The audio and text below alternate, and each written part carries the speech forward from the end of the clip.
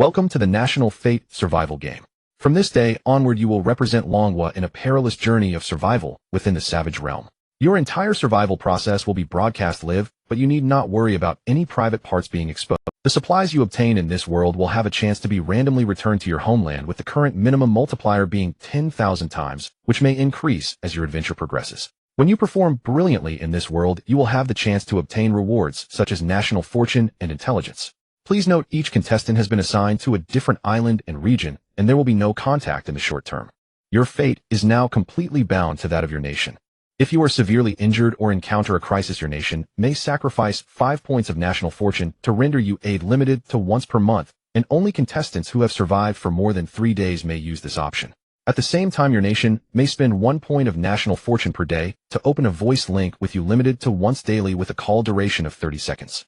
If you die, 20 points of national fortune will be deducted as punishment. When national fortune falls below 10 points, you will die immediately and your nation will be completely erased. The current national fortune of Longwa is 75 points. If all 3 contestants of a nation die, while its national fortune remains above 10 points, 3 new contestants will be selected to fill the vacancies. Hint: the first week is the novice phase. Beasts will not appear in packs.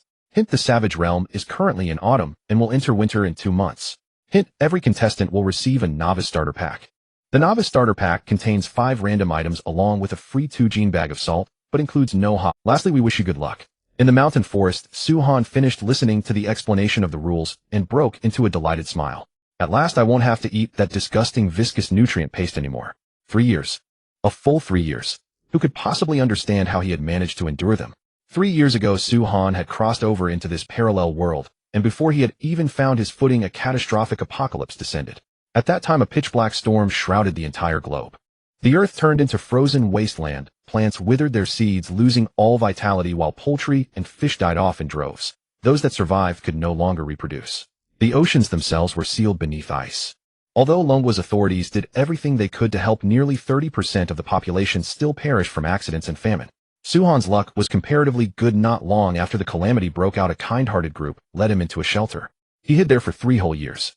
His life was no longer in immediate danger, yet the food he ate every day could only be described as pig slop. Thus, being chosen as a contestant in the survival world made Suhan more than just happy, for here at the very least he could finally eat fresh food.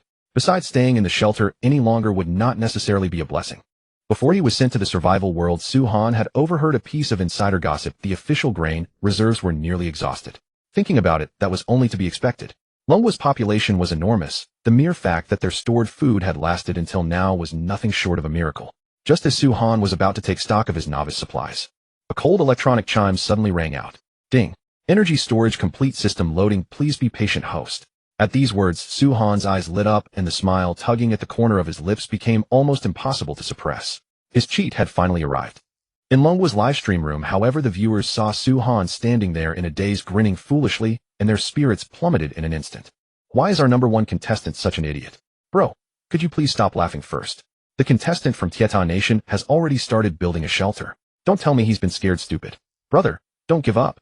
At least try to hold on a few days and pick some fruit or all of Longwa is counting on you and the other 2 contestants. Thank goodness each nation has 3 contestants. If we were stuck with only this sieve of a player, Longwa would truly be doomed. How are the other contestants doing? Contestant number 2 is a female doctor and contestant number 3 is a fishing enthusiast. That's not bad, not bad. Our luck isn't completely rotten after all. Hearing that one of the contestants was a fisherman, everyone could not help but breathe a sigh of relief. In a brutal world like this, mastering a skill for obtaining food was absolutely vital. With food, so long as one did not encounter large predators, one could basically survive for a long time. As for the doctor, in the harsh wilderness, merely knowing medicine was far from enough to stay alive. More importantly, it depended on whether one could adapt to this world, seeking food, building shelter, overcoming wild beasts. These were the true keys to survival. The number of viewers in Suhan's livestream plummeted from several million to just tens of thousands, while the female doctor's stream soared past 10 million in one surge. In the savage realm, Lin Shui, after reading through the survival world's information, immediately opened her novice gift pack. Her luck was quite good. Her 5 items were a solar-powered flashlight, a dagger, a tin compressed biscuits, and a magnifying glass. Though there was no pot or anything like a fire striker, these supplies were still remarkably generous. In the livestream room, her fans were already cheering. Wow, our pretty miss is truly blessed with both beauty and luck. She's got shelter, a way to make fire, and even a weapon. As long as she finds a water source next, she can survive for many days. Well done, Lin Shui. What a heavenly starting hand. Having a tent means she doesn't need to worry about shelter in the early stages. I told you Longwa's luck couldn't be that bad. Lin Shui herself beamed as she examined her novice gear. Yet in the very next second, a rustling sounded from the grass behind her. Who's there? Roar. A dark shadow lunged, slamming Lin Shui to the ground. It was a ravenous lone wolf. Her smile vanished instantly, and before she could even attempt to fight back, the wolf's jaws clamped down on her throat. In moments, the screen was swallowed by darkness. A line of blood-red text appeared in every livestream room. Notice Longwa contestant Lin Shui has been killed by a wolf. Longwa's national fortune is reduced by 20 points.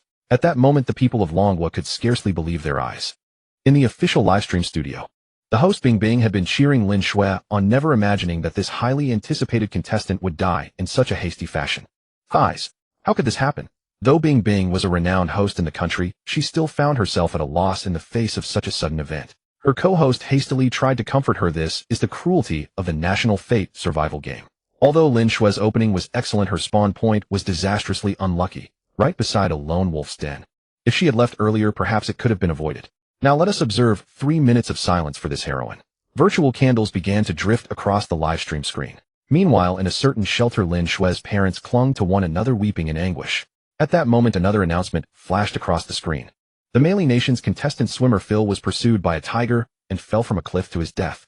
Immediately afterward came another. The Dongying Nation's contestant adult star Miss Bodo accidentally stepped on a venomous snake and died from poisoning.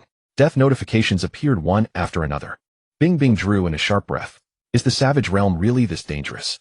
The National Fate survival game has been running for less than 5 minutes, and already over a dozen people have died. At this time in Longwa's only 2 remaining live streams. Suhan was still standing dazed in place, while the fishing expert A Gang had set off with his gear to search for a suitable fishing spot. He might not understand formal survival training, but years of outdoor experience had taught A Gang exactly where large beasts were most likely to appear and which areas were comparatively safer.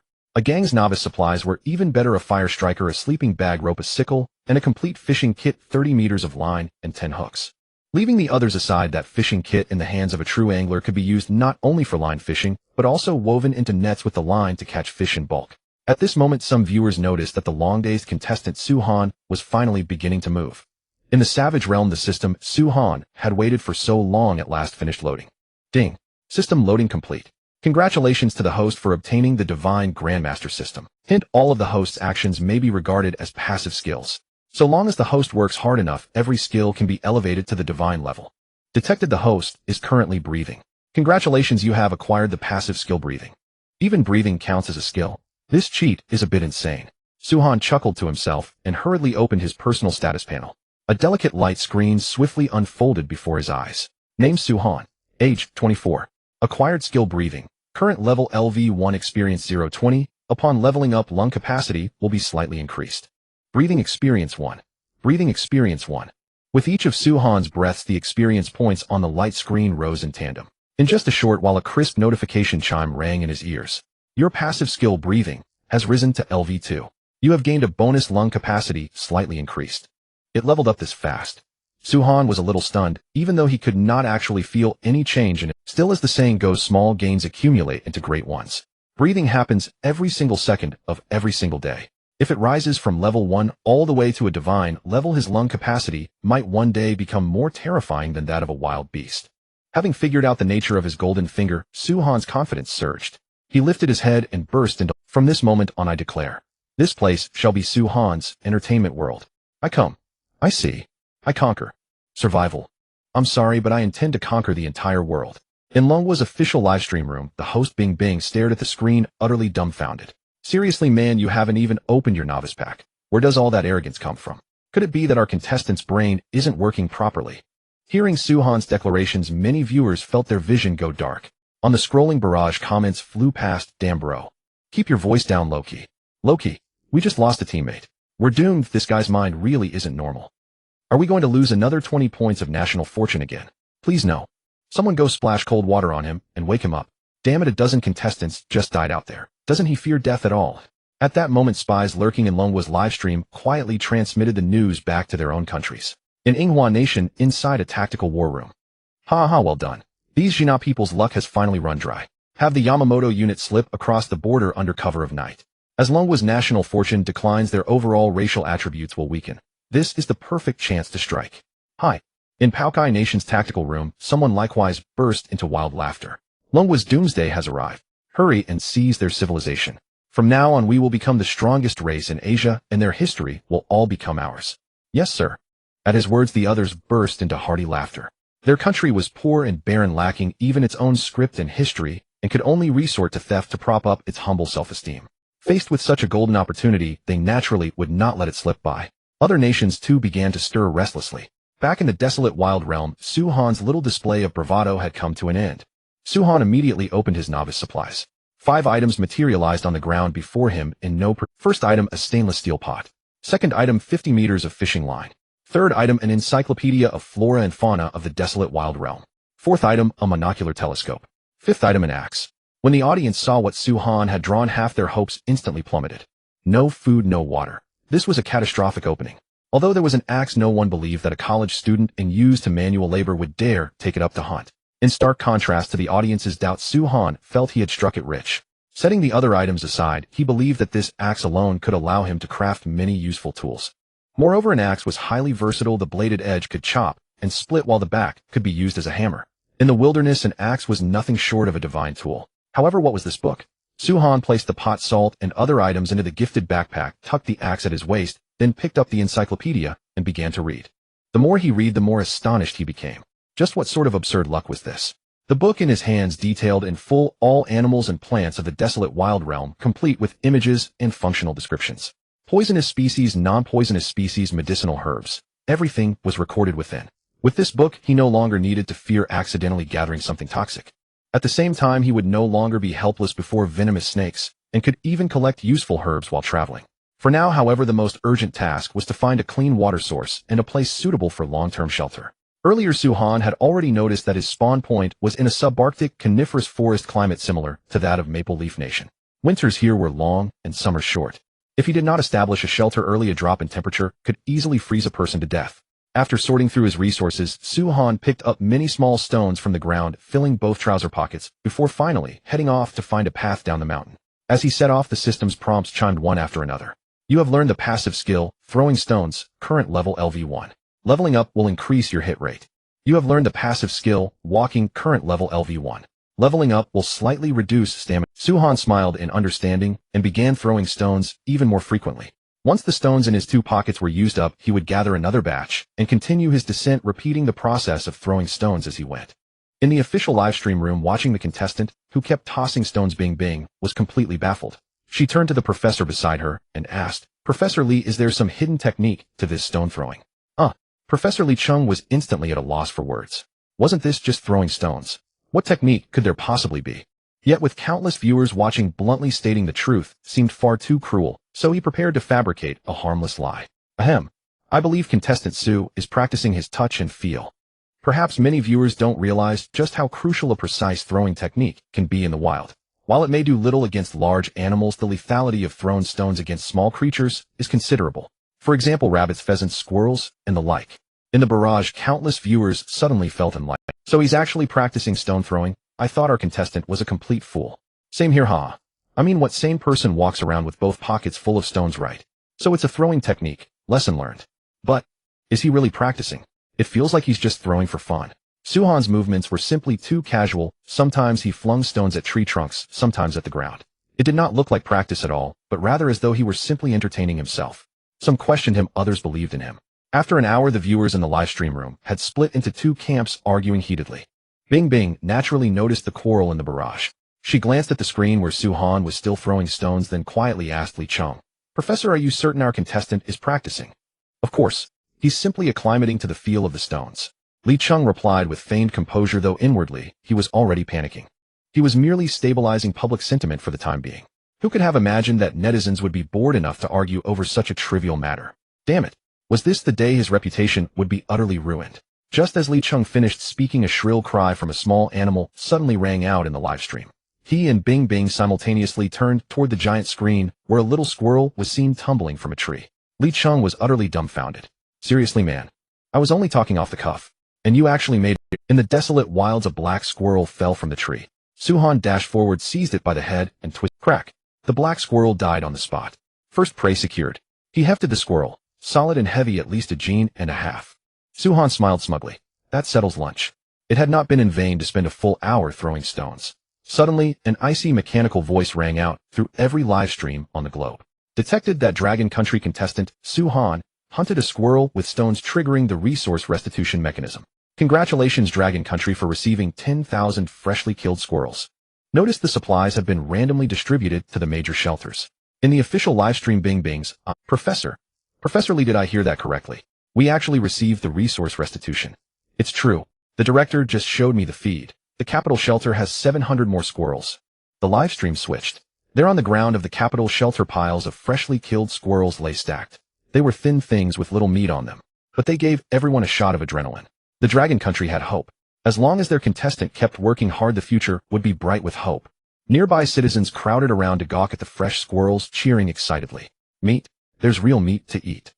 I haven't eaten fresh meat in 2.5 years. Who was that fool who doubted my Godsu? Damn it, apologize. Right? Anyone who slandered Godsu is banned from eating squirrel meat. Serves you right for running your mouths. Back in the official livestream room, Bing Bing was already crying tears of joy. She might be an official staff member, but her rations were the same as everyone else's. With fresh meat now in sight, who couldn't help but be moved? The bullet comments were flooding the screen like crazy. Apologize. Damn, Professor Lee is truly Professor Lee. When almost everyone was doubting Godsu, only he sat as steady as an old hound, insisting that Godsu was practicing his touch. Professor Lee is truly the beacon of the industry, so professional. Professor Lee and Godsu are simply the strongest duo. Li Chung looked at the pile of squirrels, feeling confused himself. Could Suhan have really been practicing his touch with the stones, or was it pure luck? Though he was not sure inside, when Bing Bing asked him to speak, Li Chung quickly put on an expression of complete confidence. Even a wilderness survival expert with superb throwing skills cannot guarantee a stone will feel right in his hand. So Suhan's casual tosses were not just for fun. He was feeling out the stones. Therefore, I'm certain that as long as he keeps practicing, he will definitely hunt more prey. Anyway, no matter what, all Li Chung could do now was sing Suhan's praises. Let the facts wait. At least it would lift people's spirits. Viewers from other countries watched the Dragon Country contestant trigger the restitution mechanism with a small hunt, and one by one, they turned green with envy. Sybil. Using stones to hunt squirrels. Dragon Country people really are the most shameless. Damn Dragon Country scum, how can they be so lucky? Baka. They're just squirrels. Soon our contestants will be hunting ferocious beasts and all kinds of fish. Shina people. It's still not too late for you to migrate and become our low-class slaves. Otherwise, when our contestants start showing what they can do, even if you want to come over and be our dogs, you'll have to get in line. The immigration policy had been forcibly activated by the survival game. Its purpose was obvious. When a country's contestant performed brilliantly, people from other nations would naturally be attracted to come and pledge themselves. But immigration came with restrictions. For instance, in the Sakura country, anyone who arrived from any other country automatically became a third-class citizen. In plain terms, a slave. But it was much the same in other countries. Only a few backward nations used resources to attract foreigners to help with construction. Africa, for example. Yet even if their conditions were better, no one was willing to go, because most of the food there was. Just as the audience was swept into celebration, Suhan set down his pack, raised his axe, and swung hard at the tree before him. Since the squirrel was so plump, its nest must be well stocked with food. Thud. The first axe stroke immediately triggered the skill woodcutting. Thud. Thud. The sharp axe swung in a full arc, biting ruthlessly into the trunk.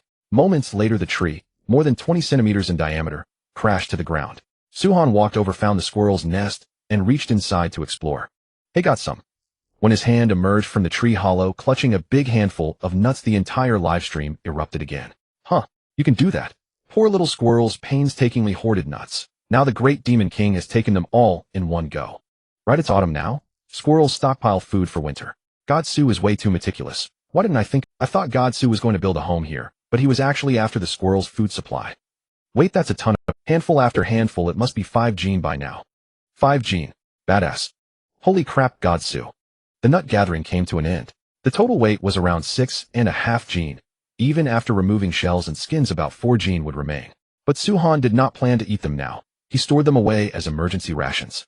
Winter would arrive in 2 months. When heavy snow came, there would be no way to go out hunting, and these nuts would be life. Looking at the ample nuts in his pack, Suhan rose and headed down the mountain. Near noon, after many twists and turns, he finally reached a stream at the foot of the mountain. The ground was strewn with pebbles, the water crystal clear, and the stream bed perfectly clean. Although it looked good enough, Suhan decided to trace it to its source just to be safe. Sometimes water that looks clear is still not safe to drink. If an animal carcass lies upstream, that water can be. He rested briefly, covered his backpack with stones, and only then headed toward the source of the stream. This move drew praise from countless viewers. God Su may be arrogant, but he is truly meticulous. A female contestant from Kangaroo Country just went swimming without securing her supplies. When she got ashore, monkeys stole everything. Now she doesn't even have clothes, and she's standing in the open cursing naked. Which live stream? I want to go scout it out. Bro, up there, are you scouting the road or the mines? Don't go, nothing to see. It's all pixelated anyway. Details decide success or failure. This isn't a survival show where someone can bring you home if you fail. If your supplies are truly gone, that means your life is gone too. While everyone was chatting, Suhan arrived at the source of the stream. Seeing the cold, clear mountain spring gushing from the rock crevice, he felt a great sense of relief. Looks like the water source is fine. Next, all I need to do is make a fire and boil some water. Suhan was a cautious man. Even though the spring water could probably be drunk directly, he still believed in respecting the Dragon Country tradition of boiling it before drinking. Since he hadn't drawn a fire-starting tool, he had no choice but to resort to the ancient method of friction firemaking. Suhan had anticipated all of this. Thus, when he had come down the mountain earlier, he had gathered many materials along the way, such as a large handful of dried dead grass, a straight twig, and a wooden plank chopped from a dead tree. Suhan planned to use the bow drill method. Traditional hand drill firemaking was not only inefficient in friction, but also extremely physically exhausting. But the bow drill method was a different story. It not only saved effort, but was also very simple to operate. Suhan took the twig from his pocket, peeled off the bark with his axe, then carved one end into an oval shape and made a small depression in the center of the other end. Then he hammered a tiny wooden splinter into the depression. As expected, the process of making fire-starting tools was also counted as a skill. His carpenter experience was rising. The drill spindle was complete. Next came the drill board. Suhan split the wooden plank in half, then used his axe to dig one small groove after another into one of the halves. As for the drill bow, it was actually the simplest. He could just find a suitably curved branch nearby, and the bowstring problem was the easiest of all. Suhan was wearing a gray hoodie, and the hood happened to have a drawstring. Everything was ready. Time to start the fire. He placed the dry grass at the bottom, then put the drill board on top. Suhan held the drill bow in one hand while pressing down on the drill spindle with the other, clumsily attempting his first fire. Ding! The system has detected that the host is making fire by friction. Congratulations, you have learned the skill friction firemaking. Sizz! Sizz! Beside the open creek, the sound of the drill spindle rubbing was very loud. Because the board was uneven and the tools were crude, Suhan's movements were quite clumsy. But as his experience kept increasing, his pulling of the bow grew increasingly skilled. Before long, the system's notification sound rang out. Friction firemaking has leveled up. Your passive skill friction firemaking has been upgraded to LV2. You have mastered some techniques. When making fire by friction, you gain an additional 5 success rate. The first drill hole was wasted. Suhan stopped, shifted the board a little, and began his second attempt at making fire. This time his movements were extremely practiced, and he quickly found a rhythm. The edges of the drill hole gradually turned black under the friction. A few minutes later, the skill leveled up again, reaching LV3. Smoke began to rise from the drill hole. Seeing this, Suhan quickened his pace, and the smoke gradually grew thicker.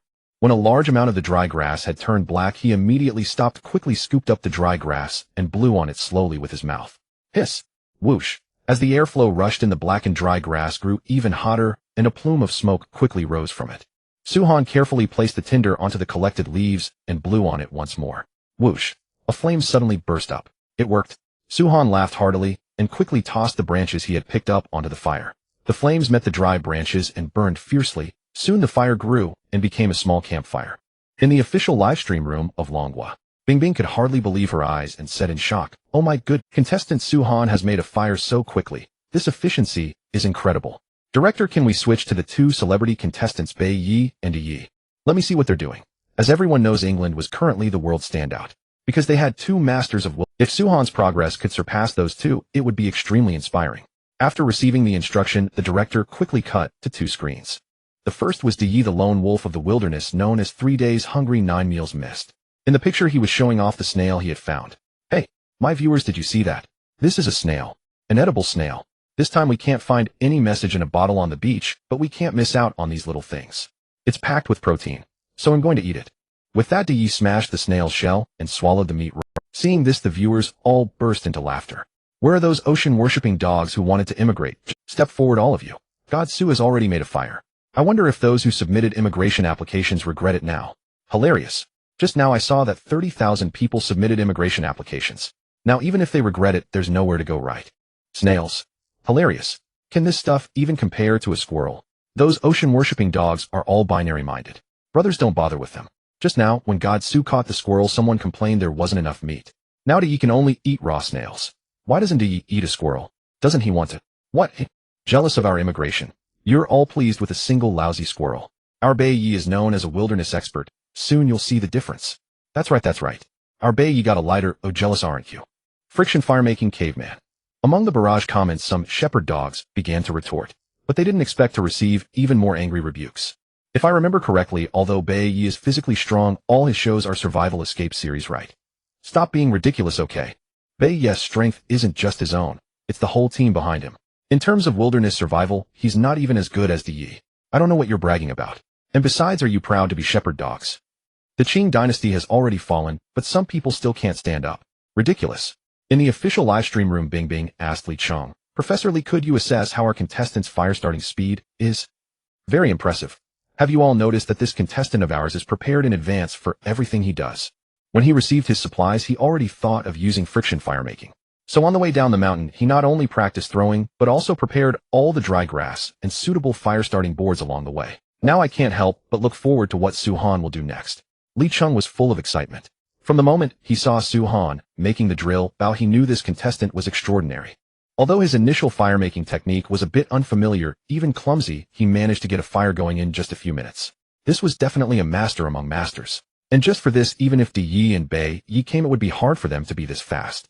It seems Long was saved after all. In the picture. After Su Han made the fire, he began to process the ingredients. Skinning. Removing the meat. He didn't waste the organs either, but not for eating. He planned to use them for fishing or as trap bait. Wild animal organs are different from those of poultry. They can easily carry bacteria. Su Han didn't want to get sick just for a bit of food.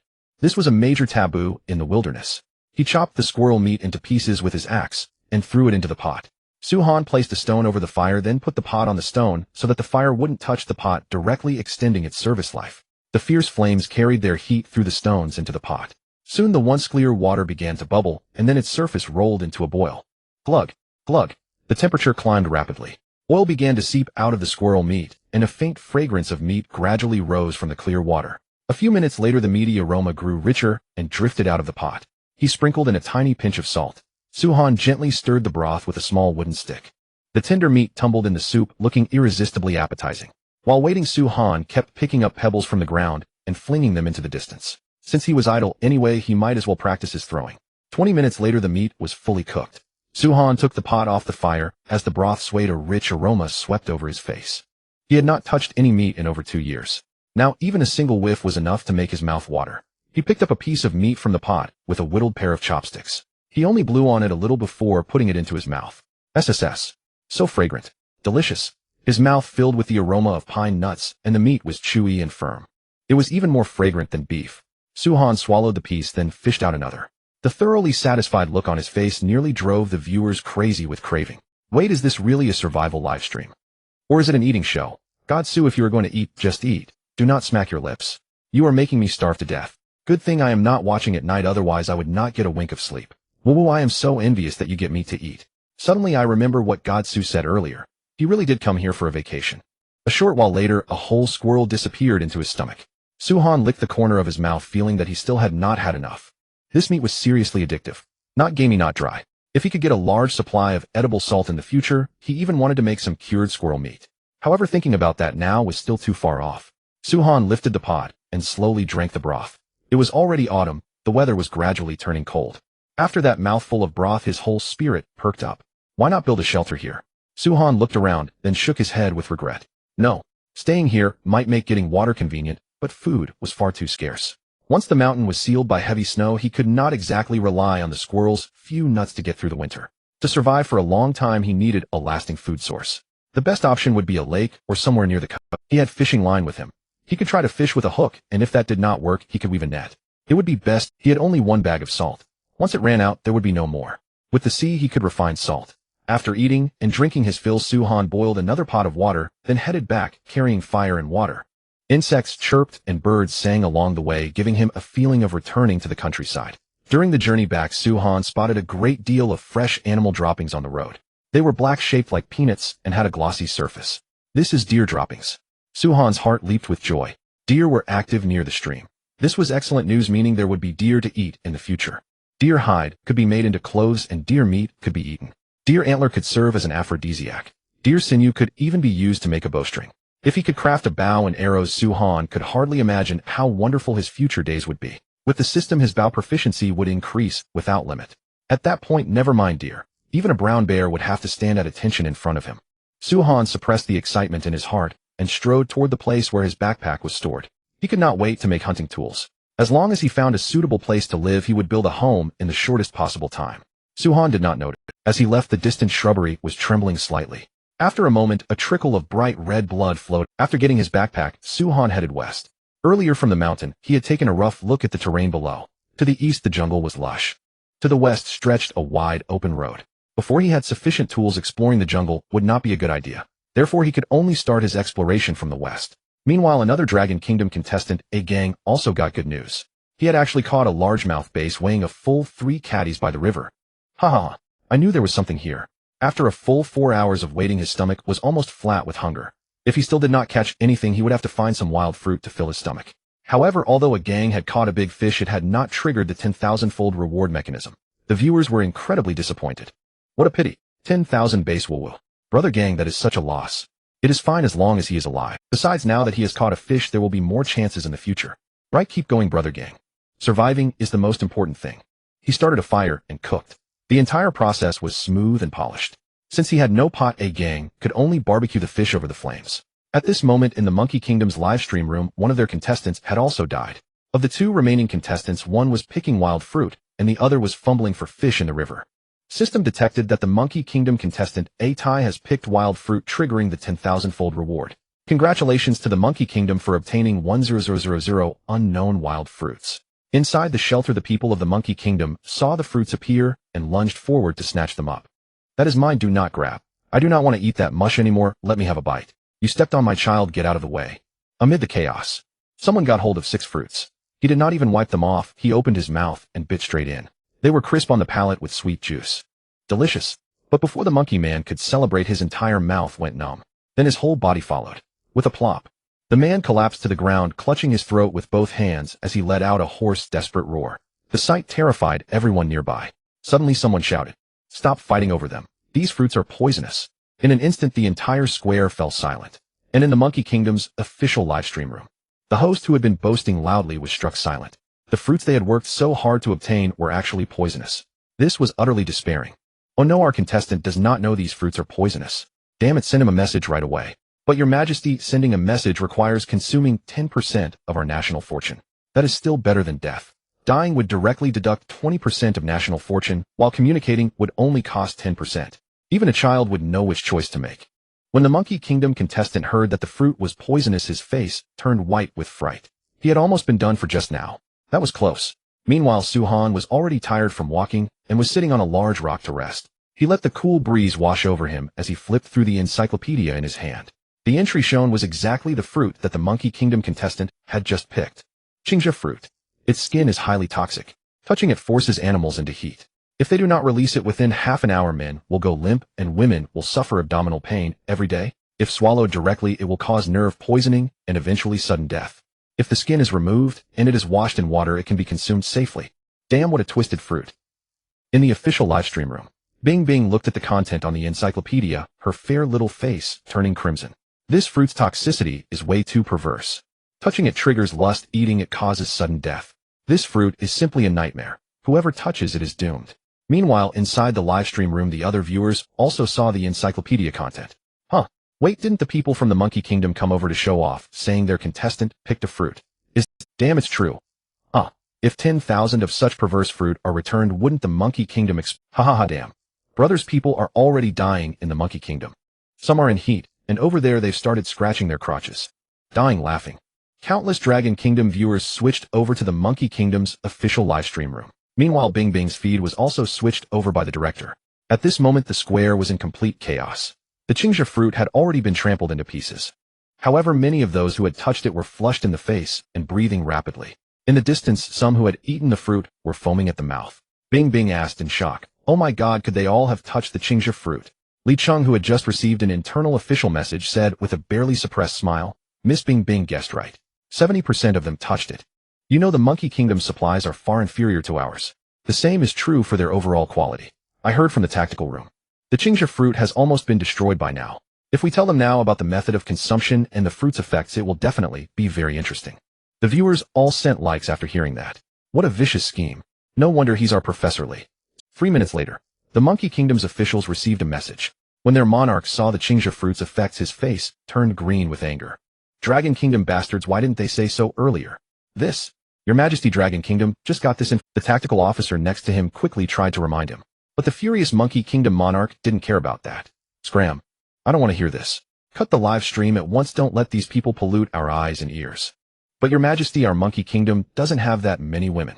Then what should we do? Due to its weak strength, many women in the Monkey Kingdom had long been reduced to commodities. With so many men on the square now, if they were not appeased, it would definitely cause a major mess. The Monkey Kingdom's monarch sneered and said, let them solve it among themselves. Sometimes you don't need to find the opposite sex. Dress those skinny men in women's clothes, spray them with cheap perfume, and they'll do the rest on their own. This was the only option left. A few minutes later, the entire square was in chaos. Although the Monkey Kingdom had cut the livestream, someone had been bribed by a spy to relay the footage. In the Dragon Kingdom livestream room. Damn my dog eyes. Don't make me watch this. Don't come. Awesome as expected of the Monkey Kingdom. Their way of solving problems is truly unique. 666. After this incident, the other nations learned a lesson. The Huangman realm is not the same as Blue Star. If their contestants wanted to survive safely, the first thing was not to touch those unfamiliar fruits and plants, otherwise they would very likely encounter the same thing as the Monkey Kingdom. The rest period was over. Suhan put away his encyclopedia, got up, and continued forward. Time gradually reached dusk. After a whole day of trekking, his feet were already aching unbearably. If he still couldn't find a suitable place after climbing over the slope ahead, he would have to find a wind-sheltered spot to spend the night. Squeak! Squeak! While climbing, the cry of a squirrel came from above. Suhan stopped calmly, took out an oval stone from his pocket. He looked up, locked onto his target. On the dim yellow leaves, a cute red-bellied squirrel was squatting on a branch watching him. Its eyes were full of curiosity, as if it had never seen a creature like a human. Suhan gripped the stone and threw it at the squirrel with force. Whoosh! The stone cut through the air, giving off a sharp sound. The squirrel reacted very quickly, but Suhan under the tree had already predicted its movement. Thud! Accompanied by a sharp pain in its belly, the cute squirrel blacked out and instantly fell. Crack! Suhan picked up the squirrel, skillfully snapped its neck, then hung it at his waist, and continued on his way. This was the third squirrel he had hunted today, with a success rate as high as 30%. The viewers were all dumbfounded. Was this guy cheating? How can he be so accurate? Catching squirrels with stones. The first one could be luck, but one after another was pure skill. When he reached the top of the slope, a dazzling golden ripple caught Suhan's attention. Is this a lake? Suhan squinted his eyes, never imagining that he would find a suitable dwelling place on the very first day. But when luck came, it often couldn't be blocked no matter what. After an entire day of long trekking, he had actually found a big lake just as he was about to rest. Who would believe it if he told them? From the hillside, the lake wasn't too big, at most 10 square kilometers. Looking into the distance, the east side of the lake was a huge forest. Pine trees, birch trees, spruce trees. These trees were all great for building shelters. At the eastern edge, he could vaguely see the shadow of a river.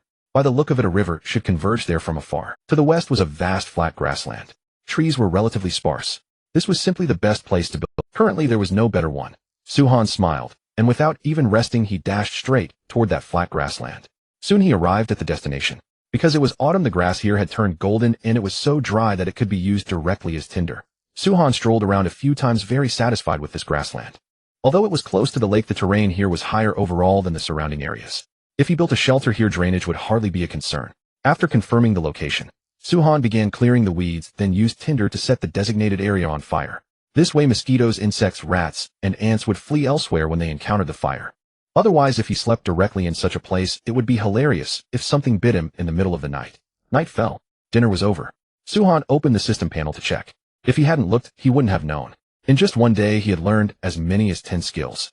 Name: Suhan. Status: fatigued. Age: 24. Own skills: 10. Breathing LV8 greatly improves lung capacity. Hiking LV10 greatly reduces stamina consumed. While trekking. Throwing stone LV6 hit rate 30, affected by distance. Hit rate drops beyond 15 meters. Woodcutting LV2 slightly reduces stamina consumption and slightly improves woodcutting efficiency. Hand drill fire LV3, gathering LV1, butchering LV2 slightly improves meat yield and acquisition rate, while increasing hide integrity. Cooking LV2 slightly improves efficiency and taste when cooking. Reading LV2 slightly improves memory. Carpentry LV2 slightly improves carpentry skills.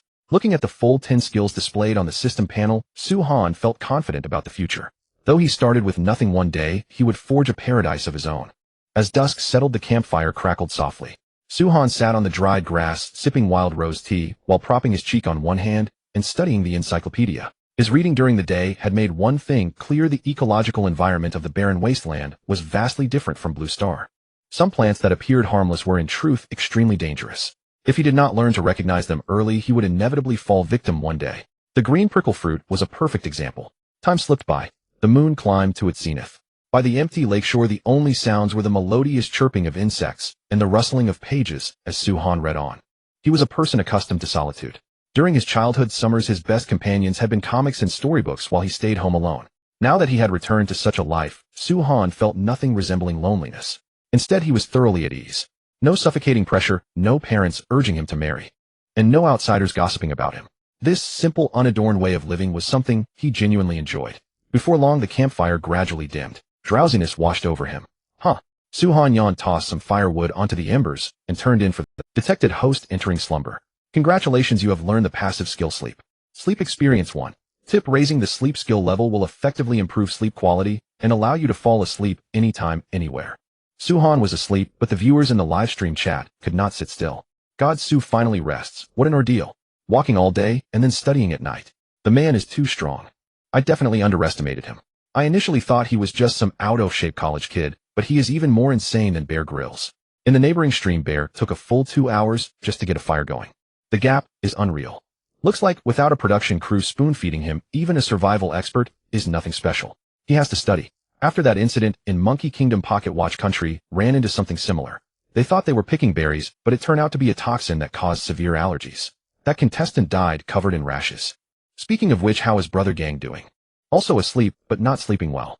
Animal howls keep echoing from the distance. Nightfall makes humans drowsy, yet for certain beasts it is prime hunting time. They possess night vision, and once such creatures lock onto you, even a lynx could become a mortal threat. On a high slope in the forest, a wild beast was staring at the sleeping Su-han. It longed to approach, but the burning flames filled it with fear. In the end, the beast turned and left. From the birch tree came the strange cuckoo calls of a bird. None of this disturbed Su-han in the slightest. Instead, as his sleep skill leveled up, the quality of his slumber only improved. The night passed without incident. At dawn, as the first rays of morning light touched his face, Su-han naturally woke. The campfire had died out, but the embers still smoldered. He made a fire and cooked breakfast. Gathering some dry grass and tossing it onto the embers, the flames quickly roared back to life. Breakfast was squirrel meat soup with nuts. After eating his fill, Su-han wiped his mouth and prepared to work on building a shelter. Though the campfire had accompanied him through the night, his body still felt chilled upon waking. That told him the nighttime temperature was low. Without a fire, he would likely catch a cold after just one night. He headed east along the lakeshore, and before he had walked far, he heard the quacking of ducks from the lake.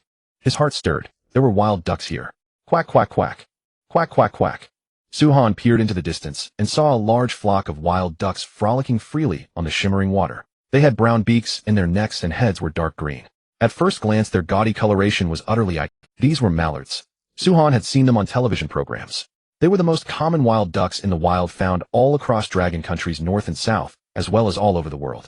He dearly wished to catch one and roast it. But mallards were extremely vigilant and timid by nature. The slightest disturbance sent them into a panicked quacking frenzy. Most importantly, wild ducks could fly. Without a bow and arrow, capturing a live mallard was nearly impossible. Still, Su-han wanted to try. But not now. He would wait until evening when the ducks returned to their nests. Even if he couldn't catch a duck, he could at least gather some eggs. In the official Dragon Country livestream, the host had not yet arrived, but the audience was already celebrating. Holy crap, ducks! As expected of God Su, the place he found is way too resource-rich. Mom, I want roast duck. Eat. Eat big pieces. Slurp. Can he actually catch a roast duck, though? Wild ducks are incredibly hard to catch. And they can fly. Bro, above, have you forgotten God Su's godly throwing skill? Even if he catches just one, that's 2 days of food, and the duck fat can be used for frying. Dude, stop. I'm drooling. Why is God Su leaving? I remember wild ducks lay eggs in autumn. Why doesn't he go check that area? Even finding some duck eggs would be great. They're solid currency. In the frame. Su-han merely glanced at the general location from afar before diving into the woods to start chopping trees. Why rush for duck eggs? With such a large flock, he could find some eggs given enough time. But building a shelter could not wait. Without a home, even hunting a deer wouldn't be safe, because thieves in the wild were everywhere. Even if you hung the meat in a tree, those starving beasts would climb up and devour it. Such scenes were all too common in wilderness survival shows. Inside the forest, thick layers of fallen leaves covered the ground, rustling underfoot. Suhan surveyed the area and finally selected the material for his shelter. A birch tree about 10 centimeters in diameter. Trees too thick would drain too much energy, while trees too thin would snap too easily. A birch around 10 centimeters was just right. He took off his jacket and rolled up his sleeves. Suhan spat into his palms, swung his arms wide, and got to work. Thud, thud, thud, crack. In less than a few minutes, a birch came crashing down. Suhan moved to the next one, his axe fast and steady, every blow landing on the exact same spot. This time it took only 3 minutes for another birch to fall. Such fluid, masterful lumberjack technique left the viewers utterly dumbfounded. Is God-Su really a college student? His movements are way too smooth. He's practically a professional lumberjack. Damn, if Logger Vic had this skill, those two bears would have been homeless long ago. Why is God-Su so professional at everything he does? 10 minutes, 3 trees. If the apocalypse hadn't happened, the workers at the logging yard would definitely be begging God-Su for pointers. Yet this was still not Suhan's limit. As his lumberjack skill leveled up, his speed increased even more. All morning the forest echoed with the sound of axe striking wood. Felling trees was an extremely arduous task. Even with his level 6 lumberjack skill, Suhan still needed to stop and rest for at least half an hour before he could continue working. By the end of the morning, he had felled 36 trees. Such an impressive result made the viewers exclaim in amazement. Even Bald Chong would have to call him the founding master of logging. He glanced up at the sun overhead, judged that it was already noon, and turned to head back and cook something to eat. Only after eating his fill and resting could he continue working. But the moment he stood up, he locked eyes with a grouse on a distant slope. Huh. Wait, is this bro really that lucky? Compared with the timid and quick-witted wild ducks, this was practically a delicious feast delivered straight into his lap. Suhan licked his lips and murmured, guys, the heavens must have seen how exhausted I am today and sent a delivery straight to my door. Today we're not eating squirrel. We're upgrading our meals. Inside the livestream room, the viewers also saw the grouse. But this thing could fly too. Was it really that easy to catch? Bing Bing heard Suhan's words and immediately asked the person beside her, Professor Lee, our contestant wants to catch a grouse to improve his meals, but if I'm not mistaken, a stone can't easily kill one, right? A squirrel could be caught with a stone mainly because it was small. Even if the stone didn't hit its head, striking its body was enough to capture it. But a grouse was several times larger than a squirrel. If Suhan missed, even once, it would definitely be frightened and flee. Leeching nodded. You're right. Knocking out a grouse with a stone is simply unrealistic. But I think contestant Su must have some other plan. Let's wait and see. He had learned to play it smart by now. No matter what Suhan did, the best move was simply to start praising him. Yesterday's livestream had earned Lee Chung 3 million followers. If that had been before Doomsday, he would have been a major internet celebrity. Just as he finished speaking, Suhan on the screen made a move. He spotted a small birch tree about 4 meters long and 4 centimeters in diameter, cut it down, and began cleaning off the branches. He did not stop until he had made it into a straight long staff. Although grouse were wary, they had one glaring weakness: their movements were clumsy. Targeting that flaw, Suhan's idea was to make a lasso. Among his starter supplies there happened to be tough fishing line. He only needed a short piece to make a simple lasso. He took out the line, tied one end to the staff, and on the other end made a slip knot about the size of a palm. In less than 5 minutes a simple lasso was complete. Suhan tested it. With just a slight pull, the slip knot snapped shut instantly. Done. Suhan smiled in satisfaction, picked up the lasso, and walked toward the forest. To avoid alarming the grouse, he deliberately approached from the side of the slope, staying quiet. At that moment, the system notification sounded. Detected the host entering stealth mode. Congratulations, you have learned the passive skill Stealth. Stealth slightly reduces the sound of your footsteps and any noise made while sneaking. The higher the level, the stronger the effect. Step by step, experience kept rising. Within just a few minutes, Stealth leveled up. A sudden insight struck Suhan, and his steps on the fallen leaves became even lighter, producing almost no sound at all. Step by step, suddenly the grouse stopped moving and looked up in his direction. But Suhan had already hidden himself behind a large tree. Coo! The grouse sensed nothing unusual and lowered its head to continue searching for insects. 20 meters, 10 meters, 5 meters. As the distance closed, the viewers' hearts pounded faster and faster. If catching the grouse triggered the return mechanism, that meant they would have chicken too. Keep going, Su the god. Countless people shouted in their hearts. Meanwhile, the devil's spies and Westerners cursed like crazy. You think a lousy stick can catch a chicken? Keep dreaming. Fly away, chicken bro. Don't be caught by those evil Dragon Kingdom people. On the screen, Suhan was only a little more than 3 meters away from the grouse. He stopped, hid behind a tree, and slowly the grouse did not notice the danger approaching. Instead, it happily bent down to hunt bugs. Just then a strange branch reached out toward it. The grouse peered at the stick, puzzled about where it had come from. Just as the grouse was about to wander off elsewhere, the stick actually had the nerve to move closer. Coo! Coo! The grouse shuffled out of the way, clearly disliking this thing. But Suhan, hidden behind the tree, revealed a sly grin. "Chicken bro, come here." He aimed the lasso at the grouse's head, snapped it down, and then yanked hard. Coo! The grouse let out a piercing cry, and its entire body was lifted into the air by the staff. One-shot kill. It worked. In the official livestream room, Bing Bing and Professor Lee both gasped. He caught it. Damn, caught alive. Though the lasso was around its neck, the grouse didn't immediately die. Instead, it kept flapping its wings and kicking with its feet. Alive. The viewers in the livestream room were shocked again. A dead catch and a live one were completely different. At best, a dead one could only provide meat, but a live grouse could be domesticated. Although the Dragon Kingdom was currently short on supplies, that didn't mean there was nothing to feed the bird. As long as Suhan and a gang found some wild vegetables, domesticating poultry would definitely be possible in the future. Sure enough, a system notification soon rang out in the livestream. Detected Dragon Kingdom contestant, Suhan successfully catching one grouse alive. Return mechanism triggered. Congratulations, the Dragon Kingdom has received 10,000 grouse. Notice the supplies have been randomly distributed to the major shelters. In that moment, viewers across the country erupted in celebration. Damn, Su the God, you are really my idol. Catch it alive. We now have 10,000 grouse. They're not high-yield white-feathered broilers, but it's seriously amazing that we have live birds to raise. Only Su the God could do it. So impressive. Inside the major shelters of the Dragon Kingdom, the lively leaping grouse caused a fair amount of chaos, but the people all burst out laughing. Hurry, catch them. Don't let them run off. Remember, don't keep any for yourselves. These grouse need to be bred and domesticated. Ha ha ha, grouse may fly, but they're really dumb. We'll have chicken to eat from now on. Awesome. At that moment, someone raised a question. Since he could catch grouse, could Su the God domesticate them too? Li Chung provided the answer. Without a sufficiently stable food source, domestication is very difficult. Of course, I believe that given contestant Suhan's abilities, once he builds a shelter and survives the harsh winter, domestication is absolutely no problem. Grouse are omnivores. Wild vegetables, insects, they can eat them all. But the problem was that Suhan couldn't even meet his own basic needs. How could he afford to raise poultry? If he became better off in the future, he could try. Even raising ducks would be no problem. Meanwhile, in England, the slave district, 30,000 foreign-worshipping dogs had just completed their immigration. Watching the nationwide frenzy of celebration on the big screen, they felt nothing but bitterness in their hearts. They were also filled with deep resentment.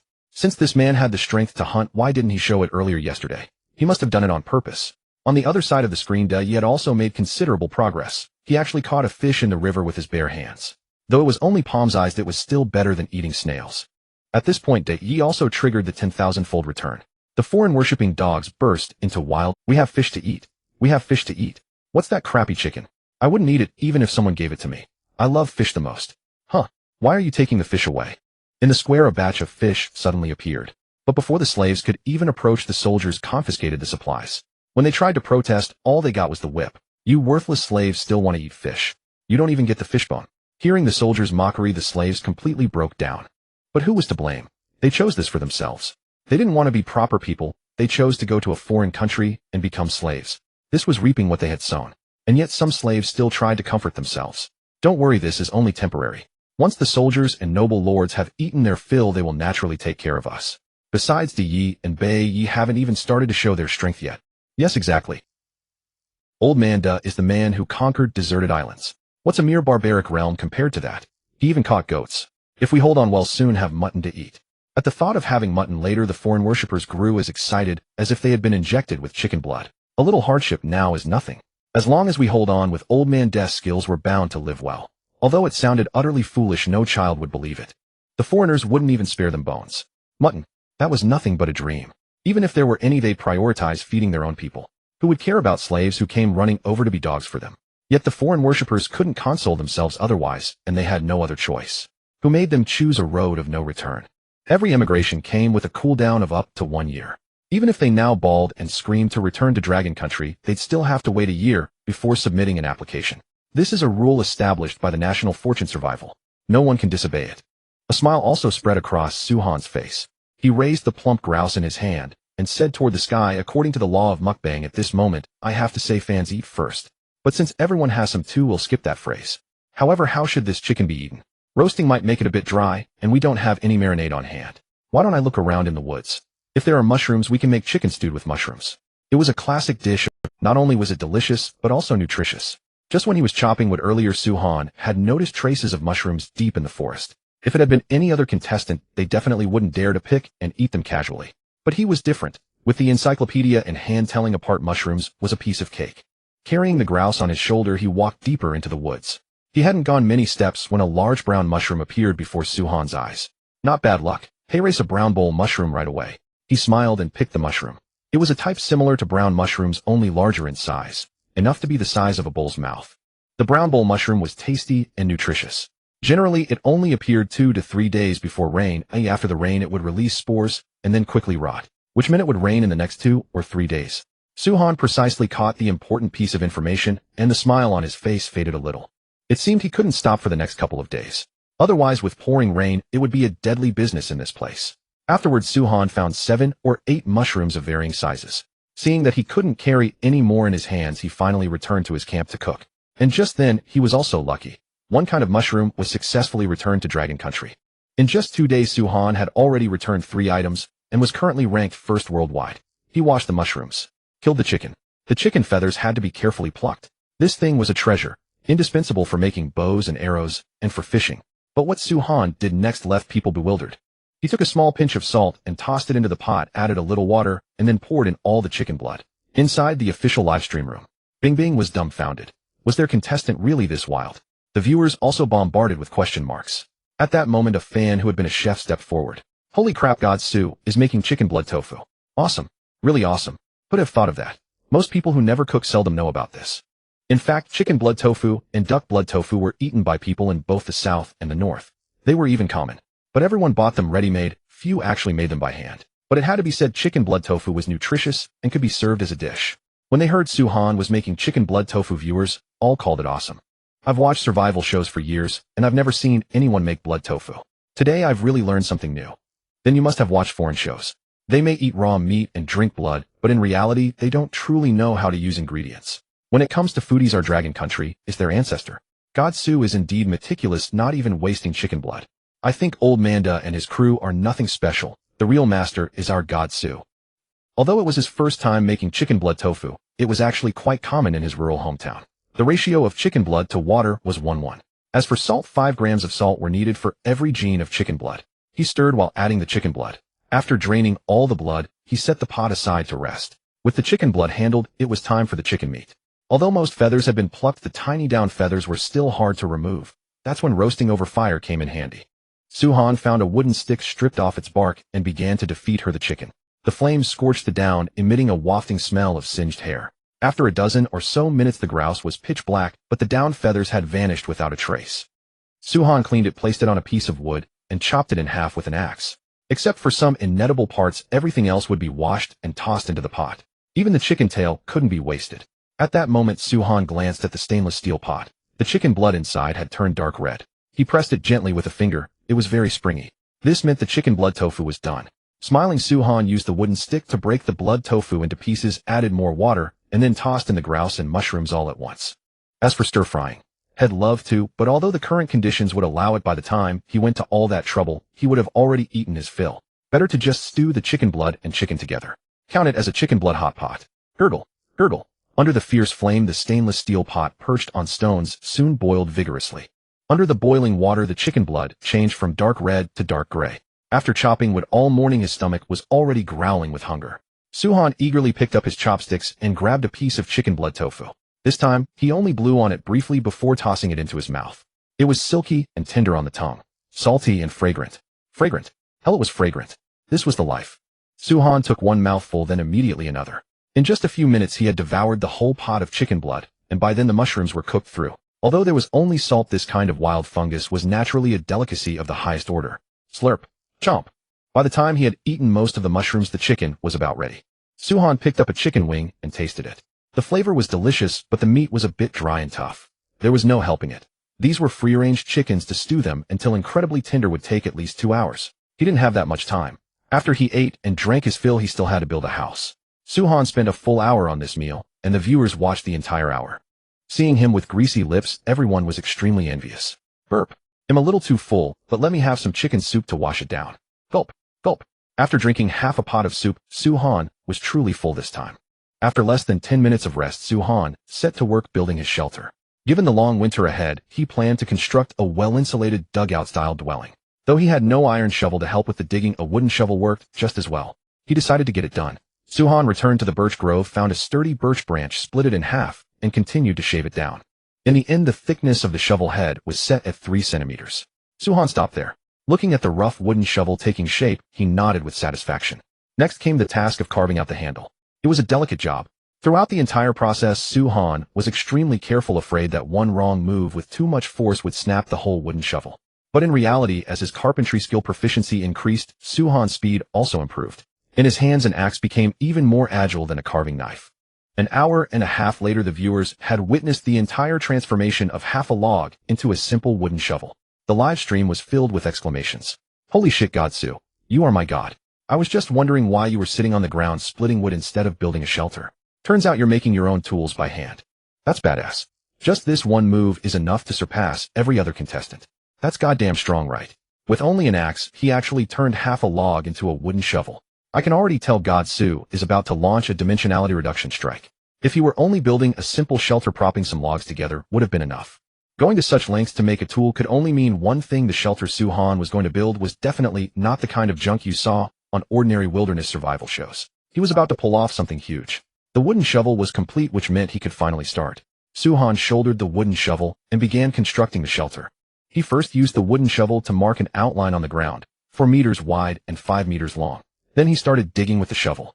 Detected that the host is digging. Congratulations, you have learned the passive skill digging. Digging, upon leveling up, it can slightly reduce stamina consumption. Shovelful after shovelful, the rough shape of a home soon appeared before the viewers. Wait, is Godsu planning to build a bunker-style shelter? Awesome. This is a massive project. But according to Professor Lee's analysis, Suhan's idea is actually right. Right now it's still autumn, so people can manage sleeping in the wild. But what about when winter hits?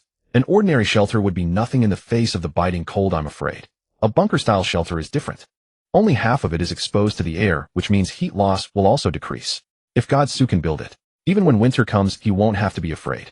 But building a bunker-style shelter this early also creates a problem. What if it rains? As everyone knows, the entrance of a typical bunker structure is a sunken pit. If it rains, it'll start raising fish inside for real. The viewers grew worried when they heard this. But there was no point in panicking. All they could do was pray for no rain. In the Manwang realm, Suhan was bare-chested and working hard to dig out the foundation.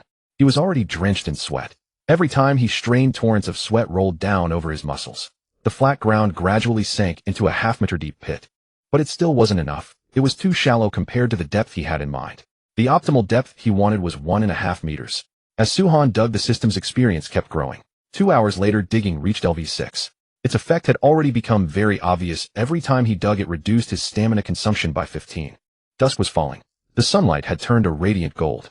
Suhan flopped down on the wooden stump, gazing at the completed pit with a satisfied smile. The first step is done. Next, all that's left is to move the wood in and slowly start assembling it. But there's no way I can do it today. I'll have to wait until tomorrow. After an entire day of grueling work, his body had reached its limit. Now, let alone digging, even lifting an arm sent pain through his limbs. Suhan lay down on the hay to rest. Seeing nothing more to watch, the viewers switched to other contestants' live streams. Meanwhile, Gang, the Dragon Country contestant, was making a simple water filter. Although he had no pot, he had found a bamboo grove nearby. He filled a bamboo tube with layers of pebbles, charcoal, and fine sand, and with that a simple filter was done. To make sure the water source was safe, Gang even tore up his socks. Li Chung watched the director's feed and commented, "It looks like our other contestant is doing all right. He's finally stabilized. With a clean water source, surviving shouldn't be a problem at all. Let me take a look at the other contestants." The feed had just switched when a strange cry suddenly rang out. "Ooh. SSS. Ooh." Li Chung and Bing Bing exchanged a glance. The director isn't watching a dirty video and forgot to switch the feed, is he? But when they looked at the screen, it was a Sakura Country contestant hugging a fish and constantly making strange noises. "Sugoi, fish girl. You are my salvation." Li Cheng's jaw hit the floor. What the hell is going on? A Sakura Country contestant is actually this terrifyingly unhinged. "No bro, you're supposed to be surviving." Li Chung then looked at the Sakura Country's bullet comments only to find them filled with insults. "Baka, Kimochi Warui, stop this disgusting act this instant. You've disgraced the great Sakura. Damn you, snap out of it. This piece of trash is actually being seduced by a fish. Why would they let a bastard like this embarrass himself in the survival game? I'll kill him. I'll kill him." Bing Bing, who was watching from the side, had turned bright red. The Dragon Country viewers, meanwhile, all burst out laughing. The director knew what he was doing. Once he saw everyone had seen it, he immediately switched to the next contestant's point of view. This time it was the star contestant Bear Grylls. Compared with the squirrel and grouse that Suhan had eaten, his meal was truly shocking. On the campfire were 2 plump rats. Huh, am I seeing things? The famous wilderness survival master Bear Grylls is eating this. Is this still the big shot I know? Can any knowledgeable bro explain this? Explain what? Bro, I've been squatting here all day. Bear isn't as formidable as you imagine. The items he drew were pretty much the same as Godsu's, but his performance is way worse. At that moment, a helpful viewer who had been lurking in the live stream to gather intel stepped forward. Through his story, everyone finally learned what Bear Grylls had been through. The items Bear Grylls had drawn were a sharp pickaxe, a sleeping bag, a pair of hiking boots, a frying pan, and a pot of... After getting the resources, he immediately began setting traps, just as he had done when filming shows in the past. But Bear had forgotten the most critical thing of all. The Manwang realm had no backup crew and certainly no props department. He had set up many traps, but he had not caught a single piece of prey.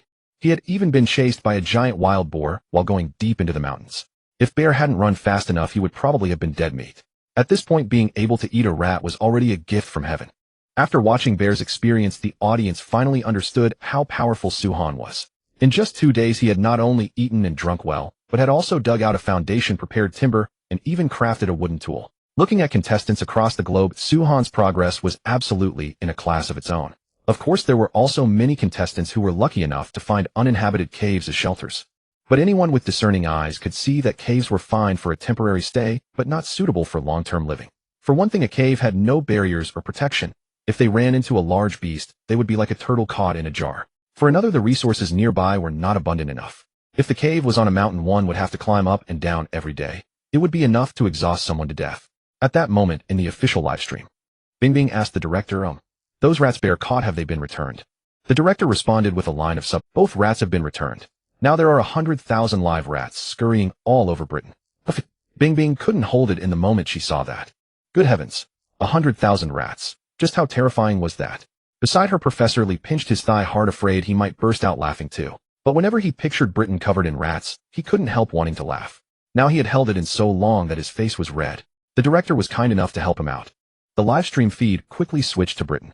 Countless huge rats were running everywhere, and pedestrian screams filled the air. Those soldiers turned a blind eye to it.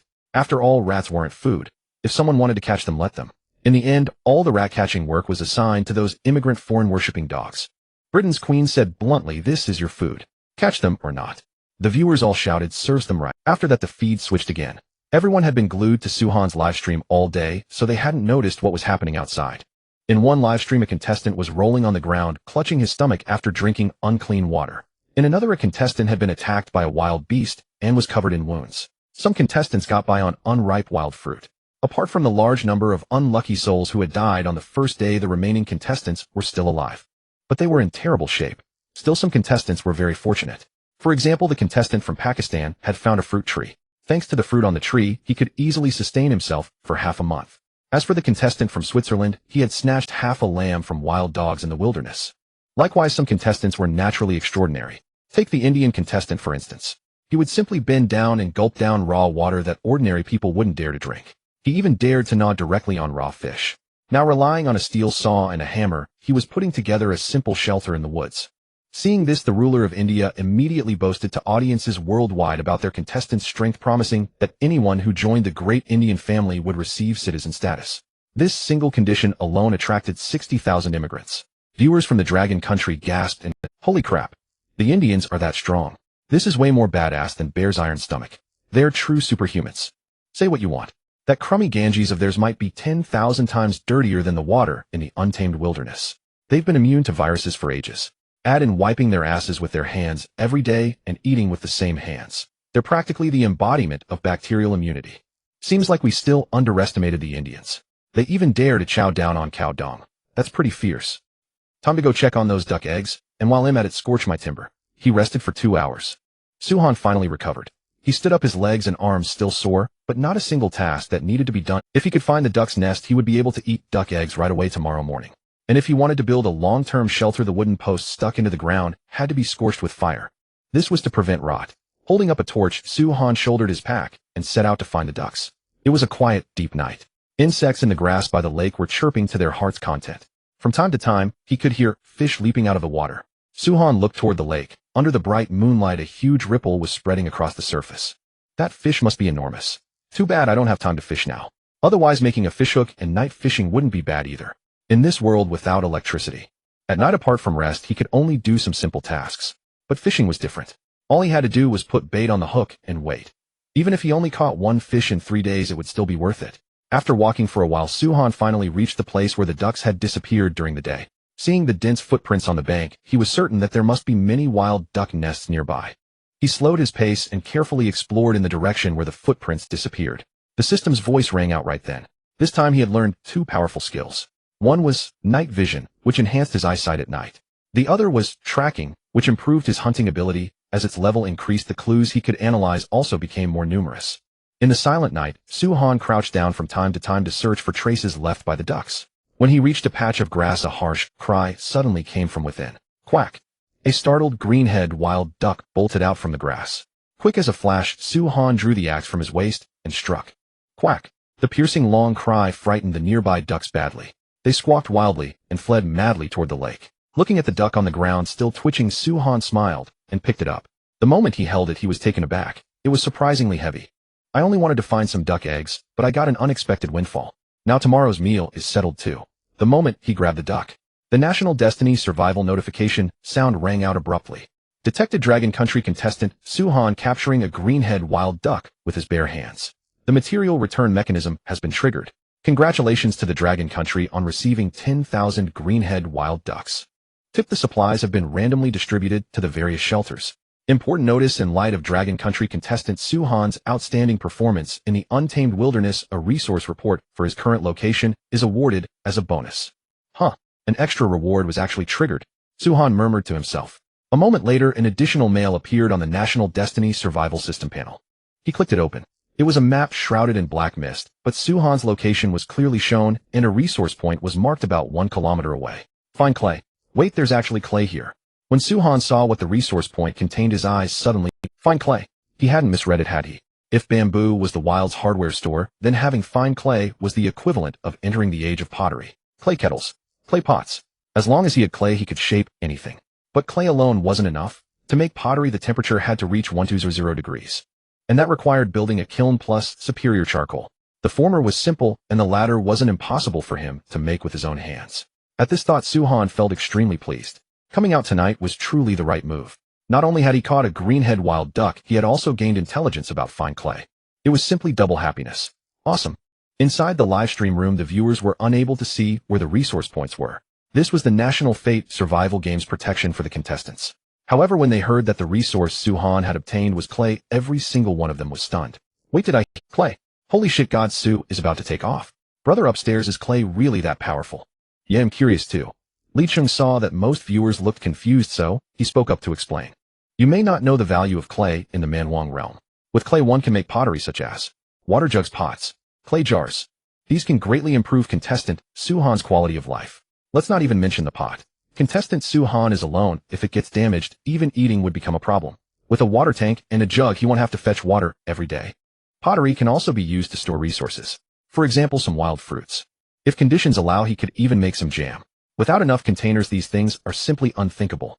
After listening to Professor Lee's analysis, the viewers all exclaimed how impressive it was. Actually thinking about it, that made sense. The National Fate survival game only gave 5 beginner items, but there were too many daily necessities needed. But with pottery products, the quality of life would not only improve for making jam, it could also be used for cooking and many more things. Thus, the importance of clay was self-evident. In the Manwang realm, Suhan was searching for traces of duck. He carefully searched where the duck had burst out from, and sure enough, he found the duck eggs he had been longing for, and there were as many as 8. So many. Suhan stared at the duck eggs in the grass pit and couldn't help but exclaim. Although he had lived in the countryside for a long time, this was still the first time he had touched duck eggs. A nest actually had 8 of them. What a fortune. Suhan hurriedly took off his backpack, lined it with some dry grass, and then carefully placed the duck eggs inside. Next, he continued searching the area where the duck had appeared before. Although the torch didn't provide much light, thankfully his night vision skill had been upgraded to LV3, so even with low visibility, he could clearly see the situation in the grass. A moment later, another nest of duck eggs came into view. This time there were fewer, only 5. The viewers were extremely excited. The 8 duck eggs just now had triggered 2 returns. You should know these duck eggs were fertilized. As long as the Dragon Nation hatched them, there would be many little ducks. If another 10,000 duck eggs came in, the Dragon Nation's audience probably wouldn't be able to sleep tonight. All the viewers in the livestream room were focused on those duck eggs. The first egg did not trigger. The second one still did not trigger. The third one, the National Fate survival broadcast sound came. Detected that Dragon Nation contestant Suhan has one hatchable duck egg, triggering the resource return mechanism. Congratulations to the Dragon Nation for obtaining 1000 hatchable duck eggs. Tip: the resources have been randomly distributed to major shelters. The bullet comments instantly erupted. 30,000 duck eggs. Mother. The hard times have finally come to an end. 2 Fierce God Su. Holy shit, trigger again. Whoever the hell dares to badmouth God Su, ill fight him to the death. 1. Inside the major shelters. The researchers were already too busy. Quick. Duck eggs are here again, send them to the incubation room at once. What? If the incubators are not enough, then make them immediately. Once these wild ducks hatch, we'll have plenty of duck meat and duck eggs in the future. Right, tell the higher-ups. Request to restore the abandoned hatchery. Professional matters naturally require professional places to handle them. With so many duck eggs, relying solely on shelters to hatch them would be extremely inefficient. Naturally, the abandoned factory from before would now be put to good use. At this moment, the viewers from neighboring Kimchi Nation were green with envy. Damn Dragon Nation, why have they triggered so many returns? Ducks and duck eggs again. Can't we just watch the live stream in peace? Those duck eggs must be rotten, and that duck meat must be sour. Not as good as our country's kimchi. Damn it, why do our contestants' returned fruits taste like shit? This is unfair. Maybe this is just luck. The scene switched. The Kimchi Nation contestants had been bitten to death by poisonous snakes, so only 2 were left. One was the big star Piao Duandiao. The other was the Taekwondo master Li Jungri. The former was effeminate, but very popular among female fans.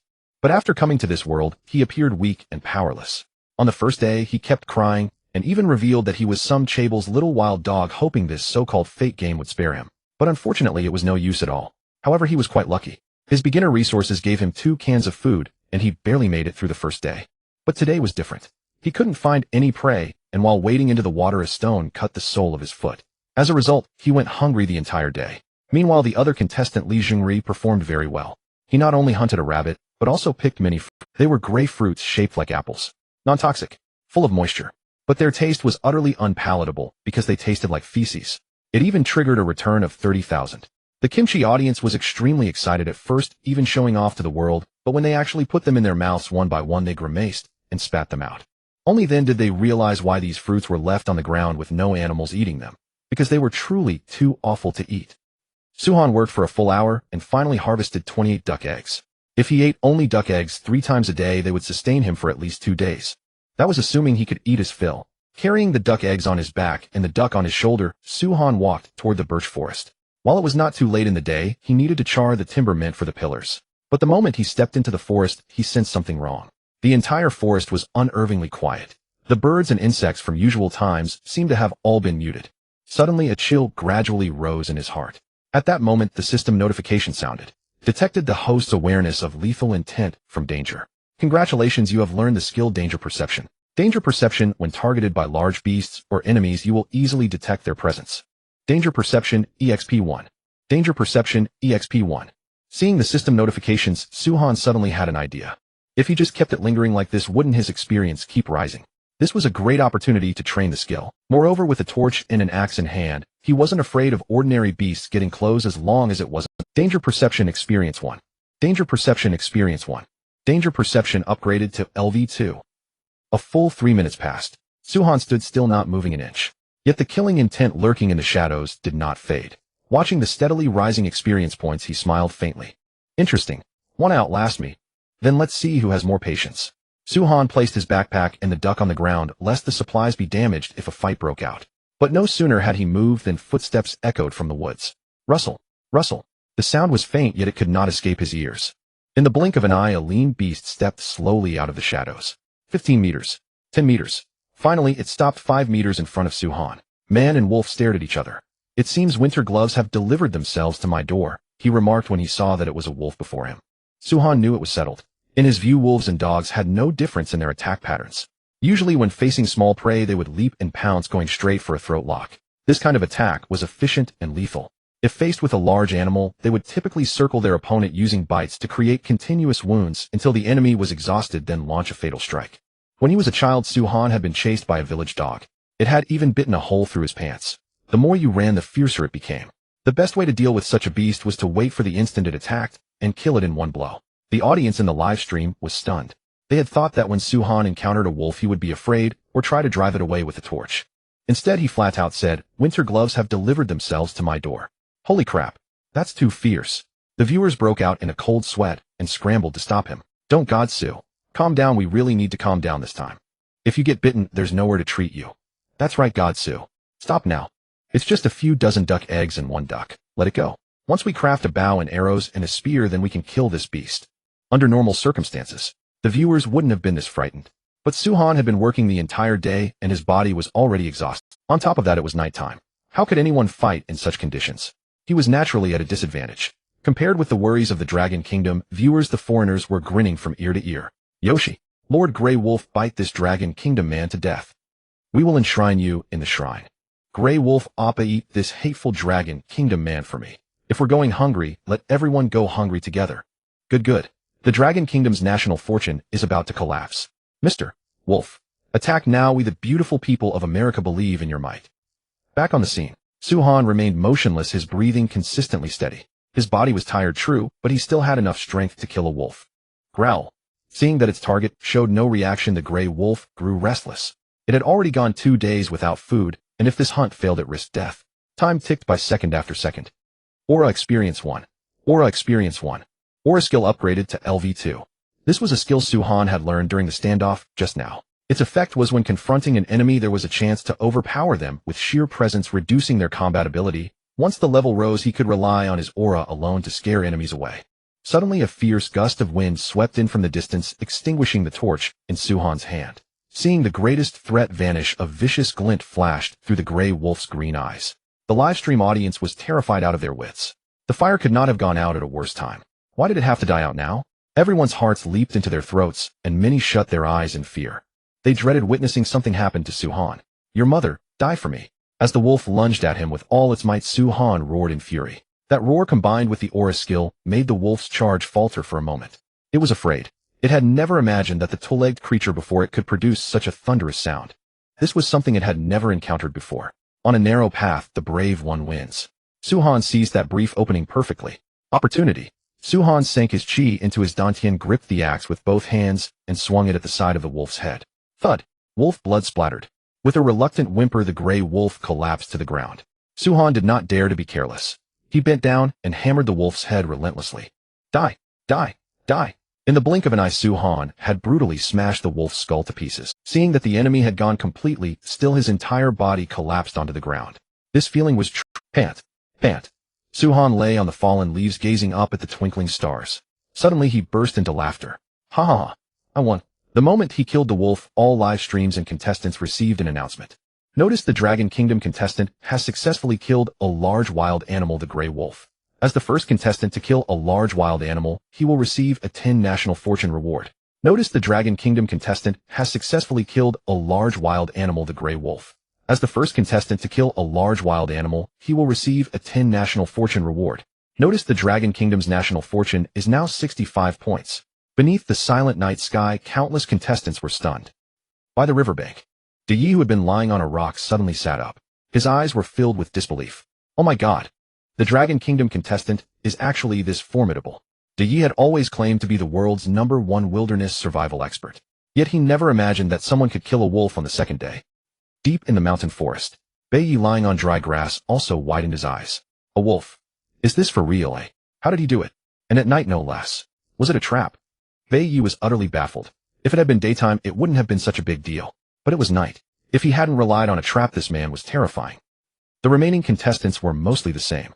They were deeply shocked that Suhan had managed to kill a wolf. Meanwhile, in the Dragon Kingdom livestream, all the foreign trolls had fallen silent. The entire bullet screen was flooded with smug sunglasses wearing emojis. Haters say something. Huh, why aren't you barking now? Talk to your daddy. Who else? We ask who else. One hit kill wilderness god. Hey, where are those foreign trolls from just now? Come out. To quote those idiots' earlier comments, come be dogs in the Dragon Kingdom now, and we might still feed you some kibble. Wait too long, and you might have to queue up just to be a dog. Inside the official livestream, Bing Bing was so emotional that tears streamed down her face. When she saw the wolf pounce, just now her legs had gone weak with fright. Who would have thought Suhan would turn it around and kill it instead? It was absolutely thrilling. Professor Li Chung was so excited he jumped up. The Dragon Kingdom's savior is here. The Dragon Kingdom is saved. National fortune is formless by nature. But every time a contestant dies, it triggers a catastrophe. For instance, when the Dragon Country's female doctor died, she unleashed a massive tsunami along the coast. This was the price paid for losing so much national fortune. However, when Suhan won national fortune for the Dragon Country, the effect was just as immediate. The storms that had been battering the Dragon Country's coast vanished in an instant. Only then did people understand how crucial national fortune was. A nation with thriving fortune was naturally blessed with smooth sailing. Everything it did went off without a hitch. A nation with flagging fortune, by contrast, invited an unbroken string of disasters. Take, for example, the so-called beautiful country America. When their contestant, a champion swimmer, died, it brought heavy snowfall across the entire northern province. Already starved of resources, they were now miserable beyond words. In just 2 days, the snow was already a person's height.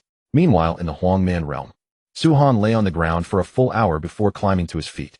He desperately wanted to just fall asleep. But out here in the wilds, the torch beside him had gone out. What if the smell of blood attracted other beasts? Then he would be in real danger.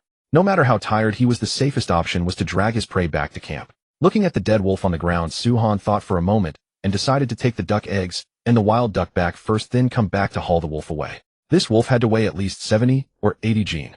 In his current state, carrying it was out of the question. He could only drag it. As for why he didn't just butcher it here and take the meat back, the reason was simple. Suhan couldn't bear to ruin the wolf pelt. With only 2 months left before winter, the clothes he was wearing could still hold up for now. But once winter arrived, without cold weather clothing, let alone hunting, he risked frostbite just by stepping outside. With this wolf pelt, he could make at least half a pair of trousers. Suhan brought his supplies back to camp. He placed the eggs in a grass-lined pit and weighed the duck down with rocks in a dirt pit. Only then did he leave without worry. Suhan hurried along the path until he caught sight of the wolf's body again, and only then did he finally let out a relieved breath. Luckily, no thieves had come. If the wolf he had worked so hard to hunt had been stolen, he would have been cursing up a storm. He tucked the axe into his waist. Holding a torch in one hand and dragging the wolf by the tail with the other, Suhan advanced toward camp in fits and starts. The entire journey took an hour and a half. Only then did he drag the wolf from the birch grove all the way home. The moment he truly made it back, Suhan felt like his whole body was about to collapse. His legs were numb and sore, and his arms were too tired to lift. His clothes were soaked through with sweat. Tired as he was, tonight's haul was absolutely worth it. To keep animals from sneaking in to steal during the night, Suhan deliberately lit 3 fires nearby with the wolf and himself right in the middle of them. He didn't ask for much, just one quiet night of rest. With the 3 fires ready, Suhan finally lay down on the hay and fell asleep at ease. He was simply too exhausted. The instant he closed his eyes, snoring filled the air. The livestream viewers watched with aching hearts. Sleep now, God Su. We'll keep watch for you. We may not be able to do much, but we're with you. ITLL be better tomorrow. Tomorrow we'll be able to send out urgent notices through the national fortune. You've worked hard, God Su. At dawn the next day, as the sky was just beginning to lighten, Suhan crawled out of the hay and began cooking breakfast while chopping firewood. There was a great deal to do today. Build a house. Skin the wolf. None of it could be neglected. After a quick meal of duck eggs and 2 duck legs, Suhan began skinning the wolf. It was a delicate craft. To turn a wild animal hide into clothing, it had to be tanned. The first step was to remove the hide intact. The surface could not be cut, and all the meat had to be scraped away. If the hide was damaged, the trousers made from it would let the cold wind through. Suhan picked up the axe and carefully separated hide and flesh bit by bit. Aided by his slaughter skill, his speed was so fast it made people's scalps tingle. In less than half an hour, a complete wolf pelt was removed. When the viewers saw this, they cried out in amazement. Huh! He just took off an entire hide like that. Holy crap, this is pure art. Even the ancient cook Ding carving an ox was nothing compared to this. A wolf hide in half an hour. That speed is insane, and the key is God Su only had an axe. My family are pig butchers in the village. When my dad saw God Su's technique, he froze for a full 10 minutes without saying a word. The pelt was removed. Next came tanning. This was the most important step. Tanning made animal hides soft and kept them from rotting. There were 3 ways to tan hides in the wild. The first was vegetable tanning. Take nuts and other oil-rich fruits, mash them into a paste, and work their oils into every part of the hide through rubbing. Suhan did have some nuts, but far too few to tan an entire hide. Besides, just crushing and grinding nuts would have been a major chore. So he immediately ruled out that option. The second was to use the oils in animal brains, which required a great many brains. The brains were thoroughly pounded, then boiled in water into a thick paste-like soup. Once the temperature dropped, the wolf hide could be soaked in it. Then came rubbing and kneading until the entire hide was completely saturated with the brain mixture. This process allowed the oils to penetrate the fibers. It was, one could say, an extremely important part. But Suhan hardly had that many animal brains, so the method he could use was actually a combination of the second and third methods. That was to combine the wolf's brains, the wolf's fat, and the duck's fat altogether. In autumn, a wolf like this would have about 4 to 10 kilograms of wolf fat. Once rendered down, it would definitely be enough to tan a hide. He acted at once. Suhan looked around and finally decided to use the half log left over from yesterday as a container. First he used the axe to hollow out a large depression in the log. Then he smashed the wolf's skull completely and dropped the brains inside. Next Suhan turned to break down the wolf. He didn't need the meat for now. He only wanted the fat inside. Despite how scrawny the wolf looked, it had quite a bit of oil in it. Suhan reached into the wolf's belly and pulled out a full 7 gene or so of wolf fat. Now I won't have to worry about tanning materials. A full 7 gene of wolf fat. Half of it was used for tanning, with the remaining half Suhan planned to make an oil lamp after the house was built. With an oil lamp, doing crafts or reading at night would be much more convenient. After all, keeping a fire burning all day consumed too much wood. Moreover, burning a fire indoors carried a risk of carbon monoxide poisoning. Suhan had no desire to die from something like that. Because there was only one stainless steel pot, the process of rendering the oil was extremely time-consuming. Seizing the interval while the wolf fat simmered, Suhan picked up his axe and headed toward the birch forest. Time was tight, and the task was heavy. To finish the shelter before the autumn rain arrived, he had to make every moment count. He arrived at the birch woods. Suhan carefully surveyed the surroundings. Only after discovering no traces left by other beasts did he begin working with peace of mind. He split the birch logs with his axe to 2.5 meters, the height of the house. Too tall would compromise warmth, too low would make one feel oppressed. 2.5 meters was just right. After chopping out 10 logs, Suhan prepared to head back. Haha, brothers. Today we officially build the shelter. Hope we can get the roof on by dusk. Less than 10. Suhan carried the birch logs back to the shelter. He first checked the wolf fat, and after seeing that it had completely melted, poured the entire pot into the wooden trough. Next, another large chunk of wolf fat was thrown into the pot. The stainless steel pot crackled and sizzled as it met the raw fat, taking advantage of the time while the fat rendered. Suhan quickly relit the fire that had gone out the day before. He would soon use the campfire to treat the wood against rot. Wet wood took a while to burn thoroughly, so in the meantime he could return to the birch woods and haul more logs. Felling, transporting, rendering fat, preserving wood. Throughout the entire morning, Suhan spun like a top, his feet never stopping for a moment. Around noon, all the wolf fat had been rendered and all the wood had been hauled over. The intense work had long since made his stomach growl. He needed to reward himself properly. Suhan planned to roast the duck he had caught yesterday. He plucked the feathers, removed the innards. Then he took a forked branch, skewered the duck, and used the campfire to singe off the downy feathers. After finishing this step, Suhan stuffed all the remaining mushrooms into the duck's cavity, otherwise the roasted flavor would be too bland. When the duck's belly was completely packed with mushrooms, Suhan fetched clean plant leaves, wrapped the duck in layers with dry grass, and finally applied a second wrapping of mud. The rest is up to time. He buried the duck in the smoldering coals. All that remained was to let time do its work. During the break, Suhan brewed himself a cup of rose tea. Its faint fragrance helped dispel the weariness from his body.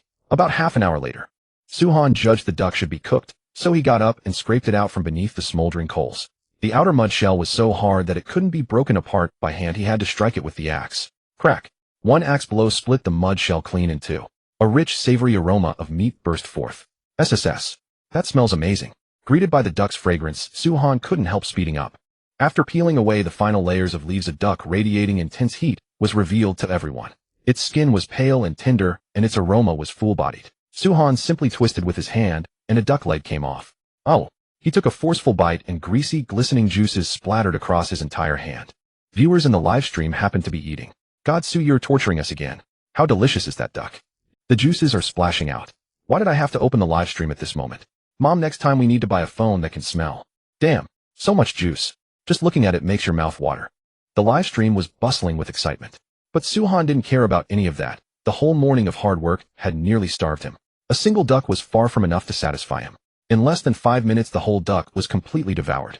Suhan wiped his mouth, picked up a boiled duck egg from beside him, and continued devouring. He ate 7 whole eggs before stopping in satisfaction. He let out a satisfied burp. Burp. That's it for now. Well, eat wolf meat tonight.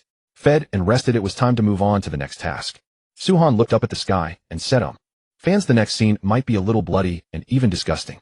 Kids had better not watch. With that, he walked over to the wooden trough to prepare tanning the wolf pelt. He tossed the pelt into the trough and began kneading and rubbing it.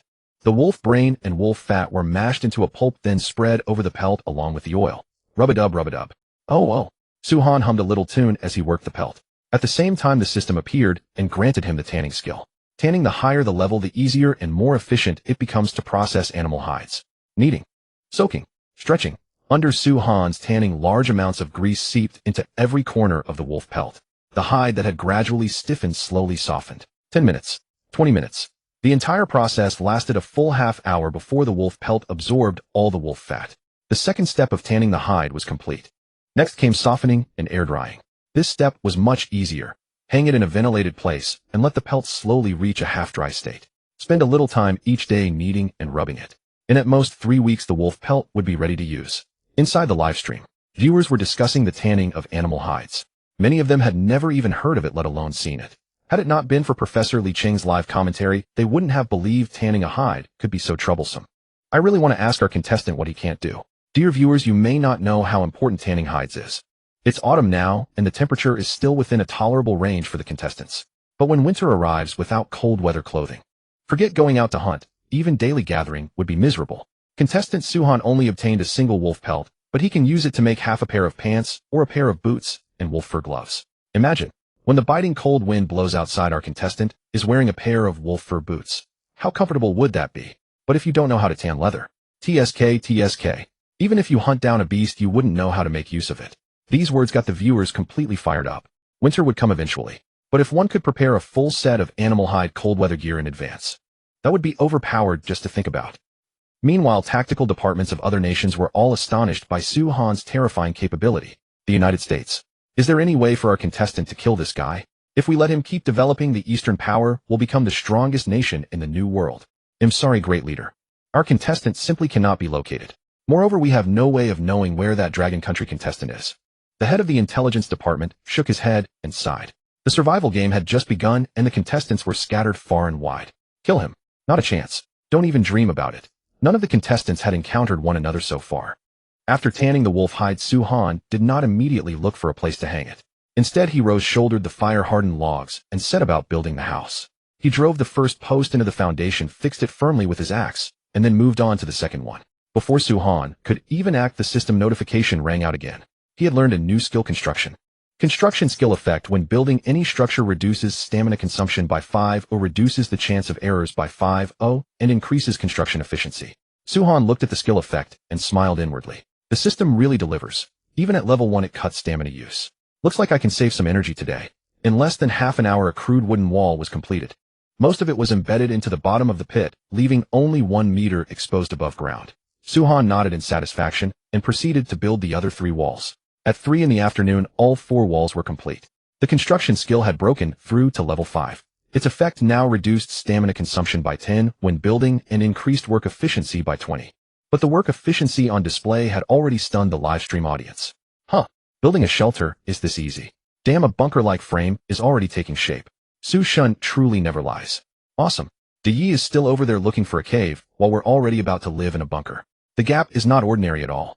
A cave. Hilarious. Even if he finds one, can it compare with our mansion here? I suddenly get the illusion that I could do it too. He rested for a moment. Su Han began building the roof. Considering the rain and snow, the best roof would naturally be a triangular frame. But he did not have that many tools at hand, so the most suitable option for him was a single slope roof. First, a single slope roof was simple in workmanship. He only needed to line up a row of logs and arrange them from east to west. The slope was even simpler. Starting from the sun-facing wall, he lowered it little by little until it formed a small. Second, a single slope roof greatly reduced the amount of waterproofing material needed. A gable roof, on the other hand, not only consumed more materials, but was also a major installation project. Having settled on the plan, Su Han began carrying logs and mapping things out. He first placed the timber outside the wall, then used charcoal to draw a slanted line on the wall. Next, Su Han picked up his axe and trimmed the wall. To ensure stability, the entire roof would use a mortise-and structure. In this way, even on windy days, he would not have to worry about the roof being blown off. Standing at the edge of the wall, Su Han worked with his axe. With the aid of his high-level carpenter skill, the position for the first roof beam was ready in just under half an hour. He shouldered the log and slowly pressed it down onto the protruding joint. Click. The beam locked precisely. Done. Su Han tried shaking it, and the secured beam did not budge in the least. With that experience, he basically knew what to do next. As beam after beam was fixed to the wall, the rough outline of the roof gradually took shape. When the final roof beam was secured, the entire livestream room burst into cheers. Damn, it really was built in one day. Too impressive, Su Shun. I want to have your babies. That carpentry skill just stunned me. No matter how I think about it, I can't understand how Su Shun can make anything with just one axe. Where are the foreign-worshipping dogs? Come out now. Aren't you the ones who love praising foreigners? Where are you? Exactly. Look at this luxurious shelter. Why aren't you barking now? Under the setting sun. Su Han stood with his hands on his hips facing the wind. Looking at the shelter he had built with his own hands, a sense of pride welled up in him. Look at that. This man had only one axe and still managed to build such a fine house. So this was his home from now on. Su-han grinned foolishly for a while, and only then remembered that the floor had not been laid yet. But that was not urgent, because next he planned to build a northern Kong inside the shelter. Yes, you heard that right, a Kong. It was a heating fixture very common in rural northern China. Otherwise, when the long winter arrived, this crude bunker alone would not be able to withstand it. But with a Kong there would be no problem. Since the floor could wait, what about the entrance? Su-han stared at the doorway, lost in thought. The most urgent task, in fact, was to make a step. One that would both keep out water and make it easy to come and go. Otherwise, when it rained, the doorway would be full of mud, and it would be inconvenient to go out. It might even bring water into the house. So what should he use to raise the doorway? Wood. It would work, but it got slippery in the rain. Why not make a stone step instead? Then Su-han suddenly remembered there was a river west of the lake. Since there was a river, there would surely be plenty of stones and pebbles in such a forested mountain area. Both kinds of things were useful to him. Stones could be used to raise the floor or serve as steps. Pebbles could be laid all around. Watching the sky gradually darken and hearing the roars in the distance, Su-han ultimately abandoned the idea of going out. After 3 consecutive days of intense labor, his body had long since reached its limit. Forget it. Even if it rains, it won't make much of a difference. I'll rest early today. Su-han picked up his axe, measured the doorway with a few gestures, and set about the finishing work, building a door. The sun gradually sank. Su-han sat by the campfire, fiddling with the ladder in his hands. Though there were no nails, the mortisian joints were even sturdier than nails. Just then, an evening breeze blew past. Feeling the coolness in the air, Su-han realized it had grown dark all around. It gets dark so fast. He stood up with the ladder and placed it inside the shelter. Next came assembling the main door. For a level 10 carpenter, this was a trivial matter. A few wooden planks plus mortisian joints, and a crude wooden door was completed. At this point, the bunker shelter was initially complete. Su-han brought the torch inside, then carried in the dry grass and supplies. Naturally, that included the leftover wolf meat.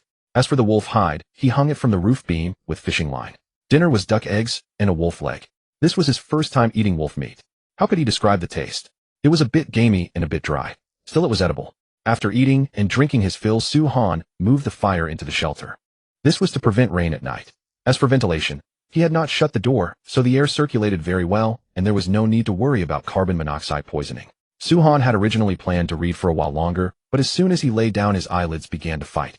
In less than a minute, he was fast asleep. That night, Su-han slept very soundly. But the other contestants were not so lucky, because in the middle of the night, strong winds began to blow. For the contestants without shelter, it was a disaster. Those hiding in caves, however, had little to worry about. At this moment, we see Park Diao, the contestant from Kimchi country. Days of torment have completely shattered his spirit, and now he's cursing at the top of his lungs. SSI ball, why did I have to be dragged into this garbage national fate game? I don't want to do this. Mom. Wah. Hunger, freezing cold, and no one to care for him or fawn over him. If he ever got the chance to escape this hell, Park Diao swore he would never chase after women again. Yes, even though he only lasted 3 seconds. But 3 seconds felt like an eternity, okay? Now we switch to Sakura country. Contestant Ritsumudu had spent the whole day gathering branches and fallen leaves, finally managing to build a small doghouse-style shelter. He had planned to rest peacefully through the night in that makeshift hut. But then a violent gust of wind destroyed all his hard work. The leaves scattered into the distance, and the branches swayed for a moment before crashing down onto him. Ow! A faint, pitiful cry escaped his lips. Ritsumoto's temporary shelter was officially declared bankrupt, and the falling wood had struck him in the face, leaving him injured. Now we turn to Maple Leaf Country. Contestant Carrie was sound asleep, completely unaware that when the gale swept through, it fanned the campfire he had painstakingly lit, scattering burning embers everywhere. By the time he woke up, not only had his tent caught fire, but all his other survival supplies had been consumed by the flames as well. Oh shit. God, why are you doing this to me? Carrie jolted awake from his nightmare, staring at the raging inferno before him with utter despair. It was over. Everything was over. The tent, the lighter, the quilt. Damn it all. He had been dealt the perfect opening hand. Why did it have to end this way? Carrie rushed forward, desperate to salvage something, but the wind fed the flames, and the ground was covered in dry leaves. In the end, all he could do was watch helplessly as his supplies were reduced to ashes. Inside the Maple Leaf Country livestream, countless viewers wept in despair. Meanwhile, in the official broadcast studio, host Susan received wonderful news from the director. Dear viewers, please don't be too upset. Our sovereign has just decided to use our national fate to help the contestant overcome this crisis. Only then did people remember. Today was already the 4th day, and they could finally use their national fate to assist the contestant. It would cost 5 points of national fate, but if Carrie died, they'd lose a full 20 points. Maple Leaf Country had already been reduced to 70 points, and after losing a contestant yesterday, they were down to just 50. If 20 more points were deducted, the whole nation would be in jeopardy, because a decline in national fate would bring dire consequences to the country. Just as Carrie was on the verge of tears, the National Fate Survival System's notification chimed in his ear. Ding! Contestant Carrie, your nation has sacrificed 5 points of national fate to restore the beginner items you lost. Notice Maple Leaf Country's current national fate is 45 points. A flash of light swept past, and all of Carrie's lost items returned to him. Seeing those familiar tools before him, Carrie leaped up with excitement. Yes, thank you all so much. I swear this time I will truly survive in this world. Back in the live stream, viewers flooded the chat. You'd better learn your lesson. You had such an amazing start, and still managed to screw it up. Use your brain. When you light a campfire, you are supposed to clear the dry leaves around it first. Even without strong winds, there's a chance of starting a wildfire. Can't believe this idiot doesn't know basic common sense. Compared to the Dragon Kingdom's contestant, I feel like ours is a complete moron. What can we do about it? Go to the Dragon Kingdom and be a slave. That's actually not out of the question. That Dragon Kingdom contestant is way too strong. You may not know, but he built a luxurious wooden shelter in just 2 days and even hunted a wolf. Folks, if you don't go over there now, you'll be waiting in line later. I've already discussed it with my family. We're immigrating tomorrow. This was no exaggeration. The strength displayed by the Dragon Kingdom's contestant was absolutely crushing. Hunting, carpentry, shelter building. With such a formidable contestant, the Dragon Kingdom's prosperity was practically guaranteed. Even if immigrants had to start at the bottom, that was still better than staying in a hopeless place like Maple Leaf Country. The fierce wind that had raged all night finally began to die down as dawn approached. After a night of such brutal battering, the contestants reached a shared understanding they had to build warm shelters as soon as possible. Otherwise, if they ran into similar weather again, their lives would be in serious danger. Over on Suhan's side, things were far more relaxed. No pressure to build shelter, no worry about food. He slept soundly until 9 in the morning. Suhan rose from his dry grass bed, stretched lazily. The morning sunlight was blindingly bright, showing no sign of the heavy rain that was supposedly coming. But even if it was sunny now, rain would soon arrive. So today's top priority was making the roof waterproof. Stepping out of the shelter, he splashed some lake water on his face to wash away the sleepiness. Then Suhan began his workout, chanting rhythms as he stretched. 1, 2, 3, 4. 2, 2, 3, 4. That's right. He was doing broadcast gymnastics, the very familiar set 8. Since the system could recognize any action as a skill, what effect would morning exercises have? Suhan was curious. Soon the system replied. Ding. Detected the host performing a workout, warm-up. Congratulations, you have learned the skill exercise. Exercise enhances muscle strength, improves cardiovascular function, and increases joint flexibility. Note: continuous exercise grants bonus experience. If you maintain daily check-ins for 1 week, your physique will improve slightly. If you maintain them for a full month, your physique will improve significantly. Please note, each day's exercise must last at least 30 minutes or the check-in will be void. So I've tried, and consistent check-ins grant extra physical enhancements. Suhan was slightly surprised. He hadn't expected the skill system to have so many intricacies, but on second thought it made sense. Daily exercise indeed brought the effects the system described, except his skills had no upper limit. If his physique kept improving, could he eventually punch through a bull with one blow?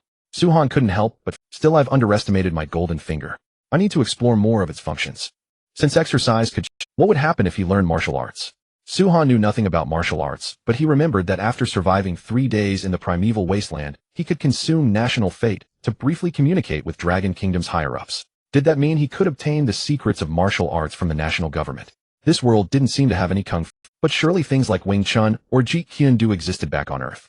Suhan didn't need to master them all. Just learning a few basic forms would make the system register the martial arts skill. Once that happened, he just needed to practice diligently. Even the fiercest beasts would fall easily, and if he encountered other contestants, he could kill them without pause. In the live stream, the viewers watched Suhan's movements and burst into laughter. The 8th set of radio. Godsu, are you trying to bring back memories of our school days? When it comes to putting on a show, nobody beats Godsu.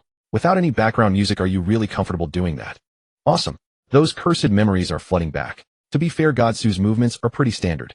Half an hour passed in the blink of an eye. After seeing the check-in completion notification, Suhan stopped and went to cook. Breakfast was wolf leg meat and duck eggs. People really are quite hard to please. Back when he couldn't get any meat, he wished for it every day and craved it at every meal. But now he had eaten meat for 3 straight days. Suhan stared at the wolf meat in the pot and somehow found it hard to swallow. If only I had some pickled vegetables and chili right now.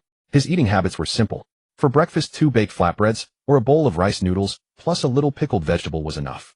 Although it looked greasy when he remembered that he still had to waterproof the roof today, Suhan forced the meat down. He wiped his mouth with his hand and took care of the campfire. Suhan was about to waterproof the roof. With no tar paper here, let alone cement, and tiles, the best waterproofing material was tree bark. The bark pieces resembled tiles. With enough mud and a few other techniques, they should hold up as long as there was no heavy rainstorm. Suhan picked up the wooden shovel and dug a pit in the ground, then mixed dry grass into it to strengthen the bond. Once the mud was well mixed, the next step was to apply the first coat. Otherwise, the bark would fall off easily once installed.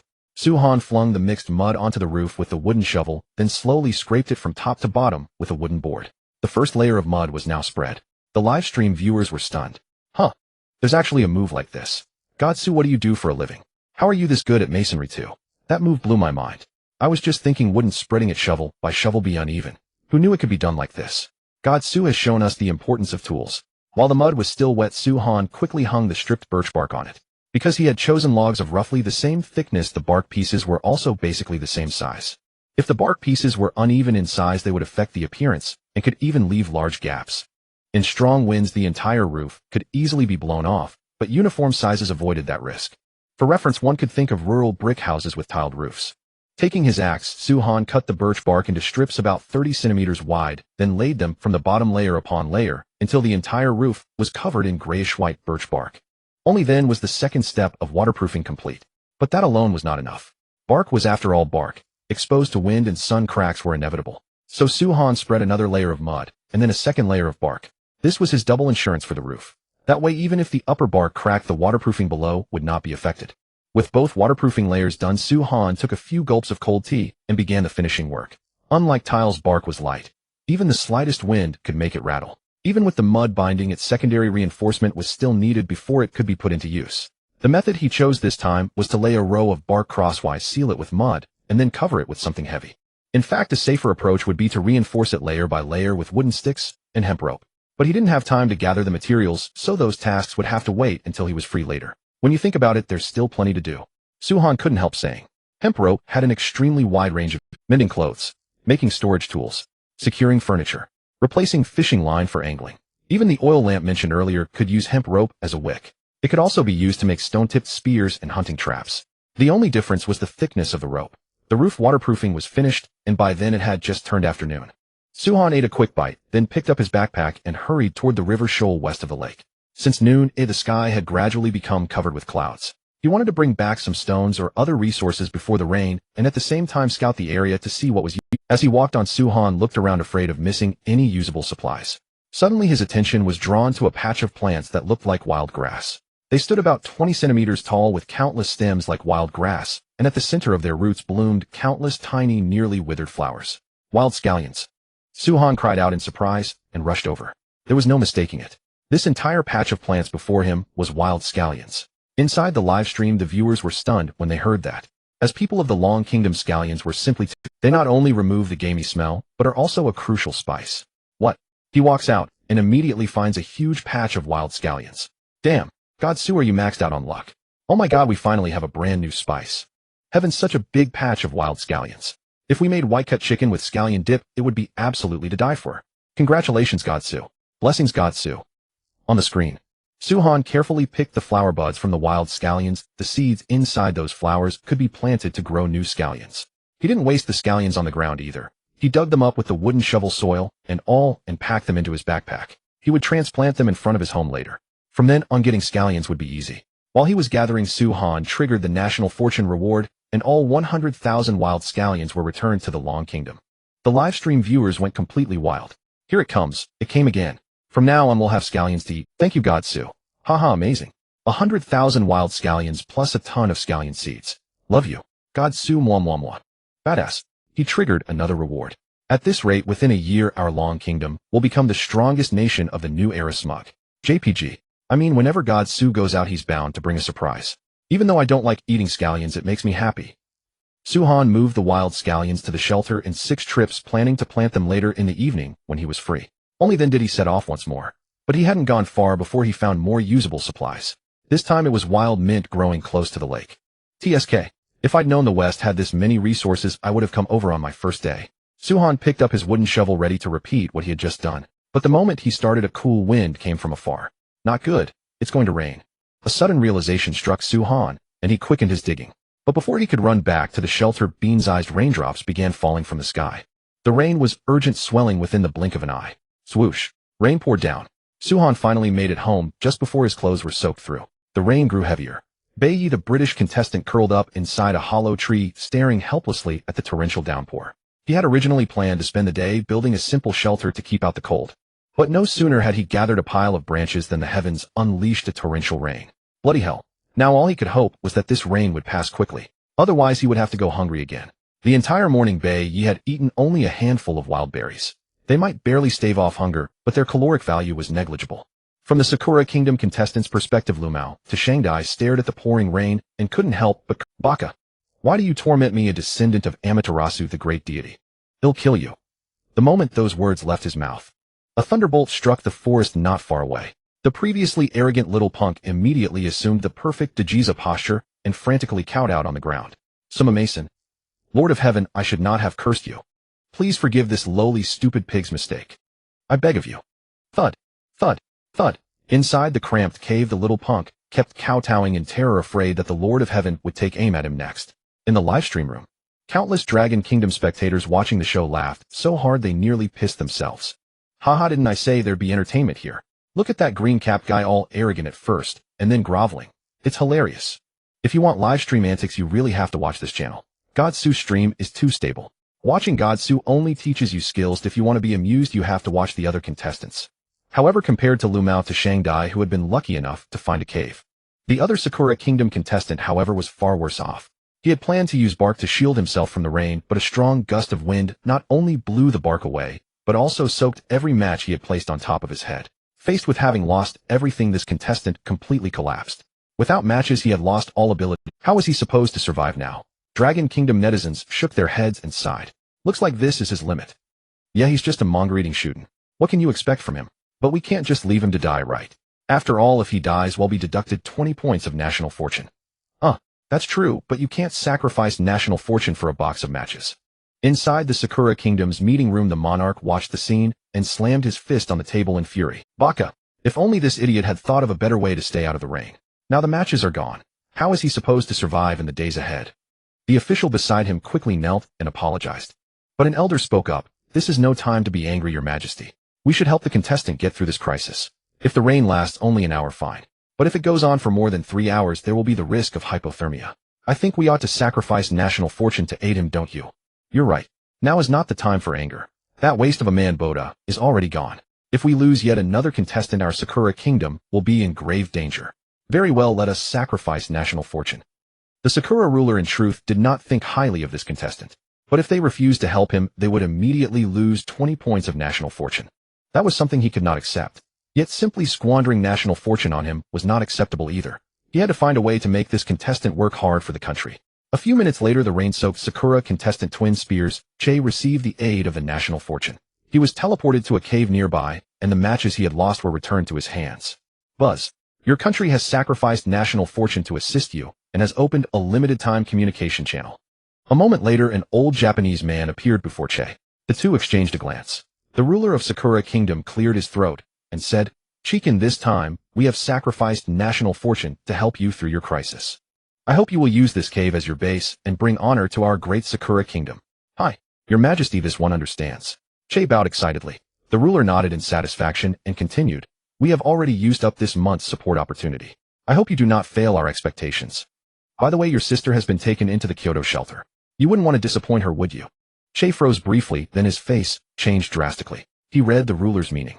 If he did not strive to survive, his sister would surely suffer inhuman torment. Thus, Che quickly began to give his assurances. But once the call ended, a strange and meaningful smile flickered across Che's face. Dragon Kingdom viewers were deeply puzzled. Did he just smile? With his own sister threatened, he can still smile? You must have seen wrong. Bro. No, I took a screenshot. He really smiled. Then I guess he smiled because he survived a narrow escape. The crowd discussed animatedly, but could not come up with a conclusion. However, these people did not know that Twin Spears Che was deliberately wasting the Sakura Kingdom's national fortune, because he was brewing an enormous conspiracy. At this moment, back at Suhan's camp, rain was falling outside.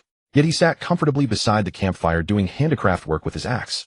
In such weather, going outside was certainly out of the question. So Suhan thought he would craft a table and chairs. There happened to be some birch logs left from what had been delivered. Joined together, they should be enough to make a tabletop. He split the birch log down the middle, then split each half in two again. That gave him 4 planks. 2 of the planks together would just form a tabletop. Next, Suhan began cutting grooves into the sides and backs of the planks. The audience, squatting in the livestream room, gradually caught on. Is God Su making an 8 Immortals table? Closed, but with such crude materials, it must be a simplified version of an 8 Immortals table. Every time I see God Su doing carpentry, I can't help but sigh. His hands are so clever that the grooves he carves are accurate to a hair's breadth. The grooves on the 4 planks were finished, and Suhan fitted them together. It had to be said that the level 12 carpentry skill was truly formidable. The mortisiantan grooves he had cut fit together as tightly as if they were seamless. Aside from the natural gaps in the birch wood itself, they were now firmly joined. With the tabletop done, the rest is simple.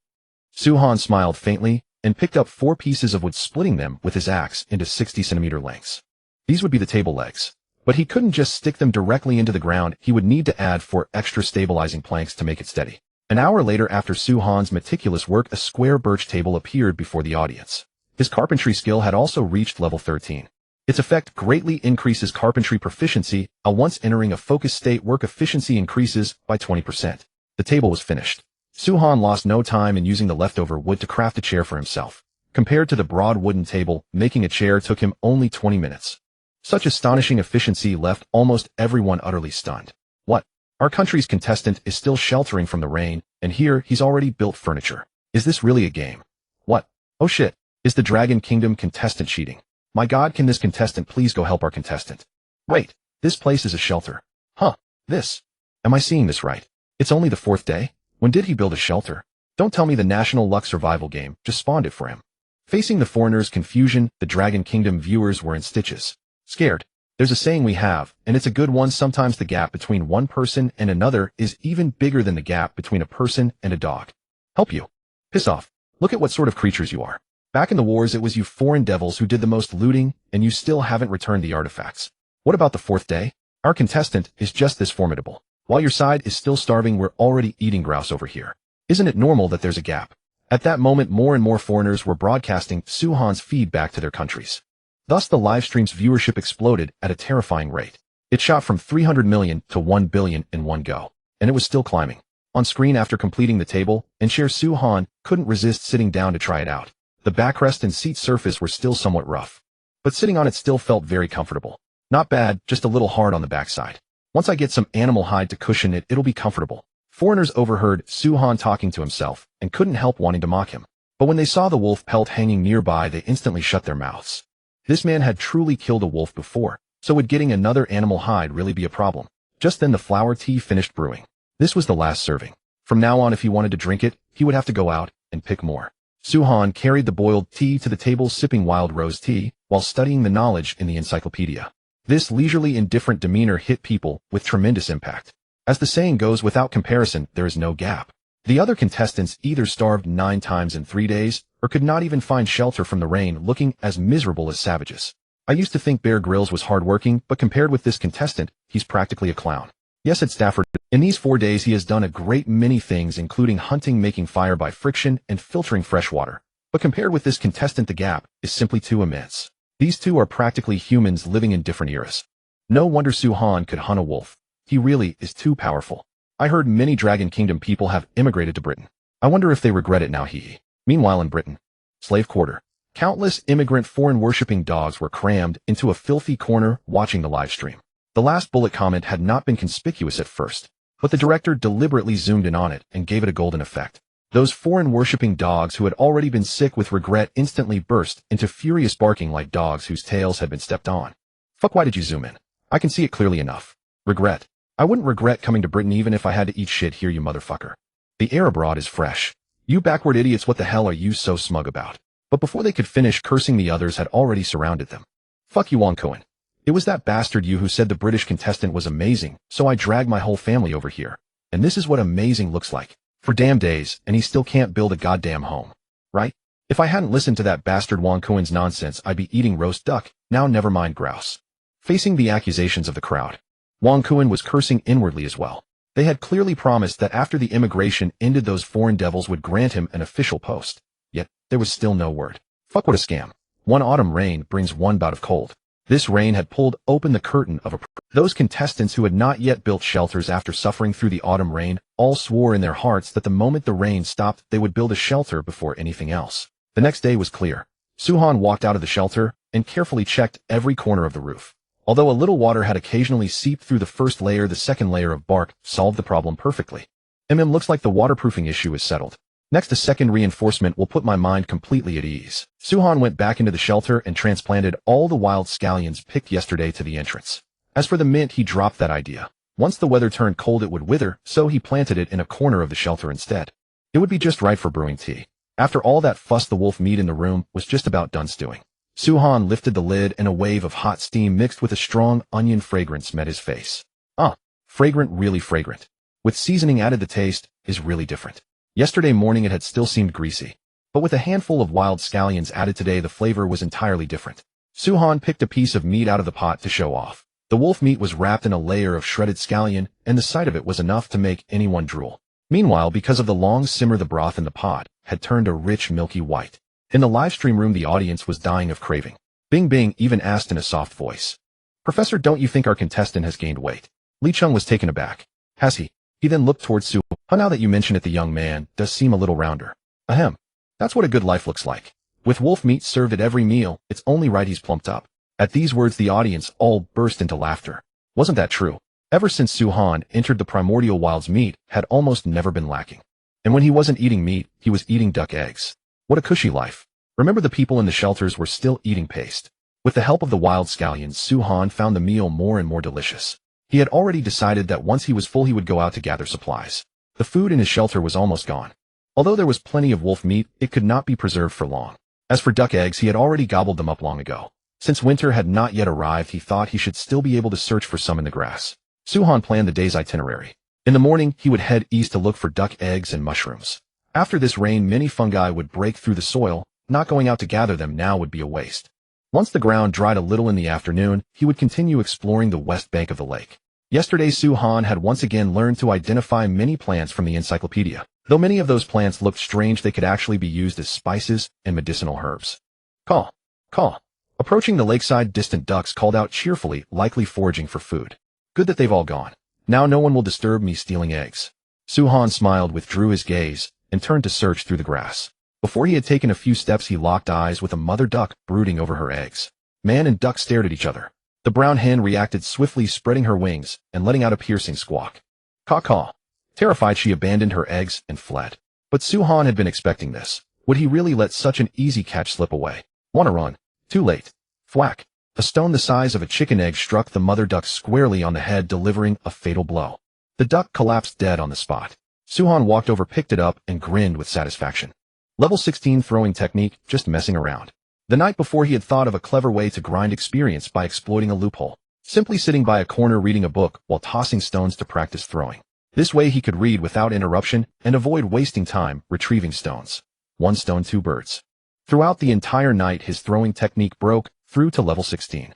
The current skill effect: 45% accuracy within 15 meters, 70% within 10 meters, and a 90% chance of a headshot within 7 meters. In the live stream, viewers had long grown accustomed to Suhan's extraordinary throwing skills. But the foreign viewers had never seen anything like it before. Today was their first time watching, and everyone was startled. What? That's gotta be hacking. What did he just do? I should have seen a stone, not a revolver. Did I see that right? A single stone took out a duck's head. Good heavens. Meanwhile, at the scene, the mother duck's death cry had drawn the attention of other brooding hens hiding in the nearby grass. They squawked and scattered in every direction. Suhan's eyes were sharp and his hands quicker. He pulled out a second stone and cleanly headshot another mother duck 7 meters away. The foreigners watched in stunned silence. The first shot might have been luck, but this one could only mean one thing: he was a master marksman. But Suhan had no intention of letting this flock escape. Winter was approaching, and these ducks would soon migrate to other areas. If he didn't catch a few now, they might be gone in a couple of days. Suhan dropped his backpack and charged straight into the duck flock. Ducks were fast, but so was he. Caw-caw-caw. The mother ducks on the grassland let out heart-wrenching screams as some of the faster ones dove into the lake. But the slower ones became Suhan's prey. Whoosh. Thwack. Another headshot. The third mother duck. Breathing heavily, Suhan picked up the ducks and helplessly watched the remaining flock disappear into the water one after another. Catching 3 ducks was more than enough for him. Suhan bent down to gather the ducks when the national survival system chimed. He had triggered the 10,000-fold return once again. Since the ducks were already dead, the returned ducks were also freshly killed. Foreign viewers watching the stream couldn't help but feel envious. It was only the 4th day and Dragon Nation already had 10,000 ducks. Who wouldn't be jealous? Suhan placed the mother ducks together and began searching for duck eggs. In just a short while his backpack was all, the 10,000-fold return had triggered 3 consecutive times. 30,000 duck eggs had left the foreign viewers completely speechless. They couldn't help but wonder. What on earth were the contestants from their own countries doing? While the Dragon Nation contestant had already collected dozens of duck eggs, what had they accomplished? Suhan delivered the supplies to the shelter and returned. As expected, the wild ducks were extremely timid. Even after witnessing the egg thief leave, they dared not return. Never mind, catching 3 ducks is enough for today. Later, if I can't find more duck eggs, I'll go into the forest to pick mushrooms. Suhan withdrew his gaze and continued probing the grass with his stick. After the rain, the grass was soaked. A gentle prod with the wooden stick sent droplets of water splashing to the ground. Actually, he wasn't worried about getting his clothes wet. He was more concerned about hidden dangers lurking within the grass. As he was thinking, a colorful silk-like pattern came into view beneath the overturned grass. Holy crap, opened a blind box and got a treasure, a super spicy gluten stick. Wait, hold on. This is a 5-life flower scale viper. What a delicacy. Brothers, we really struck gold this time. In the official livestream, Bing Bing paled at the sight of the meter-long snake. Li Chung standing beside her sucked in a sharp breath. Thankfully, their contestant was cautious. If some reckless foreigner had reached out to touch it, they would have been bitten immediately. Just as Li Chung thought Suhan would retreat, he heard him excitedly exclaim about a nourishing treasure. What, man? Do you really not value your life? That's a venomous snake. Suhan was thrilled, and images of the snake's details flooded his mind. 5-life flower scale viper. A rare species in the wild frontier, named after the 5 patterns on its back: red, green, black, pink, and purple. Its gallbladder possessed the ability to enhance physical constitution and improve eyesight. Moreover, the snake meat was tender and considered a delicacy. To encounter such a valuable treasure here, his luck was incredible. Suhan took a deep breath and forced himself to calm down. Although the 5-life flower scale viper was a precious find, its venom was extremely dangerous. Just 3 milligrams could kill an ox. Therefore, capturing this snake required some preparation. He slowly backed away, and once he reached the lakeside, he immediately used his axe to sharpen one end of his wooden stick. Capturing the 5-life flower scale viper would rely entirely on this spear. However, to be safe, Suhan found another wooden stick by the lake as a backup in case his first strike missed and left him defenseless. With everything prepared, he made his way back to the grassy patch. This time he moved much more slowly. Suhan crept closer to the venomous snake and soon reached the same spot. To his relief, the 5-life flower scale viper hadn't moved at all. That was good news. He wouldn't need to search for it. Breathe. Come on. Suhan gently lifted the dry grass near the snake with his left hand, wanting to locate its head.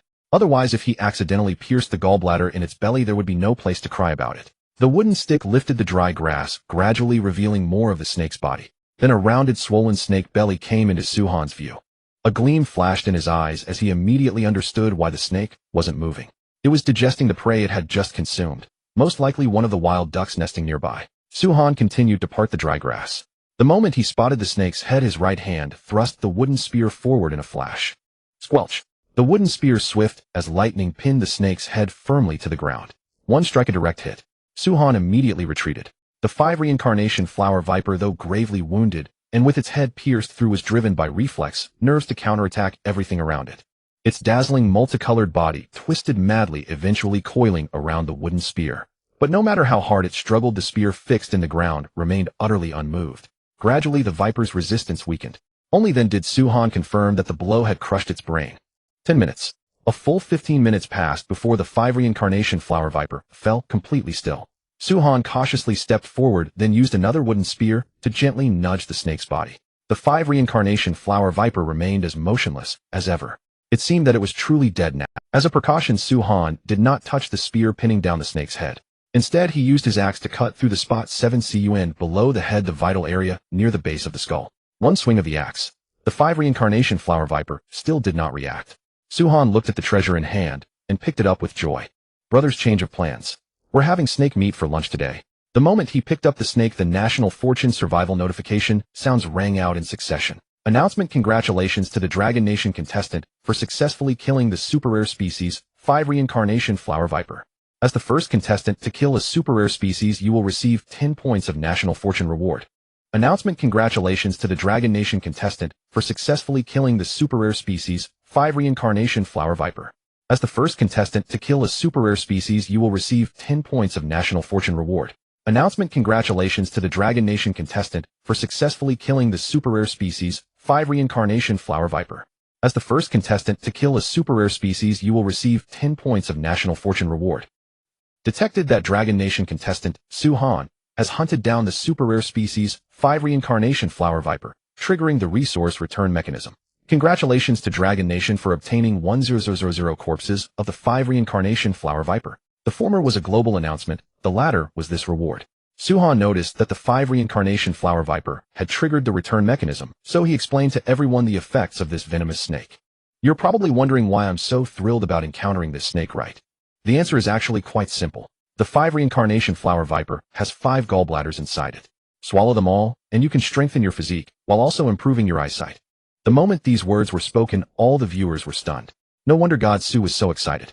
This wasn't just a venomous snake, it was a super nourishing tonic. At the Dragon Nation Tactical Research Office, hearing of the gallbladder's effects, the leader immediately issued, someone spread the word. Guard all the gallbladders well. Yes. Inside every shelter, all the 5 Reincarnation Flower Vipers were placed under guard. These were strategic materials. If given to soldiers to take, they would greatly enhance combat capabilities. He arrived at the entrance of the shelter. Su-Han dropped the viper from his shoulder onto the wooden board and gently cut open the snake's skin with his axe, slowly peeling it apart from the flesh, like taking off a sock. In the wilderness world, snake skin was a multifunctional material. If handled properly, it could yield a simple water pouch, a belt, and a storage bag. Though the process was somewhat troublesome, it wasn't difficult for Su-Han, who was at butchering level LV8. In about 20 minutes, a perfect piece of snake skin was removed. In the sunlight, that brightly patterned snake skin conquered countless foreigners. At the same time, it amazed countless domestic viewers. God Su is too strong. If God Su dared to call himself the second best man in the wilderness, no one would dare call himself the first. Those hands are so steady. Just an axe, yet he peeled off the snake skin so completely. It's simply miraculous. I'm wondering what exactly are the effects of the gallbladders. Could it turn someone into a Superman? Bro, wake up.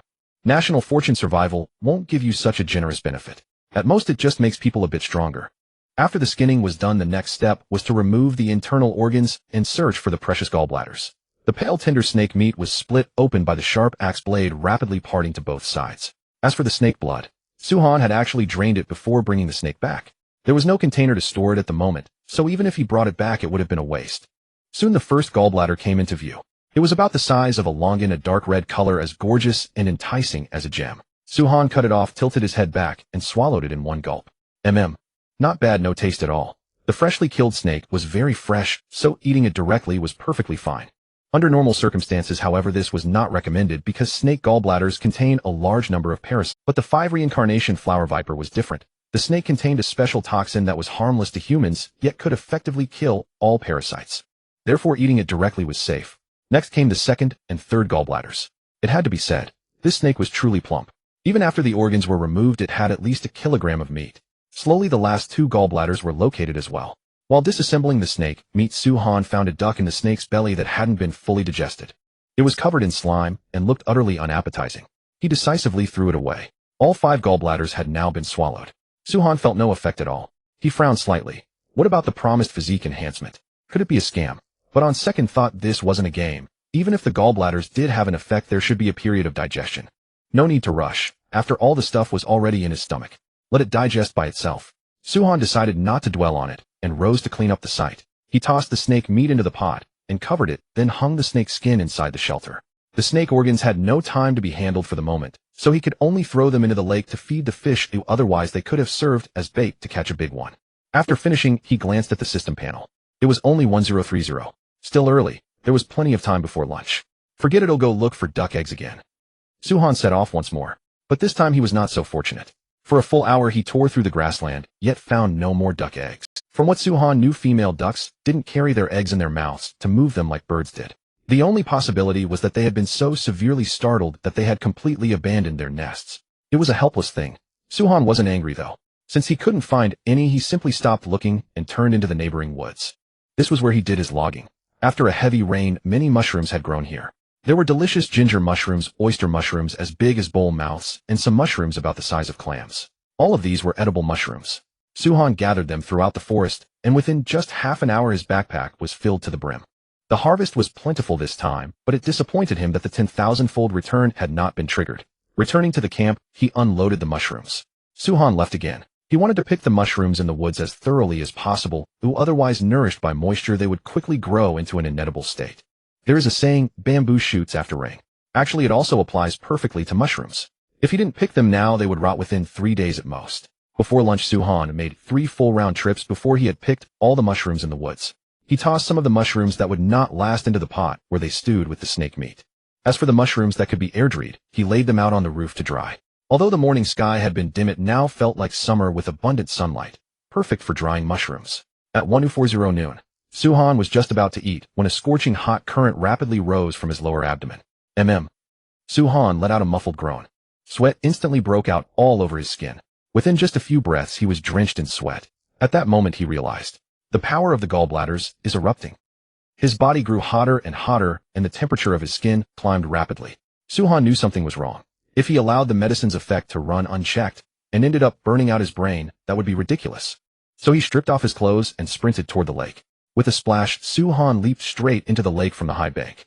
The rain-fresh lake water was unusually cold, but to him at that moment it felt as blissful as heaven. Phew, much more comfortable now. Suhan surfaced from the lake. The medicine's power was still ongoing, only now it had moved from his lower abdomen and was spreading through his limbs. Hot. It was too hot. Suhan felt that his entire face must have turned red by now. And in fact, from the audience's point of view, his cheeks were blazing hot, as if he had just spent an hour in a sauna. Scorching. Damn, the gall of a 5-life flower viper really is that potent. Godsu's face has to be over 38 degrees by now, maybe even 39.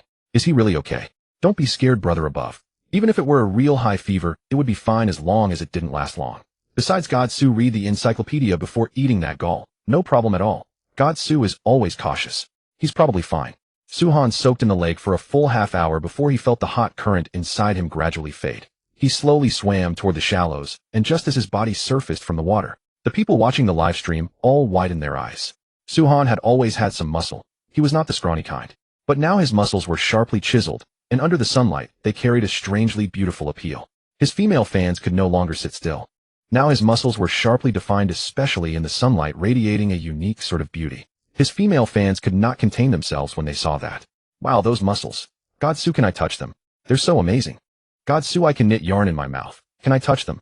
Godsu, I'm a motorized electric booty. Please let me touch your abs. Motorized electric booty. Big deal. I'm a total bombshell. I can smother a man to death. Let me handle this. Meanwhile, in the official livestream room, the host Bing Bing's eyes were glued to the screen. She had never imagined that Suhan's muscles beneath his clothes could be so tempting. She really wanted to touch them. Bing Bing, have you noticed that contestant Suhan's muscle definition has changed?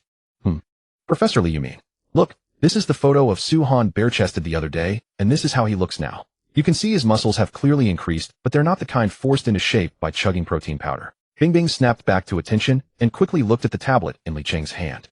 Sure enough, just as he had said, Suhan's muscles had indeed changed. He had originally had a little belly, but now it had turned into a six-pack. Really? Professor, is this the effect of the 5-life flower viper's gall? The more Bing Bing looked, the more stunned she became. If a snake gall's effect was this powerful, then if the Dragon Kingdom soldiers took it, wouldn't they gain 10,000 elite super soldiers? Li Cheng nodded. I think so. The heat in Suhan's body just now was probably the gall-burning fat. No wonder it's called a super-rare species. A gall with such miraculous effects is truly extraordinary. Suhan left the water and had only walked a few steps when he noticed the changes in his body. He looked down at his abdomen. The little belly that used to be there had miraculously transformed into a six-pack. Suhan was briefly stunned, then grinned and joked, huh? The gall has this effect too. Holy cow, I have to say holy cow. With my body now, those rich women are going to be dying for it. Little did he know the female fans in the live stream were already dying for it. Once on shore, Suhan picked up a hard clod of earth from the ground. He had barely used any strength, yet the clod was already crushed to pieces in his hand. Judging by grip strength alone, his power had increased by at least about 30%.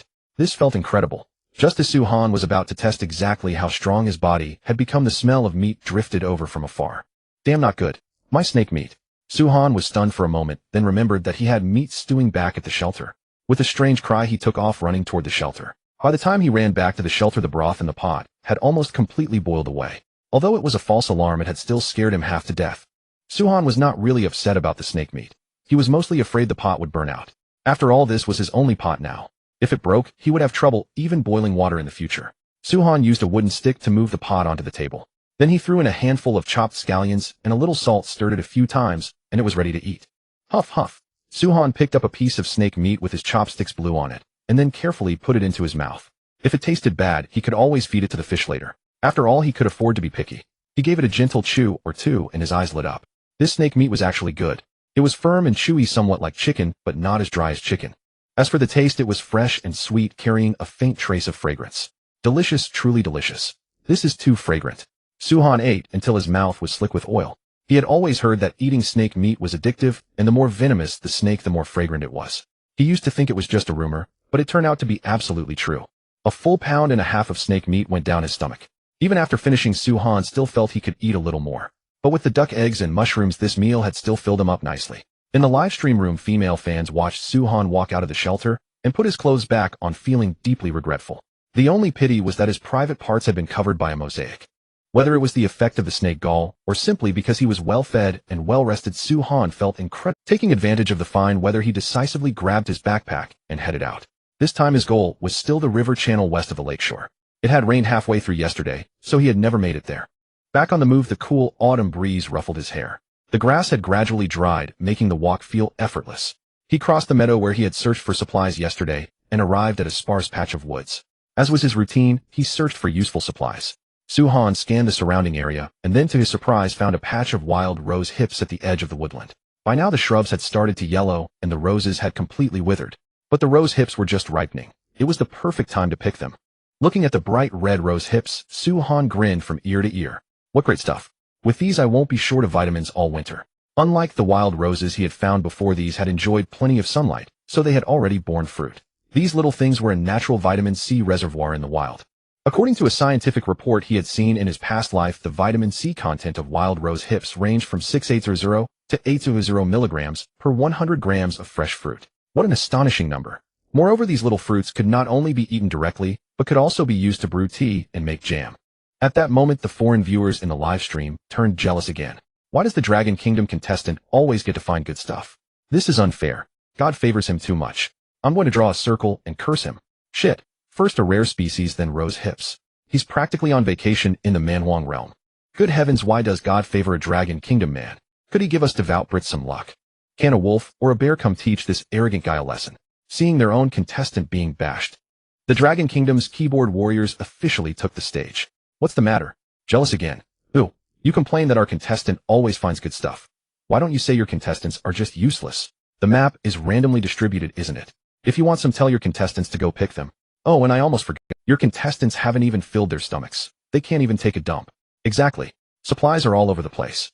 If you didn't bother to search, whose fault is that? If you're useless, don't bark. I remember on the first day you were all going on about Lord Da. If he wants rose hips, tell him to go pick them. Don't tell me he doesn't know how to look. God. Foreign devils, stop barking. We follow Taoism over here. This is heaven's cycle of retribution. What the hell would you know? A wolf. If one came, it would just become Godsu's mattress. As they were saying that, Suhan had barely left the forest when he ran straight into a wolf. This situation was different. Not only had he eaten his fill, but his physical condition had also increased by 30%. In short, his stats were maxed out. Staring at the gray wolf a few meters ahead, Suhan's fighting spirit blazed. He had just been thinking about having no way to burn off his energy, and then a wolf appeared. What a coincidence. The wolfskin trousers waiting at home could finally be completed. In the livestream, seeing Suhan encounter another wolf, the viewers erupted with excitement. Holy crap. Brothers, the wolf pelt trousers have delivered themselves right to our door. My guess is that with Godsu's current state, he could take this thing down with just his fists. Thanks to the foreigner's prayers, haha. It's not even winter yet, and the wolf pelt trousers have already arrived. Thanks a lot. Hello, trousers. At the scene, Suhan and the gray wolf locked eyes. He quietly drew the axe from his waist, already ready for battle. As long as the wolf dared to charge, he would definitely kill it in one blow. But to Suhan's surprise, the wolf merely glanced at him, then let out in a woo, and ran off with its tail between its legs. What a spineless wolf. A total waste. Damn. My pants don't run away. Suhan chased after it with all his might. Hearing the sound of that deadly menace closing in behind it, the fleeing wolf ran even faster. At this moment, the wolf was rather frustrated too. It had only come out for some fresh air and to catch a rabbit to fill its belly. Who knew it would run into a monster whose aura completely crushed its own? Seeing the other party's terrifying expression, it chose to flee without the slightest hesitation. But who could have guessed that the monster would refuse to give up the chase? In the livestream room, the audience was amused by Suhan's line, "My pants don't run away." Folks, I'm dying of laughter. Godsu's pants are running away. Wolf, I know you really want a pair of pants, but I don't want to be that pant leg. Wolf, I'm out of here. Other contestants, oh no, a wolf. When it's our turn, the wolf says, oh no. It's the pants maker. In the forest, the wolf ran as Suhan chased. The distance between them kept closing. Seeing the situation was wrong, the gray wolf suddenly made a sharp turn and leaped into the river. It knew very well that if it kept running it would definitely be caught, so it might as well escape across the river. This time it was Suhan's turn to be dumbfounded. What the heck? This wolf was too clever. It even knew to escape across the river. The livestream viewers all burst out laughing at the sight. You can see Brother Wolf has a strong will to survive. No kidding, the ones that don't are already wolfskins. Wolf, I'm just asking how slick was that turn and jump into the river. Wolf, anyone can accelerate in a straight line. Turning fast is what's really fast. Watching the gray wolf escape across the river, Suhan had no choice but to give up. By now it was too late to take off his clothes and go into the water. This wolf swam very fast and was already in the middle of the river.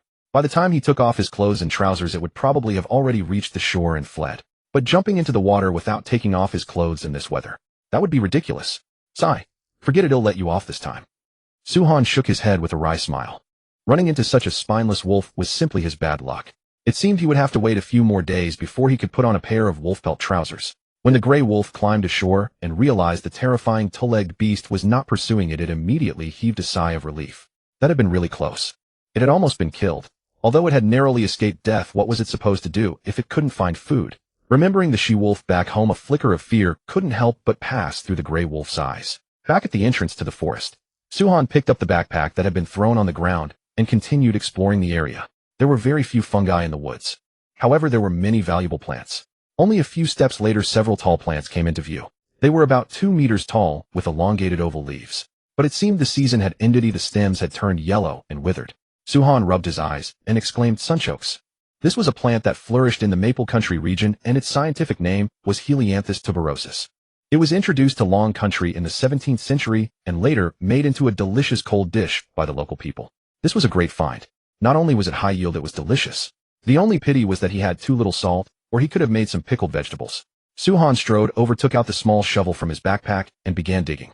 Once he started digging, the sunchokes came out of the soil as if they were being copied. 1, 2, 5. He actually dug a full 30 fine sunchokes out of the ground. Their total weight was as much as 12 gene. Even the 10,000-fold return had triggered 4 times. That meant Long Country had gained 40,000 sunchokes. 12 gene of sunchokes. 2 gene of rose hips. The backpack was gradually filling up. Suhan continued searching the forest for supplies. Soon he found some dandelions and fiddlehead ferns. The former was a common product. Basically, as long as your luck wasn't bad, you could find it almost anywhere. Fiddlehead ferns were different though. Their taste was crisp and refreshing with a slight bitterness, and they were a special vegetable known as the king of mountain vegetables. They were also called dragon claw greens. Finally, I don't have to eat meat today. Suhan muttered softly while picking tender dragon claw greens. The only pity was that the season was wrong. About 80% of the autumn dragon claw greens had already withered and entered dormancy. Only a very small portion remained edible. But the dragon claw greens in front of him were enough to last him 2 days. Picking done, turning back. Then he continued searching. It took Suhan a full 3 hours to collect all the resources in this mountain forest. The reason he spent was that on the western side of the mountain forest, he had found an entire thicket of blueberry bushes covering an area several dozen meters across. He had picked more than 10 gene of blueberries alone. Evening. Suhan sat by the river eating a boiled duck egg while checking the system panel. His skills had now reached 19. Name Suhan. Status energetic. Age 24. Skills 19. Breathing LV 33 greatly increases lung capacity. Even if injured, you won't be too greatly affected. Sleep LV 27. Whenever you want to sleep, you can enter deep sleep, but if there is a loud noise, you will immediately wake. Hiking LV 26 greatly reduces the stamina consumed while hiking.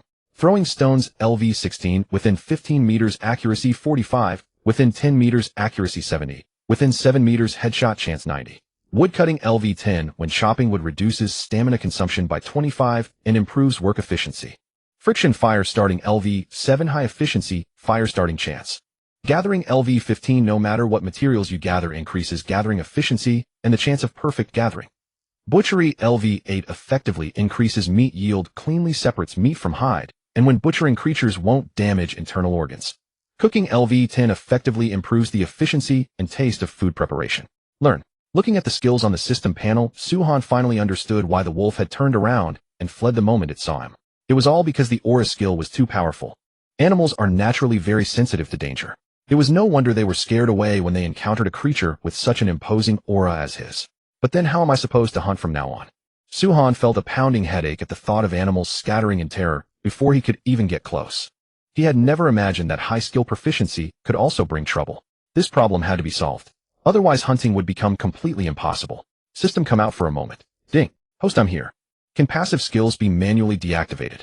In response to Suhan's question, the system quickly explained, host, for your safety, all passive skills are currently kept in an active state. If you need to, you can silently recite in your mind, close skill name, and that will deactivate the passive skill. Suhan smiled slightly. That was more like it. Otherwise, the aura and stealth skills would have conflicted with each other. Break time was over. Suhan stood up, brushed the dust off his clothes, and began to survey the riverbank. The river was wide, about 20 meters across. Both banks were covered with pebbles, and the water was crystal clear. Looking west from the woods, the first thing that came into view was a plain. Farther away lay a valley alive with the cheerful chirping of insects and birds. If only I could build a raft, searching for supplies would be much more convenient.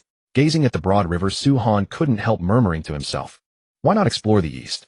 The reason was simple. To the east of the lake stood a high mountain.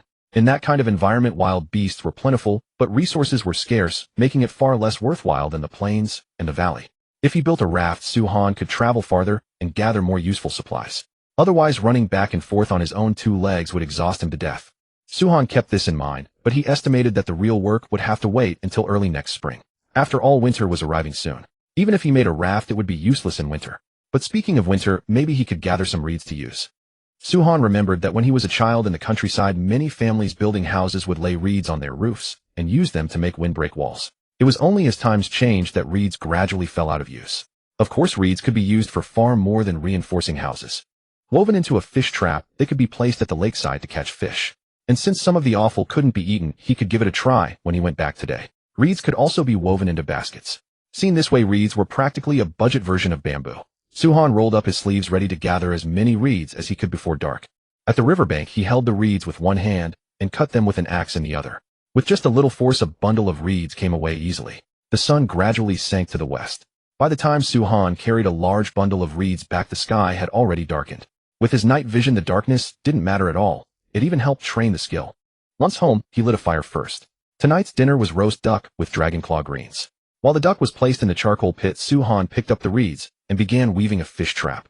Detected host is performing handicraft. Congratulations, you have learned a new passive skill, handicraft. Skill effect: while performing handicraft, your hands will become incredibly nimble, and as skill proficiency increases, both work efficiency and work output will improve. Handicraft EXP 1. Handicraft EXP 1. Suhan fetched 30 reeds, pressed them completely flat, and laid them out evenly on the ground, leaving gaps in between. Next, he took another reed and flattened it. This time it had to be inserted crosswise, keeping one reed above and one reed below. Then he repeated the same motion, but staggered it against the previous reeds. The first strand had to stay at the bottom and the second on top. Then he repeated it once more. All the reeds had to be packed tightly without any gaps, otherwise before he even finished weaving they would fall completely apart. By the campfire, Suhan's hands never stopped. What had begun as clumsy gradually became so fast that it was jaw-dropping. Once the bottom of the fish trap was woven, he bent the reeds into an arc. Next came weaving the sides of the fish trap. The overall process was no different from before. He only needed to narrow the inner diameter when reaching the mouth. In the Longwa livestream room, the viewers were completely stunned. Wait. In the time it took me to take a sip of water, the reeds turned into a fish trap. Are these really the reeds I knew? My eyes have learned it in my hands. Is this something I can make? This hand speed is even faster than my great-grandpa's. I'm stunned. Earlier, I thought Su Shun was going to use these reeds to line the outside wall as a windbreak, but he can make a fish trap out of them too. The foreigners meanwhile fell into an even deeper silence. Amazing. It was simply divine skill. They were only riverside reeds, yet in this big shot's hands they had become a fishing tool. Compared to sitting by the river waiting for fish to bite, a fish trap was undoubtedly far more sophisticated. At least it didn't need someone to watch over it. In less than 40 minutes, the first fish trap was completed. It was shaped like a rolled-up cylinder about 1 meter long and 30 centimeters in diameter. Done. I'll stuff the duck bones and such into it later, then it can go into the water. Suhan set the fish trap aside before starting his meal. He ate an entire duck, plus half a gene of dragon claw greens. Compared to the last roast duck, this one had been elevated by several notches thanks to the Jerusalem artichokes and wild onions. Even the gamey smell was suppressed. Too bad it's missing a little garlic. Suhan alternated between duck and dragon claw greens, eating with unmistakable relish.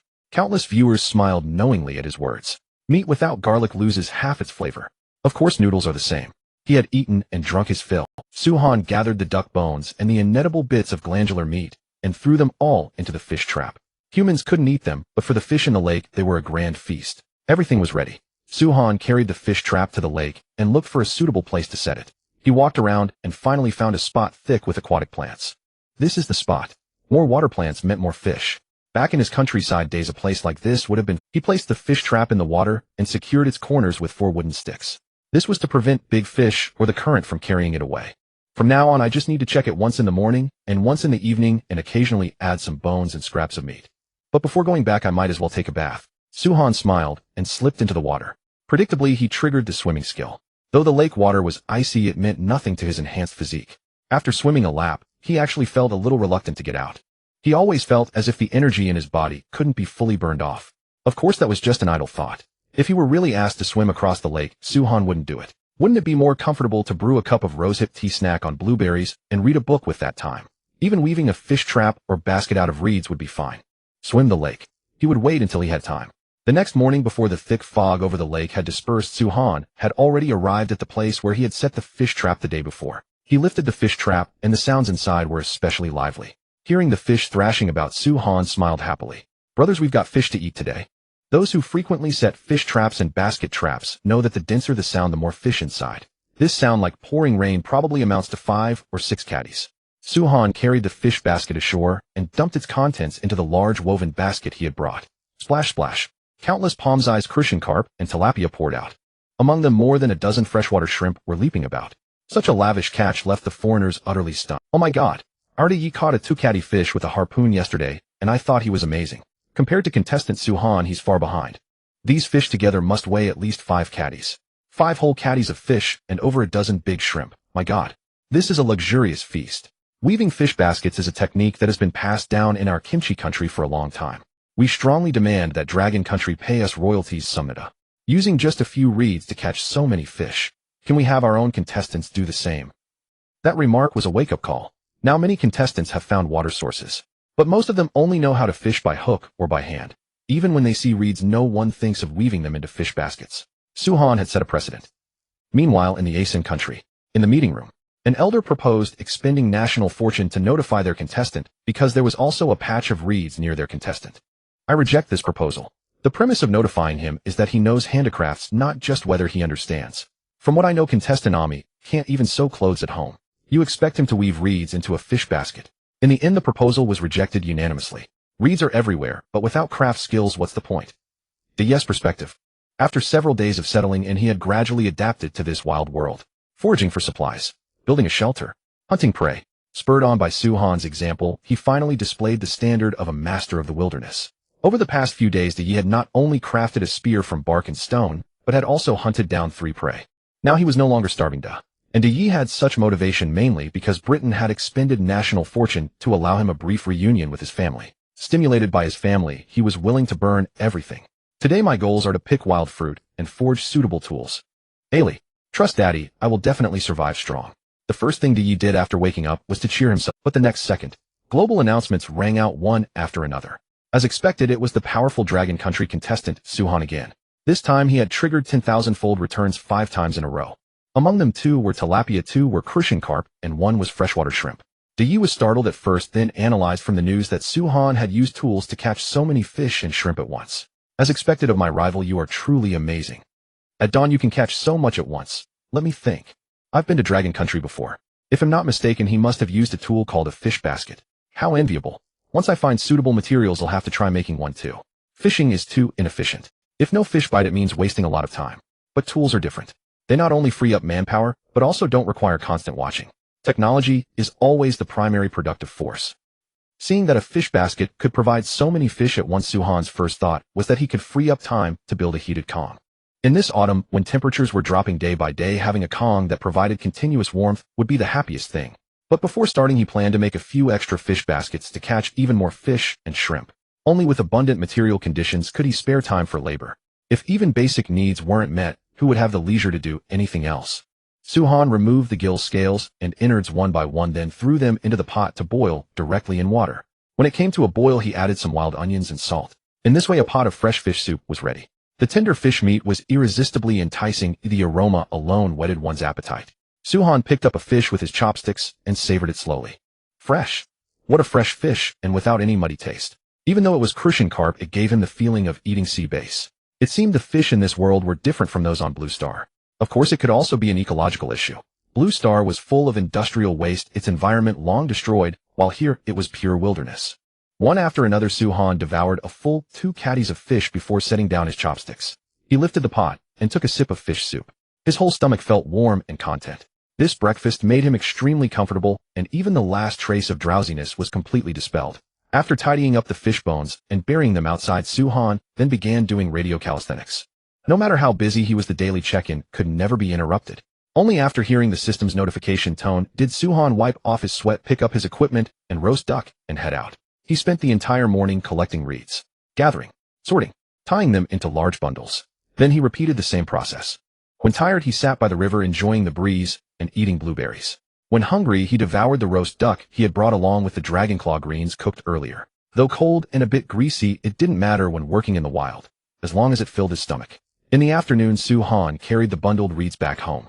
Trip after trip, 10 large bundles of reeds in total. Along the way, some spruce branches suitable for making hemp rope were also tied into bundles and brought back. In the evening, Suhan sat at his doorstep using an axe to peel the bark off the branches one by one, then soak them in the lake water.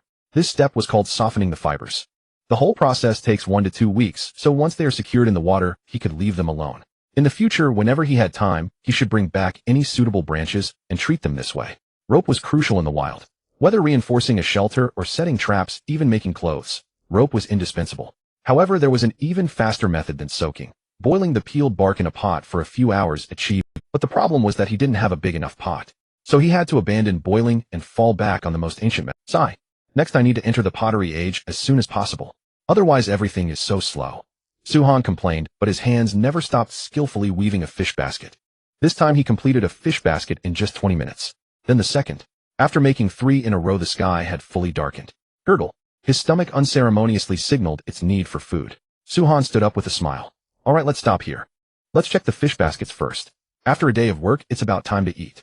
He pulled a torch from the campfire, grabbed the 3 fish baskets he had just made, and strode straight toward the lake. When the fish basket was lifted, a familiar crackling sound resounded once again. The livestream viewers were stunned. What? There are this many fish in the lake.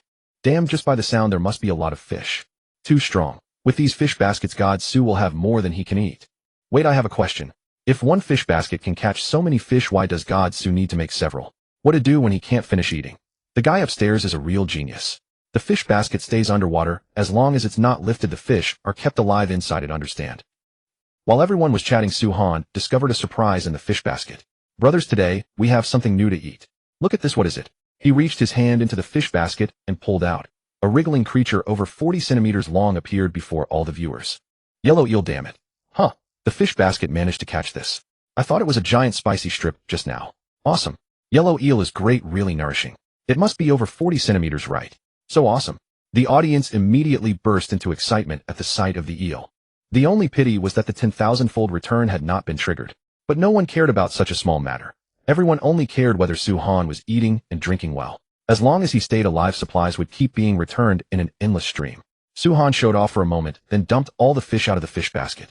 There were about 3 pounds of fish this time. Though a little less than in the morning, he couldn't finish it all by himself. Back home, Suhan began cooking the eel. To stop the eel from thrashing, he dispatched the little fellow with a wooden stick after the water boiled, bleeding it, removing the slime with hot water. He slit open the belly and removed the innards. The audience could still follow this sequence of moves, but Suhan's next move left everyone stunned. He picked up a small yellow lump from the table beside him and tossed it into the pot. Then he dropped in wild scallions and sunchokes. Sizzle. A puff of hot air surged upward. Suhan leaned in and sniffed. The aroma of hot oil and stir-fried food was no joke. So fragrant. At this point, some viewers guessed what he was going to do. Holy crap. Is God Su going to make stir-fried eel? How can you stir-fry in the wild? I get it. What God Su just threw into the pot was duck fat, right? Huh. There's such a trick. Hearing this, everyone looked toward the pot. The wild scallions and sunchokes slowly changed color as they tumbled in the hot oil. It really was possible to make stir-fried food. Seeing that the heat was right, Suhan immediately put the prepared eel into the pot, added a little fish broth, and began to stir-fry. Sizzle. Sizzle. The tender eel quickly curled up and cooked through under the intense heat. Then Suhan threw in some dragonclaw greens and mushrooms. Then he added salt to season it. A few minutes later, the sauce gradually reduced. Smiling, Suhan carried the pot to the table. Family stir-fried food really hits different. I've been craving this taste. On screen, The eel had turned a charred golden color from stir-frying covered with minced wild scallions and sunchokes. Just looking at it made one's appetite open up. In the official livestream room, Bingbing looked at her own bowl of mush and said with a wry smile, "I'd better avoid eating during mealtimes from now on. Otherwise the gap is just too cruel." Li Cheng beside her felt the same. Looking at the stir-fried yellow eel on the screen, then at his own mushy porridge, he simply couldn't swallow it. After enjoying a wonderful dinner, Su Han began weaving reeds. These were to insulate the walls against cold. He planned to use reeds for the inner layer, mud for the outer layer, and then seal it all with red bricks. That would give the shelter 4 layers of protection plus the heated Kong that was about to come. Even if it was minus 30 degrees outside, he had nothing to fear. Of course, making red bricks required large amounts of high-quality clay and a brick kiln. But Su Han had inspected the clay by the lake. It wasn't up to standard for making pottery or red bricks, only good for making some mud bricks. So he planned to make a batch of mud bricks first to get some practice. First, it would increase his proficiency. Second, although mud bricks were of poorer quality, they were more than enough for building a chimney and laying a Kong. At the thought that he was about to enter the pottery era, Su Han felt a burning excitement inside. The next day, Su Han got up very early. After a simple breakfast and finishing his daily check-in, he began to make mud bricks. He walked to the lakeside, found a place with plenty of clay, and dug a pit with a wooden shovel. Then he mixed in dry straw and water, stirring it together to prevent cracking. Once the mixture was ready, Su Han put the clay into a 20,103 centimeters wooden mold to mud bricks too thick wouldn't dry easily, while those too thin would be useless. So this size was his carefully considered design. Meanwhile, in the official livestream room, Bingbing watched Su Han shaping the mud and quickly asked Li Cheng, "Professor, look. What is our contestant doing?" If I'm not mistaken, contestant Su Han is going to fire mud bricks. Mud bricks? Bingbing was a city girl, so she didn't know much about these things. Li Cheng nodded and began to explain to the audience. Mud brick is a low-cost yet highly practical product. It has very low requirements for clay. Any clay that isn't too poor can be used. Back in the 1970s, ordinary families couldn't afford red bricks, and mud bricks were the best substitute. Rural people often used them to build kangs and chimneys. Judging from the fact that our contestant has never leveled the floor of his shelter, I think he wants to build an earthen Kong. I didn't expect contestant Su Han to know how to do even this. It's simply genius. As far as I know, the tactics room was discussing yesterday whether to provide some outside guidance. With our contestant's learning speed, as long as he quickly advances his tech tree, he can absolutely outpace all the other contestants. Unexpected, truly unexpected. Contestant Su Han had already thought of this. Inside the Dragon Kingdom's tactics room, a group of bespectacled experts were dumbfounded. Then one of the experts suddenly laughed. "Alright, let's save ourselves the worry. He's already planned it all out. This is probably what genius looks like." The others began laughing too. By then, Su Han's first mud brick had already been unmolded. When the number of mud bricks reached 8, he returned to the shelter, fetched a torch, and started a small fire in the center of the pile of bricks. This was to speed up drying. If he relied on air drying alone, it would take at least 1 to 2 weeks. He didn't have that much time to sit around and wait. While the first batch of mud bricks was drying, Su Han started making the second batch. And unsurprisingly, he triggered the skill pottery making. Well, mud bricks actually counted as pottery. The system was pretty decent. Su Han didn't stop for the entire morning, and he made a total of 100 mud bricks before finally taking a rest. Lunch was fish again, just a simple meal to fill his stomach. After eating, Su Han hurried out to make the brick kiln. This was even simpler than building a house. Because he had to fire a large number of mud bricks, the diameter of the earthen kiln couldn't be less than 40 centimeters. Su Han first dug a long pit near the clay pit, then made a tray to hold the mud bricks. The tray couldn't be too thin, or it would risk cracking after being burned for a long time. Therefore, the thickness had to be at least 5 centimeters, and the diameter was set at 40 centimeters. Su Han made a tray out of clay, poked holes in it with a thick wooden stick, and placed it over the long pit. Then he fetched more clay and began building the earthen kiln's walls with an overall thickness of about 15 centimeters. Layer after layer of clay was piled onto the walls. When the height reached 1 meter, the earthen kiln was initially complete. At this point, Su Han blocked the long pit with clay, then fetched dry firewood, and officially started the fire. This process was meant to remove the moisture from the walls and the tray, so the heat could only be increased gradually. As time passed, Su Han gradually increased the heat. By 4 o'clock in the afternoon, the flames inside the entire earthen kiln were already roaring, and tongues of fire shot through the smoke with harsh sounds. Hum, hum, hum. And the walls of the earthen kiln had turned a grayish white. This state meant it was ready for firing bricks. Su Han stepped forward and removed the firewood. When the temperature came down, he put the dried mud bricks inside one by one. Next came the real firing. He added firewood and preheated the kiln over a low flame. This process lasted a full 6 hours, and aside from adding firewood, he didn't need to watch over it. After adding the firewood, Su Han turned to weatherproof the walls against wind and cold. He carried the woven reeds outside, tied them to the wood with dry straw, and finally sealed them with clay. The task wasn't difficult. It was just a hassle to keep fetching water. This made him even more eager to make a clay pot. At 10 p.m., Suhan arrived at the earthen kiln on time to check how the mud bricks inside were firing. By now the mud bricks had turned a glowing red. The entire earthen kiln was radiating enormous heat. Suhan smiled slightly, sealed the kiln top with a wooden stick, and muttered to himself, "All right, leave the rest to time. See you tomorrow, guys." Suhan yawned and went to sleep. With all the brickmaking and wall sealing today, he was exhausted and needed to rest early. But the viewers in the live stream room were chatting eagerly with no trace of sleepiness at all. Godsu's progress is really fast. While the other contestants are going hungry, he's already living in a bunker shelter. By the time the other contestants have temporary shelters, Godsu has even fired mud bricks and is about to make pottery. TSK. In comparison, the other contestants are basically cavemen. Can't help it. Our Godsu is just too strong. Mud bricks, what nostalgic things. When I was a kid, the Kong at my hometown was made with these, but the mud bricks back then were cruder. They weren't even fired, they were just dried in the sun before being used. If you don't care about efficiency, air drying is fine, but what Godsu values is being quick and steady. If it rained during air drying, how could one person deal with that many bricks? I'm already looking forward to Godsu making pottery. His hands are so clever. I bet whatever he makes will be at the level of collectible crafts. Me too. Too bad Godsu didn't shower today. I'm so sad I didn't get to see his abs. The next morning at dawn, Suhan skipped breakfast and hurried to the earthen kiln to check on the results. Lifting the seal layer at the top, rows of gray-orange bricks came into view. Unexpectedly succeeded on the first try. Delighted, he pulled the bricks out of the kiln and tapped them together. Clang. Two crisp, resonant sounds rang out from the bricks.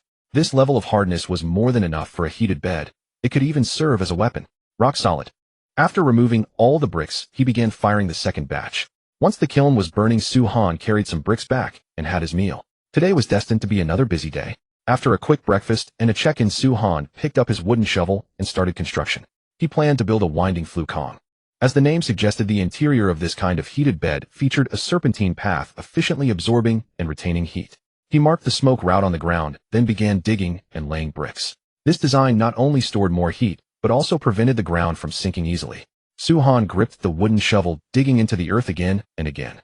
The Kong he designed was situated at the very back of the shelter, hugging three walls. The left and right sides were sealed with earth bricks and clay, while the rear wall had an opening for the chimney. In front of the Kong, he could build a stove. Boiling water and cooking meals would all be done there. But before the floor was even laid, Suhan realized he had run out of bricks. There was no other choice. He had to fire more bricks in the kiln. So the single kiln outside became 4. Over the next 3 days, Suhan was fully occupied with making bricks, firing bricks, and laying the Kong. With 4 kilns running, brick production became much faster. He could now produce 120 bricks a day. With an ample supply of bricks, the construction of the Kong progressed swiftly. On the evening of the 3rd day, Suhan laid the final brick, then plastered the entire Kong with a layer of clay about 3 centimeters thick. Without that coating, the Kong would burn so hot you wouldn't be able to sleep. Don't ask how he knew. Had learned from bitter. Time to build the chimney. Suhan wiped the sweat from his forehead and carried his tools to the back of the shelter. The pit was already dug, running straight to the smoke outlet of the Kong. All he had to do was seal the gaps in the walls with clay and build a chimney from earth bricks. Fortunately, the shelter is only 1 meter tall, so a chimney of 1.5 meters will be enough. Suhan laid bricks at the bottom of the pit, arranging them in a square shape that rose layer by layer, each course staggered against the seams of the one below. This technique was called offset masonry, which greatly improved the structural integrity of the chimney. Otherwise, a strong gust of wind could easily topple it. At 7 in the evening, Suhan finally stopped working. Gazing at the chimney he had built with his own hands, a deep sense of pride welled up inside him. With the heating problem solved, the next step was to live a better life. However, Suhan had no plans to fire pottery tomorrow. Eating fish every day was starting to drive him mad. So tomorrow he intended to circle the lake and head to the eastern foothills to scout the area and hunt some game to improve his diet. Sigh. If only that wolf hadn't been such a coward, I wouldn't be stuck eating fish every day. Suhan grumbled as he headed inside to cook. Little did he know, a wolf deep in the valley suddenly shivered. It raised its head and scanned the surroundings. Only after catching no scent of an enemy did it show a puzzled look. Inside the shelter, as firewood was fed into the stove, the temperature in the room gradually rose. Wisps of white vapor began to drift up from the Kong. It was the clay releasing moisture. If he wanted to sleep on a warm Kong tonight, he had to dry every bit of that plaster first.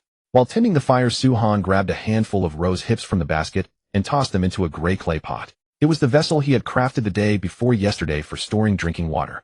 Though it wasn't much to look at, it worked perfectly well for boiling water. Soon the water began to churn. A pot of fragrant rose hip tea was ready. Suhan took a sip, then picked up the encyclopedia and started reading. He had already read 7/10 of the book, and its contents were practically etched into his memory. He estimated he would finish the entire book in just a few more days. Just as Su-Han was immersed in reading the national survival game, suddenly released an announcement. Notice today is the final day of the beginner phase.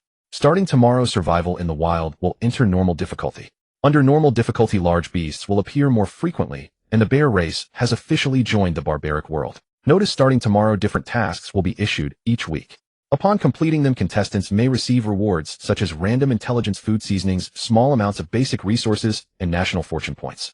Notice every task will feature a leaderboard, and first place will receive extra rewards. Failing to complete a task within the specified time will result in a deduction of 3 national fortune points as a penalty. Notice tasks will only be released after midnight. Notice beasts will still not appear in groups. Finally, we've passed the beginner phase this quickly. I didn't expect the national survival game to include tasks. The rewards look pretty tempting. Su-Han opened the announcement panel, which contained detailed descriptions of the task rewards. Random intelligence, just like the high-grade clay he had once obtained, would mark a resource point directly on the map and illuminate a small portion of the surrounding terrain. As for food, it provided a day's worth of meals with no expiration date. It could be stored in the system space and taken out at any time. Not only was it convenient, but it was also highly practical. If he could earn such a reward, heading out in the future would be far easier. As for seasonings, they consisted of basic items like sugar, salt, pepper, and soy sauce. Regarding the small amount of resource rewards, Su-Han examined it closely as well. All he could say was that it was a pure lottery pool. For instance, when you received a resource reward, you might get a length of rope or a stub of candle. Of course, if you were truly unlucky, drawing a handful of dry grass was entirely possible. Worst of all, Su-Han spotted a lump of cow dung in the reward pool. Anyone drawing something like that would probably lose their mind, though perhaps some people might actually be thrilled. Su-Han shook his head and chuckled. Meanwhile, in America, the land of the free. Damn it, our contestant just settled down. And now the difficulty spikes out of nowhere. I strongly suspect this national survival game is trying to kill us. Why did the beginner phase end so soon? Shouldn't we get more time to develop? This is unfair. I demand to protest. Can you all shut up? This might actually be an opportunity. Look, tasks will appear every week. As long as our contestant completes them, we get rewards. Even a food reward is pretty good, right? An opportunity, my ass. Elder Susan, have you considered what happens if the task requires us to kill a bear? Well, in Korea, Cybele, why would the bear race join the game? Please don't let my oppa run into one. Everyone look at Park Don-Yao oppa's livestream. Oh no. He's encountered a bear. Run. No, wait, running is useless. Bears will chase you. Whoa, he just caught a plump grouse. Could the scent of blood have attracted the bear? Please don't let anything happen, Park Don-Yao oppa. At this moment, we switch to the perspective of Piao Duan-Diao, the kimchi country contestant. A while earlier, under the cover of night, he had spent a long time outwitting a grouse and finally managed to capture it. But just as he was happily preparing to head home, he slammed into a wall. Already exhausted, Piao Duan-Diao instinctively began cursing. Who's hiding behind me, Sybil? Believe it or not, I can call 500 bodyguards to kill you in a minute, Sybil. You. Suddenly, Piao Duan-Diao sensed that something was wrong, and his voice gradually faded. He seemed to have arrived in the primordial realm, and all the contestants had been scattered. Who was it that appeared behind him? He reached out and touched it, furry and still quite warm. Wait. The earlier national fortune survival announcement seemed to have said that the bear clan had joined this world. So, Piao Duan-Diao didn't dare to think further, but his body couldn't stop trembling. He slowly raised his head. Under the moonlight, a giant bear, over 2 meters tall, was staring blankly at him. It's over. My life is about to end. At that moment, Piao Duan-Diao soiled himself completely. His entire body went limp and collapsed to the ground, while the grouse he had caught, now free, hopped away. Gur. The giant brown bear looked at the running grouse, bent down, and snatched it with one paw. Cuckoo. The grouse struggled desperately. It didn't want to end its 20-healthier life so easily. But how could the strength of a single chicken rival a bear? With a miserable shriek, it ended its own life. The brown bear licked the corner of its mouth, then looked down at the lump on the ground with a puzzled expression. Is this also food? It lowered its head and sniffed, then quickly pulled back. Damn. So stinky. So, is this the place for shitting? The brown bear wore a thoughtful expression, then under Piao Duan-Diao's horrified gaze turned around and aimed its rear at his face. Since this was feces, perhaps this was a good place to use the toilet. The clever bear thought so. PRRT. A reeking pile of substance completely flooded Piao Duan-Diao's face. Meanwhile, the viewership of his livestream room skyrocketed. From the original 10 million, it shot straight up to 300 million, and it was still surging. At this moment, in the Dragon Country livestream room, an enthusiastic viewer sent a bullet comment. Extra. Extra. The kimchi contestant ran into a bear. Go watch. The audience members who had been staying in Su-Han's livestream, ignoring reality, suddenly became intrigued. When everyone switched to the neighboring Kimchi Country contestants livestream, they were all stunned. A bear was actually taking a dump on the contestant. Holy shit. That's terrifying. No, it's hilarious. Haha. The bullet comments were in chaos. All the Dragon Country viewers burst into laughter. 666. The Kimchi contestant is truly something else. He can always pull off some new trick. Will he become the first contestant to be suffocated to death by poop? People used to call this Sissy Korean week. Today I'll speak up for him. Tell me who else could survive under a brown bear. It's already been a minute, right? What endurance. The brown bear has diarrhea, yet he still remains completely motionless. No, his finger moved, and he's digging hard into the ground. Back in the frame, the brown bear finally left. Before leaving, it even knew to scrape some dirt. Oh, anyway, it was more civilized than Asan. When the sound of footsteps gradually faded away, Piao Duandiao finally turned over and freed himself from the bear dung. But every time he took a few breaths of fresh air, the bear stopped and turned around. Not good. Piao Duandiao immediately lay down and played dead. Ahead, the brown bear tilted its head in confusion. Was it an illusion? It had seemed to hear something just now. Forget it, better to find a den and sleep. The brown bear shook its head and disappeared completely into the forest. After Piao Duandiao confirmed it was gone, he immediately vomited violently. He nearly brought up bile. What a terrible day. Not only had he lost dinner, he had also been humiliated by a bear. Damn it. If only I had a hunting rifle. No, better yet, a tank. That doesn't seem right either. Our Kimchi Country doesn't even have its own tanks.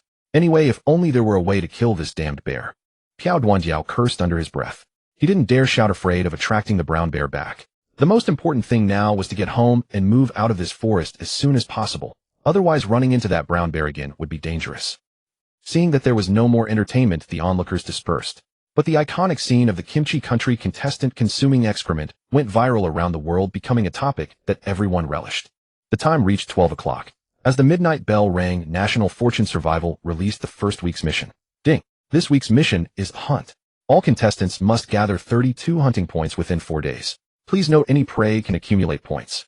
Hunting small animals earns 1 point. Hunting prey such as fish and fowl earns 2 points. Hunting large prey earns 20 points. Hunting large wild beasts earns 40 points. Hunting ferocious beasts earns 100 points. Special: a single kind of prey can only earn up to 16 points. Hint: killing a ferocious beast grants a special title. Hint: the points leaderboard has been released. The top 15 contestants will receive rewards, and first place will receive an extra reward. No contestants who do not have enough points when the mission ends will have 3 points of national fortune deducted as a penalty. When the mission was announced, the whole world was in an uproar. This first week's mission was far too harsh. 4 days to gather 32 points. Could anyone really do it? Moreover, they weren't allowed to rely on a single kind of prey to earn points. The most terrifying part was that hunting large prey only gave 20 points. That is to say, even if you killed a deer, it wouldn't be enough to complete the mission.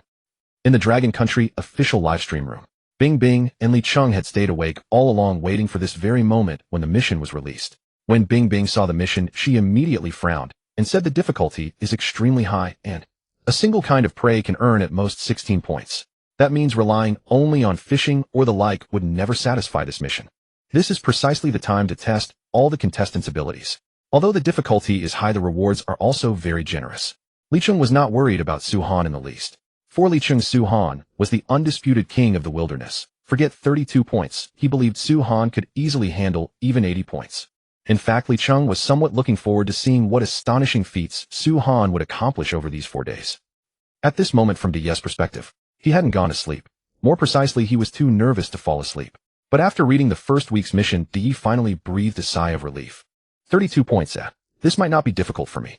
I can catch fish in the river and accumulate 16 points that way. The remaining 16 points will require careful planning. The easiest to get are squirrels and rabbits. They give very few points, but you can easily catch them with just a few traps. Next are grouse, wolverines, and similar creatures. After setting his plan, Yi went to sleep with peace of mind. A gang from Dragon Country and the other contestants did the same. I believe tomorrow's competition will definitely be extremely interesting, because every person's hunting method is. The next day in the early morning, Su Han woke from his slumber. Unlike previous days when he had been jolted awake by the cold more than once, today was different. Today, however, his body stayed warm and cozy. So much so that he honestly didn't want to get up. But that thought vanished in an instant. This was no time to lie flat. Every task that needed to be done could not be skipped. He got out of bed. He washed up. During breakfast, Su Han carefully checked this week's tasks. Hunting. It's not exactly difficult, but the key problem is that I don't have a bow and arrows. Trying to kill a fierce beast would probably be a bit tough. But taking down a few wolves shouldn't be a problem. I just don't know what the extra reward for first place is. On the bulletin board, there were many categories of large prey. Herbivores such as deer, sheep, and horses, as well as small carnivores like foxes were grouped into one category. Large wild beasts, meanwhile, referred to wolverines, wolves, and leopards, with moose also placed in this category. That was because moose were enormous in size and had extremely fierce killing power. As for true fierce beasts, there was currently only one type, bear. Regarding this week's event, Suhan had only one thought: seize the championship on the points leaderboard. Therefore, small animals could be directly ruled out. With that, the target becomes crystal clear. He'll make a few weapons later, then head into the mountains to scout. However, since fish count as prey, the ones in my fish basket should also provide some points, right? Forget it. Let me go take a look first. Suhan arrived at the lakeside and lifted the fish basket out of the water. As expected, the notification sound of National Fate Survival appeared. Notification: you caught a small fish the size of a palm. Because the prey was too immature, it is worth only 0.5 points.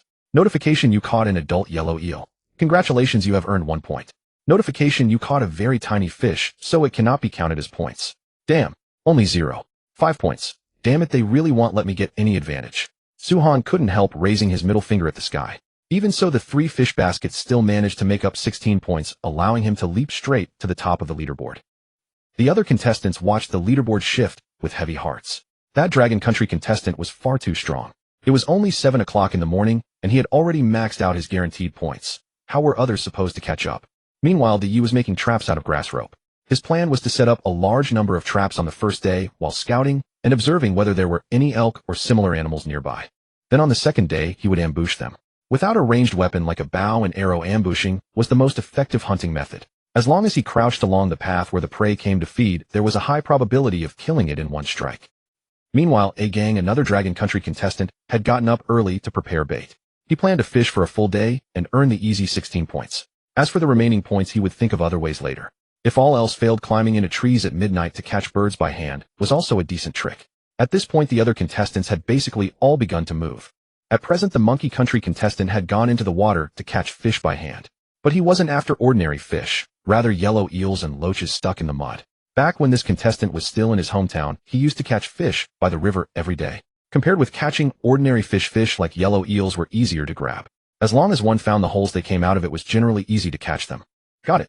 The Monkey Country contestant grabbed a constantly wriggling object in the mud and excitedly yanked it out. To his shock, it turned out to be a big spicy strip, a snake. What the hell? The Monkey Country contestant's face turned pale with fright, and he hurriedly threw it away. But it had still just given him 2 points. Meanwhile, He had also gained something.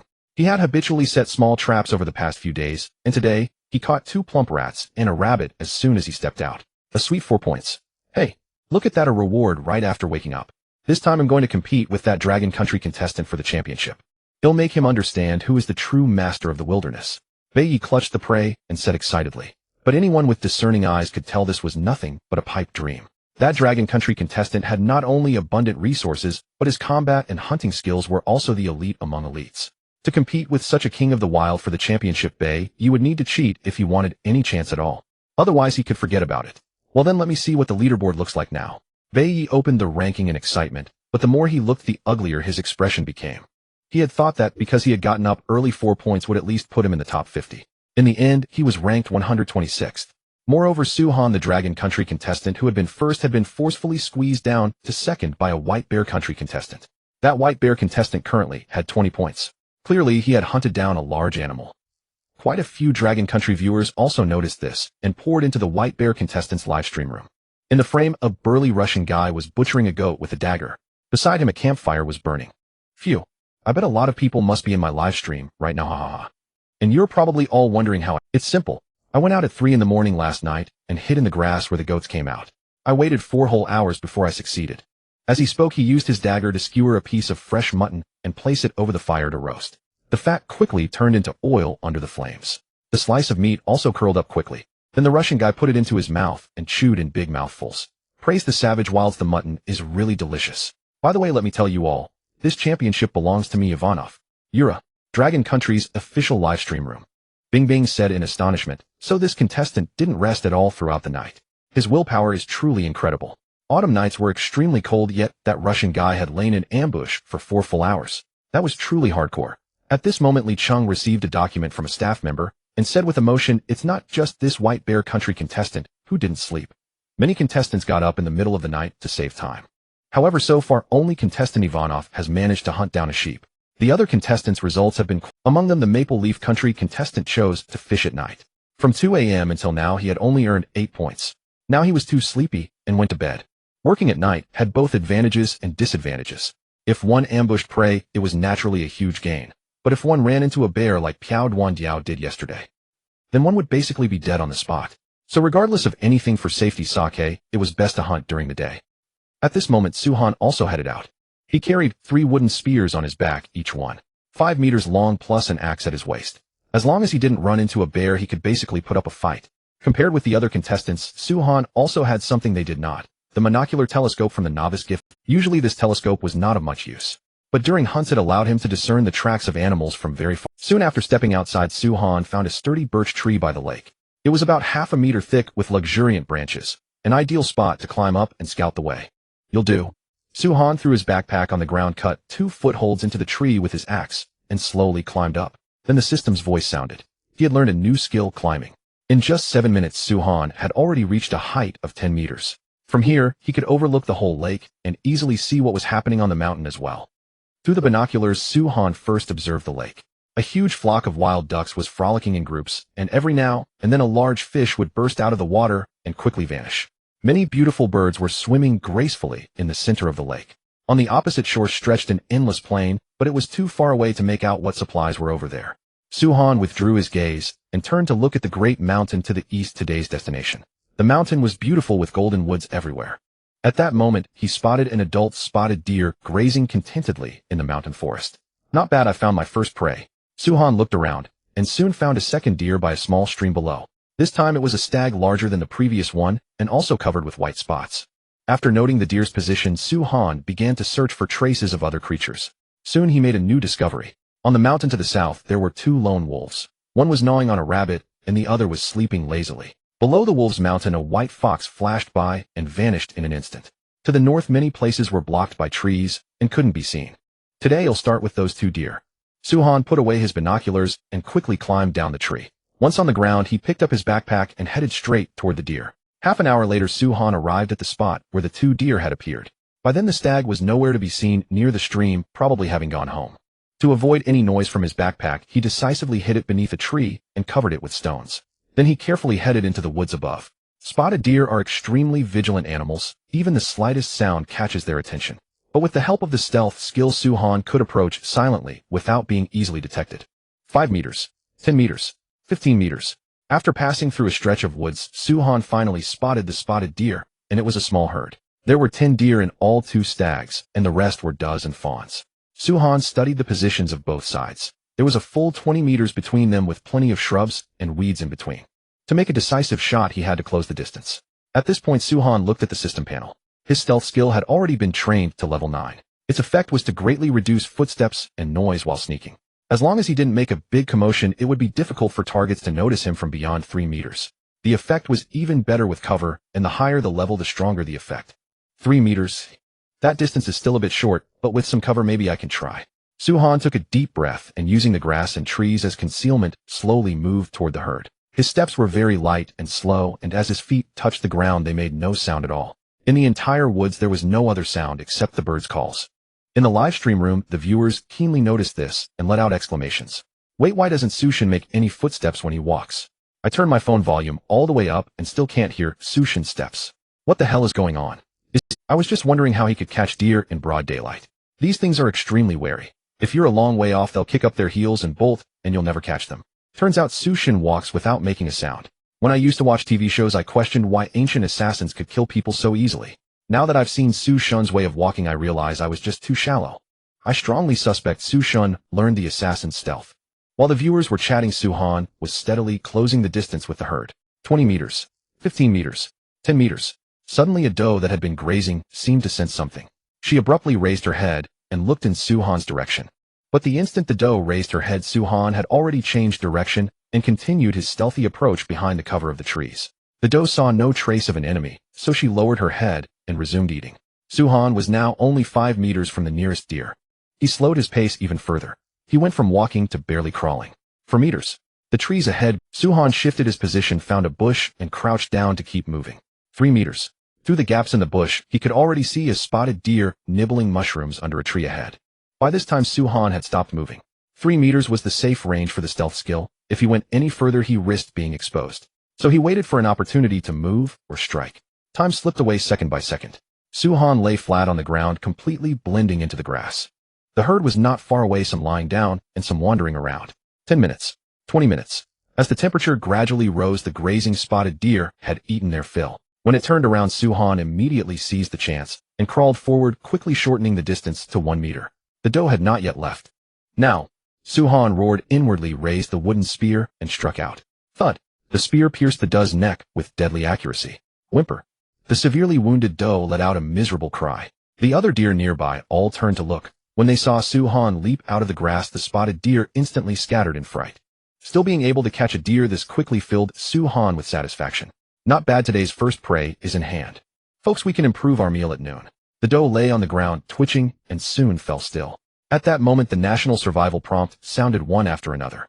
Congratulations. You have hunted a female spotted deer, triggering a 10,000-fold return. The Dragon Nation will receive 10,000 female spotted deer. Notification: you have gained 20 hunting points. Notification: the leaderboard has been refreshed, and you have become the first on the leaderboard. Notification: you have completed this week's hunting mission, so no penalty will be triggered. In the livestream, when the viewers saw Su-Han hunt a deer, they cheered excitedly. He had now earned 36 points. Even if he didn't hunt anymore, the mission was already complete. But just when everyone thought Su-Han would bring his prey back, he hoisted the doe onto his shoulder and walked off in another direction. What is God Su trying to do? Carrying prey around like this will easily draw the attention of large beasts. Go home first, God Su. Yes, stash the deer at home first, then we can come out again. Do you think there's a possibility that God Su is deliberately luring the beasts on the mountain? Usually he's so meticulous, he couldn't be unaware of the risks of running around with prey. Huh. This is a bit risky, isn't it? What if we run into a bear? We'd lose both the prey and our lives. No, God Su just observed from the tree earlier.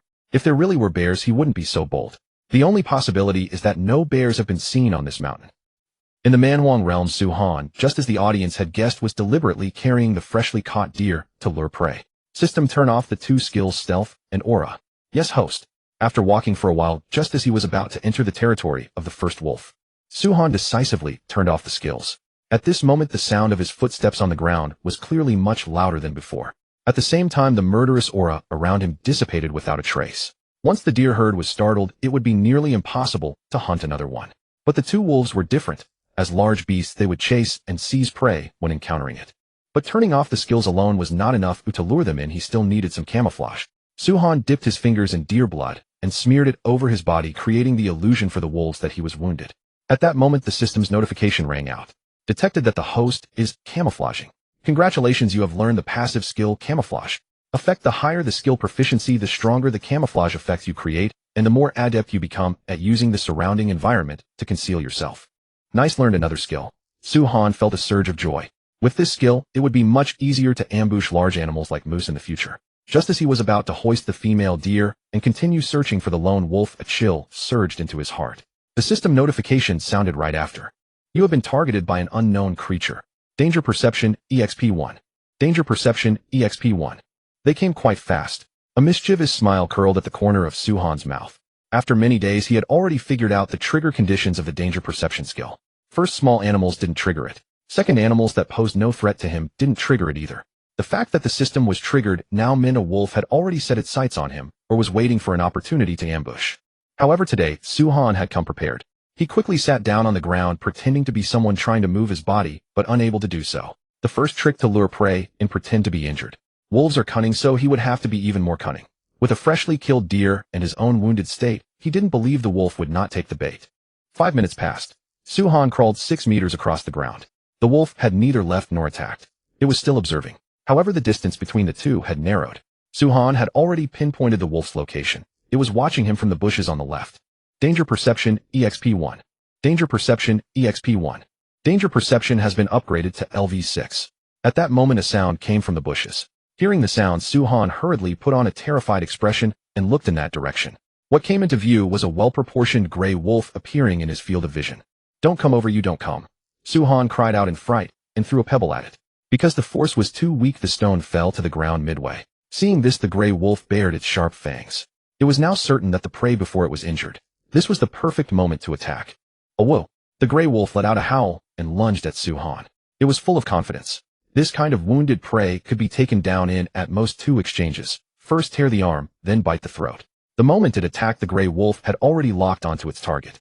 Its speed was tremendous. It covered the 20 meters in just a few breaths. 5 meters, 3 meters, 2 meters. The gray wolf pounced. Perfect timing. Suhan roared. At the same time, he activated the aura skill. The sudden burst of fury startled the gray wolf badly. What was going on? Wasn't this prey wounded and unable to move and looking utterly terrified of it? Could it be that he was putting on an act for it?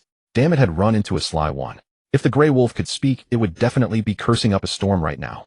Too bad it couldn't. Tip: the gray wolf is cowed by your aura. Its combat effectiveness drops sharply. Suhan ignored the system announcement, gripped the wooden spear tightly with both hands, and thrust it straight toward the gray wolf's throat. Detected that the host is using a wooden spear to kill enemies. Congratulations, you have learned the passive skill with spear technique. A whoa. Accompanied by a short, sharp cry, the gray wolf was instantly severely wounded, its entire body pinned to the ground. But it wasn't dead yet, and still wanted to flee this place. Suhan, however, wasn't about to give it that chance. With a slight hook of his toe, a second spear came into his hand. Squelch. This time it pierced through the head. The gray wolf was now dead beyond dead. At this moment inside the livestream room, the audience was completely conquered by Suhan. From camouflage to acting, and to the final kill, it was simply, oh my god, Su put on a brilliant show for us. Cunning wolf. Sorry, but this guy is even more cunning. Gray wolf, this guy doesn't play fair at all. He promised he was injured, promised he was weak and powerless. Just now when Su sat on the ground, I thought he was tired. Turns out he had already noticed the wolf lurking in the shadows. Holy crap. I can only say holy crap. An Oscar-winning actor in the flesh, right? This morning that Russian hunter killed a deer, and the foreigners almost praised him to the heavens. Now Su has killed 2 prey in a row. What do you say about that? Moreover, the whole process took less than half an hour. Where are the naysayers now? Come out and bark, you haters. This is what stealth and hunting really look like. Foreigners, watch closely and learn. Congratulations. You have hunted a gray wolf, triggering a 1000-fold return. The Dragon Nation will receive 10,000 gray wolf carcasses. Tip: you have earned 40 hunting points. Tip: the leaderboard has refreshed. You are still in first place with 76 points. The second place hasn't changed, still 20 points. Hey, today's harvest is pretty good. Go home. Suhan glanced at the leaderboard and prepared to head back. He had originally braced himself for a full day of effort, but hunting had gone far more smoothly than expected. Looking at the deer and wolf on the ground, Suhan was troubled about how to carry them back. The female deer weighed about 70 gene. The gray wolf he had just killed, though somewhat small in build, still weighed at least 90 gene. Carrying both at once was unrealistic. He could only take them one at a time. But doing so risked them being stolen or even eaten. Suhan looked around and decided to bury the wolf on the spot, covering it with stones and leaves. As long as he was quick, there shouldn't be any major problems. After digging a small pit with his axe, he buried the wolf and then covered it with leaves and stones. Seeing that everything looked fine, Suhan immediately carried the deer down the mountain. He practically jogged all the way home, and only after placing the deer in the shelter did he turn back to the mountain. Suhan was in luck. The wolf indeed hadn't been stolen, and there were no animal tracks nearby. He dragged the wolf out of the pit, hoisted it onto his shoulder, and headed down the mountain. Just as he was about to reach the foot of the mountain, an ear-splitting roar came from the forest to the north. Countless birds were startled and took to the sky in a flutter. At this stage, the only thing with such presence would probably be a bear. Suhan stopped and murmured. The Longwa livestream room. The audience had also heard the commotion. Without a doubt, it was a bear. Just as everyone thought Suhan was about to leave, he actually dropped the wolf and headed toward where the bear was. This terrified everyone. Holy shit, bro. Wait, Master Su. Stay calm. That's a bear. Your wooden spear won't work. Explore the area ahead later, Master Su. Master Su, come back. Master Su. Compared to the worries of the Longwa viewers, the foreigners grew excited. Yes. Bear Daddy, take down this bastard son of a gun. Show him your power. Hahaha, Amaterasu is showing her power. This idiot has lost his mind. Does he really think he can kill a bear with a wooden stick? Great Bear Appa, kill that Longwa person. He'll burn incense for you every day from now on. The barbaric wilderness. Suhan activated stealth and deactivated aura. His entire body moved like a phantom through the dense forest. Roar. The furious roar grew louder and louder. At the same time, there were some low whining sounds. This bear seemed to be locked in combat with some creature. Suhan stopped and observed for a while nearby, then found a suitable tree and quickly climbed up. He moved like a nimble monkey, reaching the treetop in just a few breaths. He gently pushed aside the branches. Not far away on the grassland, a brown bear was fighting 2 wolves. One of the wolves had already been crippled, yet it still showed no intention of fleeing. What was going on? Wolves were cunning and intelligent beasts. They shouldn't be tearing at each other in broad daylight, unless there was some special circumstance that left them no room to retreat. Suhan took out his binoculars and scanned the area. When his gaze penetrated through the trees and landed on a low cave, two adorable wolf cubs came into view. Their bodies were grayish-white, curled up on the ground. At most, they were probably no more than 2 months old.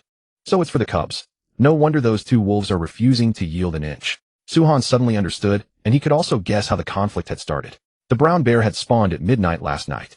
The wolves had been living in the cave all along. When the brown bear had wandered here searching for a den, the two wolves, to protect their children, had no choice but to attack preemptively. Charge in and pick up the scraps. Suhan quickly dismissed the idea.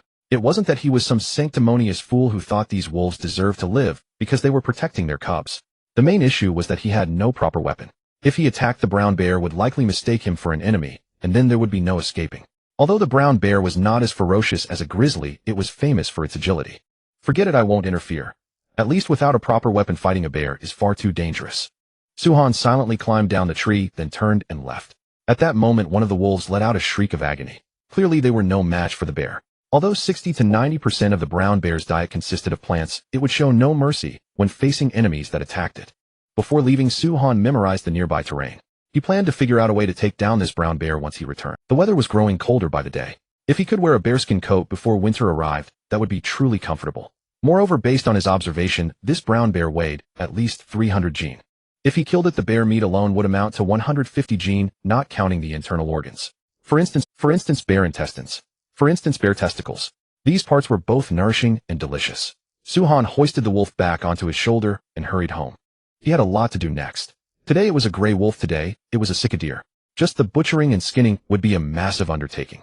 Moreover, with so much meat, if he didn't smoke it, it would probably go bad within 2 days. Back at the shelter, Suhan placed the gray wolf on a wooden board and took out his axe to begin skinning. It was delicate work, but fortunately his butchering skill had been honed to level 8, making him quite efficient. In less than 30 minutes, a complete wolf pelt had been removed. Next came the deer pelt.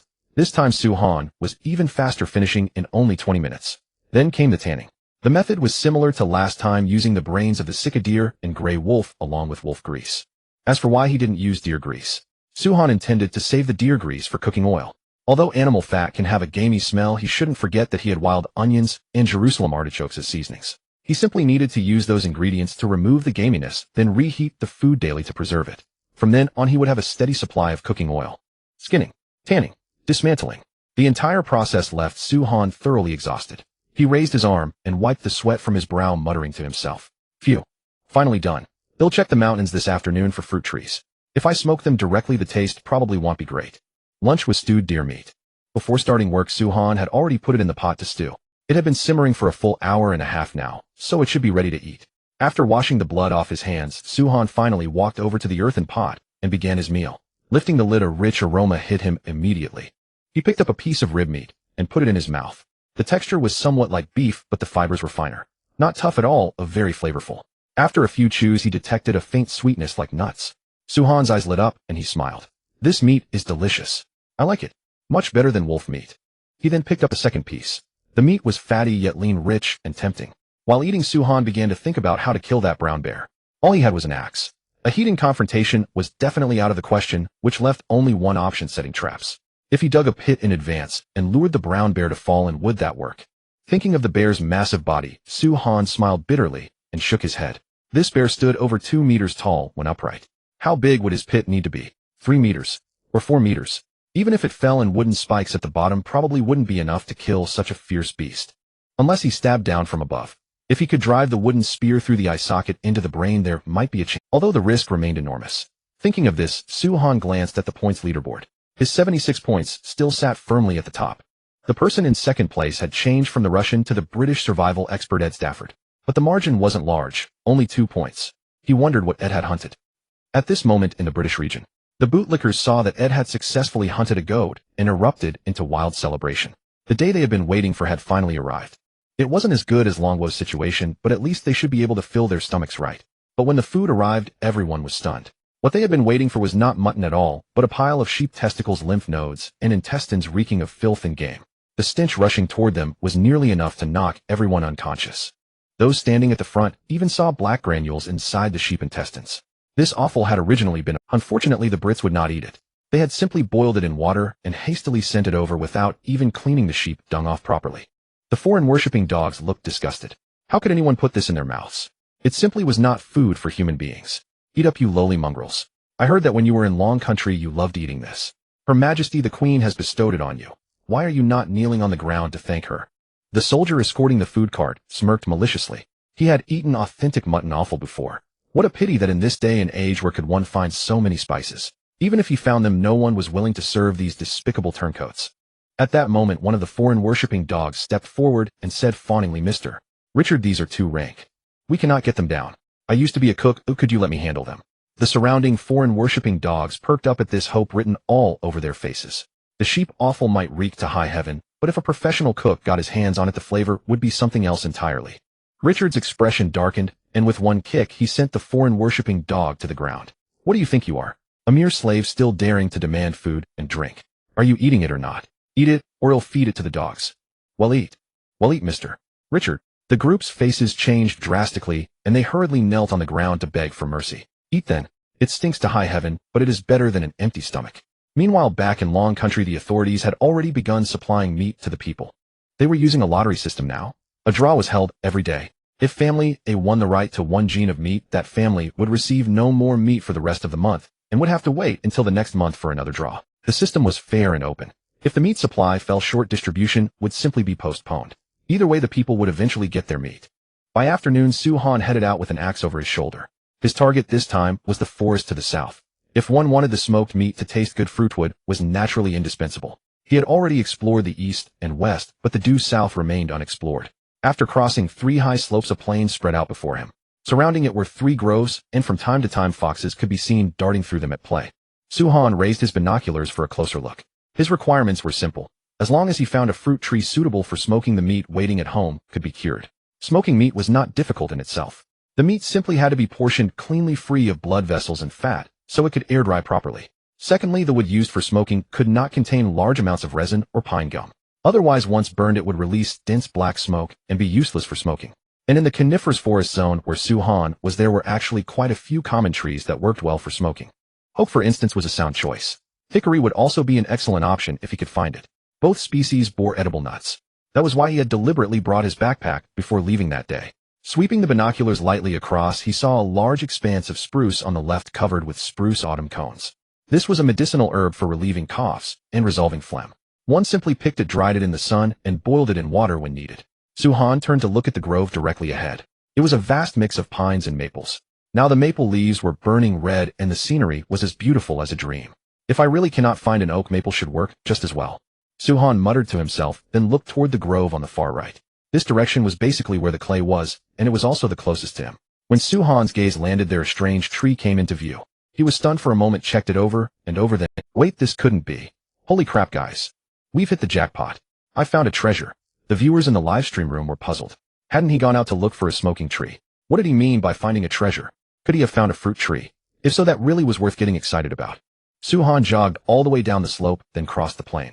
It took him a full 30 minutes to reach the tree. It was a tall tree, upright and straight with grayish-brown bark. As he moved closer, a faint, pleasant fragrance could be detected. Official livestream. Li Chung saw the tree in front of Su-Han and shot to his feet. His eyes went wide and his voice trembled. This can't be Cinnamon, can it? Cinnamon.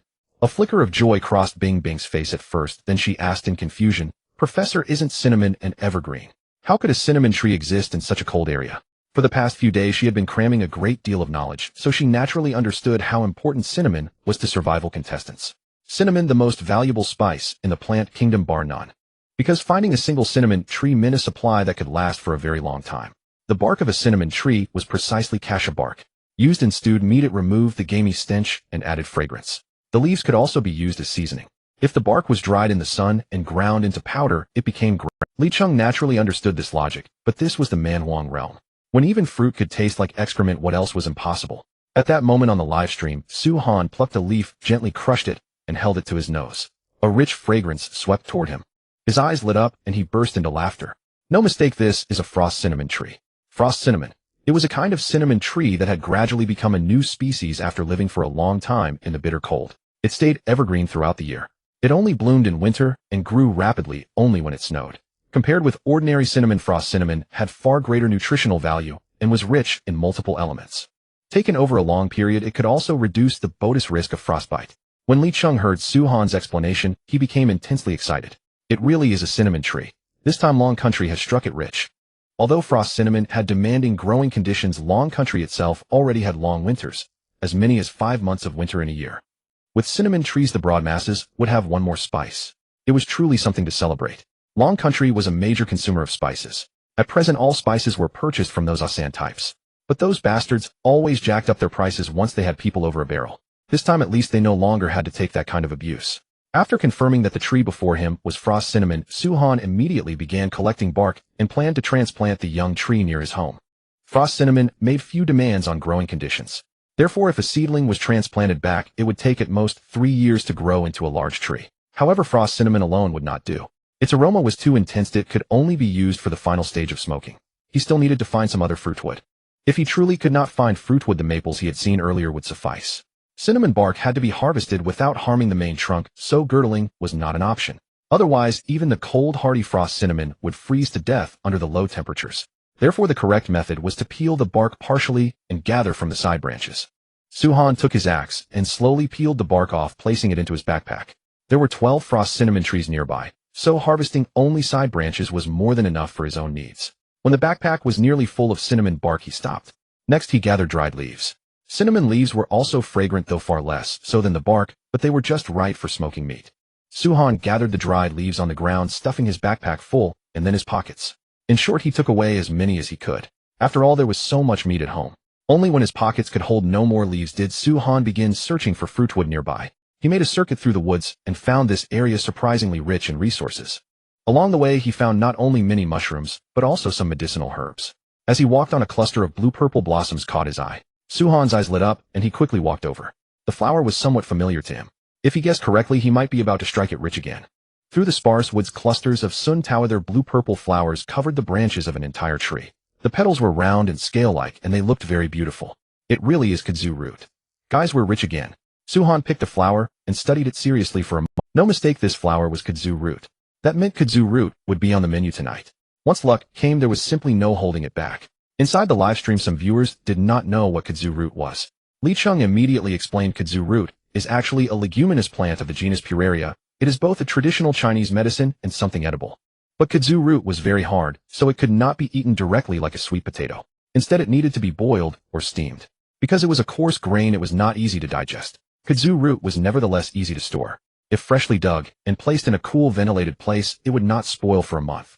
If sliced and dried in the sun, it could be preserved for a whole year. Of course, it was not realistic to make kudzu root a staple. It was not like sweet potato after all. Although its taste was soft and starchy, it still had a fibrous texture when chewed. However, kudzu root was extremely high in starch. I think with Suhan's pace of development, once winter passes, he is certain to explore far and wide. At that time, dried kudzu root slices, which are easy to carry and full of starch, will be the best temporary food. Now even Old Lee has to admire contestant Suhan's luck. The area he chose had an extremely rich harvest of resources. If he continued exploring, he would surely find even more. As for those who think contestant Suhan is simply lucky, you are wrong. Any place near a water source is bound to be plentiful in resources. And here there is an entire lake. So isn't it only natural to find kudzu root and the like? Li Chung had practically voiced Suhan's own thoughts. On the first day, he had done nothing but search for a suitable long-term residence. What he wanted was nothing more than abundant resources. At the scene, Suhan began digging with the small wooden spade he carried with him. When he reached about 30 centimeters deep, a yellowish-brown kudzu root was exposed to the air. It really is kudzu root, and it doesn't look small. But the backpack is already full. I'll come back to dig it later. Let's smoke the meat first. After confirming it was kudzu root, Suhan felt reassured. Nobody was going to steal it, so he could safely go home, smoke the meat first, and then come back with the big wooden spade to dig it up. Having found kudzu root, Suhan abandoned his search for fruitwood and made straight for the maple grove on his way back. This time, he would use maple to smoke the meat. There would be time to worry about everything else later. He could hardly wait to finish smoking the meat and go dig up the kudzu root. Returning home, he dropped the maple firewood from his shoulder onto the ground and dumped all the frost cinnamon bark out of his backpack. These things were not afraid of dirt, so he simply left them out on the wooden board at the door to dry in the sun. Then Suhan officially began preparing the smoking meat. Since he would be eating meat every day, there was no need to sort the fatty cuts too finely. It would be eaten within a few days after all. He cut the game meat into strips about 4 centimeters thick. If too thin, Suhan feared the meat would lose its texture after shrinking. If too thick, it would be hard to smoke. Therefore, 4 centimeters was just right. After all the meat for smoking had been cut into strips, the next step was marinating. This was when the freshly picked cinnamon bark and frost cinnamon leaves came into play. Suhan put the leaves into a wooden trough, added wild onions and cinnamon bark, and finally placed the meat in, rubbing it gently. This made it easier for the flavor to soak in. Suhan did not add salt, even though salt would have made it taste better. But he had too little salt, and there were several hundred pounds of meat. Even if he threw it all in, it would not have been enough. So he simply omitted the salt. While the meat marinated, Suhan began building the pit for smoking. Although a brick kiln would have been less trouble, its interior was too small. Even if 4 brick kilns were lit at the same time, there was no way to smoke this much meat. But an earth pit was different. He only needed to dig a pit half a meter deep, put charcoal and spices at the bottom, and stack adobe bricks into a half-meter high platform above the ground, and it was ready for use. In simple terms, this was a simplistic version of a tandoor pit. Moreover, once the roasting pit was built, it could be reused again, and rain was nothing to fear. Suhan picked up his wooden spade, looked around, and ultimately decided to dig the pit near the shelter. If he found vegetables or something later, he could also store them there in winter. Damn, I'm a genius. Suhan praised himself generously, but immediately afterward, he rolled up his sleeves and started digging. Heave-a-ho, heave-a-ho. As shovelful after shovelful of earth was tossed aside, a crude tandoor pit began to take shape. The pit Suhan dug was long and narrow, making it easy to roast and easy to arrange. After the pit was finished, he used a wooden mallet to tamp down the earth on both sides. Then Suhan took wooden boards, pressed them against the 2 sides, and packed clay into the cracks to seal them. Next, he stacked adobe bricks inward from both sides, leaving a gap that could be topped off with a single adobe brick. All right, time to burn the wood. Suhan returned to the shelter, took a gulp of flour tea, and began preheating the pit with wood. Once the wood was burning, he started hanging the meat on the branches. There was a very important step here. The bark had to be removed, otherwise resin would seep out during heating and make them. When the meat was ready, Suhan hung it in neat rows. Then he threw maple wood and cinnamon leaves into the pit. The damp wood met the charcoal, and thick smoke immediately billowed up. This is it. Suhan was quick. He hurriedly covered the top with chunks of adobe brick, leaving a narrow gap. The flames inside the roasting pit were very low, so this batch of meat would take 6 hours to cook. At the thought of going out to dig kudzu root, soon even an iron man like Suhan felt weary. It's tiring day after day. No wonder ancient people liked to domesticate animals for transport. Not having to run around everywhere really is comfortable. He made his complaints, but that was all they were. But Suhan did not miss a single thing that needed to be done.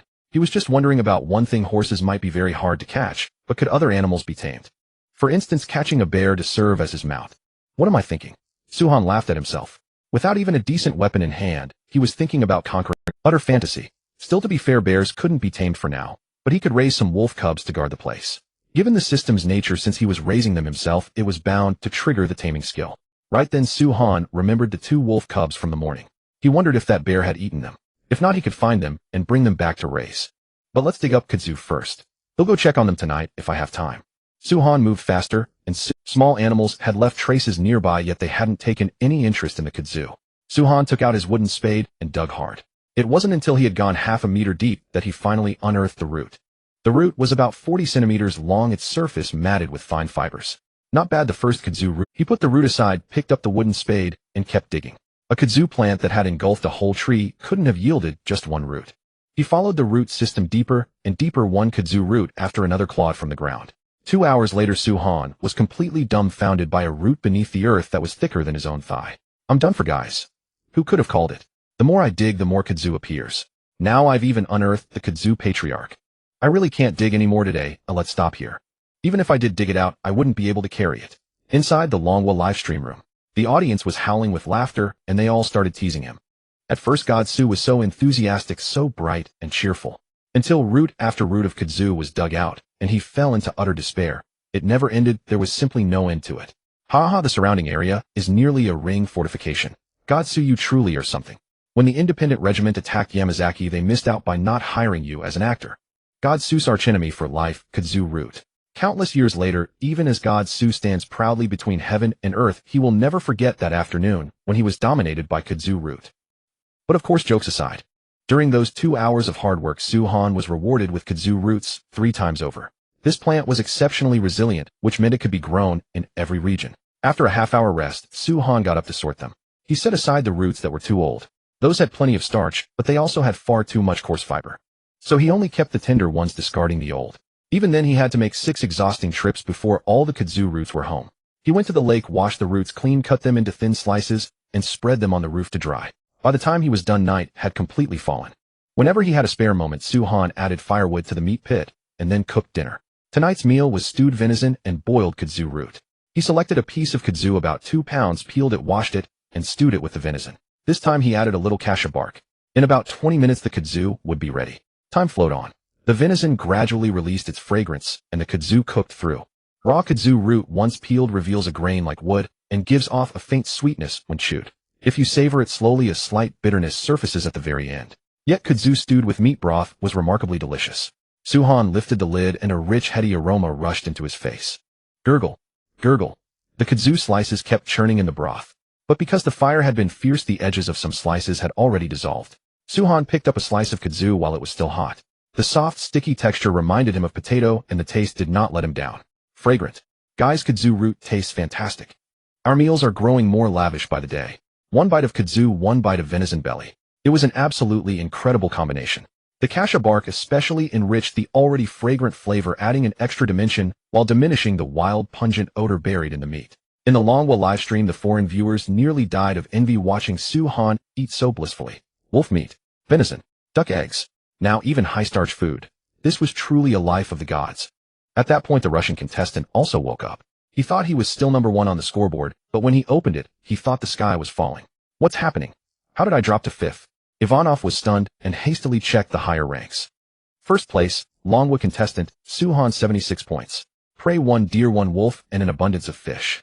Second place, Asan Kingdom contestant Sang, to 28 points. His prey 1, calf, and an abundance of fish. Third place, British contestant Elder, to 27 points.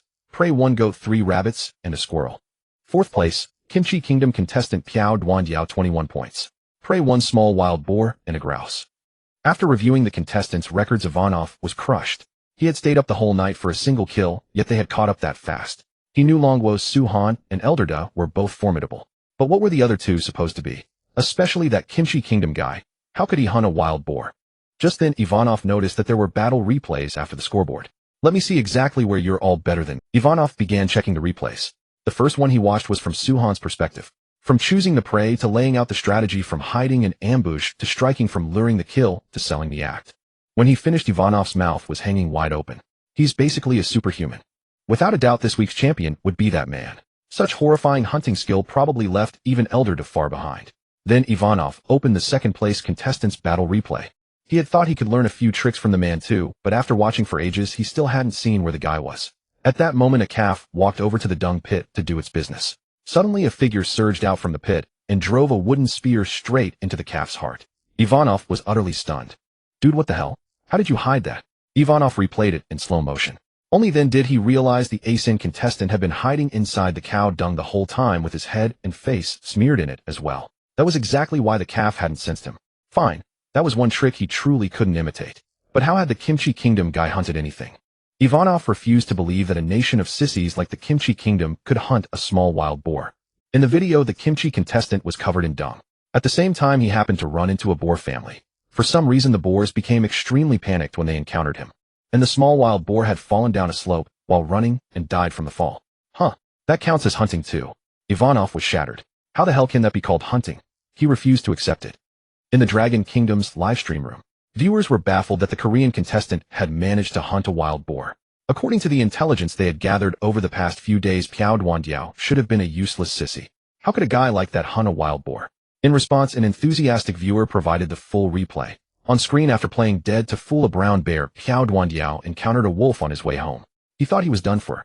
In the end, the wolf mistook him for a brown bear and fled with a frightened Awu. This incident left a deep impression on Piao Duandiao. So bear dung really had that much deterrent power. Thus, despite having originally wanted to wash the bear dung off, he gritted his teeth and endured it. After one night of rest, Piao Duandiao, emboldened by the dung, went out searching everywhere for prey. The wolves he met along the way were indeed scared off, but he still could not catch anything. That tormented him greatly, especially in the afternoon when the temperature rose and the smell of the bear dung weakened. One wolf nearly pounced on him.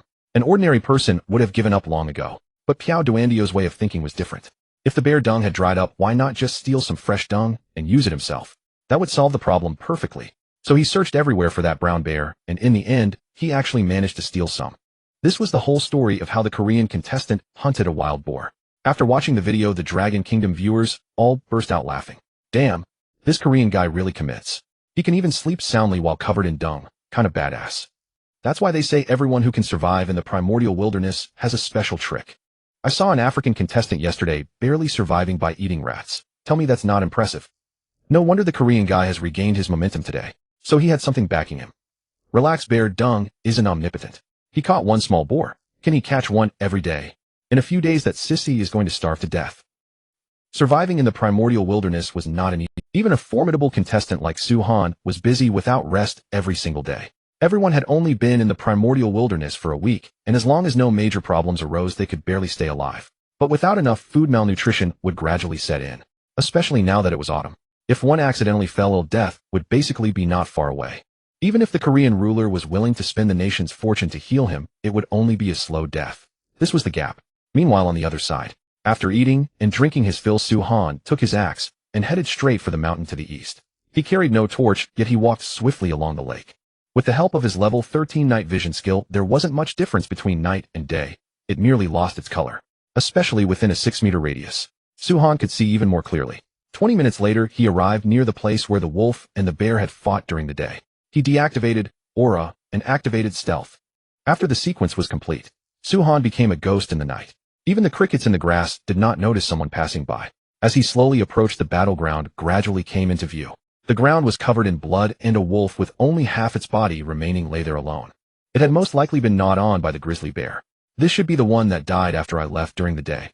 Then where's the other one? Suhan looked around, but he could not find any trace of the other wolf.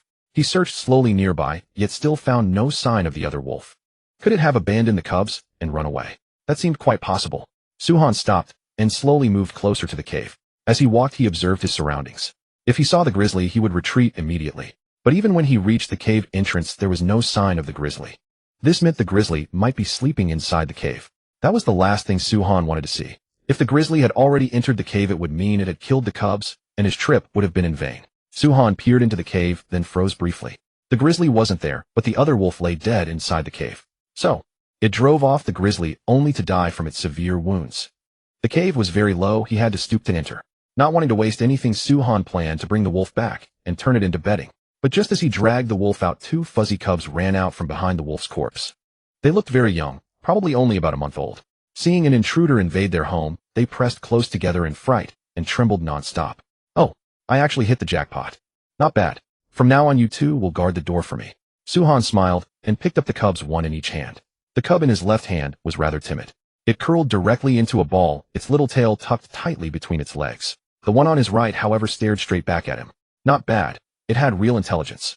Suhan took off his backpack and, ignoring the cub's struggles, tossed them straight into it.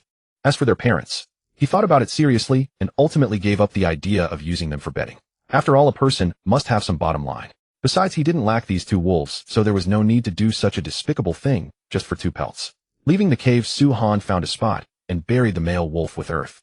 He also buried the female wolf, whose body was only half intact, and even placed stones on top of both graves. Otherwise, the moment he left, someone would come to steal the corpses. After doing all this, Suhan carried the 2 cubs home. Along the way, they kept whimpering inside the backpack. At that moment, the National Fortune Survival System sent out a notification. Suhan glanced at it and found that he had received another 16 hunting points. TSK. Looks like today wasn't a wasted trip. I not only picked up 2 guard pets, but also got free points. In the Dragon Kingdom's livestream room, the viewers were dumbfounded. They had just thought Suhan was going to raid the grizzly at night, but instead he pulled 2 wolf cubs out of the cave. Other contestants still couldn't solve their long-term food and clothing problems, yet God Su was already keeping pets. That was utterly incredible. Back home, Suhan put the 2 cubs in the shelter. But the moment they were set down, the 2 little ones scurried into the firewood in fear. Suhan smiled, slightly scooped some broth and venison from the pot into an earthenware bowl, then went out to check on the smoked meat. By the time he came back, the 2 little ones were fiercely tearing at the venison. But that made sense. If their mother had died in the morning, how could there be milk to feed them? The 2 had probably been starving all day. Hearing his footsteps, the 2 little ones wanted to flee, but hunger made them unwilling to leave the food in front of them. So the gray wolf cub instinctively let out a low growl at Suhan. Hey, a little runt like you dares to go against me. You've got some nerve. Suhan walked over and flicked it on the head. Smack. The cub's head hurt from the blow, and it immediately let out a piercing yelp before trying to flee. But Suhan didn't give it the chance. In fact, taming wolves was the same as taming dogs. If it dares to bare its teeth at you, you have to make it understand the consequences. Among the pack, this was called the alpha wolf effect. Only when it was truly afraid of you would it obediently listen in the future. Smack, smack. One flick to the head, then another flick to the head. The system promptly popped up a notification. Suhan glanced at it and saw that he had indeed learned the new skill, taming. Its effect: the higher the skill proficiency, the easier it was to tame animals. Of course, there was one prerequisite. You had to be able to completely defeat the opponent. Otherwise, taming would have no effect. Suhan also received an interesting piece of information. When taming a pet, combining it with the aura skill provided a special bonus that accelerated the animal's taming. After 3 flicks in a row, the wolf cub went from struggling to begging for mercy. Seeing that, Suhan finally put it down on the ground. Whimper. The wolf cub ran into the woodpile in fear, gazing at the tall figure in the distance with frightened eyes. Though it was wild at heart, its instinct told it that if it dared to show disrespect to this being again, it would end up. The first day of the hunting week had come and gone. Some rejoiced while others grieved. Some contestants toiled the whole day without catching a single prey, frittering away the day in vain. Others, meanwhile, had already dined on beast meat. This was the law of the jungle. The weak had no reason to exist, while the strong could claim everything. The next morning, Suhan slept until he woke up naturally. Today he planned to continue smoking meat. Only after all the meat was fully cured would he go out to find that bear. As the weather was growing colder, a bearskin blanket would be wonderful just to think about. He got up to eat. Suhan sat upright and prepared to climb out of bed, but when he lowered his feet, they landed on 2 plump fleshy paw pads. What is this? They're still warm. Whimper. A low whine came from under the bed. Only then did Suhan remember that he had adopted 2 wolf cubs. Hey, I'd forgotten all about you two. He lowered his head and picked up the cubs, who were still asleep. The 2 little ones stared at him, dazedly, noticeably calmer than yesterday. Suhan checked the system panel and was surprised to find a taming progress bar inside. Wolf cub no. 1. Unnamed, currently being tamed, current progress 12. Wolf cub no. 2. Unnamed, currently being tamed, current progress 28. Almost forgot. I haven't named you yet. What should I name you then? This one has a rebellious streak and is gray, so I'll call you Dahue. You, on the other hand, are a bit white and seem a little silly. Arrow it is. The 2 little cubs looked completely baffled, utterly unaware of the significance of their names. Suhan set them on the ground and went out to empty the fish traps. He hadn't emptied them for 2 days, so there ought to be a fair amount inside. When he reached the lake, he took off his shirt. Suhan lifted the first fish trap out of the water, and countless fish flopped and splashed wildly inside. This many. He was a little taken aback. He had only gone 2 days without emptying the traps, and yet that many fish had swum inside. It was absurd. A single fish trap held nearly 5 gene of fish. With so much fish, how was he supposed to eat it all? For a moment, Suhan felt a bit overwhelmed. He had actually considered smoking all of it. That would not only increase the variety of his food, but also extend its shelf life. But if one trap held 5 gene, then with the remaining 2 traps, he probably had well over 10 gene of fish. Smoking fish was clearly not a long-term solution, because the traps caught fish every day. He couldn't just smoke every future catch. What if he raised the fish instead? A sudden flash of inspiration struck Suhan. Since wolf cubs could be tamed, why couldn't he raise these fish? If he dug a pond, any fish he couldn't finish later could be kept inside it. Then when winter arrived and food became hard to find, he could still scoop out some fish to eat. And if things went even better, the fish would breed freely, making it all the easier to satisfy a craving for fish. This method was really not bad. The more Suhan thought about it, the more he believed it would work. He brought the remaining 2 fish traps ashore one by one and checked them, as sure enough they were full of fish. He even discovered a soft-shelled turtle in the largest fish trap. Not bad, an unexpected bonus today. It's been ages since I've had this.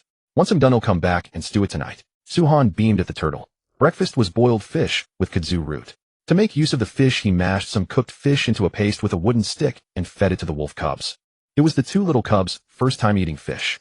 They first sniffed it gently with their noses, but once they caught the aroma of the fish, they wolfed it down ravenously. Whimper. The cubs made happy sounds as they ate. But just then Suhan reached out and prepared to take the wood. Dahue instinctively let out a low growl at the sight, but the next moment, Suhan smacked him to the ground. When raising canines, you could not allow them to guard their food. At the same time, they had to understand one principle: food is eaten only when the master allows you to eat. When the master does not allow you to eat, you can only watch. This was an extremely critical step in the taming process. In fact, the alpha wolf did the same among wolf packs. When the alpha ate, the other wolves could only watch from the side. Anyone who dared approach would be bitten to death. Then Suhan offered the food again. As soon as Dahue started eating, he reached out and took it away. If Dahue growled, he would receive another slap. After repeating this several times, Dahue learned his lesson. Whether he was eating or not, whenever Suhan reached out his hand, he would shrink back in fear. Arrow, by contrast, was far less trouble. He was well behaved throughout. In the Longwa livestream room, viewers watched Suhan train his pets and began cracking jokes one after another. If he keeps taming them at this rate, in 2 months this pet will be more obedient than a dog. Dahue, I admit I used to be wild, but after meeting my master, I found out how treacherous he really is. Wow, I love the good little Era. Even his paws are white. Do you think he might have husky bloodline? Who knows? Look at his eyes. They really have an unusual clarity. Is this a wolf? He's clearly Era. It's inborn, nothing I can do. My mom told me when I was born your personality will never change in this life. Era, if you behave you don't get beaten, and you get meat. Bro, having clear eyes doesn't mean I'm stupid. Suhan was highly satisfied with the taming progress. The earlier session raised Dawi's progress to 22. As for Era, that one was much less troublesome. All it took was a few head pats and some food, and his progress bar would shoot up. In just one night the progress bar had risen from 28 to 32. You're a natural-born pet wolf, Era. Suhan reached out and gently rubbed Era's head. Feeling his master's affection, the little cub wagged his tail happily. Alright, I'll play with you when I have time. There are still things to do today. Suhan stood up, washed his hands, and turned to inspect the smoked meat at the pit oven. After an entire night of smoking, the venison was fully cured and the surface had dried and hardened. Tearing off a piece and putting it in his mouth, a rich meaty fragrance intertwined with the aroma of seasonings burst on the tip of his tongue. It's a little short on salt, but the flavor is excellent. From now on, I'll smoke meat to this standard. Suhan was extremely satisfied with the quality of the smoked meat. After storing all the dried venison, he hung the wolf meat on branches to continue smoking. At 9 in the morning, his exercise check-in was complete. Suhan washed his face by the lake, ready to head out. Today is the 6th day. Tomorrow my physique will receive an enhancement. I wonder what effect it will have. Carrying dried food and drinking water, Suhan walked along the lakeshore in search of a suitable place to raise fish. Half an hour passed. He hadn't found a place to dig a fish pond, but he had picked up some duck eggs. In the official live stream of the Dragon Kingdom, Bing, true to her good habit of asking whenever she didn't understand, asked Li Chung, Professor Li, do you think the Divine Sue's plan to dig a pond and raise fish is reliable? Not only is it reliable, his train of thought is remarkably clear. Li Chung pushed up his glasses and said with admiration, digging a pond to raise fish is not as difficult as you imagine. The pond itself doesn't even need to be especially large. The key lies in its geographical location. There are two difficulties in digging a pond in the wild to raise fish. First, site selection. Because there are no modern tools, choosing the right location is extremely important. Whether it is a large pond or a small one, the foremost concern is that the water source must be flowing water. Stagnant water, once it comes into contact with substances such as fallen leaves, becomes polluted and depletes the oxygen in the water. Flowing water does not have such problems. If the Divine Sue can make use of streams, mountains, springs, and rivers, he can dig out suitable ponds from any of them. Second, the ecological environment inside the pond. For a good fish pond, its internal ecosystem must be well balanced, and that involves a great deal of specialized knowledge. But I think given contestant Suhan's accumulated knowledge since he has the idea of digging a pond, he naturally has absolute confidence. Li Chung truly admired Suhan. If it were a foreign contestant, catching so many fish every day would surely make them so happy they wouldn't know which way was up. But Suhan immediately thought of digging a pond to raise fish. Troublesome as it was, if he truly got the pond finished, he would probably never lack food again. At this moment in the Manwang realm, Suhan had already reached the riverbank area, the place where he picked blueberries, but he still hadn't found a spot suitable for digging a fish pond. A glimmer of unwillingness flashed in his eyes. Was he going to give up just like that? But if he kept moving forward, it would be too far from the shelter. Even if he could dig a fish pond, he wouldn't have time to frequently travel back and forth to tend it. Suhan hesitated again and again, then decided to look around first. This place was only a 35-minute walk from the shelter, neither too far nor too near. Besides, since he was already here, he might as well treat it as an outing to search for supplies. Suhan comforted himself and began to wander aimlessly nearby. And sure enough, this little stroll brought an unexpected discovery. As he walked, he found a small river channel nearby that had been dry for a long time. It had originally branched off at the bend in the river ahead, but for some unknown reason it had now completely dried up, leaving its riverbed overgrown with wild grass. There's actually another river here. Then where does it flow to? Suhan keenly sensed that this seemed to be an opportunity. He hurriedly followed the river channel toward the distance. This walk was no small matter. It turned out to be the road home. Only the channel didn't flow toward the shelter. It went to the south side of the earthen slope. So that's how it is. Suhan suddenly remembered that there was indeed a ditch on the south side of the high slope. Could it be this very river? If that was the case, then as long as he connected the river, he would be able to dig a fish pond right at his doorstep in the future. A flash of excitement crossed Suhan's eyes, and his pace grew faster and faster. He crossed the forest and arrived at the south side of the earthen slope. From here, looking into the distance, the river channel passed beneath the earthen slope and disappeared around the other side in a semicircular arc. It seems this little river's final destination is still that lake. Suhan was now completely at ease. Having walked all the way along it, he already understood this little river extremely well. The widest part of the river channel was only 4 meters, while the narrowest was about 1.8 meters. A river like this was simply a treasure bestowed upon him by heaven. If he could find some plant seeds before winter, he could completely open up a fertile field beside the river channel. Then in the coming year, he could raise fish and farm the land at the same time. Walk the dog whenever he had nothing to do, go up the mountain to hunt. Just thinking about that kind of life was wonderful. Suhan turned and walked toward the source of the river channel, wanting to see exactly what was blocking the water from flowing in. Arriving at the fork where the river branched off, the truth was clear at a glance. A landslide had once occurred here, and rocks and trees had blocked the entrance, causing the branch channel, which was already at a high elevation, to completely lose its water source. Dealing with it was also simple, just clear away the piled up gravel and wood. But easier said than done. The blocked section was fully 6 meters long. If he wanted to clear it completely, this would definitely be a massive undertaking. For the sake of farming and fish farming, I'm doing it. Suhan spat into his palm, rolled up his sleeves, and began to work. The foreigners in the live stream exclaimed that they couldn't understand. There was clearly an ample food source, so there was absolutely no need to do such a foolish thing. Dragon Kingdom people really are a race we cannot understand. If I were him, I would have already gone into the valley to search for supplies by now. What a truly stupid fellow. He's wasting his efforts. There are so many fish in the lake that he could never catch them all, yet he chooses to waste his time here. Ha ha. Stupid contestant, keep spending your strength. When you're exhausted and collapse, Lord Bear will definitely come from behind and eat you. Oh Amaterasu Amakami. Please curse this fellow and send him straight to hell. I really can't understand this contestant. He clearly has 50 meters of fishing line and incredibly strong practical skills, so why doesn't he try to catch a big fish instead of wasting his time on something so boring? Even if he digs out a fish pond, it won't bring any direct profit. Watching the foreigner's idiotic comments, the Dragon Kingdom audience burst into laughter. Yes, our contestant is stupid. Then may I ask how many points your country's contestant has now? And where are they staying? Don't tell me they didn't even make the top 3 and are still hiding in a cave to get by.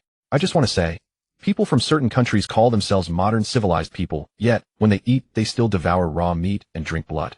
May I ask why? So hard I just can't figure it out. Wasting effort. I'm afraid only an idiot would think so. But when you think about it, that makes sense. How could people who only know $0 shopping understand the importance of long-term development? Although the Divine Sioux is suffering now in terms of long-term development, once this river is opened up, it can be used not only for farming and fish farming, but also to develop many more things. Now let me ask everyone a question. Do you think with the Divine Sioux's formidable strength, once this river is opened, he will only use it for farming and raising fish? Shallow, far too shallow. Let me remind you, the Divine Sioux has extraordinarily powerful carpentry skills. Do you know what that means? It means the Divine Sioux can absolutely use the river's water as a power source to build large wooden machines.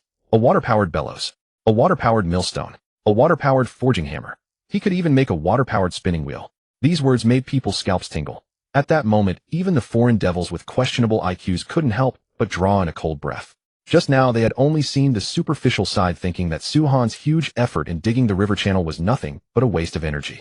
After all, there were plenty of fish in the lake. But after seeing this person's explanation, they realized how idiotic their own thinking had been. At this moment in the primordial wilderness, Suhan was slowly digging along the dried-up riverbed. His pace was not slow, yet after a full hour he had only managed to carve out a 1-meter-long channel. But there was no helping it. The terrain beneath this blocked area was extremely complex. Though the surface was a thick layer of soil, deeper down lay nothing but rocks and tree roots, greatly increasing the difficulty of excavation. Suhan dug and hauled stones at the same time. Periodically he would tamp down the channel with a wooden mallet and secure the sides with rocks and wooden stakes. In this way, even during the rainy season, there was no fear of the river bursting its banks. After all, he planned to cultivate crops by the river next year. After an entire morning, the channel had slowly grown to 3 meters, but there was still some distance from the main river. Suhan sat on a boulder by the bank, chewing on dried venison while pondering the layout of the tributary. A workshop would definitely be necessary. To let such convenient river water go unused would be a waste of heaven's gifts. Next was the matter of farming. While autumn lasted, he needed to venture out to search for supplies. Judging by the geography of the area he was in, should have wheat, rapeseed, oats, and soybeans. Wheat and oats could serve as staple food. Rapeseed could be pressed for oil. Soybeans had even more uses. They could be called the all-purpose seasoning. With soybeans, he could make soy sauce and also bean paste and tofu. When the time came, he would build a mill by the river, grind some tofu, and boil some soy milk to drink. Just thinking about it was exciting. But if I want a good life, I can't rest now. Suhan stuffed the last piece of dried venison into his mouth, stood up, brushed the dirt off his clothes, grabbed his wooden shovel, and threw himself back into the work. By 4 in the afternoon, the dug channel was only 1 meter away from the main river. Yet such a short distance was enough to stop Suhan in his tracks. Because before him lay 2 massive blue boulders, the true culprits blocking this tributary. Both boulders rose half a meter above the water's surface, not counting the parts buried deep underground, and their width exceeded 80 centimeters. Moving stones of this size would be harder than ascending to heaven. However, Suhan didn't intend to move them at all. For one, he simply didn't have the strength. The system had strengthened his body, but it hadn't turned him into a superhero. For another, those two stones were quite fitting right where they were. If a flash flood ever came in the future, they could serve as a barrier. So all he needed to do now was clear away the gravel and mud between the two boulders. That way the river water could flow into the tributary without eroding the banks. A perfect solution. Suhan circled around the boulders to the water's side and used his wooden shovel to toss the silt and sand onto the shore. The river water was icy cold, yet he stood in it without flinching. Half an hour later the silt was cleared and water gradually began to seep through the gap. Suhan picked up a wooden stick and pried away the last stone. Go! Whoosh! The crystal-clear river water, freed of its obstacle, surged fiercely into the channel. The current was modest but mighty. Suhan stood on the rock watching the water rise. As the influx grew, the withered grass in the distance was gradually submerged, and then the water spread farther and farther. Finally done, Suhan wiped the sweat from his face with joy. Now that the river was open, he would still need to reinforce the channel to prevent the water from running wild. But there was no hurry. There would be plenty of time later. After a long day of toil, his body was already exhausted. Suhan glanced at the worn-down wooden shovel, then thrust it into the ground. It was a tool he had crafted himself, and now that it had served its life, well, he would leave it there as a landmark. Under the setting sun, Suhan hummed a little tune and headed home. The moment he pushed open the door, two little wolf pups came bounding toward him, one after the other. Whimper. Era, overjoyed at its master's return, came running out of the darkness. Dahui too wagged its tail with all its might. In truth, it hadn't wanted to act so enthusiastic, but its stomach was growling. If it didn't wag its tail properly now, who knew whether it would get any food? When Suhan had left in the morning, he had only given them a tiny bit of food, nowhere near enough for growing wolf pups in desperate need of nutrition. By afternoon, Dahui had been nearly starving. Suhan reached out and patted the two pups, smiling. Don't worry, you'll fix you dinner right away. He pulled a few fish from the pot nearby, mashed them with a wooden stick, and poured them into a small bowl. Era and Dahui began wolfing their food down. Then Suhan lifted the bowl again, wanting to see if Dahui had learned any discipline. The little one hesitated for a moment, then obediently crouched in place. Good and obedient wolf. Eat up. Suhan patted Dahui on the head and added a piece of dried venison to the— and of course Era wasn't forgotten either. That evening Suhan made a special trip to the foot of the slope. By then the river water had already flowed over, reaching a depth of about half a meter. Such a volume of water was more than enough for irrigation and fish farming. Not bad. Suhan tested the depth, and with great satisfaction returned to rest. When he took off his shoes and got into bed, the two wolf pups immediately scurried over and lay down on them. It was an animal instinct. Rubbing against the master's scent gave them a sense of security. Of course, the fact that the shoes were warm also played a part. The next morning Suhan took the two pups outside to relieve themselves, and only after they were done did he put them back in the shelter. Truth be told, they were quite easy to care for. After just 2 simple attempts, they had learned to do their business outside. During breakfast, Suhan checked the points leaderboard. He was still in first place, and Yi was ranked second with 42 points so far. Pretty fast, but not. Suhan thought for a moment and decided to continue digging the fish pond today, then go hunting tomorrow. Because after the pond was dug, it would need 2 days to settle, so the sooner it was finished, the sooner it could be put to use. At 9 in the morning, Suhan headed out with a brand new wooden shovel. Over the dirt slope, and there was the river channel. Much simpler than going all the way to the main river. Suhan found a spot near the river with plenty of clay and began digging. What he planned to build was a terraced fish pond. That is, the pond would have a shallow water zone and a deep water zone.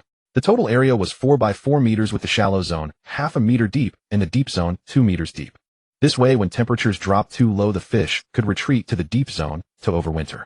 Of course, the reason he hadn't dug deeper was his worry that if he couldn't find food in winter, he could break through the ice and go straight in to catch fish.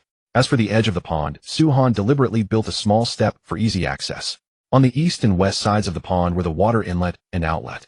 With his LV-18 digging skills, Suhan finished excavating the entire fish pond in just 2.5 hours. Such efficiency startled the audience. Damn, Godsu, are you a human excavator? That was way too fast. That's insane. He dug a pit this huge in just over 2 hours. His stamina is way too strong. And the key is Godsu didn't even stop today. He dug it all in one go. Is the 5-life flower snake gallbladder really that potent? I envy him. If I had even half of Godsu's stamina, my better half wouldn't look down on me. After digging the fish pond, Suhan was not flushed or out of breath. Only a little sweat glistened on his forehead. Even he was stunned by this. Just 1 week of check-ins, and there's already such a noticeable effect. No, that's not it. It's probably because the boost to my physique activated the 5-life flower snake gallbladder's potency, which made my body so formidable. Since the system had said that 7 consecutive days of check-ins could only enhance one's physique slightly, the effect naturally couldn't be this monstrous. And since his body had changed so obviously, there could only be one reason. The 5-life flower snake gallbladder he had consumed some time ago might not have released all its medicinal power at the time part of it remained in his body. When his physique strengthened today, the gallbladder's full potency surged out. That's the only explanation. After thinking it through, Su-han turned to rebuilding the fish pond. Just now he had only been digging, and now he needed to compact the pond's bottom to prevent heavy water seepage. The tree roots and stones at the bottom had already been cleared away. What he had to do now was pound the ground with a tool, a dull, tedious job. Gripping the wooden rammer with both hands, Su-han pounded the ground with forceful strokes again and again. The whole process lasted a full hour. Only when even a wooden shovel could barely dig into the pond bottom did he stop with satisfaction. He wiped the sweat from his forehead. Next came reinforcing the sides of the fish pond, which would effectively prevent the problems caused by rising water levels in summer. With a wooden shovel, Su-han kept reinforcing the pond's edges, mixing dried grass into the soil to improve its resilience.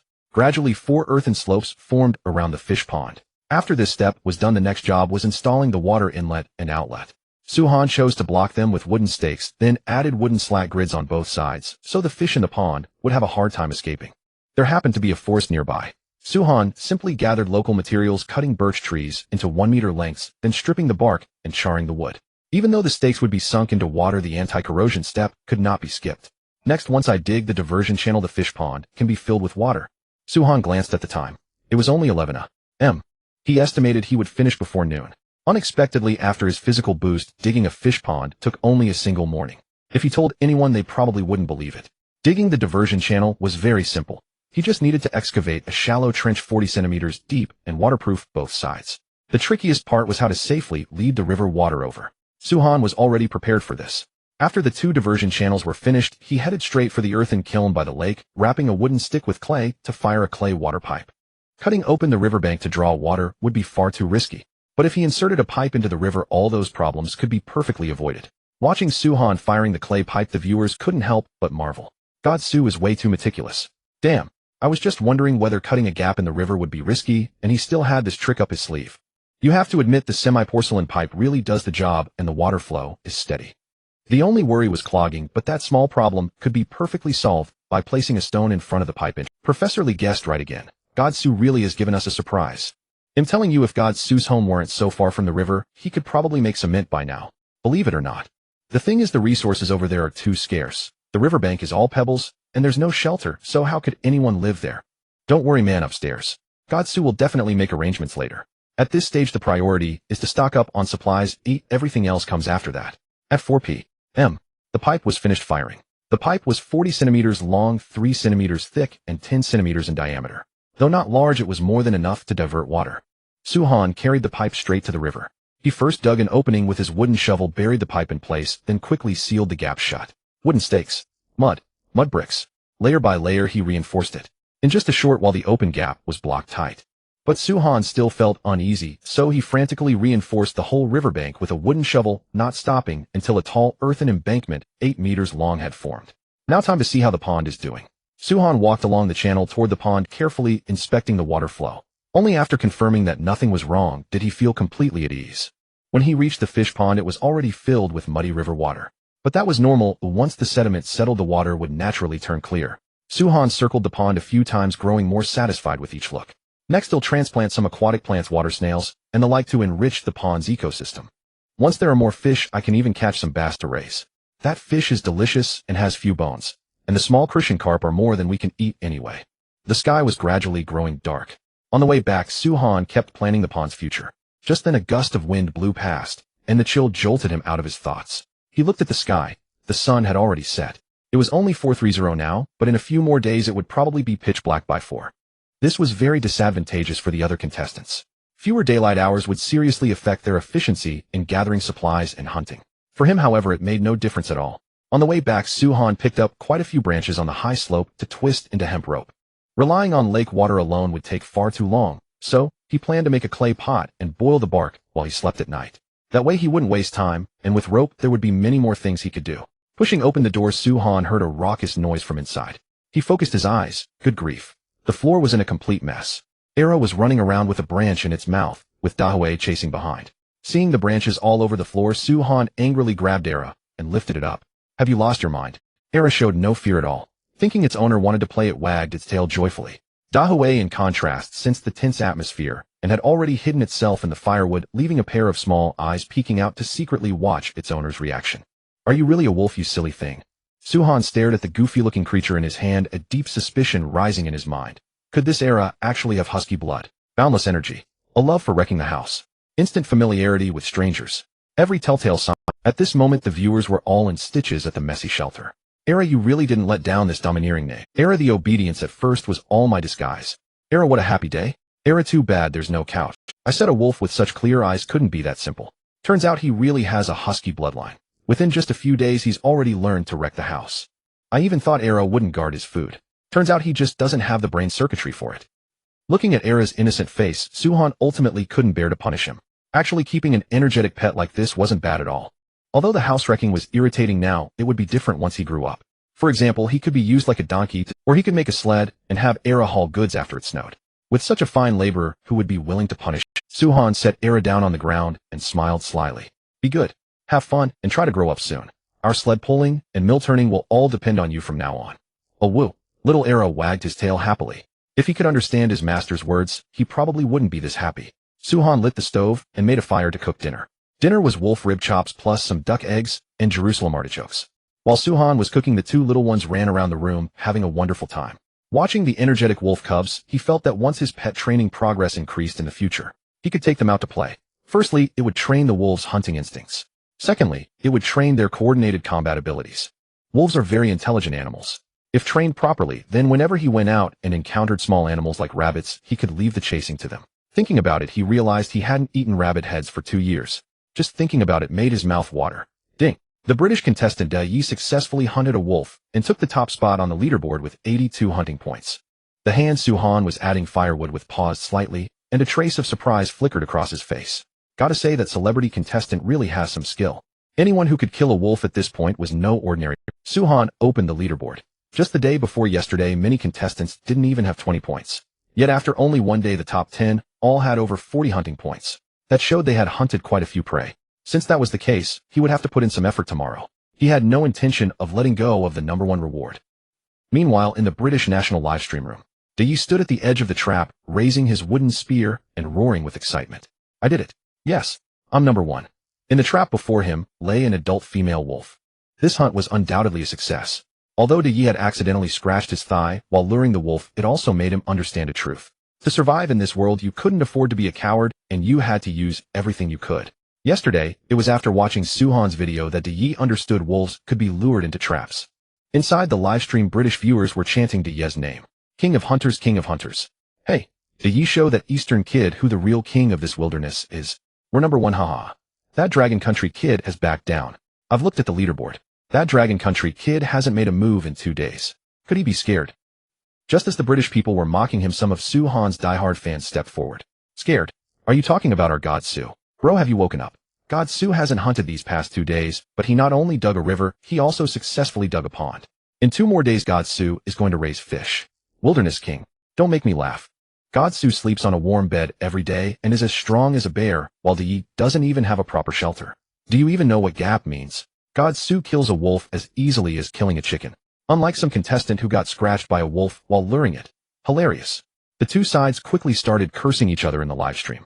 According to records later provided by spies, the Brits couldn't even curse properly.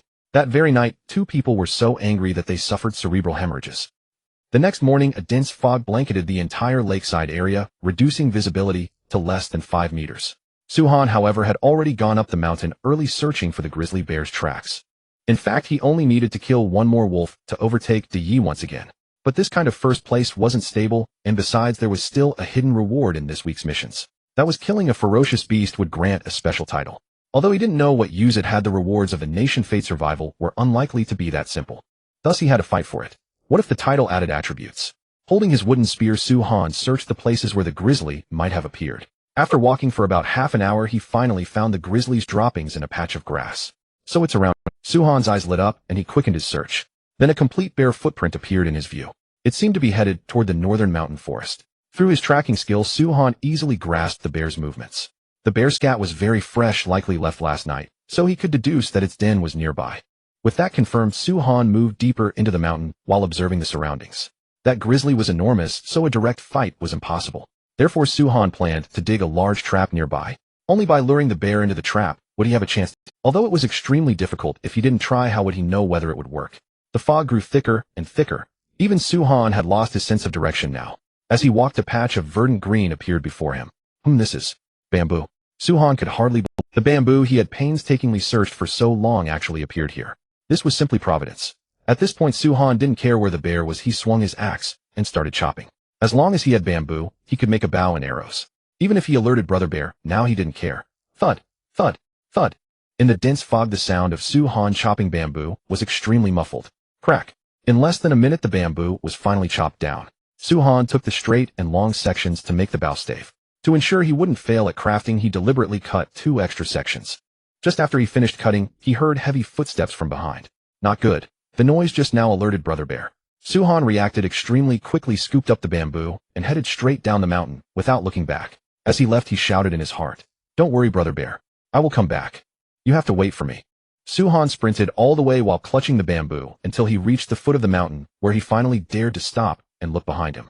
Seeing that Brother Bear had not chased after him, he heaved a sigh of relief. Since Brother Bear didn't come, whatever happened next was all on him. The foot of the mountain was still shrouded in thick fog, no different from when he had gone up. Fortunately, Suhan had long since memorized the surrounding terrain. Once at the foot of the mountain, he only needed to walk straight ahead to find the lake. Then a left turn would take him home. Sure enough, less than 10 minutes after coming down the mountain, Suhan spotted the water plants by the lakeside. But this time, he didn't take the main road. Instead, he moved along the lakeshore searching for stones suitable for arrowheads. Without metal arrowheads, stone arrowheads were undoubtedly the best choice. But not every stone could be used to make an arrowhead. It had to be sharp and hard enough. Among them, the best choice. It was even sharper than a purpose-made scalpel, yet this kind of stone was extremely rare, appearing only near volcanic craters. The next option was certain riverbeds. That was a pure gamble. If heavy rain hadn't washed obsidian down from its native source, you wouldn't find it even if you searched the riverbed. Therefore, Suhan had to settle for the second best option, using flint to craft arrowheads. This stone was very common and equally sharp, making it the perfect substitute for obsidian. Before he had walked 5 minutes along the lake, Suhan found the first stone that resembled flint. It was a dark gray stone with a rough shell-like fracture surface. Found the first stone. Suhan examined it and revealed a delighted expression. As expected, flint was easy to find. Next, all he had to do was go back and work it. Then the arrowhead would be ready. He continued searching and soon found 3 more stones by the lakeside. Before he knew it, Suhan had also reached the entrance to his home. The water plants here had long since been cleared away by him, so it was quite recognizable. Back home, Suhan put the bamboo on the ground and split it in half with his axe. Next came cutting. The bow he planned to make was 1.2 meters long in total and about 4 centimeters in diameter. A bow like this would not only feel comfortable to use, but also be convenient to carry. Suhan slowly cut out the first bamboo strip with his axe. It was then that the effect of his high-tier carpenter skill became apparent. With no tools other than an axe, he completed the cutting. Though it was slow, as long as the bamboo strip wasn't damaged, it was fine. Suhan cut 6 strips in total. After all, making 1 bow and making several bows required the same effort. If any turned out ruined, there would be spares. With the bamboo strips cut, the next steps were shaping and baking. Suhan fetched plenty of wet clay from the lakeside, lit the charcoal, and used the charcoal fire to heat the bamboo strips. This was delicate work. He had to keep the bamboo strips from catching fire, shape them while hot, and avoid using too much force lest he accidentally break a strip. Sizzle, sizzle. Under the charcoal fire, moisture inside the bamboo strip kept seeping out. When the whole strip became almost too hot to hold, Suhan decisively pulled it back and shaped it rapidly. He sat on the ground, gripping one end of the bamboo strip in each hand, then bent it with force. The strip slowly curved until it formed an arc. Any uneven spots had to be slowly adjusted with his foot. 10 minutes later, the bamboo strip cooled. Suhan let go, picked up the axe beside him, and corrected the shape of the strip. The grip area remained unchanged while the bow tips had to be gradually narrowed. Here he had to be very careful. He couldn't damage the outer surface and could only trim slowly from the inside. Once the trimming was finished, it was time for initial hardening. This required repeated heating until the bamboo strip was roasted to a brown color. However, Suhan had prepared wet clay, which would help the bow body cool down quickly. Official livestream room of the Longwa Kingdom. Watching Suhan busy himself, Bing asked Li Chung, "Professor, if I remember correctly, making a bamboo bow takes at least 1 or 2 months, but judging by Su Shin's expression, he seems to want to use it today. Can a bow made in such haste actually be put into use?" "You've asked just the right question." Li Chung pushed up his glasses and explained seriously, "A hastily made bow is not only usable, it's also extremely lethal. Don't underestimate this kind of bow and arrow. In the wild, it's extremely formidable. A hastily made bow does have many flaws, for example, a short lifespan, for example, unstable performance. For example, it is prone to failure during production. Let's not dwell on the first two issues. The important thing is that our contestant is in a hurry to hunt the grizzly bear. Even if this bow can only be used for 20 minutes, it's more than enough. As for whether the production process will fail, I think that goes without saying. What kind of strength does Su-Han have? He is a god-tier craftsman, a super carpenter. With his skill, making a bow is no trouble at all. After his habitual round of praise, a flicker of worry appeared in Li Cheng's eyes. Actually, with Su-Han's strength, crafting a bow and arrows poses no difficulty whatsoever. The only thing that makes me restless is hunting that bear. I truly hope Su-Han won't be in such a hurry that he simply charges straight in. Instead, I want him to use guerrilla tactics, lay out plenty of traps, and hunt it down slowly. Bears are different from wolves. Their hide is extremely thick, and even after taking several arrows, they won't die immediately. So even with a bow and arrows, how to hunt one remains a problem. Bing Bing was startled by his words, and her originally delighted face began to grow tense. If she could make a video call, she would definitely persuade her idol not to push himself so hard. Now that he had a bow and arrows, couldn't he win the championship by casually killing a few wolves? Why risk his life fighting Brother Bear? The Manwang realm. After a full 3 hours of repeated baking and cooling, the bamboo strip and Su-Han's hands finally completed hardening before noon. At this point, the entire bow body had turned dark brown, hard yet resilient. Next came making the bow tips and stringing the bow. He had no hemp rope on hand, but the bark from a few days earlier had been boiled in water yesterday and was now ready to use. Su-Han wouldn't spare time to eat. He took out the prepared bast fibers and began twisting them. He tied a knot at one end of the bark, then pressed his palms together around it and twisted it in one direction. Slowly, under that force, the bark fibers twisted together into a single rope. The bark cord was very thin, so making a bowstring required twisting 2 cords into one. In less than 10 minutes, Su-Han had made 7 strands of cord. The next step was making the bow tips and adjusting the stringing. Su-Han took the bow body, chiseled a groove about 7 centimeters from each end, then intertwined the 2 freshly twisted cords and tied them to one end. He placed the bow on the ground, bent it forcefully, and quickly tied the other end. Phew. Finally done. Next is tuning and reinforcement. Su-Han felt the bow with his hand. Although it had some burrs, it was still fine to use. The tuning process was simple. Pull the bowstring with your hand to see whether it would snap. Next, when the bow was drawn to full, check whether the limbs bent smoothly and symmetrically. If any spot bent too sharply, it meant the bow body was flawed and equally unfit for use. Otherwise, the moment you drew the string, the bow would definitely break. Su-Han picked up the bow to test it. He pulled the bowstring, and the bow body curved smoothly with no problem at all. At that moment, the system notification tone sounded. Ding! Detected that the host is practicing archery. Congratulations, you have learned the passive skill archery. Tip: the higher the archery level, the higher the accuracy. Su-Han remained unmoved. One hand gripped the bow body while the other pulled hard. The bow body bent into nearly a full moon, with both limbs perfectly symmetrical. This bow had been crafted perfectly. Alright, next I'll make some arrows. Brother Bear, no hurry. This afternoon I'll send you to heaven. By the way, we can also avenge Era and Dahue's parents. Su-Han put away his bow and arrows, his eyes brimming with killing intent. The bamboo bow was complete, and crafting arrows proved far simpler. For the shafts, he selected straight, rigid, dry branches, as wet ones were prone to warping and difficult to work with. Su-Han had long since prepared for this. He had even deliberately set aside birch branches suitable for making arrows on the night before establishing his shelter. He fetched the birch branches, carved a notch at the base with his axe to form the bowstring groove for the arrow. Then he lashed grouse feathers onto the shaft with hempen cord. Good. Next, the arrowhead. Su-Han drew out a piece of flint, placed it on another stone he had picked up, and struck it with the axe. Crack! Crack! The stone skin shattered. System notification detected the host making stone tools. Congratulations. You have learned the skill stone tool making.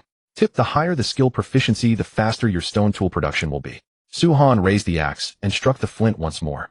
Crack! The stone instantly split into several pieces. But this was not enough. The arrowheads had to be triangular or diamond-shaped to possess sufficient lethality. Thus, what Su-Han had to do next was to hammer the edges of the shards once more, shaping them into the desired form. Crack! Crack! Su-Han tapped gently, and the flint's edge kept flaking away. Just then, a 4-centimeter fragment dropped to the ground. This fragment seems promising. Su-Han picked it up and examined it. The flint was thin on both sides and thick in the middle, with one end naturally formed into a triangular shape. With just a little trimming, it could be put to use. The first arrowhead materialized, fueling his motivation. Mimicking his earlier motions, Su-Han soon chipped out a second sharp flint point. Gradually finding his rhythm, one flint arrowhead after another emerged. Half an hour later, Su-Han had produced 12 crude arrowheads from the collected flints. This greatly bolstered his confidence in killing the grizzly bear. 12 arrowheads meant 12 wooden arrows. Even with just a 50% hit rate, it would be more than enough to give that bear a world of trouble. Suhan smiled, faintly lowered his head, and proceeded with secondary processing. This time he intended to grind the arrowheads even sharper and, if possible, add a few barbs. In that way, a hit on the grizzly would cause even greater damage. Screech, screech, screech. The arrowheads scraped against the stone, producing grating sounds. Suhan ground the arrowheads while cooling them with water. Once one was sharp enough, he moved on to the next. An hour later, all the arrowheads were polished, and Suhan was ravenously hungry. He glanced at the system time, then his eyes widened. Holy crap, how is it already 1:30? No wonder I'm so hungry. I haven't eaten in 10 hours. Damn, I was too absorbed just now. Suhan hurriedly got up to wash his hands and took the chance to let the 2 wolf cubs out for some fresh air. Lunch consisted of wolf meat, small fish, and duck eggs. The dried venison was reserved for emergencies or trips. Ordinarily, he wouldn't touch it. After eating and drinking to his fill, Suhan used the axe to cut a slot in the front end of each arrow shaft fitted in a flint arrowhead, and then bound it tightly with hempen cord. Thus 1 arrow was complete. If he feared the arrowhead might fall off, he could smear on some resin. But Suhan was pressed for time, so he didn't go into the woods to collect it, though there was actually some on the earthen slope by his door. When all 12 arrows were finished, Suhan picked one up and balanced it on his finger to test its equilibrium. This was absolutely essential. If the arrowhead was too heavy, the arrow would tend to nosedive during flight. If the tail was too heavy, the arrow would wobble erratically in midair. Only arrows that met the balance standard would handle more smoothly and inflict far deadlier damage. After careful inspection, among the 12 newly made arrows, 1 had a slightly overweight head and 1 had an overweight tail. Not bad quality at all. Suhan was extremely satisfied with his craftsmanship. Only 2 out of 12 arrows had minor defects. That was a pretty impressive level of skill. After adjustments, all the arrows were complete.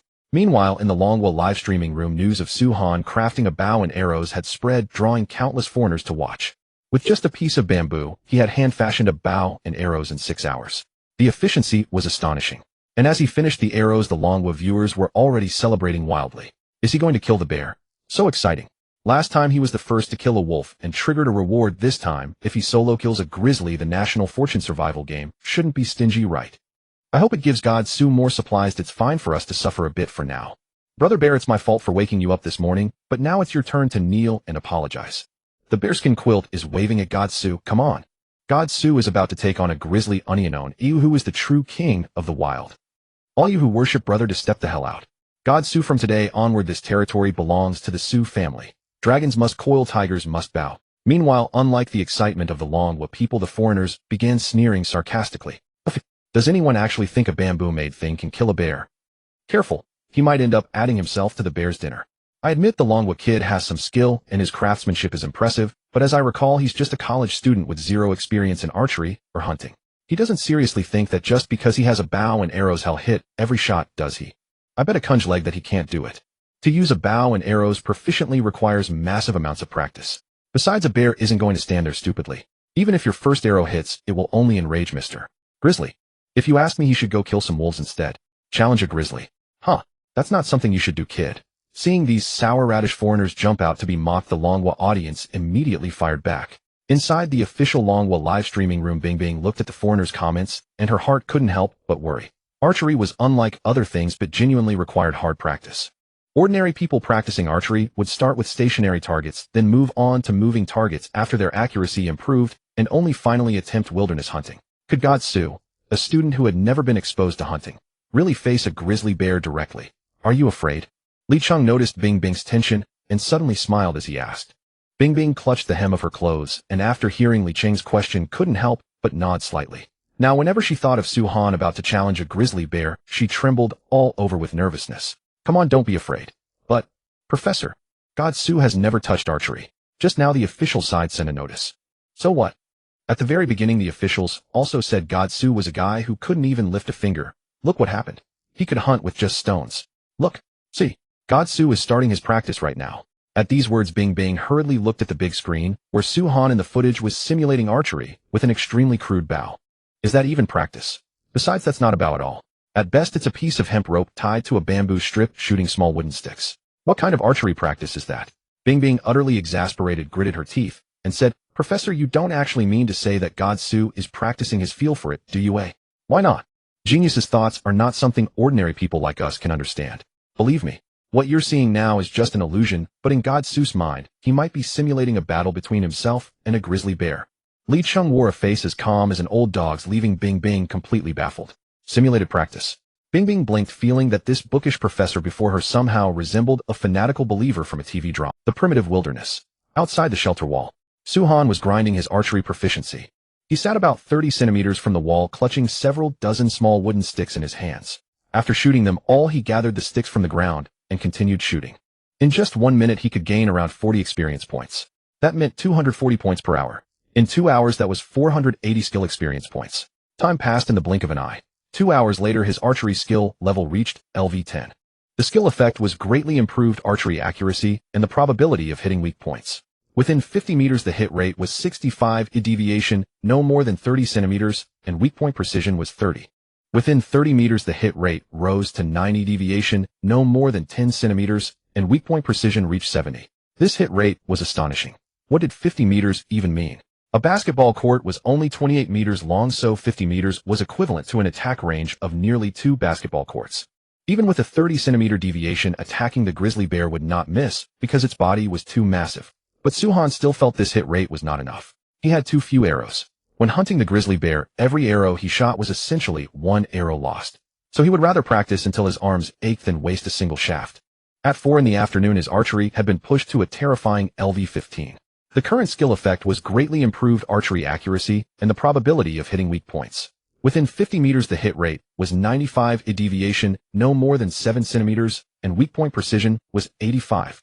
Within 30 meters, the hit rate rose to 100, and weak point precision reached 98. Shooting while moving would not affect his accuracy. Looking at the LV15 archery skill, Suhan finally revealed a satisfied smile. A 95 hit rate at 50 meters with very little deviation. This was exactly the effect he wanted. Suhan rubbed his sore wrist, stood up, and sorted out his gear for the expedition. The axe was essential. He needed it for skinning and butchering. 2 wooden spears were for close combat defense. The wooden shovel could be used to dig traps. Finally, there was his bow and arrows. Suhan slung the bow across his back. The quiver, made from snakeskin and hemp rope, was very convenient to carry. Arriving at the bamboo gathering spot, a pile of fresh bear dung came into view. This minute had just been nearby. Interesting. This saves me the trouble of looking for it. Suhan scanned the surroundings, then found a flat spot and dug a pit 2 meters deep with the wooden shovel. It was about 2 meters wide and roughly the same in length. After finishing it, he covered it with dry grass and sticks. System detected the host crafting a trap. Congratulations. You have learned a brand new passive skill trap. The first trap was set. Next, he needed to dig subsequent traps 30 meters apart. This time, Suhan dug pits identical to the first one in 3 directions, left, front, and right. Bears and wolves were extremely intelligent animals. After falling for the trick, once it might very well change direction and chase him. So setting up more traps was safer. At 5 in the afternoon, the sky darkened. With the 3 traps dug, Suhan's hunt was finally about to begin. He deactivated the aura skill and activated stealth. He began tracking the bear. Standing before the fresh bear dung, Suhan quickly used the bear's footprints to determine the direction it had taken. It was on the hillside ahead to the left. After confirming this, Suhan took a deep breath, picked up his bow and arrows, and slowly walked forward. Crossing the forest path, the footprints on the ground gradually multiplied. Within a few minutes, Suhan spotted the grizzly bear. It was sitting on the ground, and in its huge paw, it was actually holding a rabbit, building up fat before winter. A perfect opportunity. Suhan drew an arrow from his back and aimed at the grizzly bear's eye. He aimed, released his fingers. Whoosh. The wooden arrow cut through the air, traced an arc, and struck the grizzly bear's eye with deadly precision.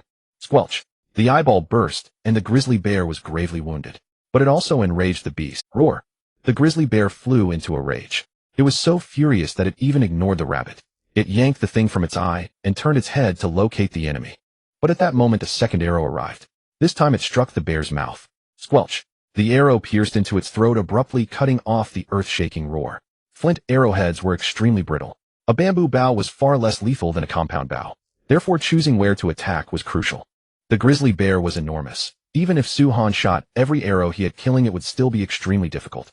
That was why his first arrow targeted the eye. This would impair the grizzly bear's vision and enrage it at the same time. Then the second arrow had to aim into the bear's mouth, one of only 2 weak points on its entire body. Crack. The grizzly bear snapped off the thing in its mouth. The torn wound filled its mouth with blood. Being wounded once again fully ignited the bear's fury. It locked onto Suhan's direction and charged at him like a crazed beast. The ground trembled. But the moment Suhan saw the bear chasing him, he had already run toward the trap location ahead of time. To lure the bear closer, he even shouted at it. Ergo, your grandpa is over here. Roar. The furious roar was tinged with hoarseness and low growls. This made Suhan even more certain that his arrow had probably injured the blood vessels in the grizzly bear's throat. He stopped in front of the trap, when the bear was still 10 meters away. Only then did Suhan move aside. Plop. Sure enough, the grizzly bear fell into the trap. Yo, go. Not too bright, are you? Sorry. I really need a bearskin blanket. Suhan seized the opportunity and quickly drew his bow and knocked an arrow. Traps alone could not hold this bear for long, so he had to seize this chance to wound it again. His target this time was again the mouth. A furious bear could not help roaring even when wounded. The instant its mouth opened wide, another arrow shot out. Hit. Suhan roared in his heart. Whoosh. The arrow flew. The grizzly bear was just about to climb out of the pit when it opened its mouth and took another arrow. The intense pain turned its eyes completely bloodshot. It swore that today it would bite this bastard to death. Roar. The instant the grizzly bear climbed out of the pit, it charged forward again. But the mountain paths were not only narrow but also full of obstacles. After running some distance, it found that the man from before had vanished. Where was he? Where had he gone? The grizzly bear's sense of smell was extremely sharp. With just a few sniffs, it confirmed that the enemy was ahead. Roar. After locating the enemy's position, it burst out of the grass. Whoosh. A cold arrow flew out of the forest behind the grizzly bear and struck its weak point with precision. A piercing, intense pain shot from its rear. This forced the pursuing bear to skid to a halt. It was bewildered now. The enemy should have been ahead, so why had the attack come from behind? The grizzly bear firmly believed that its sense of smell would not deceive it. This made no sense. Time rewound to 30 seconds earlier. Suhan raced at breakneck speed through the wilderness and arrived near the shrubbery. Judging from the violent commotion closing in behind him, he knew that his 3 arrows had not been fatal. At best, they had merely made the grizzly bear bleed profusely. The bamboo bough's power is just too weak. As things stand, even if I lure it to the second trap, there's no way then I need to find a way to cripple this bear's fighting ability as much as possible. Almost instantly, a brilliant plan occurred to Suhan. He swiftly stripped off his outer coat, wrapped it around a stone, and hurled it with all his might into the distance. Then he scrambled up a tree. No sooner had Suhan clambered into the branches than the grizzly burst over from behind in pursuit. The outcome was no surprise. Having lost its target, the bear was instantly drawn to the scent clinging to the discarded clothes. The instant the bear charged after the bundle, an arrow arrived in a flash. Hey grandson, Grandpa is right here. Suhan shot off a taunt, then immediately vaulted down from the tree and raced toward the second trap area. Recognizing its tormentor's voice, the grizzly knew it had been fooled. With a thunderous roar, it resumed the chase in an explosion of unbridled rage.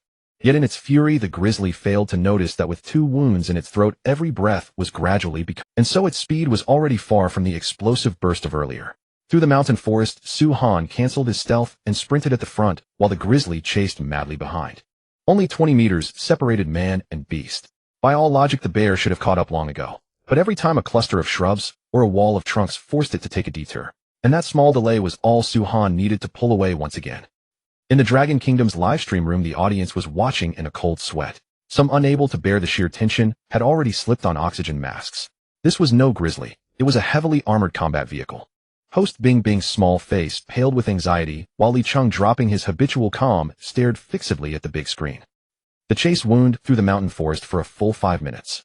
The bear's speed gradually dwindled, and it even began to think of giving up. Its savage throat made with 3 ruptured blood vessels, severe internal and external bleeding had set in. Add to that an eye that had gone blind from the very first moment, and if it kept chasing, death would likely be the result. But just as the bear halted, an icy arrow slapped across its face. It raised its head and looked ahead. That slippery, hateful thief was actually standing in the distance waiting for it. Such blatant mockery was utterly intolerable. The grizzly hurled its bulk into a final charge. 20 meters. 10. 8. The enemy still had not moved. 1 pounce was all it would take to tear that contemptible scoundrel apart.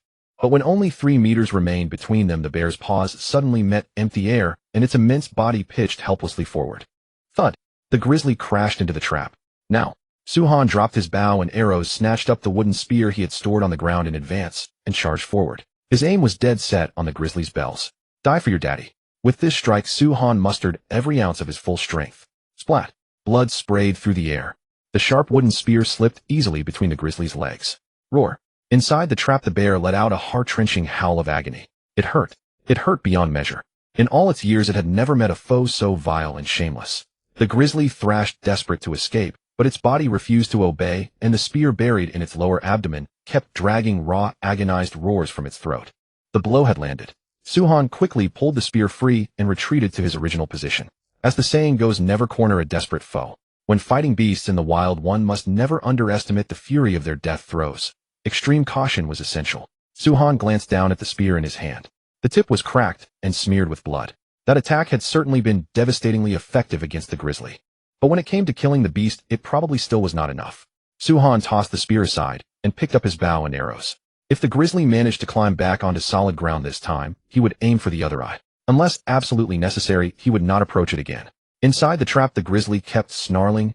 After a grueling 5-minute struggle, the grizzly finally dragged itself out of the trap, only to take an arrow in its last good eye the instant its body broke the surface.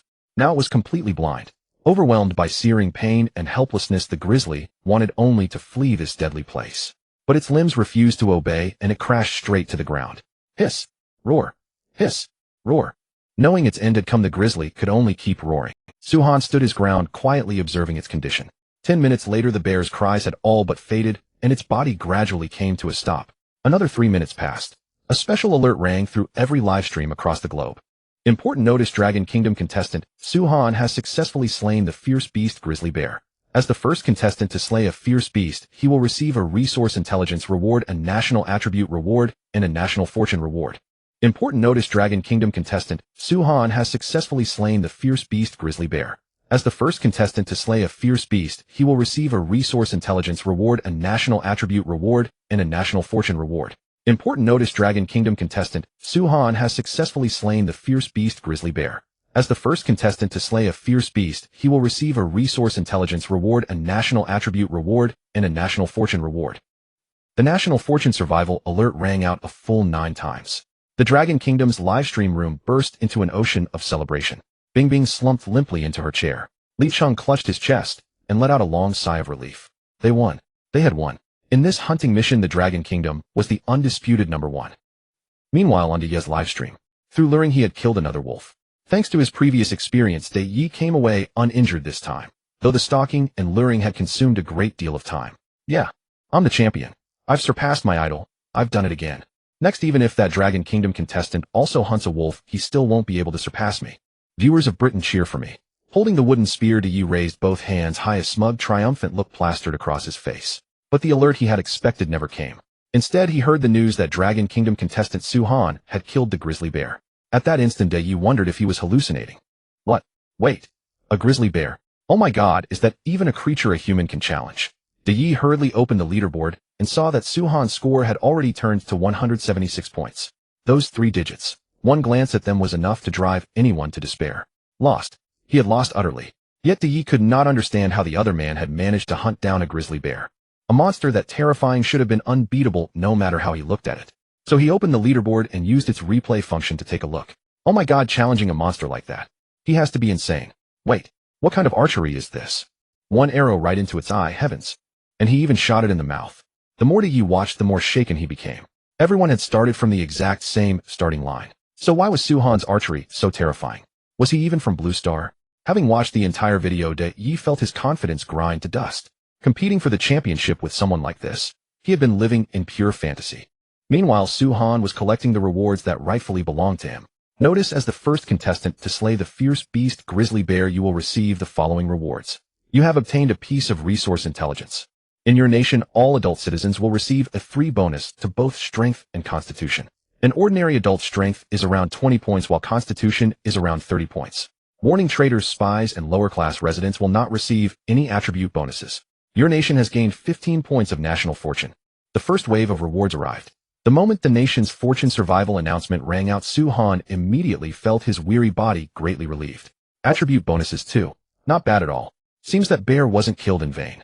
At this moment, all citizens of the Dragon Nation received their attribute enhancements. Elderly people who could barely walk before were now brimming with energy. Patients lying on sick beds recuperating had miraculously recovered as well. Inside a hospital operating room, a doctor was treating a patient, but unfortunately the procedure had failed. Just as he was about to give up, the patient, whose heart had already stopped, suddenly regained vitality. Doctor, a miracle. The patient's heartbeat is back. What? Quick. Continue resuscitation. Yes, Dr. Lee. After they finished the surgery and walked out, they learned from their colleagues that the miracle had just been triggered by God's. Dr. Lee said in astonishment. So that's what happened. Then we really should thank this savior. If not for him, that patient would have been beyond saving. Exactly. He's truly incredible. You should have seen it. That enormous grizzly bear was toyed with and slaughtered by God Su. I still haven't recovered from watching it. Meanwhile, at the British lackey's shed, people gathered together staring at the rewards on the big screen, each one of them grinding their teeth with regret. Killing the grizzly bear. Enhanced constitution. Enhanced strength. These should have been their rewards, yet now all they could do was watch helplessly. Their mood was unbearable. If only we hadn't left back then. It's all that bastard surnamed Lay's fault. Damn it, their national fortune increased again. With a bear that big, if it triggered 10,000 times, plenty of people could have gotten a share of the meat. Among the lackeys, some were jealous, some regretful, and some envious. But right now, aside from envy, there was nothing they could do. Just then, the second wave of rewards appeared on the big screen. Notice congratulations. Dragon Nation contestant Suhan has slain the fierce beast grizzly bear and triggered a 2,000 times reward. All Dragon Nation shelters will equally share 2,000 grizzly bear carcasses. 20,000 grizzly bears. Didn't they say 10,000? Fuck. The lackey's mentality completely shattered. Meanwhile, the Dragon Nation people were submerged in an ocean of joy. 20,000 grizzly bears. How much meat was that? And bear gallbladders were precious medicinal ingredients too. God Su, you're way too powerful. You're simply the savior of us Dragon Nation people. In the official livestream, Bing Bing stared at the rewards, her expression utterly shocked, her lips unable to close. Professor, did I see that right? 20,000 grizzly bears. Yes. But wasn't it supposed to be 10,000? You've been so busy lately that you've forgotten. The nation's fortune survival announcement stated that 10,000 times is only the base return multiplier, and it can rise over time along with the contestant's personal performance. I think the 20,000 multiplier is because God Su's performance earned the respect of the nation's fortune survival game. So it deliberately raised the multiplier. TSK. Truly remarkable. With a 20,000 return multiplier, if God Su later gathers wild vegetables, that means 20,000 of them. Just thinking about it is exciting. However, I imagine those who emigrated early must be regretting it to the core by now, right? Haha. After boasting for a while, Li Chung didn't forget to rub salt into the lackey's wounds. Those people had been utterly detestable back then. They abandoned their dignity to become dogs for the foreign devils, and on top of that they constantly spread rumors back home. Simply heinous. Calling them traitors was too kind. These people were nothing but ungrateful beasts. Upon hearing this, Bing Bing couldn't help covering her mouth and laughing, then added, whether they regret it or not, who knows. But I heard that today people from all the shelters received some unfertilized duck eggs. I ate one today too. It was especially fragrant. As she spoke, Bing Bing even openly showed the cafeteria food on the big screen. In such special times, even the host and senior officials received no special treatment. Everyone's food was the same. But today everyone in the entire cafeteria received a duck egg. As for the lackeys watching this scene, apart from stamping their feet in fury, they could do nothing except crouch in their shame. Just as Su Han was about to check what the intelligence reward was, the second wave of nation's fortune survival rewards arrived. Congratulations. You have slain a fierce beast and obtained the special title King of Hunting. King of Hunting, when equipped, all attributes increase by 2 points. So there really is an attribute bonus. Awesome. Su Han grinned uncontrollably and quickly equipped the title. All attributes was great. Everything would improve. For example, speed. For example, strength. But would his physical traits also be enhanced? Su Han checked, and sure enough, they really were enhanced. Huh. It actually increases that too. Damn, this title is badass. Su Han was stunned. It was simply outrageous. Forget it, no more checking. There are no women around here, so being stronger there is useless. Let's just see what the intelligence is. Su Han fastened his pants and immediately opened the resource intelligence in the nation's fortune survival panel. Whoosh. On the map, a cluster of plants lit up. He looked closely. It was premium wild oats located just 3 kilometers south of the shelter. This oats. Brothers, I'm really going farming tomorrow. We've got oats now. Su Han was overwhelmed with oats. These were actual oats. Though not as good as wheat, who would be picky at a time like this? It was already a blessing to have something to cultivate. Inside the Dragon Nation livestream, the audience, who had just calmed down, erupted once again upon hearing that the resource was oats. Damn, God Su has completely secured his foothold now. Badass, actually oats. Too strong, God Su. From now on we'll have oats to eat, sniffle. If we can hold on a little longer, we won't have to eat that paste anymore. Congratulations, God Su. Oats. Awesome, God Su.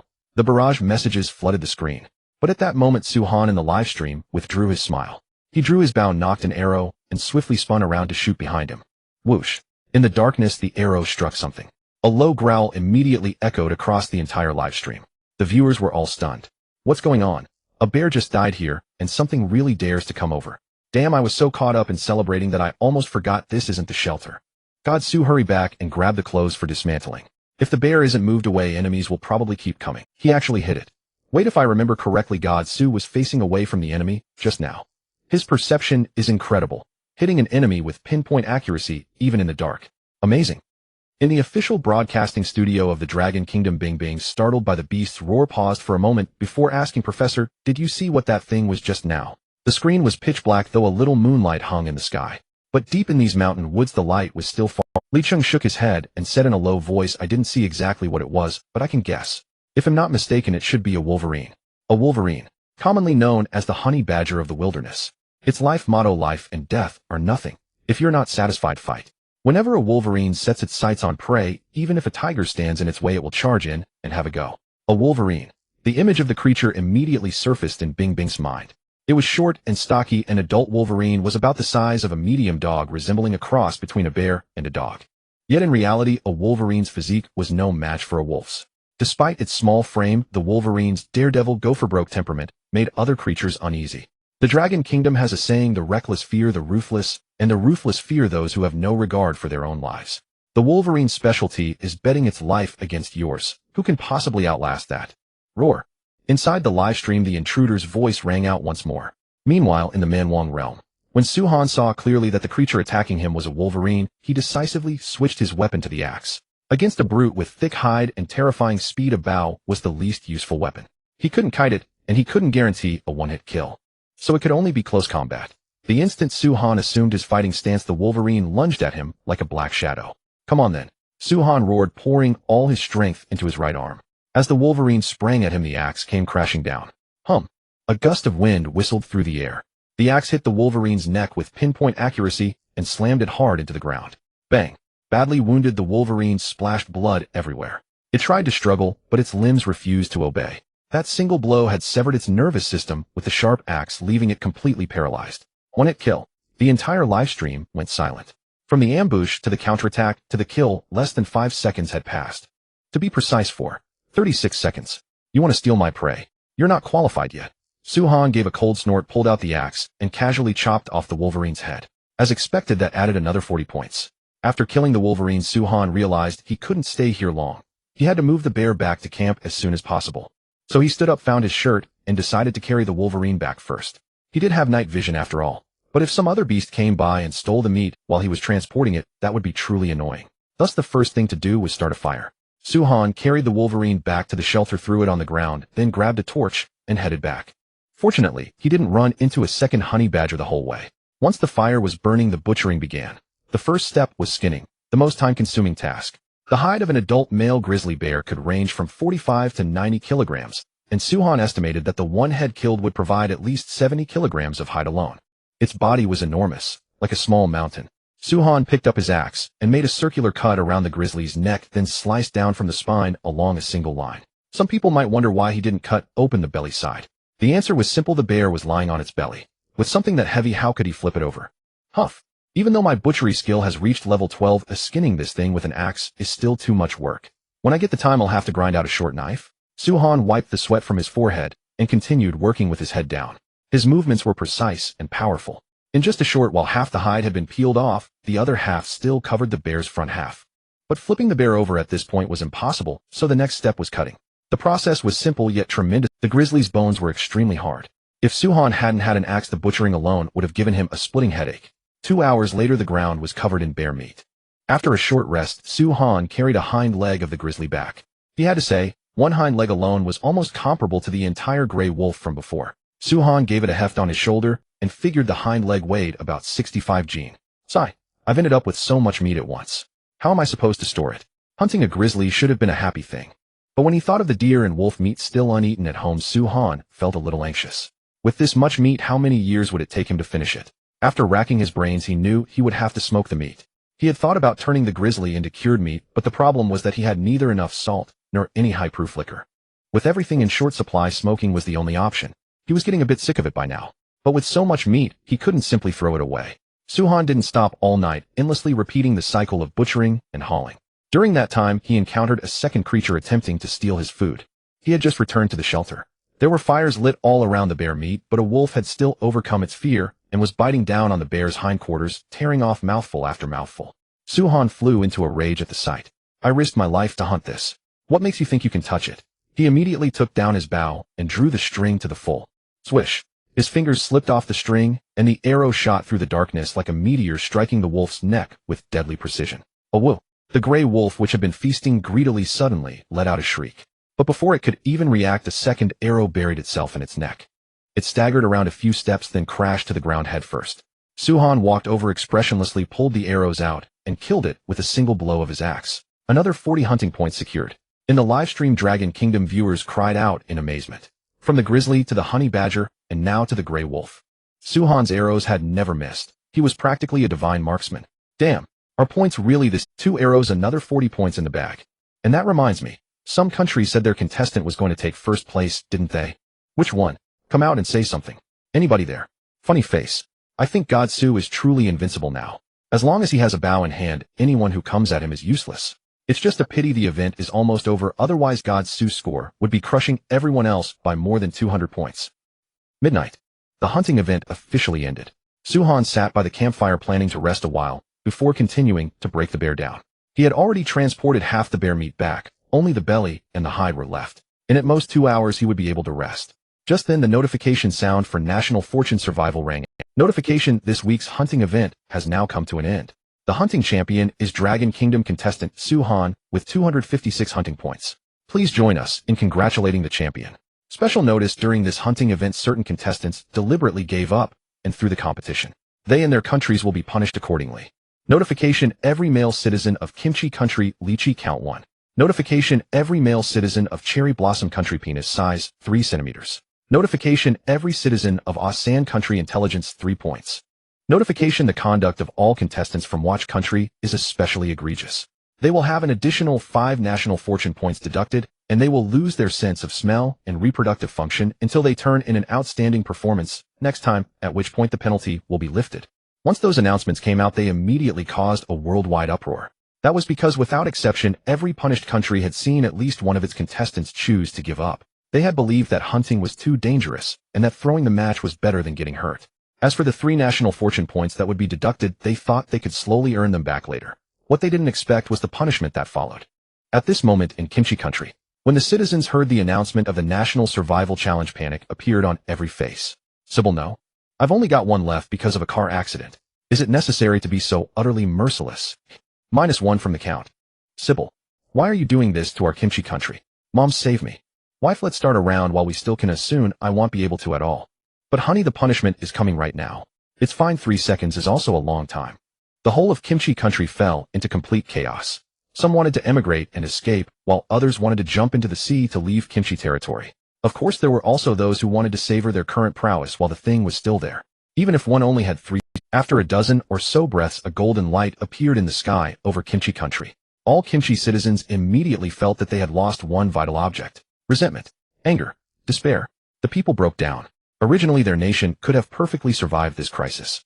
Unfortunately, the Kimchi leader had been convinced that Piao Duandiao had it all sewn up, so he contacted another contestant and told him to simply throw the game. After all, losing a few points of national fortune was fine as long as no one got hurt. At that time, the people of Kimchi Country thought their leader was simply brilliant. Naturally, leaders of other countries, but no one had expected that the National Survival Challenge would not allow throwing the game. It's all that leader's fault. Kill him. Since he made me unable to be a man, it'll make him unable to live. The furious people rushed into the leader's mansion overnight, and the soldiers one by one chose silence. They hated it too. Having lost something for no reason, as a man, this was truly unbearable. In less than 10 minutes, another global announcement arrived.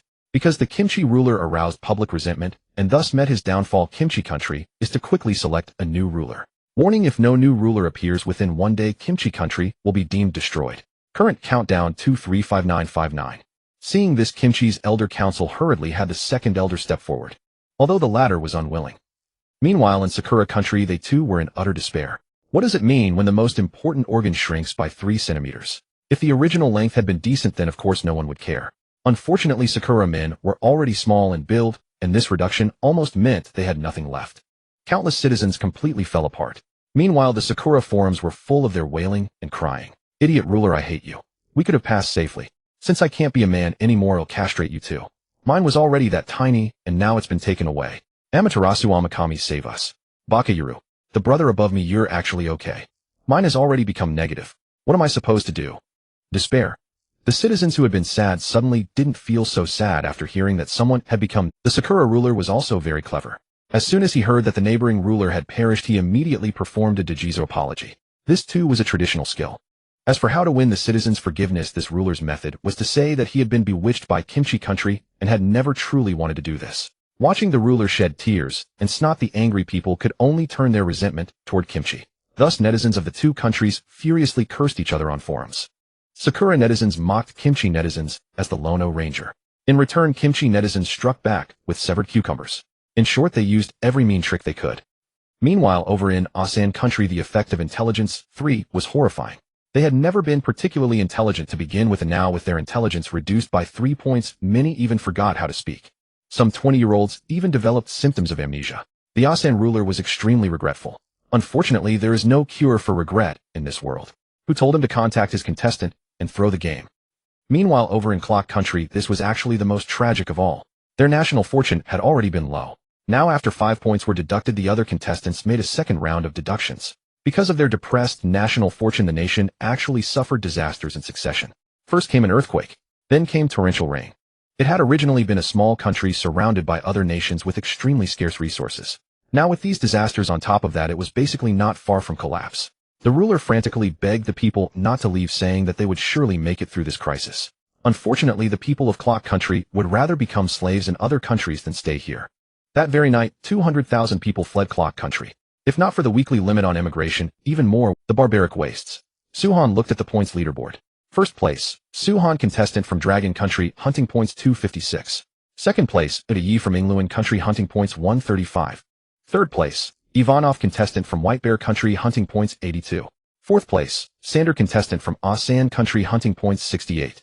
Fifth place, Aeliding from South Africa country, hunting points 67. Sixth place, Bei Yi from Ingluan country, hunting points 62.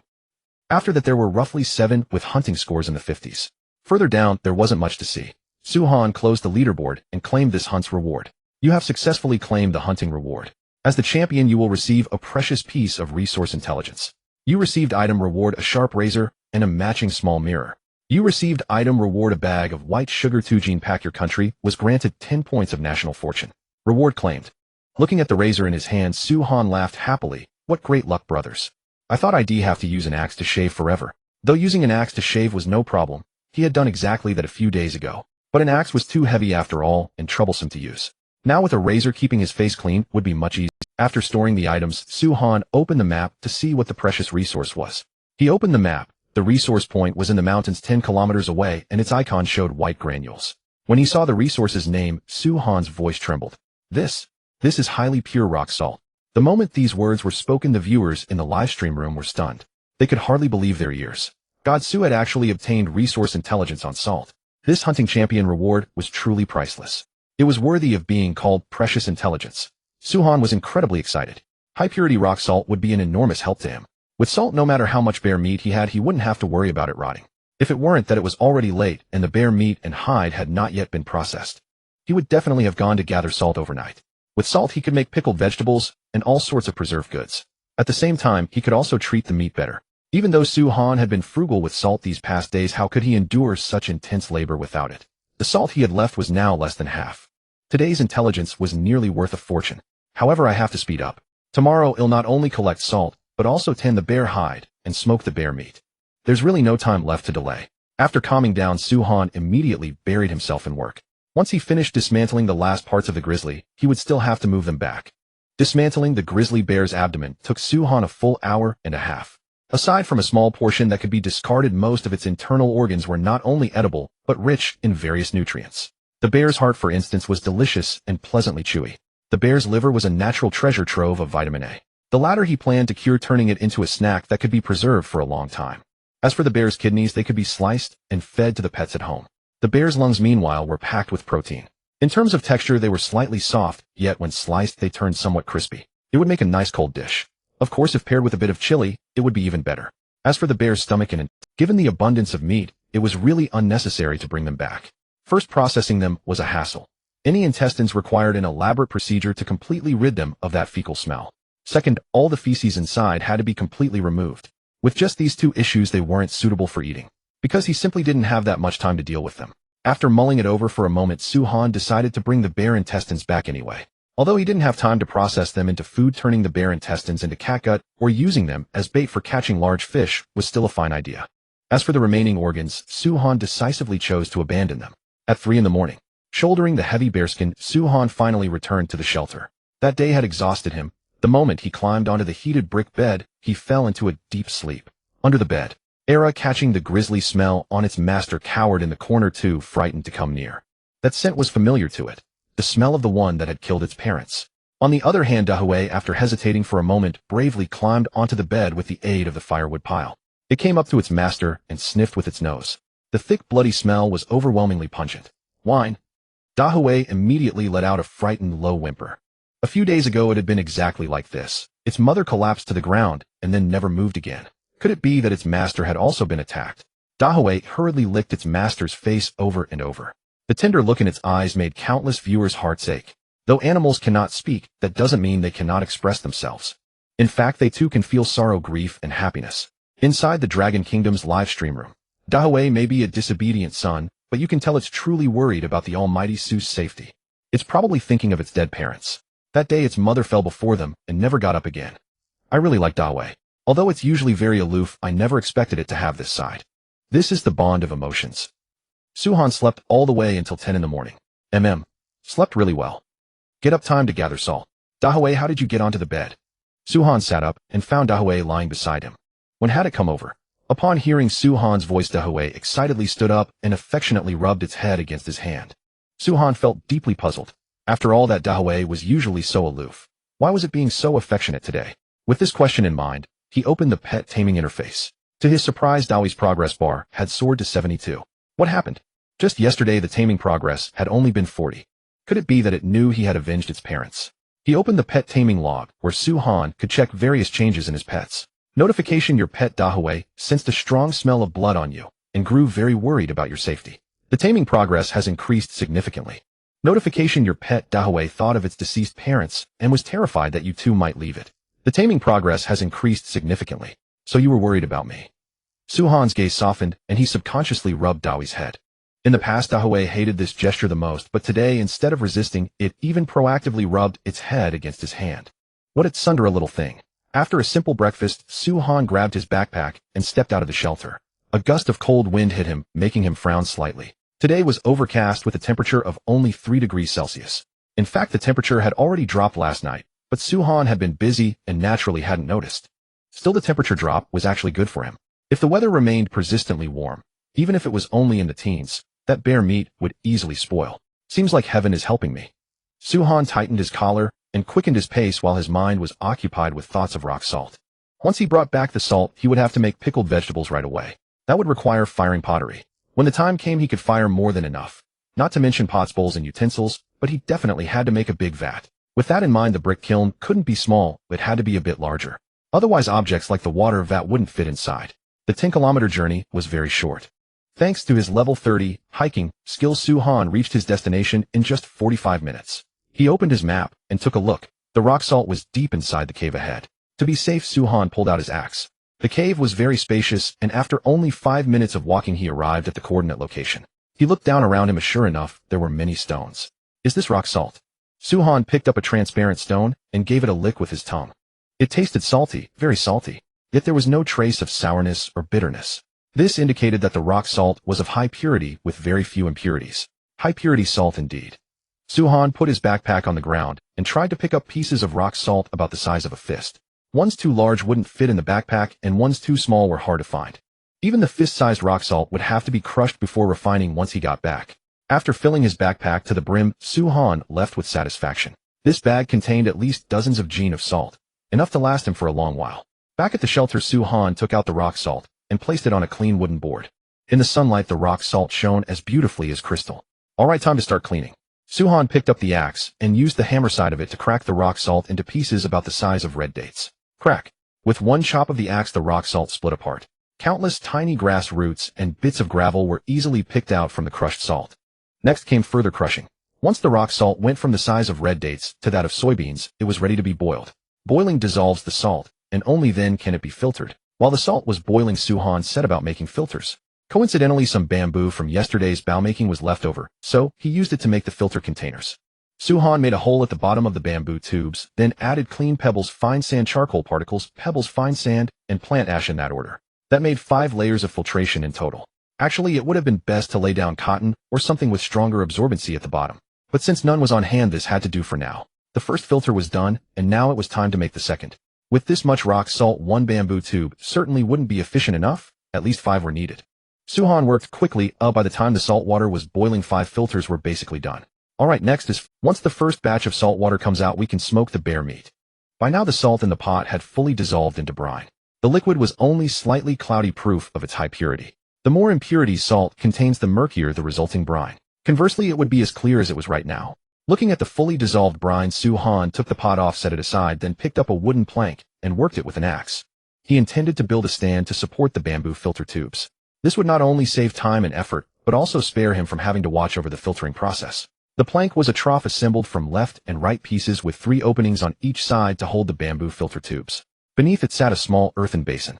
Once the stand was finished, Suhan poured the boiled brine into the trough. It flowed down the slope toward the filters, and after passing through layer upon layer, fell into the basin below. Alright, next up is building a brand new roasting oven. Suhan rolled up his sleeves. With the filtering issue settled, it was time to construct a new roasting pit. He demolished the original roasting pit and started digging in the same spot. The new oven was a large pit, 5 meters deep, 1 meter wide, and 4 meters long. This time he sealed the top with wooden planks. Swinging his arms in full circles, Suhan drove the wooden shovel into the ground as easily as an ordinary person cuts through tofu. With a slight flex of strength, he tossed a large lump of earth onto the ground. Such power filled the audience with envy. In just half an hour, the roasting pit was fully dug. Suhan brought over sun-dried branches, laid them in rows atop the pit, then stacked mud bricks on both sides, and in this way a large roasting pit was completed. Lunch consisted of boiled grizzly bear heart with a little roasted bear liver and a cold dandelion salad. The mix of meat and greens made for a thoroughly satisfying meal. Especially after salt became freely available, the flavor of his food had improved by more than 1 level. This bear heart is really delicious. Not only is there not a hint of gamey odor, the chew is pretty satisfying too. The only pity is that I don't have a small cup of baijiu, Suhan said with slight displeasure, chewing the bear heart. Such a wonderful dish to go with liquor, really lost something without baijiu. If only he could find some sweet potatoes in it. Sweet potatoes were not only excellent for brewing liquor, they also tasted far better than kudzu root, and their vines could be eaten as greens. Unfortunately, with no resource information, trying to find a wild sweet potato plant was no different from looking for a needle in a haystack. After lunch, the second pot of brine had also finished filtering. To be on the safe side, Suhan poured the once filtered brine back into the trough for a second round of filtration. Watching the brine drip down from the bamboo tubes, Suhan dipped his finger in and tasted it. His eyes lit up. The taste is perfectly pure. It can already be used to cure the bear meat. He took the earthenware pot out from his shelter. He poured a bowl of concentrated brine into it, then tossed in a large piece of cinnamon bark, a handful of wild onions, and some cinnamon leaves. After a quick stir, a pot of spiced water was ready. Next came curing the bear meat. Suhan cut the bear meat into long strips and placed them into the earthenware pot one after another, kneading until the liquid was fully absorbed into the strips. At that point, they were ready to be roasted. Actually, letting it cure for several more hours would have yielded an even better result. But the grizzly had been killed yesterday, and after sitting out overnight, the meat was no longer fresh. So since he could smoke it ahead of time, it was best to do exactly that. After repeating this several times, the roasting rack was lined with strips of bear meat. The expanded roasting oven could handle several dozen jin of meat at once, and with today's temperature drop, he guessed that little of the bear meat would go to waste. He added firewood, lit the fire, added spices, and sealed the top. In moments, thick smoke kept billowing out through the cracks. Suhan spent the whole afternoon boiling brine and smoking meat on the side. He also pickled a small jar of Jerusalem artichokes. The ingredients were extremely simple. Just half a bowl of brine, 3 bowls of cooled boiled water, and a tiny bit of cinnamon bark. In the evening, the wind that had blown all day finally eased. But the temperature had grown even colder, dropping to 0. Suhan sat at the old-style square table sipping rose tea and enjoying a hearty dinner. The other contestants, however, were miserable. The sudden drop in temperature hit them hard, especially those who had not built windproof shelters. They were now shivering from the cold. Take the contestant known as Monkey, for example. He had originally caught a goat, but because he failed to store it properly, a wolf stole it during the day. Facing a fully grown wolf, the contestant even knelt on the ground begging. Yet the wolf merely gave him a single glance, then wagged its tail and swaggered off. At that moment, San, the Indian contestant, encountered something similar. He was preparing a meal, but no sooner had the fire begun to burn than the meat at his side vanished. This left San deeply puzzled. He hurried out of the shelter and caught sight of a wild honey badger dashing off into the darkness with his meat clamped in its jaws. "You despicable thing! How dare you steal my meat? You have no shame." Actually, the honey badger couldn't really be blamed for its shamelessness. After all, sand hadn't fitted a door on his shelter. It had wandered in thinking it was a buffet. A gang, on the other hand, had gradually managed to settle down. The shelter a gang built was a semi-subterranean structure. The bottom was a pit dug into the earth, while the walls above were made of wood and stone mixed with mud. He had likewise dug an earthen bed and built a stove, though it was a crude straight-line construction. Though it couldn't compare to Suhan's luxury villa, being able to stabilize was already quite an achievement for him. All that was left was to keep working hard. Survival was basically no longer a problem. That night, Suhan chose not to rest. After eating, he began preparations for tanning the bear hide. Bear hide was warm and comfortable, but tanning it was a rather troublesome task. The hide was heavy and enormous, weighing a full 140 g on its own, so ordinary methods simply couldn't be used. Fortunately, during the meal, just now, Suhan had thought of another method. That was to hang the bear hide from a tree. This way, once he smeared the boiled bear oil over it, he could not only coat it thoroughly, but also knead, rub, and stretch. Suhan shouldered the bear hide and climbed the tree, then crossed the four-leg openings and tied them into a knot. He gave it a hard flick. Whoosh! The entire hide spread open in the air. Perfect. Suhan snapped his fingers, jumped down from the tree, and carried over the already boiled bear brains and fat to begin tanning. In fact, tanning a bear hide wasn't all that different from tanning a wolf hide. It was just that the brains were a bit ranker and the hide a bit larger. The entire tanning process lasted 2 hours before it was finally complete. Returning to the shelter, Suhan wearily took off his coat, only for a wave of pungent stench to hit him, nearly knocking him unconscious. Looking closely, he saw that the coat was already stained with grease and bear blood. No wonder it smelled so rank and foul. Ugh, so disgusting. Looks like I'll have to make some soap and wash it tomorrow. With a look of disgust, Suhan flung the coat far away. If he were to sleep under it, it would probably wake him with its stench in the middle of the night. As for why he hadn't noticed earlier in the day, it was naturally because the wind had been blowing outside. Still, he really should make it. Once he had soap, he could not only wash his clothes, but also use it for daily cleaning. In the morning, Suhan was awakened by the era. Opening his eyes, he saw the energetic little fellow holding a wooden stick in its mouth, performing a lion dance around. Glancing at the time, it was only 6 a.m. Suhan was furious and simply grabbed it, tossing it outside the door. What's wrong with you, Era? I barely get a day off. Can't you let me sleep a little longer? If you like playing so much, then go play outside to your heart's content. Snap! He closed the wooden door and returned to bed, falling asleep immediately. When he woke again 2 hours, what a good sleep. Suhan stretched lazily and rose to prepare breakfast. But just then a desperate howl came from outside the door. Trouble! Suhan's expression darkened. He suddenly remembered throwing the Era out that morning. The little brute might have encountered some wild beast. He didn't bother putting on a jacket, grabbed the bough from the wall, and rushed outside. But when he arrived, the Era hadn't been attacked by a beast at all. It had its tail tip caught in the jaws of a turtle and was running wildly around, unable to shake it free. You really are something, Era. Suhan suppressed his laughter and went to separate them. Fortunately, it had only bitten the fur at the tip of the tail. If it had bitten a paw, the Era might have been limping for the rest of its life. Whine. Hearing his master scolding, the Era lay on the ground, utterly wronged. Its tiny eyes were filled with fear. It would never dare provoke Brother Turtle again. With the farce over, Suhan began his day's work. After a simple breakfast, he did his exercise check-in. Once everything was done, he moved the smoked bear meat into the wooden box outside the door. The indoor temperature was too high to store food properly, so he had built a wooden box. But the smoked meat from last time hadn't even been finished, and now he had smoked over 100 g of bear meat. One wooden box was clearly not enough. There were 4 bear legs, a wolf, and a wolverine waiting behind. Looks like it's time to expand. Suhan never expected his food supplies to pile up so quickly that he couldn't finish them. In that case, he would start construction after making the soap. This time he would expand to build 2 rooms. One for storing food, the other for miscellaneous items. Just thinking about it felt wonderful. After smoking the new bear meat, Suhan returned to the shelter with his tools. Making soap required one. Its purpose was to trigger saponification. Fortunately, the birch ash he had been using to heat his Kong hadn't been. Don't underestimate these ashes. They were the core ingredient for making lye. While softwood ash could also produce lye, its effectiveness was far inferior to birch ash. Birch ash was rich in potassium carbonate, a strong alkaline substance. It was simply the most suitable ingredient for making soap. Suhan carved a wooden ash rake and used it to scoop out all the ash from the stove. Then he brought over the wooden box he had made the previous evening. He drilled small holes in the bottom and covered them with reeds and dry grass.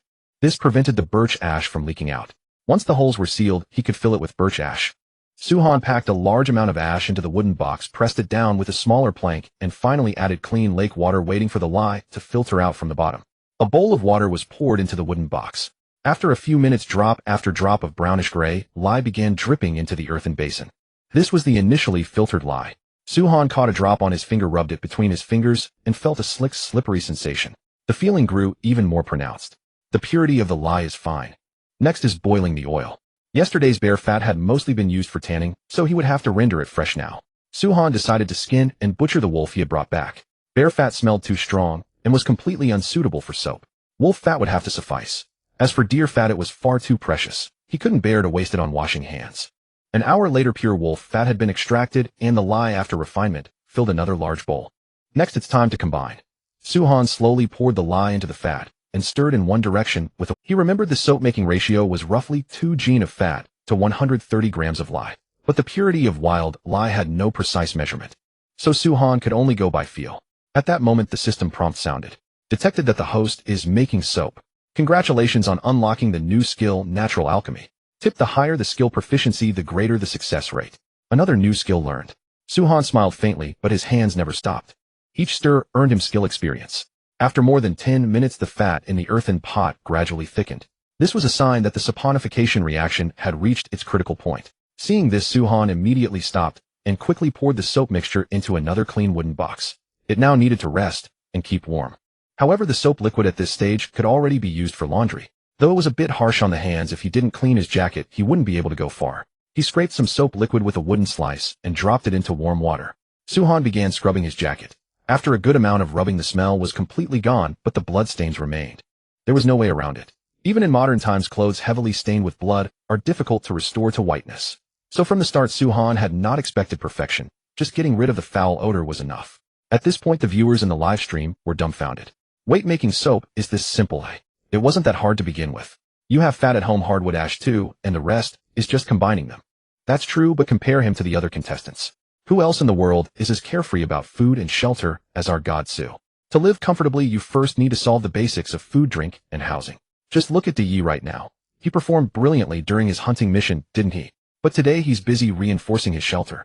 Do you think Yi doesn't know how to make simple soap? He simply doesn't have the time. Look at God Su now. When he's free, he either reads books or makes daily necessities. He already has 8 wooden boxes. Whatever he wants to make, he just grabs it and goes. How can the other contestants compete? God Su is strong not just because he's skilled with his hands, but also because he's exceptionally diligent, a quality the other contestants lack. Hearing this, everyone felt a deep sense of admiration.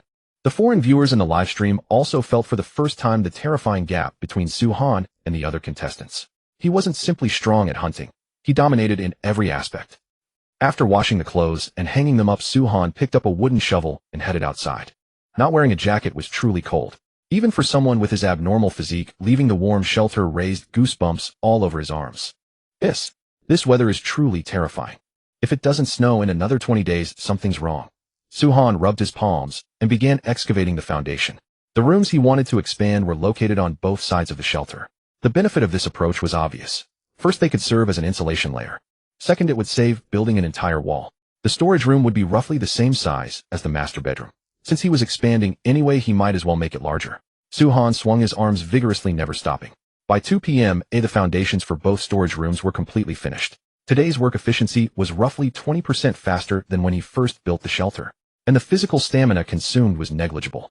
With the foundations complete, it was time to build. Suhan shouldered his axe, slung the bow over his back, and strode confidently into the forest. That domineering posture, any wolf passing by would probably get kicked. Thank you, big shots, for the gifts. Thud, thud, thud, crack. With just 3 swings of his axe, Suhan felled a sturdy birch with ease. At this rate, even Guang Tuqiang, the infamous bald logger, would have to hail him as a grandmaster. Meanwhile, the viewers in the live stream were already staring with their jaws hanging open. In only half an hour, Suhan had cut down 40 birch trees in one go. What terrifying efficiency! Even a logging machine couldn't be that fast, right? Hiss! I feel like God Su has become even stronger than before. 40 trees. He doesn't even need to rest. His stamina is that of a pure wilderness tyrannosaurus. If he runs into a wolf again, I swear he'll kick it flying with one kick. Believe it or not. Kick it flying. Bro, how little do you think of God Su? I think he could kick a wolf to death in one strike.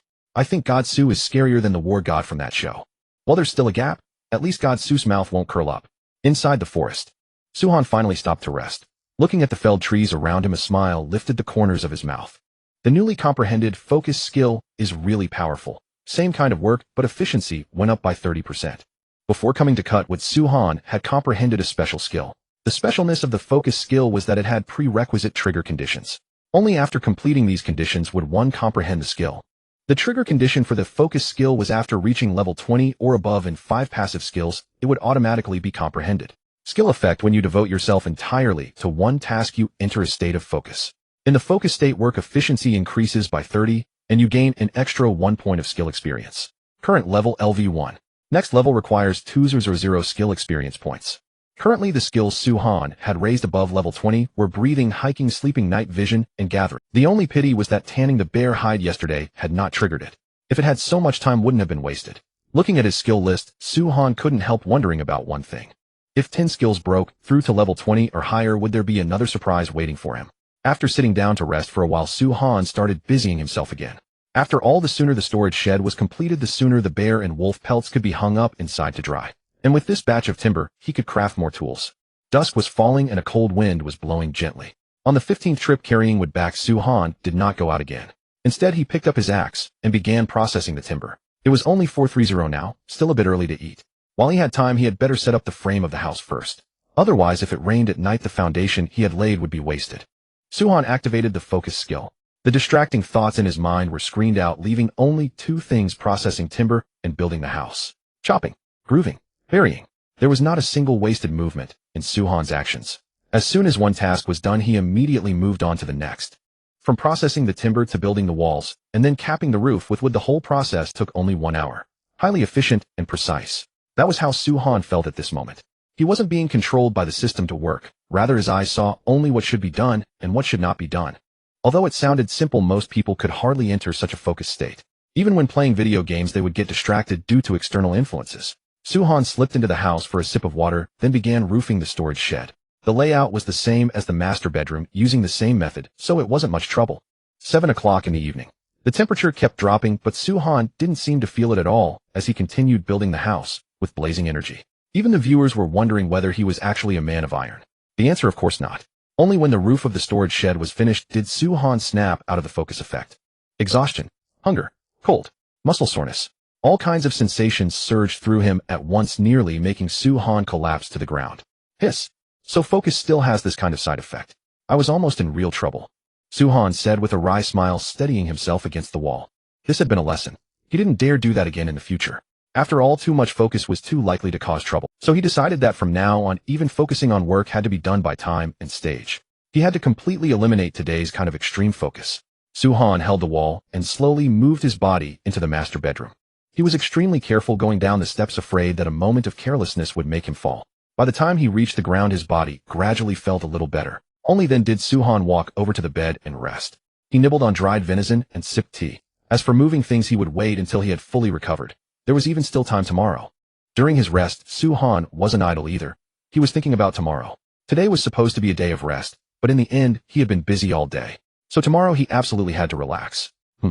How about going to the pond and releasing some fish tomorrow? Counting the time, 3 days have passed. The water in the pond should be clear by now. I have quite a few fish stored in the fish basket. It's settled then. Su-Han rested in bed for half an hour, then massaged himself with his hands for another half hour. As expected, he learned the new skill massage. Skill effect: the higher the skills level, the stronger the relaxation effect of the massage. If one understands the human body, the effect becomes even stronger. Come to think of it, I don't know the first thing about massage. But if I have time in the evenings later, I should get in touch with the tactical department and have them ask professionals to teach me some practical skills. For example, professional massage can help the body relax more. Traditional Chinese medicine can treat me when I'm sick. And martial arts can make me stronger in combat. Although Su-Han had the system, he was still not omnipotent. There were also things he couldn't do. And this was when connecting with the department came in handy. The Long Kingdom had a profound heritage. Who knew how many great masters were hidden among its people? If he could gather what all these people knew into himself, that would be true power. Su-Han made up his mind, starting tomorrow evening, he would learn one new skill every week. Too many would take a toll on the nation's fortune, but once a week was just right. With that thought, he looked up at the roof and spoke to the people from the tactical department. Is any official from the Long Kingdom there? Tomorrow evening, I want to learn a martial art. Please arrange someone to connect with me then. Meanwhile, at the Long Kingdom's tactical research office, the staff member on watch immediately relayed Su-Han's request to the chief. He wants to learn martial arts. But at his age, can he really manage it? The Long Kingdom leader said in astonishment. At that moment, the white-haired old man beside him laughed. Age is not the problem. Besides, he has taken the gallbladder of a 5 lives flower snake. In ancient times, a thing like that would be a heavenly treasure. Besides, this child learns everything quickly. Maybe he'll grasp it in no time. In my opinion, let's just let him have his way. Then consultant by who do you think should be sent to teach Mr. Su? The Long Kingdom leader asked respectfully. The martial arts of the Long Kingdom were vast and profound with schools and weapons as numerous as stars. Which martial art was suitable for Su Han was a question worth pondering. Consultant by thought for a moment. What do you think of the Thunderbolt Palm? This martial art trains both internal and external strength. By circulating chi, it can make one's fists as hard as steel, practical, and easy to learn. Thunderbolt Palm. That's indeed a fine martial art. Then we will follow your advice, consultant by. A howling gale raged outside the door with fallen leaves and sand periodically battering the roof, producing a rasping sound. Could it be going to rain again tonight? Su Han set down the axe in his hand, a flicker of confusion crossing his eyes. He had originally planned to do some handiwork today and then rest. But if rain was coming, no matter how exhausted he was, he would have to move everything outside into the storage room. Forget it'll go out and take a look. The wind outside did not cease for even a moment. Su Han took down his dry jacket and opened the door of his shelter. Whoosh! A biting cold wind swept across his face, splattering icy droplets against his skin. It was actually raining. Su Han frowned, braving the wind, to begin moving supplies. There was the smoked bear meat, the skinned wolf, and the striped hyena that had not yet been processed. Finally, there were some dried kudzu root slices. After finishing everything, Su Han hurried back into the warmth of the main room. This dreadful weather was far too cold. Glancing at the system panel, the temperature had already plummeted to -2 degrees. It's already below freezing. This Manhuang realm is truly absurd. Su Han returned to the stove and vigorously rubbed his hands together.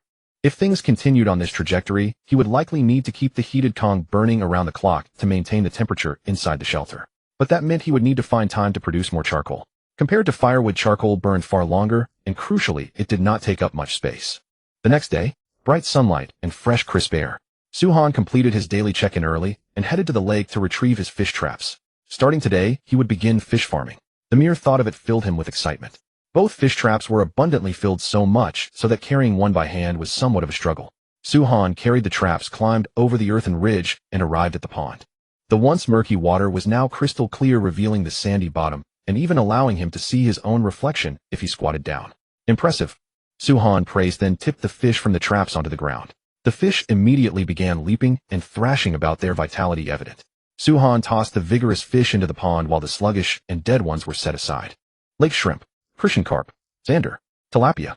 As more and more fish flooded into the pond, the once desolate water gradually came alive. They grew somewhat agitated at first, but once they adjusted, they began exploring this brand new homeland. The first trap yielded approximately 5 gene of fish. Next came the second fish trap. The species inside were no different from the first.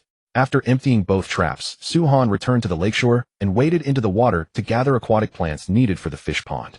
With the knowledge from his encyclopedia, he could easily select a batch of hardy aquatic plants that the fish would favor. The first was ice lanternweed. It not only produced abundant oxygen and absorbed harmful algae in the water, but also purified the water quality. The appearance of this plant somewhat resembled a lantern blooming underwater, which is how it earned its name. Ice lanternweed. Moreover, ice lanternweed was remarkably cold-resistant, capable of surviving tenaciously even at -30 degrees. It was truly the champion of wilderness hardiness. The second type was moonlight duckweed. A floating plant, it served as the primary food source for the fish in this lake. Its reproduction speed was astonishingly fast, especially under moonlight, when it could spread across a large area overnight. As for the other aquatic plants, Su Han did not transplant too many. One must not bite off more than one can chew. Once this first batch of plants had adapted to the environment, he could proceed with the second round of transplantation. Furthermore, his fish pond was not particularly large, and 4 types of aquatic plants were more than sufficient. When Su Han transplanted the 2 kinds of plants into the pond, the system's notification suddenly sounded. Ding! Detected that the host is currently raising fish. Congratulations on learning the new skill, fish pond farming, and the fish pond farming interface has been unlocked. Tip: the higher the skill proficiency, the healthier the fish you raise will be, and they will reproduce more easily. After reaching level 10, your raised fish will gain a special accelerated growth effect. Tip: farming skill experience is calculated by days. The current skill level is LV1A, and 30 points of farming experience are needed to reach the next level. Wait, accelerated growth. It has this kind of effect as well. System, you're something else. Su Han read the new skill description and realized he had somewhat underestimated his own system. The fish pond farming interface allowed him to see the real-time conditions of the pond. For example, whether the fish were hungry, or the water quality, or whether the pond was safe. With this feature, Su Han no longer needed to check every day. He only needed to occasionally come by to feed the fish and clean up debris like fallen leaves. This saved a tremendous amount of time, and the accelerated growth was even more extraordinary, capable of boosting the fish's growth rate. For instance, a crucian carp required 10 months to grow from egg to adult. Once acceleration was activated, that time would be shortened. At level 10, the effect was a 10% increase. For every level thereafter, the effect improved by 5% with a maximum boost of 30%. Although farming experience was acquired very slowly, Su-han was already quite satisfied, especially with the fact that he did not need to tend to it daily. Su-han opened the farming panel, and all the data looked excellent. No. One can be renamed: water quality, excellent; safety, excellent; ecological environment, average; needs improvement; fish status, agitated; recovering; to calm; feeding required, not at present. The ecological environment is average. It seems there is a lack of organisms like apple snails to purify the algae. At the same time, having only small fish won't do. We need to add some larger fish as well. Su-han returned to the lakeshore once more and placed some snails that had crawled onto the bank into the pond. The effect was immediate. The ecological environment rating, which had been average, now displayed a small plus sign. This indicated that adding snails was effective. As for the larger fish, he could only catch them in the lake when he had free time. Cultivating plankton required feeding fermented animal manure, using small amounts, but frequently, which could cause plankton to grow rapidly. But too much would not do, as it could easily pollute the water source and even lead to oxygen depletion. Seeing that there was nothing else to do, Su-han headed home to reinforce the outer walls. The rain the previous night had not been heavy and lasted only a short time, but in the morning he still discovered a few leaks. They were minor, but reinforcement was still necessary. Otherwise, if another rainstorm came tonight, his smoked meat would get wet and develop mold, resulting in a devastating loss. In the morning, Su-han reinforced the walls with mud, and in the afternoon, he slaughtered the striped hyena and tanned the hide. He even found time to dig pits and produce charcoal. Compared to the intense workload from yesterday, by 3 in the afternoon, Su-han already found himself with nothing to do. This made him feel somewhat uneasy. Why not, while I have free time, try connecting? Since I'm idle anyway, it might as well give me a chance to see what martial arts the nation has prepared. In Su-han's understanding, Long Country's famous martial arts included Tai Chi, Baji, Quan Wing Chun, Xingyi, Quan Tai Shan Kao, and 12-road leg kicking. These were all things he had seen in movies, and whether they truly existed in reality was uncertain. But Wing Chun, Tai Chi, and Tai Shan Kao were definitely real. Do not misunderstand, Tai Shan Kao is a hardstyle martial art, not the one where someone wears suspenders and sings and dances. At this moment, in the Long Country Tactical Research Institute, upon hearing Su-han's request, the staff immediately reported to their superiors. After a brief moment, a man in his 40s wearing black clothing, led by another staff member, entered the research room. His steps were steady, his eyes clear and bright, and his entire demeanor carried the sharpness of a seasoned martial artist. Greetings, Chief. My name is Xia Kuan. Hello, Mr. Xia. I trust Xiao Li has informed you of the purpose for this summons. So how difficult will it be? He faced the chief's amiable inquiry. Xia Kuan smiled bitterly and sighed. The difficulty is beyond ordinary, but for the sake of the nation's security, setting aside the manual for the thunderclap, palms, chi circulation, even my very life is yours for the asking. Yet martial arts cannot be mastered in a single day, especially when instructing someone with no martial foundation whatsoever. The methods of circulating chi, the meridians chi must traverse, the precautions of the thunderclap palm. If I could provide hands-on guidance, it would be no problem at all. But if we only have 30 seconds of conversation, that's nowhere near enough to learn anything. Please don't blame me. Thinking back to his childhood, Xia Kuan was forced by his father to study the thunderclap palm. Merely memorizing the Bodis meridians had taken him 2 full months. During that time he rebelled, even ran away from home. In the end, it took a 7-strap lashing to bring him back to his senses. After acquainting himself with the meridians, Xia Kuan began learning to refine chi, a process that consumed 2 years. Following that, entering the gate consumed another 4 months. 2.5 years in total, yet Xia Kuan had only attained a preliminary grasp of the thunderclap palm. Now the chief wanted him to teach Su-han martial arts, but with a time limit of a mere 30 seconds. In such a sliver of time, he couldn't even pull up his trousers, let alone teach martial arts. Xia Kuan racked his brain until it felt bald, yet he still had no idea how to impart the skill. You don't be anxious. Our contestant has always been exceptionally clever. Perhaps he has a solution of his own. The chief's words had barely faded when Su-han's voice came through the live broadcast. May I ask, is the martial arts instructor ready? If so, please don't worry about the time, nor whether I can learn. Just follow my instructions to the letter. Xia Kuan and the others all turned their gaze toward the big screen at once. They couldn't help but wonder, what method could possibly allow a person to rapidly master a martial art? Su-han paused briefly, then revealed his approach. First, if you found a martial arts instructor, please ask them not to be anxious. Write down every relevant issue and precaution of the martial art on paper as much as possible. That way, during the video call, I can absorb all that content. Xia Kuan's eyes lit up at the suggestion. He felt this method was remarkably clever. If they relied on verbal communication, time would certainly be insufficient. But if everything were written on paper, the other party could see the entire contents at once. What a clever person. Next, please have the instructor demonstrate. Show me the method of applying force and the effect of each strike. That should be enough within 30 seconds. If you feel pressed for time, the instructor can also record a video in advance and simply show it to me later. Suhan's proposed method was exceedingly thorough. Now it was Siakun's turn to deliver. The barren wasteland realm. Suhan waited quietly for feedback. About 40 minutes later, he received a call request from Dragon Nation. System, notice the leader of the Dragon Nation is expending national destiny to request a conversation with you. System, notice agreeing will immediately establish the call.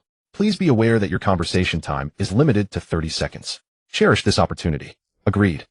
The instant Suhan gave his consent, a massive luminous screen materialized before him. In the display, a giant sheet of white paper came into view.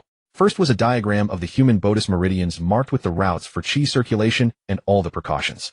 For instance, what state should appear after properly circulating chi through the thunderclap palm, and what consequences arise from incorrect circulation routes.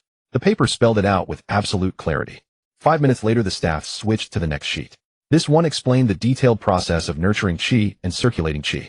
Reading through the explanation, Suhan finally understood the saying, the poor study letters, the rich study martial arts. To learn a martial art that cultivates both the internal and the external nurturing chi is the most crucial element. Every martial sect possesses its own method of chi nurturing.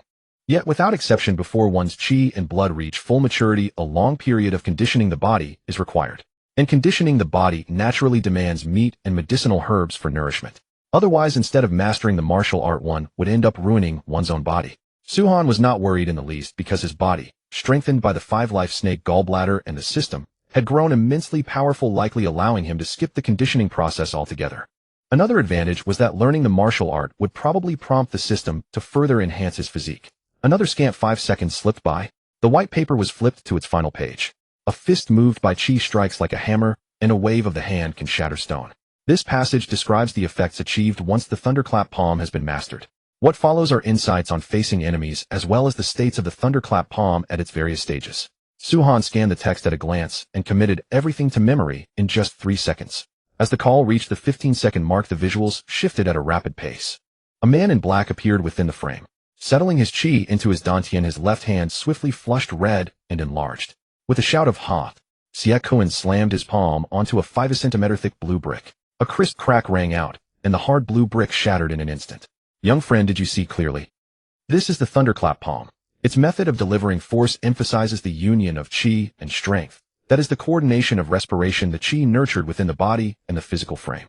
Still as a maiden, swift as a thunderbolt. This is the martial art I bequeath to you, the thunderclap palm. Within a mere 15 seconds, Siakun had conveyed the complete essence of the thunderclap palm. The instant he finished speaking, the call was cut off. Standing in his office, his eyes were filled with worry. In such a short time, how much could he learn? If he could master the art of nurturing chi within a month, he would be a genius among geniuses. Though he was a bit older, the thunderclap palm was a martial art that cultivated both the inner and the outer. Even if he could not reach the grand completion realm, he would hopefully gain more means to protect his life. But if he could not learn it, Siakun hoped Suhan would give up early. Since ancient times, those who fail at martial training are everywhere. If one lacks the aptitude, forcing oneself to practice martial arts may lead to dire consequences. In minor cases, one's chi and blood would be depleted. In severe cases, sudden death was possible. Meanwhile, in the live chat, viewers were discussing the matter. Do you all think Godsu can do it? Only 30 seconds. That's not even enough time for me to take a sip of water. It's a bit risky. Godsu has always been terrifyingly strong, but martial arts are hard to say. Who would dare to doubt Godsu? Are you haters so well fed that you've forgotten the title of Godsu? They'll just say this. Since arriving in the Manhuang realm, has anything ever stumped Godsu? Damn. When you put it that way, it does seem true. From hitting squirrels with stones in the beginning to his current perfect archery, Godsu really is a bit abnormal. Sorry. I need to apologize to Godsu. I wasn't devout enough. I should never have doubted Godsu. Guys, I'm thinking about another thing. What if, let's just say Godsu can master this martial art easily and reach the realm of grand completion. Do you think he could kill a tiger with his bare hands? Godsu fights a tiger. Whoa, that sounds thrilling. In ancient times, Wusong slew a tiger. If Godsu could also take down a tiger, he really would become a god. Everyone knows how terrifying a tiger is. A single swipe of its paw strikes with the weight of 1,000 Jun. Many even wondered how Wusong could have slain such a fierce creature. But now things were different. Given their understanding of Suhan, if he truly mastered the martial art, he might actually look for a tiger to test his power. The foreign viewers in the live stream found the Dragon Country audience's comments utterly absurd. What? Practicing martial arts to take on a tiger alone. Are you people dreaming? Ha ha ha, look. These idiots are actually imagining their contestant can kill a tiger with his bare hands. Oh my god, if this contestant really can do that, I'll donate all my property to Dragon Country, and even use my tongue to clean a public toilet. I admit that Dragon Country kid is strong, but challenging a tiger TSK is simply too naive. He'll raise the stakes. I bet the Dragon Country contestant won't dare to do it. Challenging a tiger with bare hands. Unless he's Superman, he'll only become a tiger's meal. How about this? If that Dragon Country kid can do it, he'll brush my teeth with toilet water and kowtow to him 3,000 times. He'll raise the stakes too. If I lose, he'll go to Dragon Country and be the lowest class slave. I'm from Sakura Country. Count me in on the bet. If I lose, he'll drink the sauce of fire chicken noodles through my nose. I'm a kimchi person. He'll wager my last ball. The live chat was filled with constant bickering. Meanwhile, Su-Han in the Manhuang realm sat with his eyes closed, attuning himself to the so-called sense of chi. System detected the host practicing martial arts. Congratulations, you have learned the new skill martial arts. Martial arts, the higher the skill proficiency, the deeper your understanding of martial arts, comprehensively enhancing your physical fitness, agility, and reaction speed. Note: practicing martial arts requires perseverance. Check in for 7 consecutive days, and you will receive an opportunity for enlightenment. Check in for 1 month, and you will receive an opportunity to improve your martial arts aptitude. Please note, every check-in session must be no less than 1 hour. This was the second check-in task. But Su-Han gave no response, for he was at this moment wholly focused on searching for the existence of chi. Chi. It did not refer to breath, but rather a stream of life force hidden within the human body. Therefore, rather than saying he was searching for chi, it was more accurate to say that he was using his will to guide his body into sensing the existence of chi. Su-Han closed his eyes and concentrated, blocking out external senses according to what he had just seen. This was extremely simple for him. All he had to do was activate the focus skill to achieve the effect.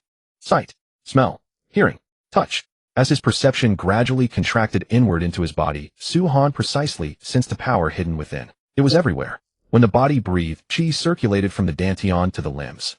Martial Arts EXP2. Martial Arts EXP2. Martial Arts EXP2. Notice your martial arts level has increased. Current level LV2. In less than 10 minutes, Su-Han had located the existence of chi, and at the same time martial arts had also leveled up. He opened his eyes and gave a faint smile. So this is chi. It was an extremely simple sentence. But it startled Xia Kuan, who was drinking water in the Longwood Tactical Research Office. Cough. Cough. He found his chi, just like that. Xia Kuan hastily wiped his mouth with his sleeve, his eyes full of disbelief. This man was a monster. Only 10 minutes had passed since he had imparted the martial arts. What could be done in 10 minutes? 10 minutes was barely enough to cook a meal. Xia Kuan quickly looked at the large screen, only to see Su-Han slowly assume a stance and softly strike his palm on an adobe brick. Then he raised his hand, channeled strength, and brought it down again. This was the foundation of thunderclap palm practice. As long as one found the sensation of chi, one could use this method to become familiar with the process of channeling chi. After repeated practice, once the meridians in the arms were widened, the power would gradually rise. At that point, one could then use the other moves of thunderclap palm. In the Manhuang realm, Su-Han was training with absolute focus. Channeling chi. Palm strike. Raise. Fall. His posture was meticulous, almost like a machine. After 30 minutes, Su-Han exited the focus state and examined his body. Now he could directly feel a warm current flowing from his dantian to his arm. This was the route of chi circulation. After resting for a moment, Su-Han continued practicing. This time it was again half an hour. Amid the unceasing practice, he gradually corrected the deviation in his chi circulation. When his palm descended, the flow of chi became much smoother. 3 hours later, the martial arts skill increased to level 7. At the instant of the breakthrough, Su-Han gained a deeper comprehension of thunderclap palm. He sank his chi into his dantian, and a vast surge of chi rapidly flooded into his palm. His originally fair fingers swelled up gradually under the blessing of chi. A palm strike came down. The adobe brick shattered instantly. At this moment, the entire live stream was dead silent. Within just a few hours of practice, Su-Han had managed to shatter an adobe brick with his bare hand. If he were allowed to keep training, wouldn't he soon be able to shatter a beast's skull with a single palm strike? Moments later, the live chat erupted. Damn, Godsu, you really mastered it. My God, I'm stunned. If I hadn't watched Godsu practicing step by step, I'd have thought he was a martial arts master. That palm strike was way too damn strong. To be honest, I also secretly practiced thunderclap palms method, but even now I still don't understand what chi sensation is. Someone from Master Syekun school just answered a normal person needs half a year to sense chi and 3 years to achieve basic mastery. And then Godsu took only a few hours to cover a path others need years to walk. Isn't that a little too monstrous? Wait, is the brother who wanted to clean the toilet with his tongue still here? Right, and what about the guy who bet his balls? Come out. I'll bet 2 of mine against yours. Whoever chickens out today is a coward. Meanwhile, in the Longwood Tactical Research Office, Siakoin was so shocked that his jaw nearly hit the floor. What had he seen? In just a few hours this man could already shatter a brick with his palm. The problem was that it wasn't brute force, it was inner strength. Looking at the shattered adobe brick, Suhan finally revealed a satisfied smile. Not bad. Let's call it a day. Although he still wanted to continue training, his body was starving. If he wanted to train, he had to eat and drink his fill first. This dinner was the biggest Suhan had ever eaten. 2 gene of bear meat, 2 gene of fish meat. A full 4 gene of meat went into his stomach, and yet he still felt it wasn't enough. TSK. Training martial arts really consumes food. 4 gene of meat barely filled me up. I shudder to think how many plain carbs I'd need. Meat was filling, and he could still put away 4 gene. If it were steamed buns, the number would probably be horrifying. After dinner, Suhan began weaving a bamboo backpack. Tomorrow he planned to go out and harvest the oats. The weather had been changeable lately. If it kept raining, it was hard to guarantee the oats would not run into trouble. A bamboo backpack wasn't actually all that different from a fishing basket woven from reeds. It just had 2 extra shoulder straps and a reinforced bottom. As for why he didn't use a backpack, Suhan would have liked to, but after using it every day for the past half-month, it was worn in many places. To prevent the backpack from being damaged, he would temporarily stop using it for gathering supplies and save it for long journeys. The night was very tranquil. Era had been running around outside all afternoon and was now sleepy, so it went to sleep. Dahoe, on the other hand, leaned against his side, quietly keeping him company. Weaving, shaping, interlacing bamboo strips. Soon a rustic farm backpack was completed under Suhan's skilled hands. Really not bad. If this were in the countryside, it would be worth at least 20 yuan. Suhan put on the bamboo backpack and felt it was practical and good-looking. The only slightly uncomfortable part was that the shoulder straps chafed a little. But if he wrapped them in wolf hide later, he thought it wouldn't chafe like that. Because he was going out tomorrow, Suhan went to bed very early tonight. The next day at dawn, dense fog filled the air. Suhan got up early. He washed up, ate, warmed up, practiced martial arts. By the time the check-in finished, the sky was completely bright. Suhan shouldered the bamboo backpack and prepared to head out with supplies, but unexpectedly Dahoe and Era were following at his feet. You 2 want to come with me? Fine, then it's time I took you out for a walk. Ever since they had followed him, these 2 wolf pups had eaten well at every meal, and their bodies had grown quite a bit. Rather than staying in the shelter and wrecking the place, it was better to bring them out to see the world. After all, Suhan was counting on them to catch wild rabbits and give him an occasional delicious treat. Crossing the earthen slope, Suhan made a beeline for the fish pond. Compared with yesterday's bustle, the pond was especially tranquil today. The fish had long since become thoroughly accustomed to the place. Seeing that there was no problem, Suhan continued on his way. Along the road, Era completely let loose. It ran to and fro with a stick in its mouth one moment, then chased after butterflies the next, delighted as a child. Dahoe, on the other hand, stayed behind his master the entire way, scanning the surroundings with wary eyes, looking for all the world like a bodyguard. Suhan did not interfere too much with his 2 pets, only yelling once in a while when Era failed to keep up.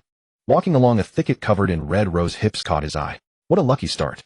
In less than 10 minutes after leaving, he had already found useful supplies. Suhan adored rose hips. Brewing them into tea was simply unrivaled.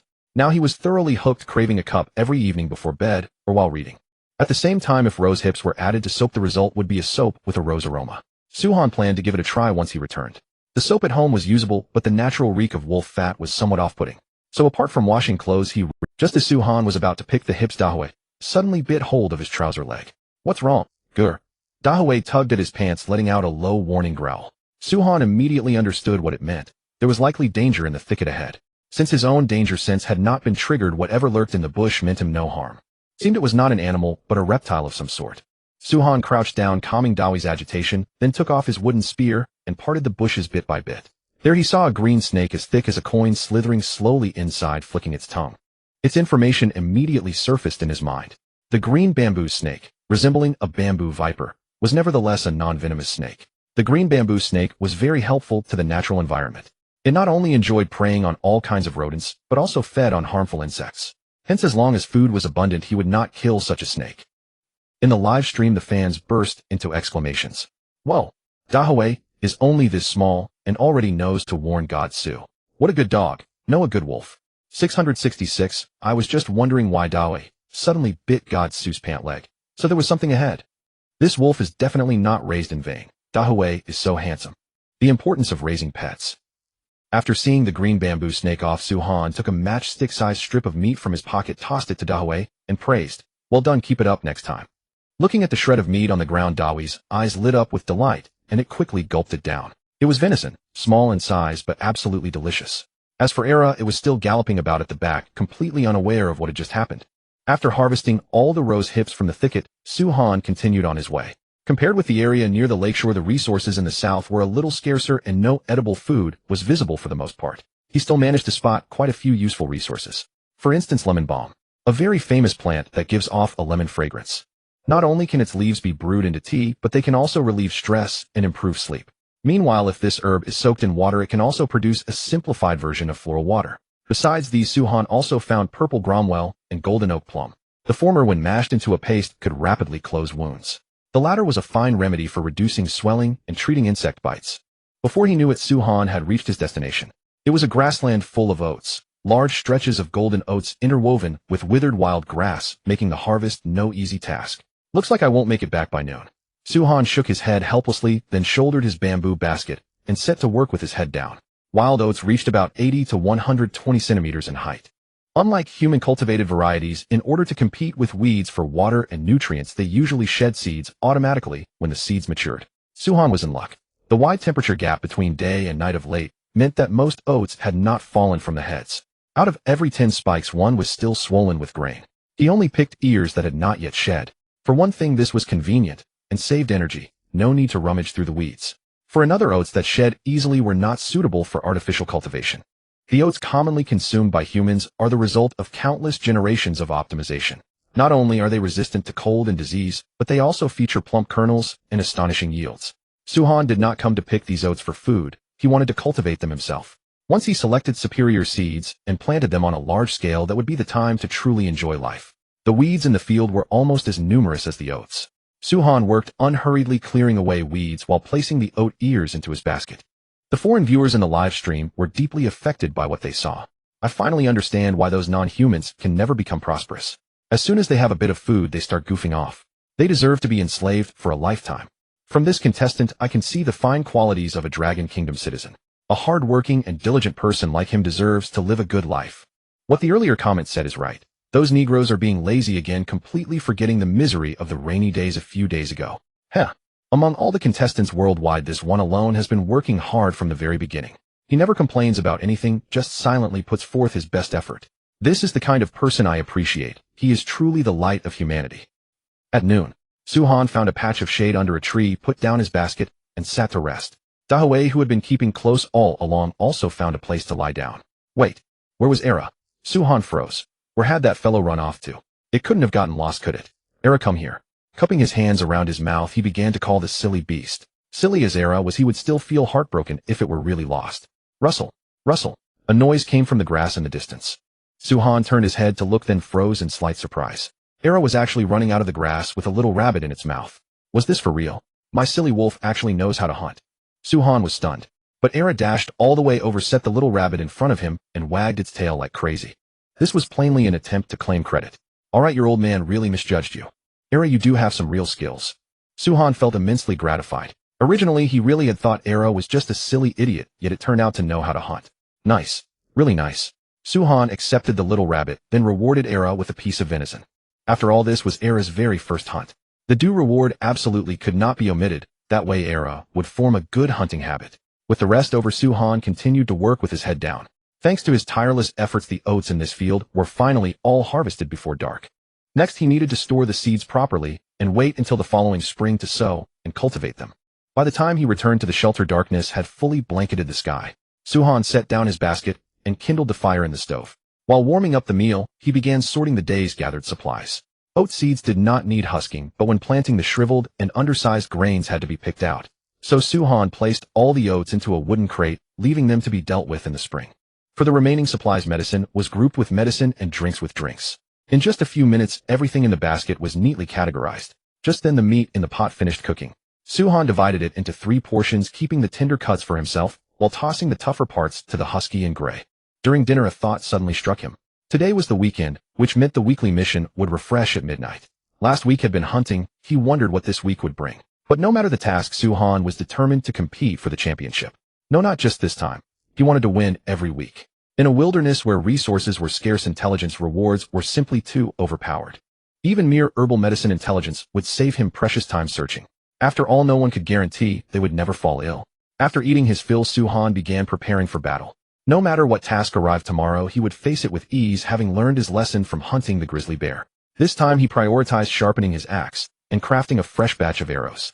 As for food, Suhan had plenty of options. Dried venison, dried bear meat, 2 containers of drinking water, and cooked kudzu root chunks. In the live stream, viewers watched Suhan suddenly spring into action, utterly bewildered. What is Sushin up to? Why is he so busy in the dead of night? He's not thinking of hunting, is he? Who hunts at night? Wait. That bear was taken down by Sushan in the dark. Are you all confused? It's the weekend today. The mission refreshes at midnight. Sushin is clearly preparing for battle. 666. Oh, Sushin thinks ahead. Let me check what the other contestants are doing. Viewers hop from one live stream to another. To their surprise, the top 30 contestants from the last mission were all busily preparing. Some were crafting weapons. Some were setting traps. Others were even coating their weapons with poison. From this, it was clear that once food became plentiful, any contestant who wasn't outright lazy would show significant progress. As for the star contestant Brother D, he had not only crafted a stone hammer, but also produced several light and nimble javelins over the past few days. These weapons were devastatingly lethal. A well-aimed strike could gravely wound even a wolf in an instant. Brother D was a notorious chatterbox, so even while crafting tools he never forgot to banter with the audience. Hey, you know what? Although I have a feeling this task won't be about hunting, we should still be prepared for the unknown. Over these past few days I've reflected deeply. I realize the gap between me and my idol isn't his incredible archery, it's that he never wastes time. Every day he improves just a little over the day before. For instance, during the novice safe period he built a solid shelter while I lagged a full week behind. See, that's the gap. But this week is different. I've eaten enough meat, my body is getting stronger, and I've regained my full energy. So no matter what this task is, I will make a charge for the championship. Meanwhile, another star contestant, Brother Bay, was also stockpiling rations. After realizing there was no way back, Brother Bay reflected deeply and finally accepted reality. In 3 days, he crafted many practical tools and reinforced his shelter. Though it couldn't compare to Suhan's villa, he had at least established a firm foothold. This time I'll show everyone my strength. By the campfire, Brother Bay declared with unwavering determination. Cut to the Kimchi Nation's contestant Piao Duandiao. He had been living comfortably these past few days, having not only found a dead grouse at his doorstep, but also learned to catch fish in the river. The only pity was that he couldn't enjoy his hometown's kimchi. A single bite of pickled cabbage would have been pure bliss. Little did Piao Duandiao realize, however, that tomorrow was the day a new mission would drop. Not only did he lack stored food, but he had also run out of drinking water entirely. This sight sent the Kimchi Nation's viewers into a frantic panic. Contestants from other nations were all working hard, yet this fool had gobbled down everything edible. If tomorrow's mission required a long journey, wouldn't he fall disastrously behind? But the problem was they couldn't bear to expend national fortune on a direct call, so even their fury had to be swallowed. At that moment, the livestream barrage went wild. Ish, what is this guy doing? Other contestants are working so hard, why hasn't he improved a single bit? Please, Piao Duandiao Appa. Even though you've only got 1-0 left, we won't abandon you. Get up and work hard. He's lost his mind. He actually dared to eat a dead grouse. Isn't he afraid it's poisonous? Forget poison. Dying of starvation is the real torture. Maybe that grouse was a gift from heaven. If calls didn't cost national fortune, that bastard would be chewed out to death. Time swiftly arrived at midnight. As the clock struck 12, the National Fortune Survival finally announced the second week's mission. Ding! A new week has arrived. This week's mission is the trek. All contestants will be randomly teleported 100 kilometers away from their shelters at 8 a.m. You must return to your shelter within 4 days. Tip: the first contestant to return to their shelter will be crowned champion of this mission. Tip: rankings will be determined by the order in which contestants return to their shelters. The top 15 contestants will receive random rewards, and the champion will earn the exclusive title Wolf of the Wilderness. Wolf of the Wilderness permanently increases stamina by 3 points and does not conflict with other titles. No contestants who fail to return to their shelters within the mission time will receive a random punishment and lose 3 points of national fortune. No contestants need not worry about their shelter's food resources or pets being affected. All items within the shelter will be under safe protection during the competition. Once the mission was announced, the audience let out a collective sigh of relief. A trek? That was just walking. How easy could it get? Walking 100 kilometers in 4 days was something nearly anyone without a physical disability could manage. But the major research institutes and the contestants themselves thought otherwise. If this were Blue Star's environment, 100 kilometers would indeed be nothing, since roads existed nearly everywhere. However, the contestants were in the primordial wilderness. If they were blocked by lakes and rivers, or even teleported atop high mountains, walking 25 kilometers a day would be the least of their worries. Detours and descending alone would be a massive headache. That wasn't even accounting for sudden emergencies like beast encounters or torrential downpours. Most critically, it was currently autumn. Daylight hours were already short. and traveling at night was far too dangerous. This effectively compressed their travel time even further. All things considered, this mission was in no way simpler than the last. In some respects it was even harder, because the contestants were racing against time itself. Inside the official Dragon Nation livestream, Bing looking at the announced mission asked Professor Li Cheng, "Professor, what do you think of this mission? Can Su Shen charge ahead and claim the championship?" "I think there shouldn't be any pressure. With Su Shen's freakish stamina, covering 35 kilometers a day should be no problem. To him this mission is probably no different from a little trip out of town. Who knows, Su Shen might even collect some supplies along the way." The audience burst into laughter at Li. True enough. 100 kilometers really is nothing for Su Shen. Looks like this mission is as good as. At 6 o'clock the next morning, darkness still enveloped the outside world, yet Su Han had already risen early to warm up and complete his routine. Half an hour of calisthenics. 1 hour of martial arts practice. The final half hour was reserved for eating, washing up, and mental preparation before the task. Although Su Han had only gone to rest after reviewing the task at midnight, 6 hours of deep sleep was more than enough for him. For breakfast, Su Han chose high-calorie rib meat, boiled duck eggs, and a large bowl of white sugar rose tea. A long-distance trek demanded extremely high stamina. If he ate fish and such, he would soon be hungry again. Duck eggs were also high in protein and fat. Together these two foods would keep Su Han from feeling hungry. As for what supplies to carry, Su Han hesitated a little. Normally a long trek required tinder, a tent, a water filter, and so on. But what if he chose a speedrun? A bold idea surfaced in his mind. If he could finish the task within a day, wouldn't he no longer need to carry a large load of supplies? The fewer supplies carried, the faster one could naturally go. Encountering obstacles, he could also easily cross them. But when a person carried a heavy backpack, not only did his speed decrease, even taking shortcuts became impossible. Su Han thought seriously for a moment, then quickly took the drinking water and venison out of his backpack. This time he would bring only 3 things: food, water, and an axe. He abandoned all the rest. Inside the Longwa livestream room, when viewers saw Su Han discard all supplies and plan to take only venison and water, they gasped. "What? Just setting out like that? Wait. God, Su, where are your bow and arrow? Where's your wooden spear? What if you run into wild beasts? No way, 100 kilometers. You're bringing only that. Is that even reasonable? This is a road longer than 2 marathons, God, Su. You'd better take more stuff. Holy crap. Why did you even throw your coat onto the bed? God, Su, calm down. I have a terrifying thought. Do you think God, Su might be trying to finish the task in 1 day? 1 day? Are you crazy? Who can walk 100 kilometers in a day? Can anyone's stamina keep up? And what about mountains, rivers, and lakes if he meets them? God, Su's choices really are different every time. This is what genius looks like. I can only say God, Su is truly fierce. Other contestants wish they could bring their shelter along, yet he just takes a few pounds of venison and some drinking water, and that's it. Official livestream room. Bing widened her eyes once more, her voice trembling. "Professor, do you think this is right? Wanting to finish 100 kilometers in 1 day? Isn't that a little too crazy?" "A little. Quite. But..." Li Cheng's tone shifted, and he suddenly said with confidence, "God, Su must have his own reasons for doing this. Sometimes the more supplies you carry, the heavier the burden, and walking consumes more energy. Conversely, the energy saved can be used to cover more distance. Even if God, Su can't finish in 1 day, do you think he can't catch prey? Don't forget, God, Su is the man who took down a grizzly bear. Besides, this week's mission is trekking, not moving house. Whoever takes less time to reach the finish line wins. The first day is when stamina is at its peak. Whoever goes farther gains the greater advantage." Hearing this, everyone nodded repeatedly. Although carrying more supplies was safer, it also reduced one's speed and consumed more stamina. That was a very uneconomical trade. Time quickly arrived at 8 in the morning. All contestants were shrouded in a white light and vanished swiftly from their spots, while the shelters were enveloped by a strange glow. Whoosh! The first contestant landed on a mountaintop with a bottomless abyss ahead. To go down the mountain, he had to slowly descend from the backside. But that would undoubtedly mean a lot of detours. "Oh damn it!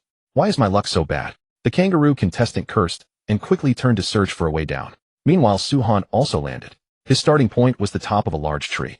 He opened the map, confirmed the direction, quickly climbed down the tree, and jogged straight toward the shelter. Along the way, he encountered bushes. Low ones he leaped over directly, tall ones he went around. When he reached more open ground, Su Han quickened his pace. At that moment, his hiking skill had already reached level 34, which reduced stamina consumption by 50 and lowered the risk of muscle strain and falls. In just 1 hour, Su Han had covered 8 kilometers. That number was astonishing, placing him first on the leaderboard. The second place was De Yi, who had only just walked 3 kilometers. From De Yi's perspective now, he looked at the numbers on the leaderboard, a puzzled expression on his face. What am I seeing? It's only 9 o'clock now. How did he cover 8 kilometers in an hour? Could my idol have not brought any supplies? Suddenly De Yi realized. If a person carried no supplies wearing only an inner shirt, they really could achieve a speed of 8 kilometers per hour. As long as the road was flat enough and obstacles were few, it could be done. Because professional marathon runners could easily cover 1 kilometer in 46 minutes. Why couldn't his idol do it? Yi immediately felt deep regret.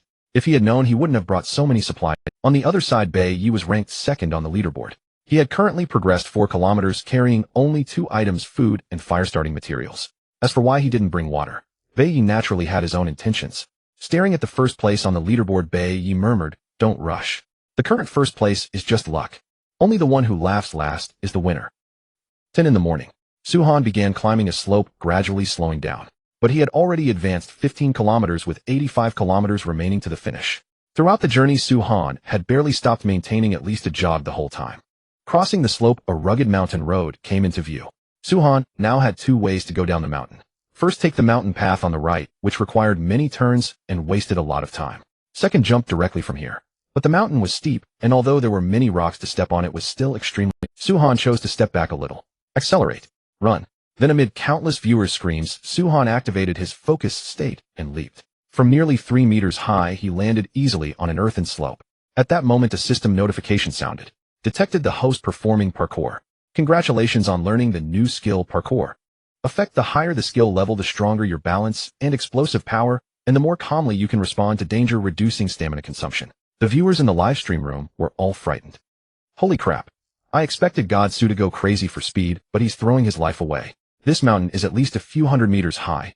It's not very steep, but it looks terrifying. Bro, my legs have gone weak. Other contestants am walking slowly. Godsu am doing parkour. Jumping straight down from such a height. Godsu, are you trying to scare me to My pants are wet now. I'm in awe of Godsu. The shortest distance between 2 points is a straight line, right?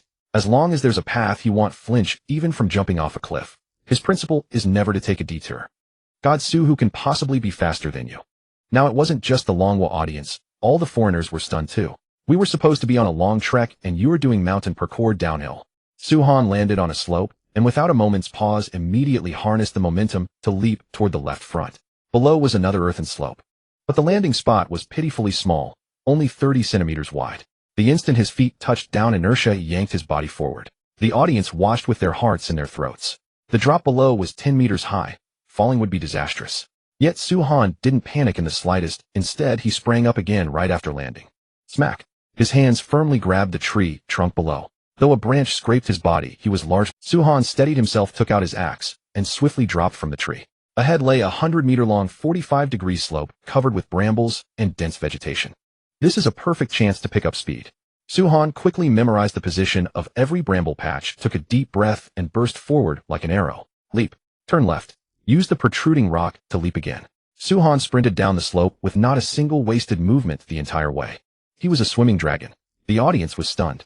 The slope was littered with obstacles, yet Suhan seemed to have X-ray vision, precisely avoiding them in advance, while maintaining his speed without the slightest drop. Every time I watch Godsu's livestream, my heart's about to leap out. Oxygen mask. Where's my oxygen mask? Get it up here.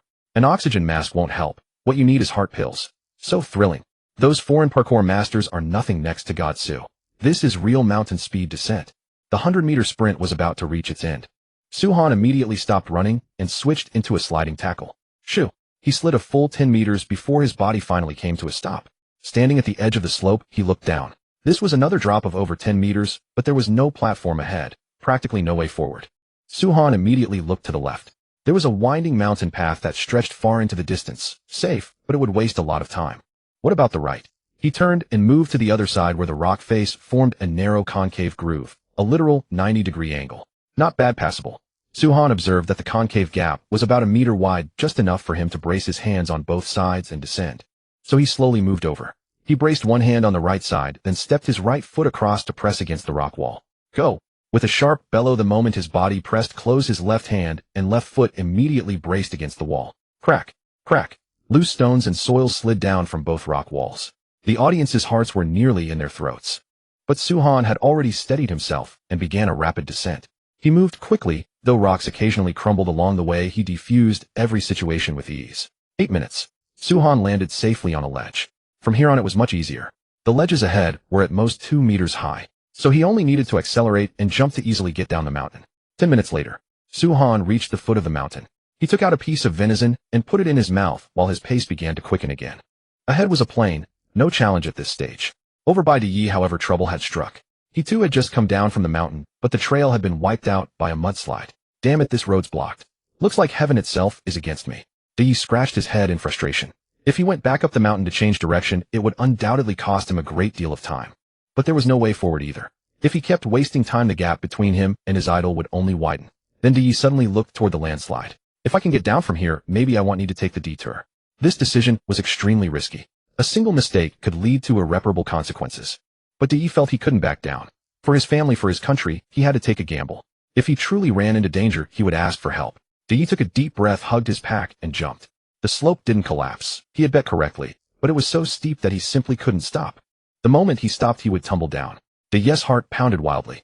This was the craziest thing he had ever done. If he tripped over a rock or slipped, he would be finished. Fortunately, luck was on Yi's side. He didn't encounter any major danger during the high-speed descent. Only at the foot of the mountain did he accidentally fall and scrape his cheek.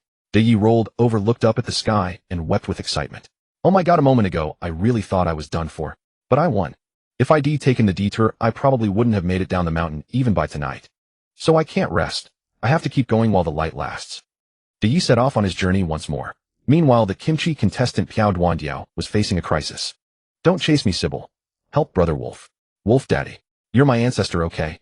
Please just let me go. In the woods, Piao Duandiao was being chased by an injured wolf. He swore he had only peed into the grass. How was he supposed to know a wolf was hiding in there? If given another chance, Piao Duandiao swore he would rather pee in his pants than provoke that creature. Awoo. From behind, the wolf chasing him had a wet head and bloodshot eyes. That morning it had just fought a fierce battle with a wolverine and was resting in the grass when it got drenched in someone's urine. No one could tolerate that. Sybil, let me go. Gurgle. Wait, why does my stomach start hurting? Something's wrong. It's that grouse. Piao Duandiao's face turned green as he ran. It never crossed his mind that the grouse had eaten yesterday was poisonous. There was a wolf chasing him now, and if he stopped, he would definitely be bitten to death. He had to hold it in. He really had to hold it in. Piao Duandiao ran wildly while clenching his buttocks. But the more he tried to hold it in, the more his stomach ached. No. Spare me. Spare me, I beg you. No, I really don't want to. As Piao Duandiao was frantically praying, he suddenly slipped and fell flat on the ground. As luck would have it, at the same moment he fell, a branch snagged his pants and yanked them down. With a thud, Piao Duandiao lay face down on the ground. He knew he was done, for his mind went blank. The wolf would pounce, he was going to die. Awoo. The furious brother wolf saw the two-legged creature that had provoked him fall to the ground and let out an excited howl. But just then a stream of foul-smelling liquid sprayed right at him. At that moment, brother wolf was dumbfounded. What the heck is this? It was even more horrifying than a skunk spray. The intense stench tormented brother wolf, but the enemy was right in front of him. He couldn't retreat. Crunch. Though the liquid blurred his vision, brother wolf still bit his target. A scream from Piao Duandiao immediately rang out. Sybil, my precious balls. Brother wolf didn't fare much better. The liquid burned his eyes painfully, so he turned and ran away at once. All the kimchi people were stunned into silence. Jaws agape. Was this a good thing or a bad thing? Because the grouse had been problematic, yet their contestant had successfully driven off brother wolf with a shitty fart. Although he was injured, it was definitely better than dying. But Piao Duandiao didn't see it that way, because his last ball was gone. My lychees. My lychees. Those were my last lychees. Piao Duandiao wept with a heart torn asunder. His eyes lost their luster, and his will to fight was completely gone. If he couldn't even be a man, what meaning was there left in living? The ruler of the Pickle Kingdom saw his contestant so dejected that he had no choice but to sacrifice 5 national fortune points to heal his injuries. Whoosh. A flash of light swept past. Piao Duandiao's stomach no longer hurt, and his lost eggs had returned. Live on, well, Mr. Piao. I hope you won't eat random things anymore. If you don't treat this survival game properly again, we will freeze all assets under your name and sentence your family to lower-class slavery. I understand. Piao Duandiao's face turned pale with terror. That money was what he had painstakingly saved over the years serving a major chaebol. If it were all confiscated, he might as well be dead. Thus Piao Duandiao finally reignited his fighting spirit and once again set out on the road home. At 12 noon, Suhan had already run 38 kilometers, all without stopping to rest. Because he kept slipping bits of venison into his mouth from time to time, he hadn't felt hungry thus far. Crossing the plain, he was met with a vast maple forest ahead. In autumn, there were very few weeds, and the forest most had already withered, which was a good thing for Suhan. Otherwise, the dense undergrowth would have greatly hampered his running efficiency. Inside the forest, a wolf was gnawing on a rat. Suddenly, a human silhouette came running from afar, carrying a scent that smelled incredibly sweet and delicious. What luck! Food delivered right to its doorstep. The wolf glanced down at the rat in its mouth, then contemptuously tossed it to the ground. When there was something tasty available, who would eat that kind of thing? Uffed. The wolf flung the rat away, then assumed an attacking stance, ready to strike hard the instant the prey came within reach. The target drew nearer and nearer. When only 4 meters remained, it launched its attack. A woo! The wolf excitedly pounced at Su-han, but just as it reached midair, a palm as big as a clay pot came slamming over. Smack! That blow was as heavy as 1,000 June. The wolf's vision darkened, and it was sent flying. Seems like I ran into something just now. Su-han, wholly focused on running, didn't pay it much attention. In his view, anything that posed little threat to him was just, if he met a bear, he would deal with it when the time came. The audience in the live stream was completely stunned. What? God, Su slapped a wolf flying with one palm. Damn, does he have to be this insane? Wolf, hey, what are you doing? Wolf, can you show me some respect? Don't hit the face, it really hurts. God, Su, no matter what I encounter, I absolutely cannot stop. Wolf, sorry, I thought it was a speed bump. Behind him, the wolf was completely dumbfounded. It took several full minutes before it shook its head and regained its senses. Staring at the vanished figure, it hesitated for a moment, then went back and retrieved the rat it had discarded. Actually, this thing could still be eaten. At least it wouldn't hit him. At 1 p.m., Su-han successfully crossed the maple forest with 52 kilometers remaining to the finish line. Only half the distance remained to the finish. That was even with obstacles. Had it been the plane before, Su-han's speed could have been even greater. At the same time, thanks to the berries he had picked along the way, Su-han had not lost too much water from his body, so there was no need for replenishment for now. But soon he encountered a new problem. Su-han was blocked by a lake.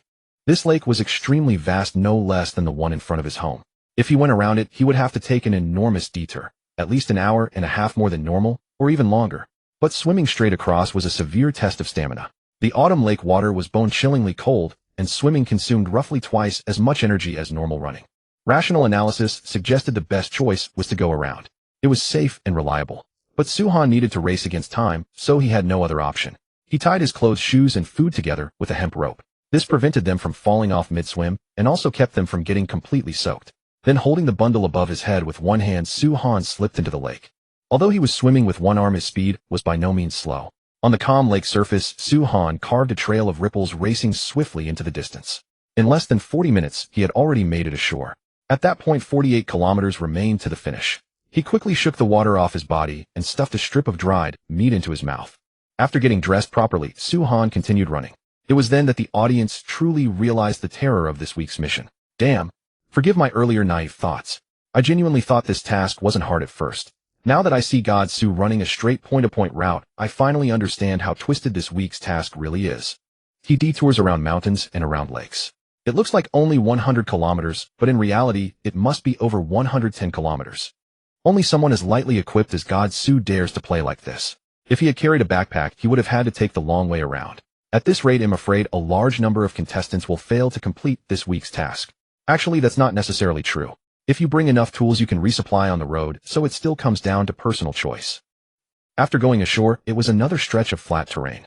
Su-han began to accelerate once more. His hiking skill had now reached level 40 and gained a brand new effect. Current skill effect: while hiking, reduce physical stamina consumption by 55, greatly reduce muscle damage and the risk of falls, and reduce resistance when accelerating. Huff. Huff. Su-han ran across the wilderness, sweat streaming down his body. He covered 20 kilometers of plain in just 50 minutes. Now only the final 28 kilometers remained to the shelter. And it was only 2:30 in the afternoon. What an astonishing feat. At that time, Lord Da had just stopped to take a break. When he opened the leaderboard, he thought he was seeing things. Only 28 kilometers left to the finish. 28. Lord Da's face was full of shock. It was only 2:30 in the afternoon. Everyone, including himself, hadn't even covered a quarter of the route, yet his idol, the Dragon Nation contestant, Su-han, was already nearly at the finish. How on earth did he do it? Lord Da was utterly perplexed. At this moment, the Kangaroo Nation contestant had lodged a protest against National Destiny Survival. Cheating. This contestant must be cheating. National Destiny Survival, you must have helped him cheat. I protest. On behalf of my nation, I protest. In response to the Kangaroo contestant's protest, National Destiny Survival showed a clip, footage of Su-han descending rapidly from the mountain summit. The Kangaroo contestant fell completely silent. At that moment, a cold notification sound rang out. In light of the Kangaroo contestant's unreasonable behavior, and even questioning the fairness of the National Destiny Survival game, he shall receive the penalty of returning to the starting point. If he fails to complete the game within the stipulated time, he shall receive a second penalty. Please note, the National Destiny Survival game is fair and just. If you cannot do something yourself, do not suspect that others cannot do it either. Huh, wait no, I was wrong. I won't talk nonsense anymore. Upon hearing that he would be sent back to the starting point, the kangaroo contestant was instantly filled with regret. But before he could even finish speaking, he was already back at the starting point. Not only that, if he couldn't complete this week's mission within 4 days, he would receive a second punishment in addition to the original one. When the other contestants heard what had happened to the contestant from Kangaroo Country, they all split their lips in wild laughter. To think someone would actually dare question the fairness of the National Fortune survival game. They truly had a death wish. However, this incident also served as a warning to everyone. When you're in a bad mood, you can curse heaven and earth, but do not mess with the National Fortune survival game. It's an extremely petty thing. Over on Suhan's side, he had already drunk the last pouch of water, and all the venison he brought had been completely consumed. Yet his pace never stopped. Even while eating and drinking, his feet never ceased moving. However, compared to the acceleration on the plains, Suhan, having entered the mountain forest once again, chose to walk slowly this time. First, it allowed him to recover his spent stamina and prepare for the final sprint. Second, the gap he had opened with the second-place contestant was so huge that even if he ran again tomorrow, he wouldn't have to worry about being caught up. At the same time, taking advantage of the slow walk, Suhan could also scout for any resources in the mountain forest. After all, he had truly traveled a long journey. The mountain slope was gentle, so the toll on his stamina was almost negligible. Not long after Suhan went up the mountain, he felt a sudden urge to relieve himself, so he found a tree and squatted beside it. But before he could release himself, his gaze was drawn to a patch of green grass not far away. Its leaves divided into many small leaflets, and its top bore countless tiny white flowers resembling little white lace umbrellas. Coriander. No, it should be frostleaf coriander. Suhan cried out in surprise, and the urge to defecate was forcibly suppressed. Well, no shit, you can take a dump anytime. But coriander is an important spice. Besides this, is frostleaf coriander a specialty of the Manwang realm. Its taste was exactly the same as ordinary coriander, but it grew far shorter than Langsing's coriander, and it was extremely frost-resistant. If it truly was coriander, then he would have another spice added to his collection. Suhan pulled up his pants, rushed over to the frostleaf coriander, plucked a sprig, and crushed it beneath his nose. A unique, dense fragrance surged into his nostrils. It really is frostleaf coriander. Woohoo! Awesome, so today wasn't a wasted trip after all. Suhan squatted down and began to collect them. First were the coriander seeds. Once home, he could plant them with just ample sunlight, and they would sprout in at most 7 days. Of course, for rapid planting, some preparatory work would still be necessary. Suhan had already learned all this from the encyclopedia. Just as Suhan was collecting the coriander seeds, the National Fortune survival game notification sounds rang out one after another. In total, Longwa had obtained 200,000 frostleaf coriander seeds. The major shelters were notified almost immediately. These coriander seeds must be planted without delay. In that way, it wouldn't be long before Longwa could regain its coriander freedom. Inside the Longwa Tactical Research Room, the leader remarked with relief to think we could reap so many coriander seeds. It seems our people are blessed indeed. Though coriander has those who love it and those who loathe it, but having one more spice was a great blessing nonetheless. Moreover, with a full 200,000 seeds this time, they could certainly be quickly spread to all of the people. After the collection, Suhan used the restroom and resumed his journey. It was hard to say whether this mountain area was rich in resources or whether the path he had chosen was simply favorable. He had been walking for less than 10 minutes when he unexpectedly spotted a small cluster of sour jujube trees. Suhan's eyes lit up, and he quickly walked over to them. It was autumn, and the bright red sour jujubes hung from the branches. Merely looking at them was a delight. Sour jujubes. When luck arrives, there's no stopping it. Suhan stepped forward to pick them. These jujube trees were extremely low and short. They could well be described as shrubs. The only problem was that the branches were covered in sharp thorns, so the picking required great caution. Typically, sour jujube is a fruit that is slightly sweet, but has a very sour aftertaste. However, the sour jujubes before Suhan were different. Their scientific name was red jade sour jujube. Their acidity was only 1/10 that of ordinary sour jujubes, while their sweetness rivaled cane sugar. Therefore, if the red jade sour jujubes were dried and ground into powder, they could actually be used as brown sugar. That was also the reason Suhan chose to stop. Had they been ordinary sour jujubes, he could have waited to pick them later or simply given up on them. After all, that level of sourness was just too intimidating. But the red jade sour jujubes were different. Their ripening period lasted only a single month, and once that stage passed, they would quickly turn sour. 20 minutes later, the picking was complete. Suhan obtained a full 5 gene of sour jujubes, while Longwa received 230,000 in return. He glanced at the time. It was exactly 310 p.m. During the subsequent ascent, Suhan found no more resources, but what he had was already more than sufficient.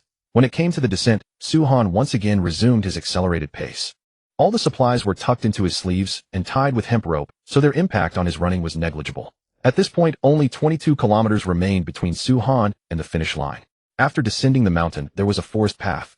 There were no obstacles along the way. Su-han ran comfortably along this stretch. The only pity was that he didn't find any other resources on the road. At 4:30 p.m., only 10 kilometers remained to the finish line. Su-han's stamina was gradually fading and his legs were numb with fatigue, yet he persisted in jogging slowly, refusing to stop and rest. At this point, once he stopped, he wouldn't want to move again at all. Meanwhile, the sky was gradually darkening and the temperature was dropping as well. Given how drenched in sweat Su-han was resting, without any shelter would easily give him a chill or a cold. At 5:30 p.m., the world was engulfed in darkness and many contestants had chosen to set up camp and rest more than 40 minutes earlier. Su-han alone was still pressing forward. However, he had switched from a slow jog to a leisurely walk. At this moment, there was only 1 kilometer left to his shelter. Su-han kept regulating his breathing. Though his body was utterly exhausted, he was still able to persevere. He climbed over the earthen slope and crossed the woods. The sound of flowing water drifted into his ears. Have I already arrived at the fish pond? Su-han broke into a delighted smile. He had been running all the way from the south, and now hearing the sound of flowing water meant it was the fish pond he had built. Arriving here was akin to coming home. Sure enough, after just a few steps, Su-han saw his little fish pond. The viewers in the livestream began exclaiming in surprise. He actually made it home in one day, holy crap. God, Su's perseverance is terrifying. If I were him after securing such a huge lead, I would probably have stopped to rest long ago. Yeah, 100 kilometers in one day. Just thinking about it is awe-inspiring. After climbing the last earthen slope, Su-han finally returned to his warm home. At that moment, the notification sound of the National Fortune survival game rang out. Ding! Congratulations to Longwa contestant Su-han for completing the second week's task hiking and seizing the championship with astonishing results. Notification: congratulations to the Longwa contestant for obtaining the title King of the Wild Hunt. Notification: congratulations to Longwa contestant Su-han. Notification: congratulations to the Longwa contestant for obtaining the title King of the Wild Hunt. Notification: congratulations to Longwa contestant Su-han for winning the championship and receiving 10 national fortune points. Notification: congratulations to Longwa contestant Su-han for winning the championship and obtaining a valuable resource intelligence reward. Su-han sat on the Kong to rest, a flicker of surprise flashing across his eyes. A title upgrade. Such a good thing actually exists. He really hadn't expected that completing the task in a single day would yield this kind of special reward. Let me see, what are the attributes of King of the Wild Hunt? Su-han opened the system panel and then couldn't help but inhale sharply. The attributes of this title were simply ridiculously overpowered. If he had missed out on it, he would definitely regret it for the rest of his life. Title King of the Wild Hunt. Attribute: all resistances increased by 3 points. Blood Devour: for each large beast slain, gain 1 point of constitution up to a maximum of 5 points. What is resistance? It applies to all negative effects: poison, cold, heat, and disease. For instance, if one is poisoned, and the poison would normally take effect in 3 minutes, having 3 points of resistance would delay that time. Weak toxins could be directly immunized. As for cold and heat, one's tolerance would surpass that of an ordinary person. And when it comes to illness, resistance is naturally boosted. But that's not all. Blood Devour also grants a full 5 points to constitution. Good thing I persevered. If I'd missed this title, I'd be dying of regret. Su-han muttered while massaging his legs. This title does not conflict with the previous King of the Hunt, meaning he could now equip 2 titles at once. As Su-han equipped the King of the Wild Hunt title, he immediately felt the soreness in his legs ease considerably. That actually works. Weight: could fatigue also count as a negative effect? The thought made Su-han gasp. It seemed he had underestimated the title's power. All resistances meant every conceivable negative effect, though he wondered idly whether after engaging in reproductive activities it might shorten the refractory period. Su-han's mind wandered whimsically. Once the soreness in his legs faded, exhaustion crept in and drowsiness surged irresistibly. He fed his pets and let them out to relieve themselves. When everything was done, he rekindled the fire, then sank into a deep sleep. He slept soundly through the night and didn't wake until 7 in the morning. Though his body still felt somewhat off, it was far more comfortable than the night before. Today, Su-han planned to cultivate seedlings, specifically frostleaf cilantro. The seeds had tough shells, so to speed up germination, he first needed to crush those shells. The force had to be precise, and he couldn't use hard objects. Otherwise, if the seeds cracked, they'd be ruined completely. So Su-han's method was to place the cilantro seeds inside a sock and gently knead them. Once the shells cracked, he could put them in a clay bowl and soak them in warm water at 3045 degrees. There was no thermometer in the wilderness, so Su-han used a traditional method. He lightly touched the water's surface with the back of his hand. When it felt hot but tolerable, the temperature was roughly 4045 degrees. Of course, he had to remove the title before testing the water, or the reading would be wrong. With the seeds soaking, the next step was preparing the soil. Suhan got up, fetched an axe and a wooden board, and began crafting a tilling tool. Cilantro takes up little space, so he planned to make a small wooden rake. A tilling rake differs from a grain raking tool. The tilling rake has short teeth, while the one for turning grain or gathering leaves has long teeth. Using the axe, Suhan carved teeth into one end of the board, spacing them about 3 centimeters apart. Then he found the center of the rake and marked a point above it. This was where the handle would go. He first burned a small hole with charcoal, then slowly polished it into a proper opening. Finally, he fitted the handle and bound it tightly with hemp rope. A new farming tool was born. Suhan picked up the wooden shovel and rake, stepped out of the shelter, found an open patch of ground nearby, and began digging. No matter what you plant, the first step is always turning the soil. This serves to remove grass roots and stone. The plot Suhan chose for cilantro was modest, 1 meter wide by 2 meters long. Yet even this small area, if fully planted, would yield more cilantro than he could eat at every meal. After turning the soil, Suhan used the wooden rake to break up clumps and make the earth finer. For planting small seeds like cilantro, this step was absolutely crucial. Once the soil was loose, the next step was fertilization. Human waste wasn't suitable, so Suhan chose to dig natural compost from the forest, the dark, rich soil found there. Additionally, he added some fish broth, which was rich in phosphorus, a nutrient cilantro loves. But the broth had to be diluted with water at a ratio of 1:20 before pouring onto the soil. Suhan had all these materials on hand, so it wasn't troublesome. Finally, he mounted the 4 edges of the plot into raised ridges for easier maintenance and watering later. Phew. Done. Now I just wait for the cilantro seeds to sprout, then transplant them into the beds. Suhan smiled with satisfaction at his handiwork. This was his first vegetable patch, and there would be many more to come. But shouldn't he build a wall? Otherwise, if wild beasts came sneaking in at night to steal his crops, all his work would be for nothing. No way. I won't let those beasts have an easy meal. Suhan resolved to start building a wall after Head eaten his fill and checked in. Simple branches wouldn't stop beasts, at the very least Head need wooden stakes. But wooden walls weren't sturdy. Mice could gnaw holes through them, and lightning could set them ablaze. So if he was going to do it, a mud brick wall was the better choice. Besides, he had nothing pressing for the next 6 days, so he could tear down the kiln, expand it, and mass-produce mud brick. Either way, once the shelter had walls, He'd never have to worry about wild beasts barging in again. For breakfast, Suhan had crucian carp and wolf meat, accompanied by a cup of red wiljujube and rose tea. The rich aroma of dates paired with the sweet taste almost made him feel like he was back in modern society. The only pity is that these wild jujubes weren't roasted. If they were charred dates, they'd make even better tea. Alright, I still haven't checked that valuable intel from yesterday. Wonder what it is this time. Suhan set down his teacup and hastily opened the map. This resource was located north of the lake, about 10 kilometers from his shelter. It was the farthest resource of all. Its icon resembled a kind of radish. When Suhan saw the name clearly, he couldn't help but exclaim, "White hyacinth beans exist here too." Though soybeans weren't found, the hyacinth beans were exciting enough. This was a legume that improved soil quality and reproduced remarkably fast. These white hyacinth beans differed from the blue star varieties. They resembled a type of purple hyacinth bean. Not only were they large, but when cooked they had a delightfully meaty texture, making them one of the most delicious vegetables. Most astonishing of all, the white hyacinth bean took only 60 days from planting to bearing fruit. At the thought of having an endless supply of beans in the future, Suhan cheered with excitement. Awesome. He'll have vegetables at every meal from now on. Ha ha ha. Cilantro and hyacinth beans. I've really got to build that wall quickly. Once the beans grow, we'll be living the good life. There was a fish pond over by the hillside, and at home, he had cilantro and beans. Suhan could hardly imagine how wonderful his little life would be next year. After completing his daily routine, Suhan set about producing adobe bricks. The number of earthen bricks needed to raise a wall was immense. Had he tried to build all 4 walls purely out of bricks, he would have exhausted every scrap of nearby clay and still fallen short. Thus, Suhan decided to use bricks for the foundation and the lower portion of the walls, temporarily filling the rest with birch timber. That would conserve bricks and also keep small animals from burrowing through the walls. He mixed the clay. He stirred it. He shaped the adobes. He kindled fire to dry them. In the entire morning, Suhan produced 800 adobes, a simply terrifying rate of work. It might be a good idea to make extra adobes whenever I have free time, so I don't have to make them on the spot every time I need them. Suhan straightened up, wiped the sweat from his forehead, and murmured to himself. Recently, he had been so busy that he had not even had time to make adobes. But from now on, things would change. As his resources gradually grew abundant, so too would his free time. Many tasks could finally be put on the schedule.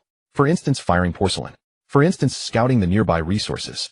Although Suhan had already spent half a month in the lakeside district, there were still many places he had yet to explore carefully.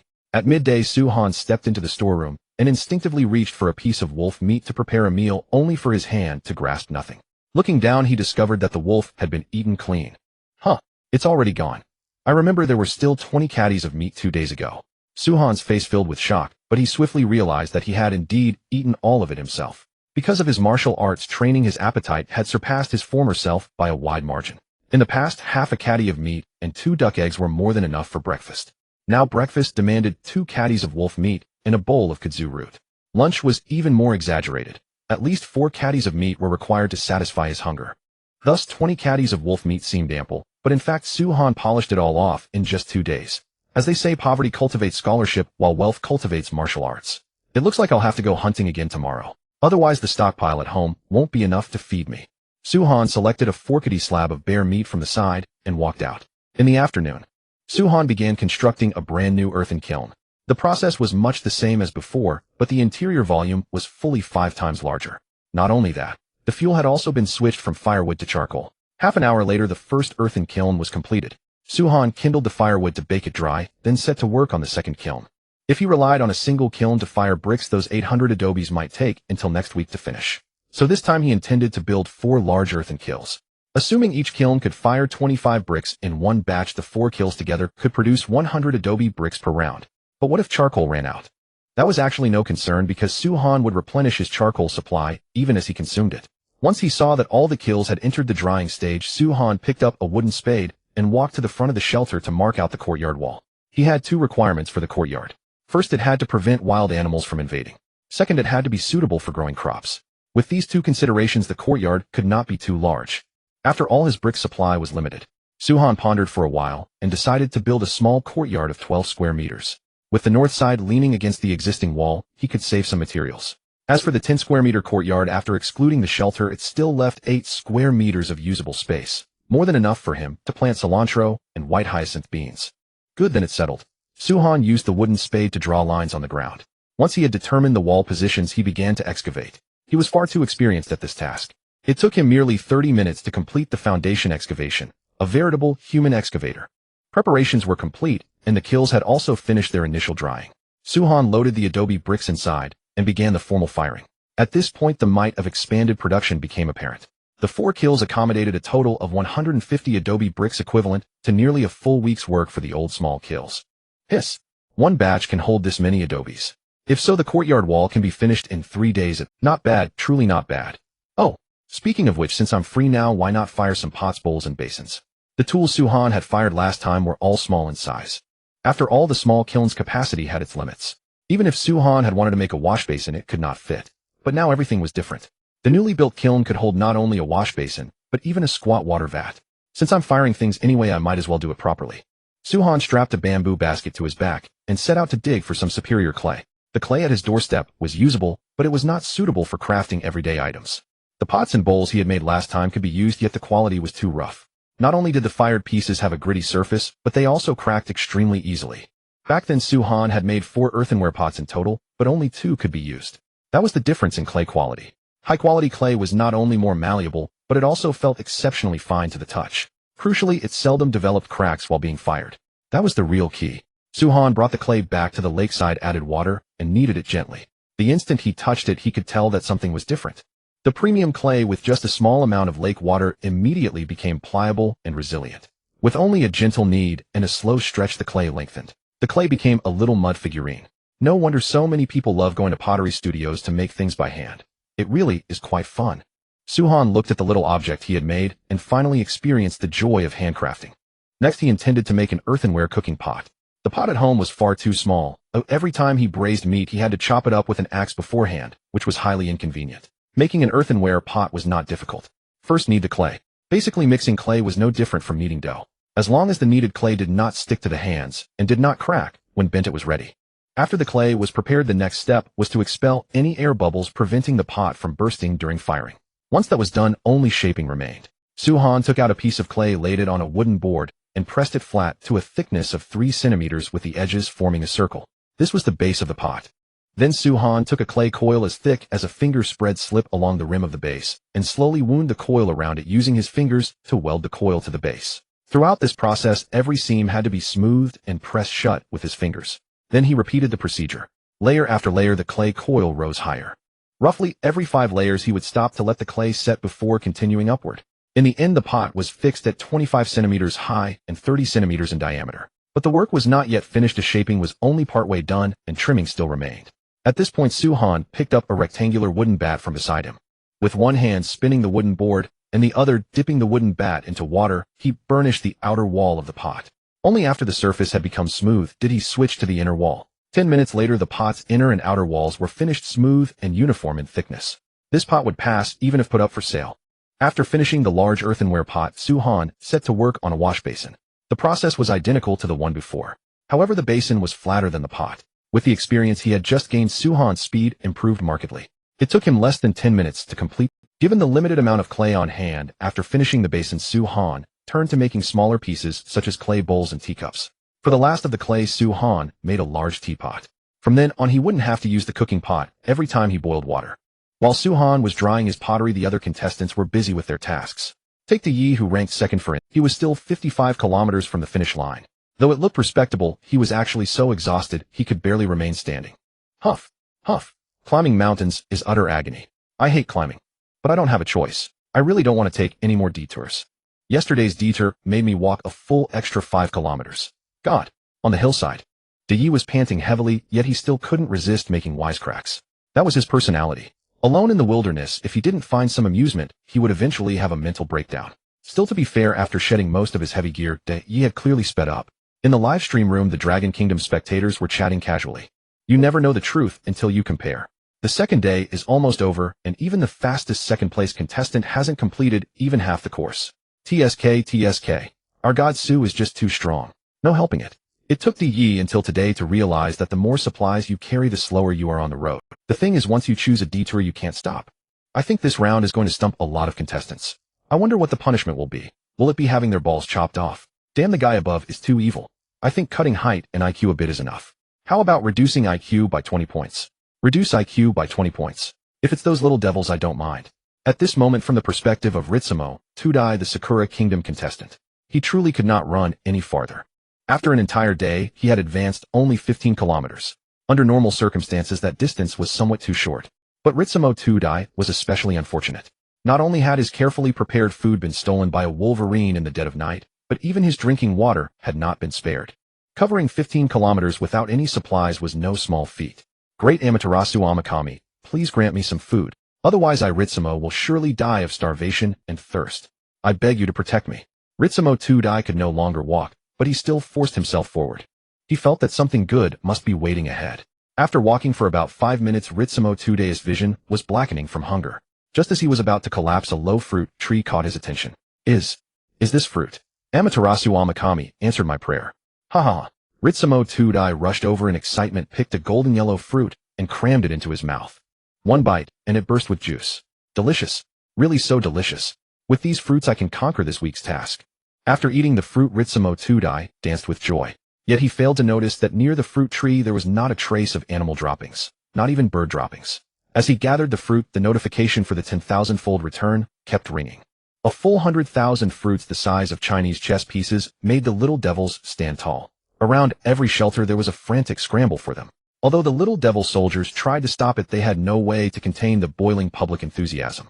Baka, this is mine. Slurp. So sweet. Ritsumoken, the fruit you brought is just too good. Ha. Sugoi, the fruit is so good. Really good. Just as the little devils were drowning in wild, on the screen Ritsumo Tudai suddenly pointed ahead and said, Baka, you. What are you doing? Why are you wearing blue clothes? Are you a smurf? The Dragon Kingdom viewers in the livestream room brightened. Damn. Could this fruit be hallucinogenic? Ha.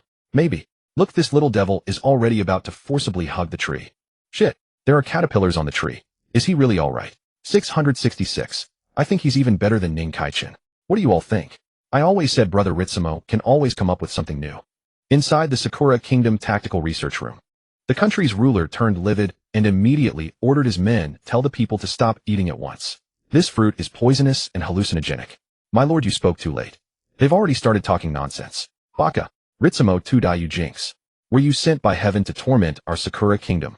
Last time it was this bastard who live-streamed fooling around with a fish, and it made their country a laughingstock. He had tried to explain it away by saying that Ritsumo Tudai loved animals too much and couldn't help himself. But such nonsense could fool only little children. Today this idiot actually returned 100,000 poisonous hallucinogenic fruits.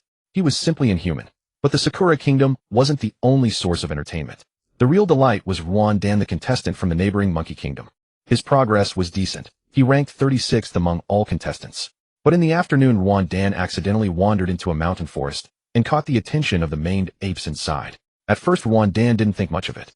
But as he walked, he couldn't shake the feeling that something was following him. When he abruptly turned around, he realized it was a group of long-haired apes tracking him. "Why are you following me? Get lost." Afraid they might attack him, Ruan Dan picked up stones from the ground and tried. At first, he did drive away the maned apes.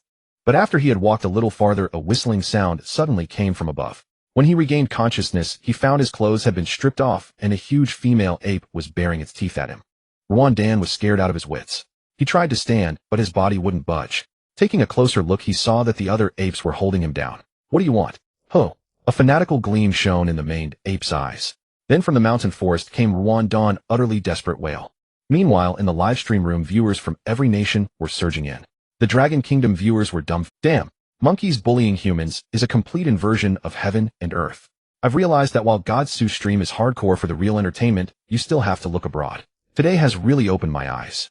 Speaking of which, isn't the Monkey Kingdom's ruler sending support? They're just going to watch like that. Rumor has it this contestant was bitten by a snake a few days ago and had already been helped before. Okay, then there's no helping it. Since he can't resist, he might as well close his eyes and enjoy it. I have a question. If these female apes carry this contestant away, what would happen? The entire bullet comment barrage froze for 2 seconds. Countless viewers let their imaginations run wild. Being carried off by female apes would absolutely be but what if he ends up as the group's favorite? Although this monkey-faced guy named Ruan Dan isn't good-looking and somewhat resembles a monkey among apes, he would definitely be considered quite handsome. If he can win the favor of these monkeys, he'll never have to worry about food or lodging again. When you think about it, that's actually pretty awesome. Whoa, Your Majesty, save me. Your Majesty, save me. In the mountain forest, the voice of the Monkey Kingdom contestant grew increasingly faint until he fell completely unconscious. Seeing no more movement, the maned apes chattered and squabbled noisily among themselves. Although the audience could not understand them, the meaning was clear. They did not want such a handsome male to die. So the maned apes carried contestant Ruan Dan back to their dwelling. Not only did they give him water, they also fed him fruit. At that moment, the global nation's survival notification sounded. Detected that Monkey Kingdom contestant Ruan Dan obtained 1 green fruit, triggering a 10,000-fold return. Congratulations to the Monkey Kingdom for receiving 10,000 green fruits. The citizens of the Monkey Kingdom, who had been so ashamed that they could not lift their heads, could hardly believe their ears. No way, bro. Does that even count as obtaining? The next moment, the entire Monkey Kingdom erupted into celebration. Although they did not know what green fruits were, since those long-haired apes could eat them, they assumed they were not poisonous. Soon the first Monkey Kingdom citizen tasted a green fruit. His eyes lit up. How to describe the flavor? It tasted a bit like an apple, but not as rich. It was edible, not delicious, but not unpleasant either. As long as it could be eaten, it was a top-notch resource. The news quickly reached the Monkey Kingdom ruler. Edible. Haha, good. He'll send word to our contestant in a moment. Forget the trek, we're not running anymore. As long as we take good care of these monkeys, won't we have an endless supply of food every day? I never expected that our Monkey Kingdom would find its own way too.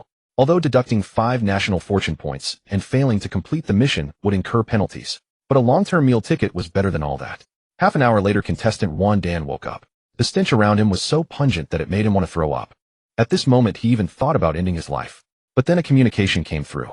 The moment he saw the ruler's face, Ruan Dan burst into tears. "I'm sorry, Your Majesty. Whoa, I disgraced myself. I was actually... It's all right, Mr. Ruan.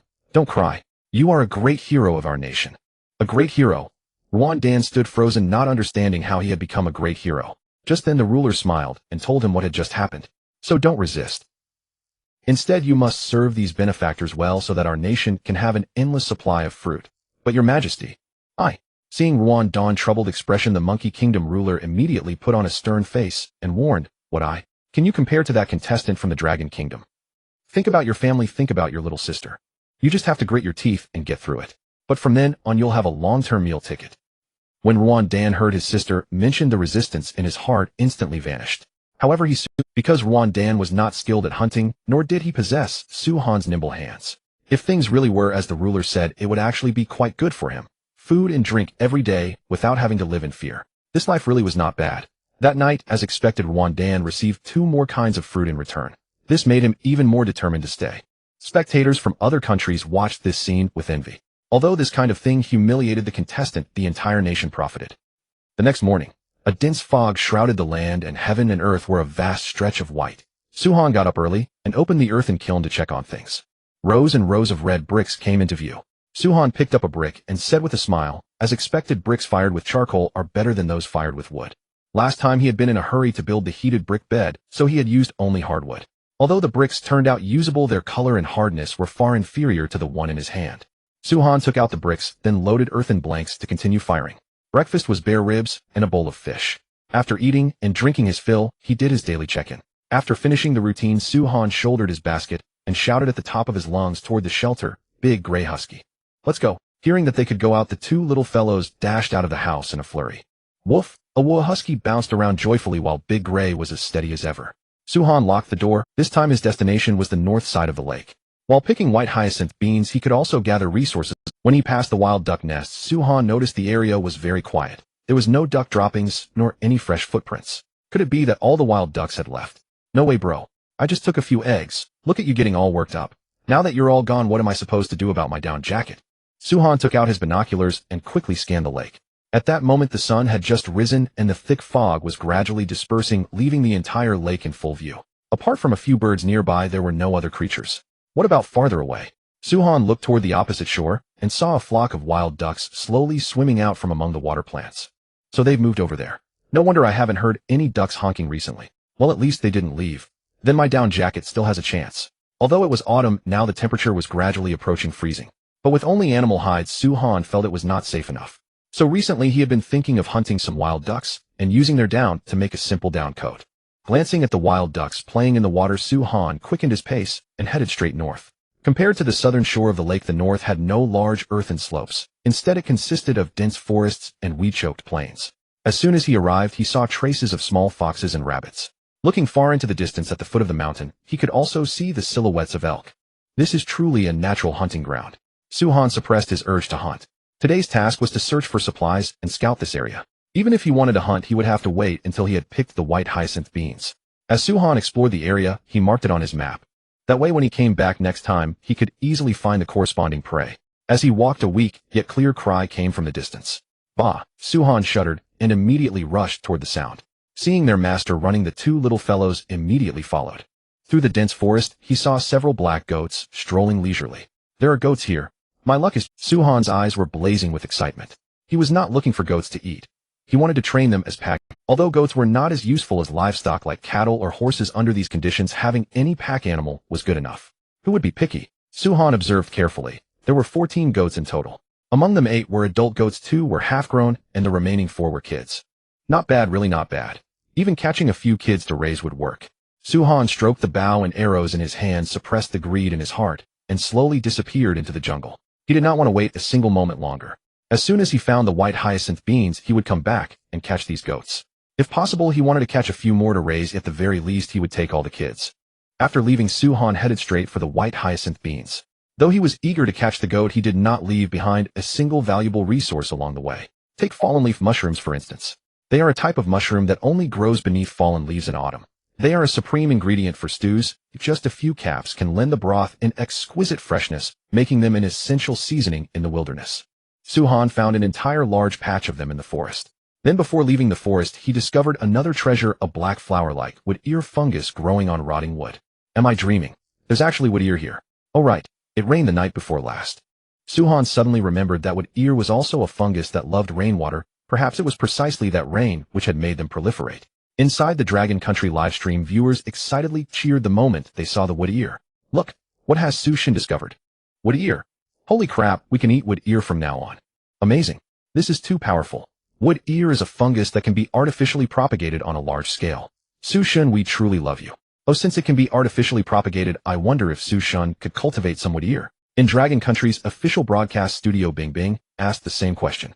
Li Chung hummed softly before replying, it's possible to try cultivating them, but without modern technology, there may be problems such as impure strains. Moreover, even if cultivation started today, it would still take at least 2 to 3 months before they could eat. Anyway, the technique isn't difficult. The key is how Sushin chooses. Wood ear is a fungus that is extremely easy to store. If it could be successfully cultivated, it would mean a ready supply of edible fungus for the future. This was vital for long-term survival. Having discovered wood ear, Suhan naturally would not let such an important resource slip away. but there was no rush to cultivate them. The most pressing matter was bringing the goat home. This batch yielded 23 wood ear mushrooms in total, triggering the 10,000-fold return 3 times.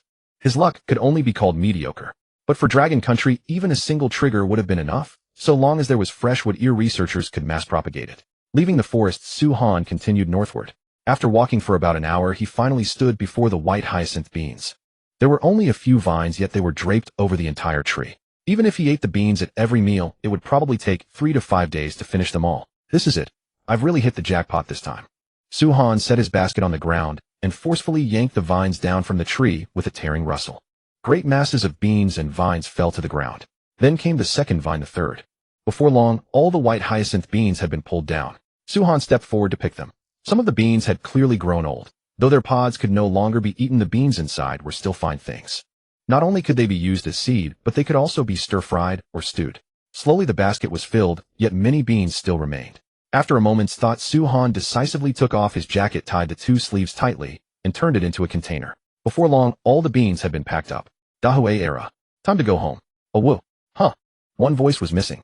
Su-Han turned around to look for Era, only to find that the little fellow had disappeared somewhere. This was a mountain forest. If a wild animal had carried Era off, he would have no idea where to search. Oh whoa. Just as Su-Han was about to ask, Dahue, Era came bounding down from the mountain behind him with a purple herb clamped in its mouth. Where have you been? Huh. This herb. Where did you get it? Su-Han was about to scold the little wanderer, because if it kept running around like this every day, it might really get lost someday. But when he saw the herb in Era's mouth, he stood frozen on the spot. No way. No way. Really no way. Were the resources on the north shore of the lake really this abundant? Su-Han could hardly believe what Era had found.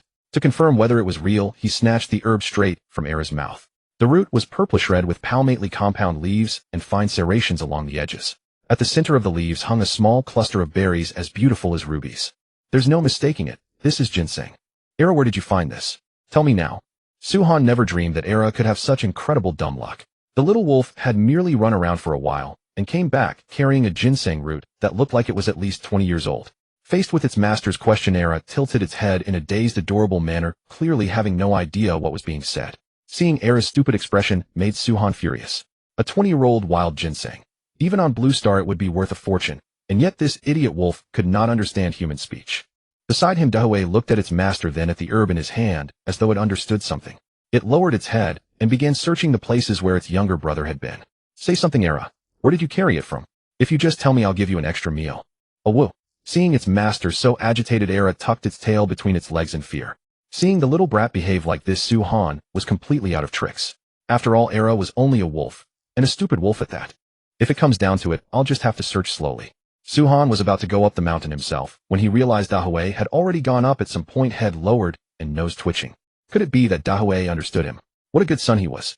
If they could find the ginseng, Dad would give him an extra meal. Su-Han grabbed his axe and hurried after it. Seeing its master catch up, Dahue noticeably quickened its pace.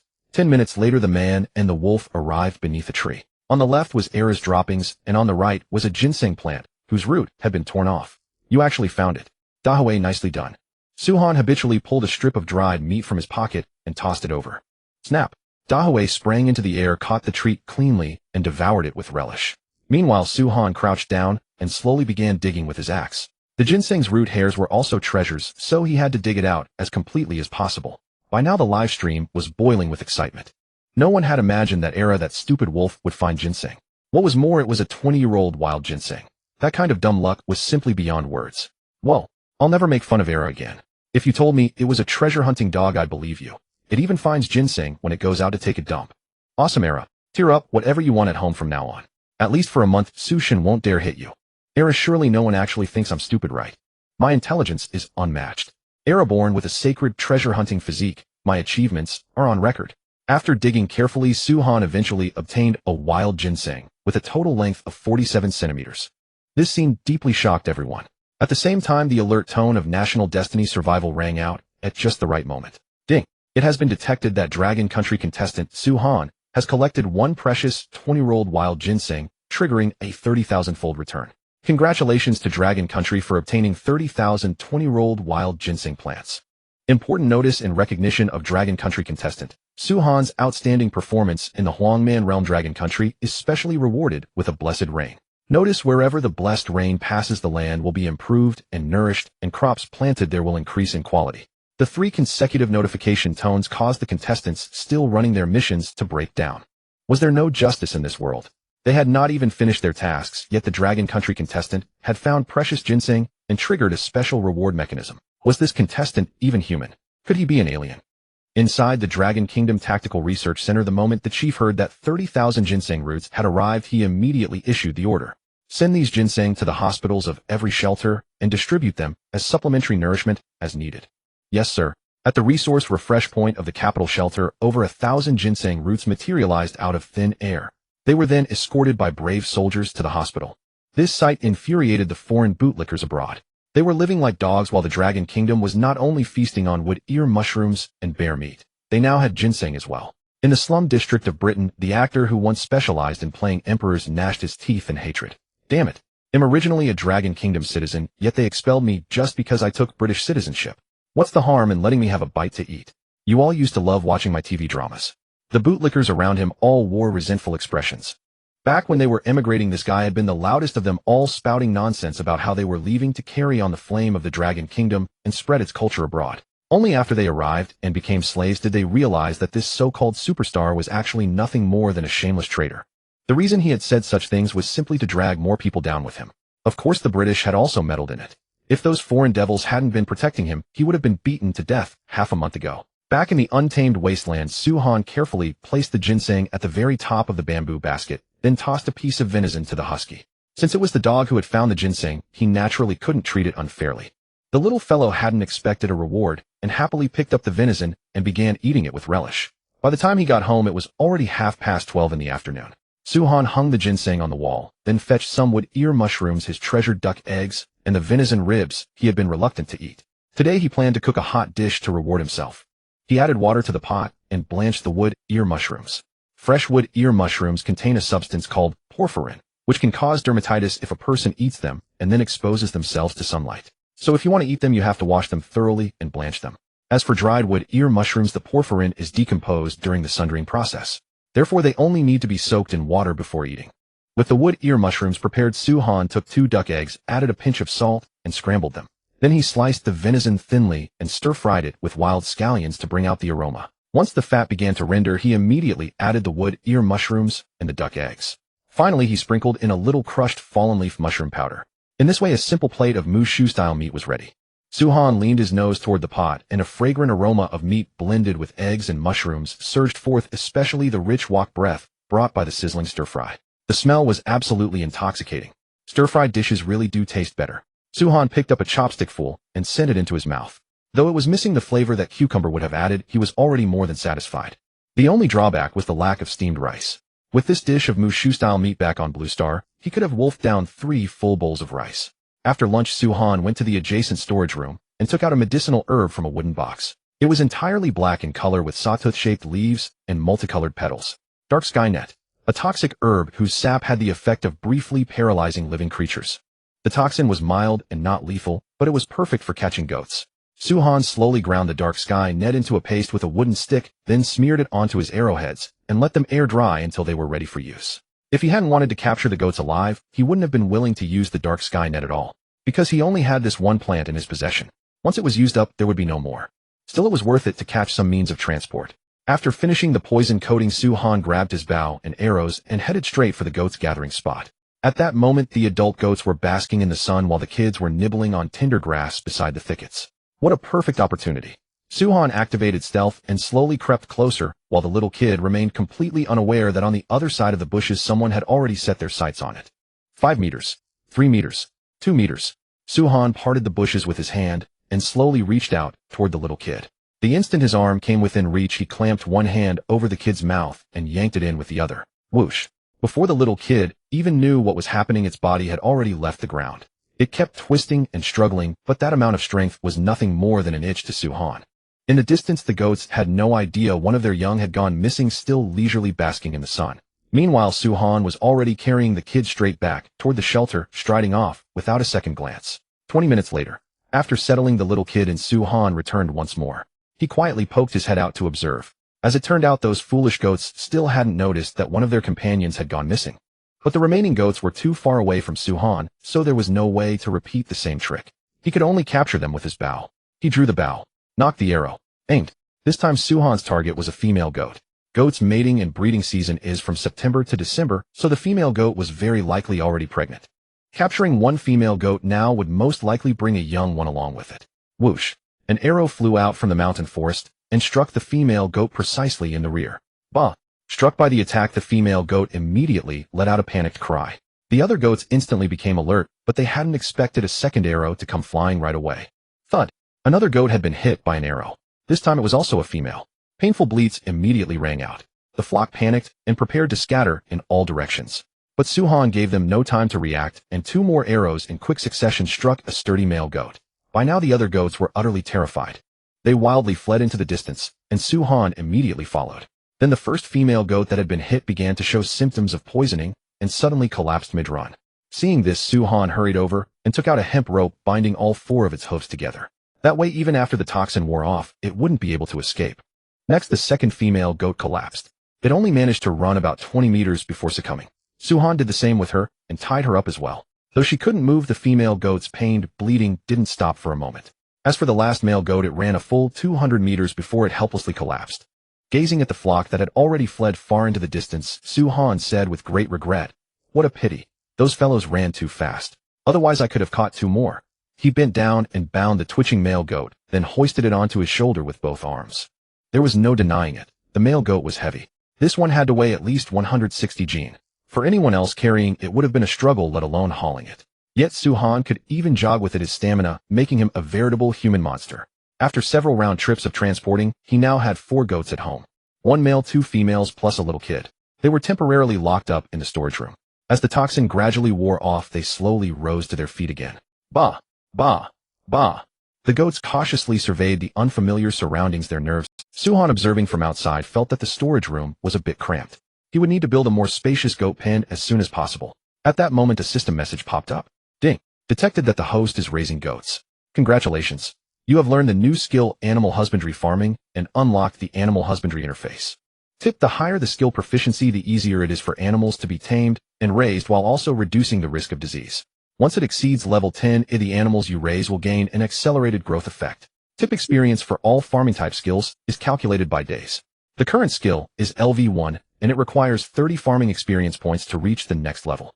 Tip: your taming skill will accelerate the taming process of animals. This was the second farming type skill. Last time it was fish, and this time it was livestock. Not bad at all. Suhan opened the farming interface to check. Its contents were actually almost the same as the fish farming interface. At that moment, several glaring red lines of text caught his attention. Tip: the goats you are taming are currently in a state of fright, and their emotions are very unstable. Tip: the goats you are taming are very dissatisfied with the current environment. Please expand the goat shed and build an exercise area as soon as possible. This will help improve the healthy growth of the goats. Tip: the goats you are taming are in a mildly poisoned state. Overall, it looked acceptable. He just needed to build a goat pen as soon as possible. Goats are not like sheep. They are naturally lively and active with boundless energy. Therefore, they not only needed a place to live, but also a relatively spacious exercise area. Suhan walked to the west side of the wall, looked at the large open space before him, and began planning his future farm. The goat pen doesn't need to be too big for now. Roughly 4 by 4 meters will be enough. As for the exercise area, I'll temporarily set it to the same size as my courtyard. Later, if the flock expands and multiplies, a second expansion can be carried out then. As for the wall's height, it must be at least 2.5 meters, preferably 3 meters. Suhan had read relevant reports before. An adult goat could jump about 1.5 meters high, and if frightened or overly hungry, it could barely scramble over a 2-meter fence. Calculating according to these figures, even a 2.5-meter wall was dangerous. So he set the wall's height at 3 meters. With all this in mind, the wood at home was no longer suitable, and he would have to go chop down new timber. Because the wall was 3 meters high, the logs buried deep in the ground had to be at least half a meter, so each log had to be at least 3.5 meters in total length. It's getting late today. Let's dig the foundation first and leave the logging for tomorrow. Suhan rolled up his sleeves, picked up a wooden shovel, and buried himself in work along the drawn dashed lines. In the livestream room, the fans watched the hardworking figure and couldn't help but chat among themselves. This is what I admire about God Su. He never drags his feet when doing things. Yeah, if it were me doing this high-intensity work every day, I would have gotten sick of it long ago. Taming goats, taming wolves. God Su never jokes around indeed. He really is about to conquer this world. I have a question. Can purely wild goats really be fully domesticated? In response, Li Chung in the studio gave an explanation. They are extremely difficult to tame. I know that saying this will be hard for everyone to accept, and you might even compare Era and Dahwei. But there is one thing you must understand: Era and Dahwei were wolf pups, while among the goats captured by Godsu 3 were adult goats. The difficulty of taming adult wild animals is by no means ordinary. First, you have to make the goats unafraid of you. Second, you have to make them obedient. Goats naturally have a lively, active, and cowardly personality. So fully taming them would probably take but we shouldn't be too pessimistic, because even if they cannot be tamed, these goats can still be used for mutton. Besides, Godsu also caught young kids. Taming them is far simpler than taming adult goats. The audience suddenly realized this upon hearing the words. And Suhan actually thought the same way. For the adult goats he caught, he would tame them if they could be tamed. If they really couldn't be tamed, then he would just kill them for meat. Either way, he would not lose out. Suhan spent the whole afternoon in a flurry of work, digging the foundation, firing soil bricks, building the wall. He was extremely busy. In the evening, Suhan sat in front of the stove washing green beans and opening the points leaderboard at the same time. De Yi, who was ranked second, had already reached 80 kilometers. He would probably be able to return home very early the next day. As for Bei Yi, who was ranked third, he had been overtaken around the bend by 2 contestants from small tropical countries. Still, that was also normal. The countries in those regions lived in harsh conditions all year round, so they often produced running prodigies. It was a kind of heaven-given talent. He put the snapped green beans into the pot and added 2 caddies of bear meat. That was his dinner. After eating and drinking to his heart's content, Suhan took off his jacket and went into the woods to practice martial arts. He now practiced about twice a day, once in the morning and once in the evening, each session lasting a full hour. In this way, it would not affect his daily work, and it could greatly increase his skill proficiency. Suhan's martial arts skill had already reached LV6, only a step away from LV7. He closed his eyes, regulated his breathing. He circulated his chi. A stream of heat flowed from his dantian toward his palm. Suhan opened his eyes, let out a low shout, and instantly struck the birch tree in front of him like a flash of lightning. Crack! A crisp sound rang out. A birch trunk as thick as a wrist had been cleanly broken off with ease. Such a stunning sight made the viewers in the livestream room cry out in shock. Damn! Godsu's thunderclap palm is already this terrifying. This isn't just entry level anymore, I think it's already reached minor mastery. Minor mastery? It's only been a few days. Are you questioning Godsu's talent? A palm as big as a clay pot. If a wolf came, it could probably be smashed to pieces with one slap. Suhan's training was not limited to thunderclap palm. He also practiced horse stance to strengthen his lower body. An hour passed very quickly, yet he still felt somewhat unwilling to stop. The more I practice, the more addictive it gets. On such a cold day, a single layer of clothing is enough to make my whole body burn like fire. But that's enough for today. I still have to get up and work tomorrow morning. At 9 in the evening, Suhan set down his work and went to rest exactly on time.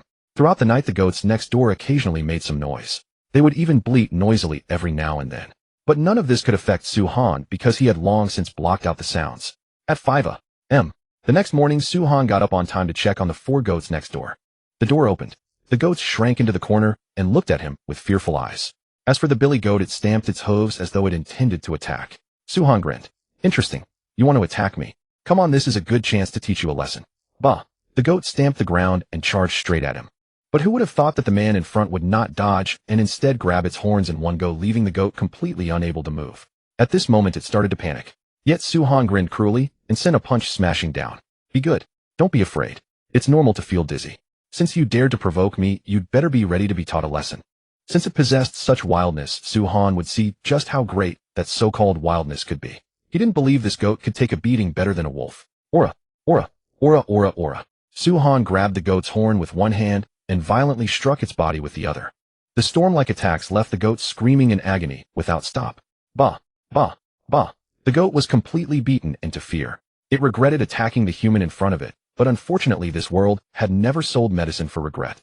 2 minutes later, Suhan stopped attacking, lifted the goat up by its horns with one hand, and forced it to meet his eyes. Do you still dare to provoke me? The goat lowered its head in fear, its legs trembling non-stop. TSK. Trash. Suhan threw the goat down, and the latter hurriedly shrank back into the corner in fright. This time it did not even dare to make a sound. In the livestream room, the viewers who had stayed up late were dumbfounded. Such a violent method of taming was something they had never seen before. But Suhan did not let the goat off. Instead, he stepped forward and reached out to stroke its head. Bah! The goat did not want to be touched, so it once again assumed an attacking posture. But it seemed to have forgotten what had just happened. Suhan laughed at the sight. Interesting. Since you want to resist, you must know what the consequences are, right? Suhan raised his fist and gave it another beating. Then he repeated the action he had just done. This time the goat did not dare to resist, allowing Suhan to stroke it however he wished. It vaguely sensed that as long as it made any act of resistance, it would be ruthlessly dealt with. Seeing that the goat no longer resisted, only then was Suhan satisfied. He reached his hand toward the ones beside him. To his surprise, the remaining two ewes did not show any resistance at all. They merely trembled. This surprised him greatly. "Oh, I didn't expect you two to be quite smart." "Well, not bad. Truly not bad. Obedient ones are good kids." Seeing the goats tamed so obediently, Suhan opened the breeding panel and checked the real-time data. Among them, the taming progress bar of the male goat had surged directly from 0 to 10. The taming progress of the two female goats had respectively skyrocketed from 0 to 15 and 14.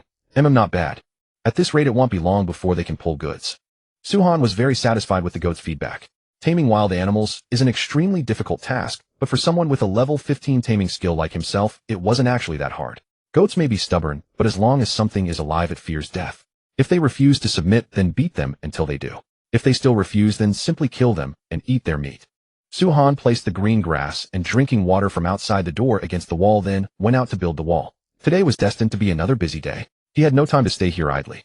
Meanwhile, another contestant from Dragon Nation, A Gang, was only 30 kilometers away from the finish line. He had been working very hard these past few days. First of all, there was significant improvement in food. He had prepared grilled fish, grilled rabbit, and clean drinking water in advance. During the day, he would travel in the morning and afternoon. At noon, he would search for supplies near his stopping point, and at night, he would light a campfire and rest in place. But because of traversing mountains and avoiding wild beasts, he had only covered 60 kilometers in 3 days. The remaining 10 kilometers were made up last night, as he carried a torch to make progress. So today, no matter what, he had to finish the last stretch of the journey. A gang didn't want to become a burden to Dragon Nation. Since he was on this stage, he had to stand tall. At this moment, from the perspective of Sakura Nation contestant Ritsu Motakami, this contestant had regained consciousness and was struggling to make progress. But because of consuming the hallucinogenic fruit, his progress had fallen far behind the other contestants. If he could, Ritsu Motakami would have given up long ago. Unfortunately, last week's mission punishment was too frightening, so even if he couldn't complete the task, he didn't dare to slack off. Meanwhile, on the other side, Old Da had arrived at the finish line. He was extremely cunning. After seeing someone overtake him, he decisively chose to rest in place. Then when the other party let down their guard at night, he resolutely raised his torch and charged forward. After a night of rushing, he finally overtook the other on a curve and became the runner-up. The moment he stepped into the shelter, Old Da revealed his signature smile.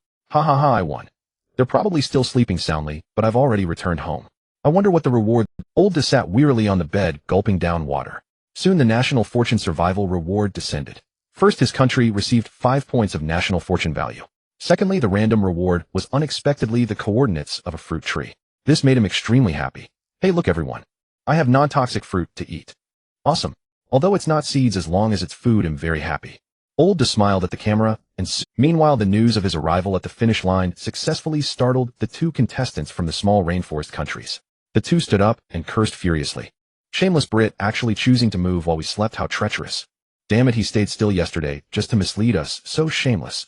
But the audience sneered at this. Having a natural advantage, yet choosing to rest early without any sense of crisis. How could they blame others for being cunning? At 1230 in the afternoon. At this point, 10 contestants had already completed the challenge and successfully returned to their shelters. A gang, after a long journey, finally reached the summit of the last mountain. At this moment, only 15 kilometers remained to the finish line. But now he had to face a choice. First, sprint all the way down the dangerous slope. This would let him quickly reach the foot of the mountain, and from there, just a short run would bring him home. But this slope was very steep, and its length was fully 3,000 meters. If he tripped midway, he would definitely be done for here. Second, choose the safe mountain path and slowly walk down. But doing so would delay a very long time. Although there was little risk, the reward would be negligible. A gang closed his eyes, recalling Suhan's diligence and strength. Could he really be a coward in the wilderness for his whole life? No, I can do it. A gang raised his head to the sky and shouted, "Is any staff member there? Please help me notify the country leader that in 10 minutes I will sprint down from here. If an accident happens, please help me in time." He wanted to take a gamble. If he succeeded, even if he ended the competition in 15th place, he would still receive a random reward and national fortune value reward. And the rewards for those after 15th place were too measly. Since he had already come this far, it would be a pity not to take it. Meanwhile, in the live stream, some fans came out of admiration. With Suhan in the live stream, few people actually paid attention to a gang. But today was different. This contestant actually wanted to charge all the way down from the mountaintop. That sounded very dangerous. When did a gang rank 11th? Did the angler get a running bonus? I just saw it too. I remember last night, he was still ranked 28th. You guys look down on us anglers. A seasoned angler not only stays up late, but also has plenty of stamina and sun resistance and can handle all kinds of dangerous environments. Otherwise, finding a good fishing spot would be hard. Besides, we anglers go out regardless of wind or rain and often wrestle with giant creatures. Giant creatures? Bro, are you serious? I checked your homepage. If you didn't catch a leather shoe, you caught a tree branch. Is that what you call giant creatures? The audience below all burst out laughing. But it had to be said that this viewer hit the nail on the head. A gang's abundant physical strength was indeed inseparable from his daily fishing. 10 minutes later, a gang took a deep breath, rubbed his slightly sore legs, and muttered to himself, success or failure depends on this one move. I have to hold on. Then he walked toward the slope and charged down in a wild sprint. The fierce wind howled past his ears. Hiss. Huff. A gang struggled to control his body, maintaining a sprint while descending. He didn't even dare to think too much. There was only one thought in his mind. Run. He absolutely must not stop, or he would fall due to inertia. 100 meters. 500 meters. 1,000 meters. A gang's legs had gone numb, and the long accumulated fatigue surged over him all at once, but he still gritted his teeth and desperately charged forward. Hold on a little longer. Just hold on a little longer. But just as he was about to reach the foot of the mountain, his left foot suddenly hit a stone, and his whole body lunged forward. In the live stream, countless viewers gasped. Oh no, he's done for. No, he's almost at the foot of the mountain. Why is this happening? Gang, no. At that moment, even a gang thought he was finished. Suddenly, a white light landed precisely on him. A gang who was about to hit the ground and tumble down the mountain landed steadily on the ground instead. He blinked, then suddenly realized it was aid from his country. Phew. That really scared me to death. A gang stood still and couldn't help but breathe a sigh of relief. This wave of assistance came just in time. But he didn't dare rest because during his descent another contestant had already reached the finish line. 2 hours later, dragging his exhausted body, a gang finally stepped into the shelter. With that, he became the 14th contestant to reach the finish line. In the live stream, viewers gave thumbs up one after another. Well done, gang. 14th place, oh amazing. Awesome, gang. He actually did it. Incredible. A gang lay on the bed, a delighted smile spreading across his face. Then he claimed this reward. Notice you have received an intelligence reward. Notice your country received 5 points of national fortune value. Intelligence. This time it's finally mine. A gang quickly opened the map and saw a white dot shining 8 kilometers away from the shelter. It turned out to be, this time his desperate struggle was truly not in vain. He had actually found a carrot. Carrots are an exceptionally high-yield vegetable. Not only can the roots be dried and stored for long periods, but the leaves can also be eaten as a dish. This is truly precious intelligence. A gang suddenly understood why Su Shun had been advancing triumphantly all along. Because the more resources one obtained, the faster one grew. When facing tasks, he would also remain utterly composed. Conversely, without that, one would only sink deeper into mediocrity. It seems I need to adjust my mindset from now on. Only by striving with all my might can life become comfortable. At that moment, a gang finally found his direction in life. Meanwhile, on the Monkey Kingdom side, contestant Ruan Dan was staring at the sky with a pale face. His stomach was full, but his kidneys felt hollow. He now seriously doubted whether he could endure any longer. Still, it was rather nice that the main apes hadn't harassed him today. Meanwhile, on Su-han's side, 2 sides of the enclosure were already finished. The side connected to the sheep pen had to be raised in height, so the timber hadn't been delivered yet, and it could only be set aside for the moment. During his work, he occasionally went to check on the goats to strengthen their bond. Their condition was still fairly good. Some of the grass had been eaten, and there were traces of drinking water.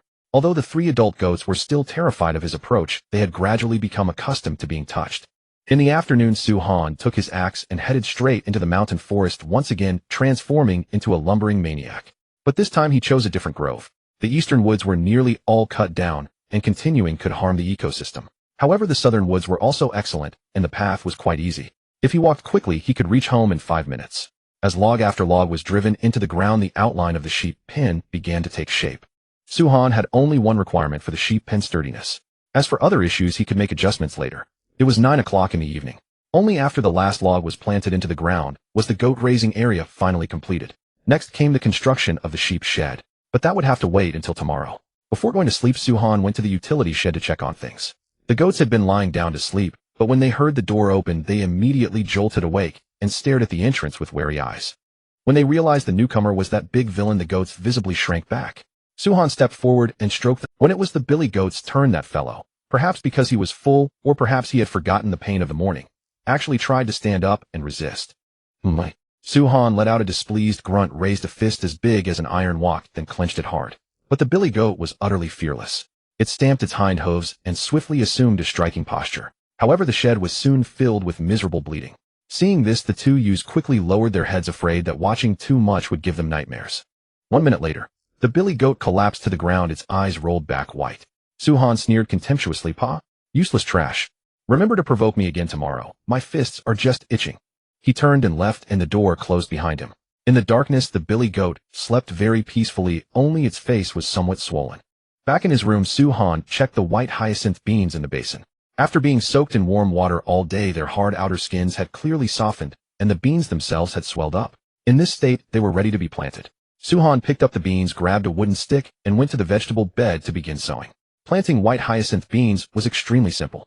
As long as the fertilizer was prepared in advance and the bed was tidied, all that remained was to poke a hole in the soil with the stick and drop the bean in. Normally, each hole should contain 2 to 3 seeds. After the seedlings emerged, the weak and unhealthy ones would be removed. But since his seed supply was limited, 1 seed per hole would suffice. Suhan buried the seeds one by one into the soil, then smoothed it over with his hand. In less than a dozen minutes, all the beans had been planted. Back inside, Suhan added a few pieces of charcoal to the heated brick bed and soon fell asleep. Meanwhile, the other contestants were still struggling desperately. When midnight struck, the announcement chime of the nation's survival sounded. Announcement: this week's Trek event has thus concluded. All contestants who completed their tasks deserve but those who failed to complete their tasks will now face punishment. Announcement: Sakura Country contestant Ritsumoto Todai failed to complete his task and received the punishment height reduced by 5 centimeters. Announcement: America Country contestant Neighbor Zero Go failed to complete his task and received the punishment Intelligence 3. Announcement: Asan contestant Lila failed to complete her task and received the punishment Body of Eternal Diarrhea. Countless contestants began to suffer punishments. Because they had not deliberately slacked off, the punishment was limited to the contestants themselves. Moreover, if they performed excellently in the next task, the current punishment could be erased. But the Monkey Kingdom contestant, Ruan Dan, was the exception. He was the only contestant who chose to deliberately give up during this task, so the punishment he received was unprecedented. Important announcement: Monkey Kingdom contestant Ruan Dan deliberately abandoned the competition and voluntarily became an appendage of the ape race, causing a regression of civilization. The nation's survival will absolutely not tolerate this. Announcement: all male citizens of the Monkey Kingdom will degenerate into low-grade maned apes and lose 10 points of intelligence. Announcement: only after accumulating 30 points of national luck will this punishment be lifted. Otherwise, they will remain ape men forever. As soon as the news was made public, the citizens of the Monkey Kingdom were thrown into an uproar. They had imagined that deliberately giving up would incur severe punishment, but they had never expected that the nation's survival would actually turn them into apes. At once, panic-stricken wails filled the streets and alleys. No, I don't want this. I don't want to eat fruit anymore. Mom, save me. My body seems to be melting. Hair is growing on my hands and on my face too. Ooh, roar. The citizens of the Monkey Kingdom who had been able to speak moments before suddenly lost their ability to speak. This utterly terrified viewers and contestants around the globe. Who could have imagined that humans could turn into apes? From this day forward, probably no one would dare to defy the rules of the nation's survival again. After the punishments concluded, the nation's survival issued a new notice. Announcement: in light of the fact that most contestants worked very hard during the task period, next week's task has been changed to rest. Announcement: henceforth, after every task week, you may rest for 1 week. Announcement: contestants are advised to use the rest period to develop yourselves swiftly lest you fail to complete the next task and face punishment again. This was tremendously good news. If they had to spend 4 days each week completing tasks, they would basically have no spare time to grow.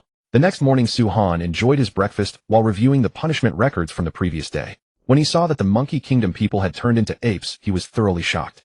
Oh, so that contestant who returned the fruit actually did so at the cost of his own body. 666. Suhan was thoroughly amused. He had never imagined that someone would be willing to act as a toy for monkeys. He could only say that he had underestimated the diversity of humanity. After catching up on some gossip, Suhan was nearly full. Half an hour of exercise. 1 hour of martial arts practice. The true day only began once the check-in was finished. Today, Suhan needed to build a goat shed and fire the pottery that had been drying in the shade. He had to admit both tasks were quite troublesome. Let's talk about the goat shed first. A proper goat shed had to be not only warm enough, but also clean and hygienic. That way the goats would not easily fall ill. After all, Suhan had no medical knowledge. If the environment inside the goat shed were too poor, it would be very bad for raising goats. Since he was going to do it, he might as well do it well. Second, the floor of the goat shed had to be higher than the surrounding ground, which would prevent rainwater from pooling and make manure easier to clean. But in reality, the flooding issue did not need to be considered. Because the goat shed Suhan built was essentially the same as his shelter. Once the main door was shut, rainwater could not seep in. So the only thing that truly needed consideration was the goats' waste problem. This was the most important part. Goats, unlike cats and dogs, do not have a fixed place to relieve themselves.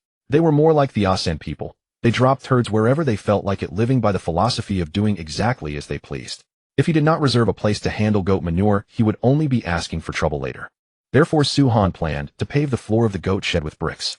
This way, whether the goats pooped or peed, a gentle sweep with a broom and a rinse with water would clean everything up. Suhan first used a wooden shovel to clear a flat area 6 meters long and 4 meters wide. Then he raised the foundation with soil, tamped it down firmly, and secured the perimeter with wooden stakes so that even a heavy rain would not cause the foundation to sink or collapse.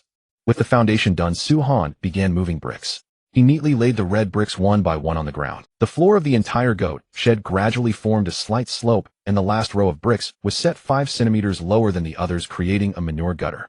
This would make cleaning goat manure much easier in the future. Rinsing would also be much more convenient. With the floor finished, the next step was to build the walls and the roof. Considering that winter was approaching, Suhan planned to build 3 layers of protective walls for the goat shed. The first layer on the inside was a wooden wall that served as the main structure supporting the entire goat shed.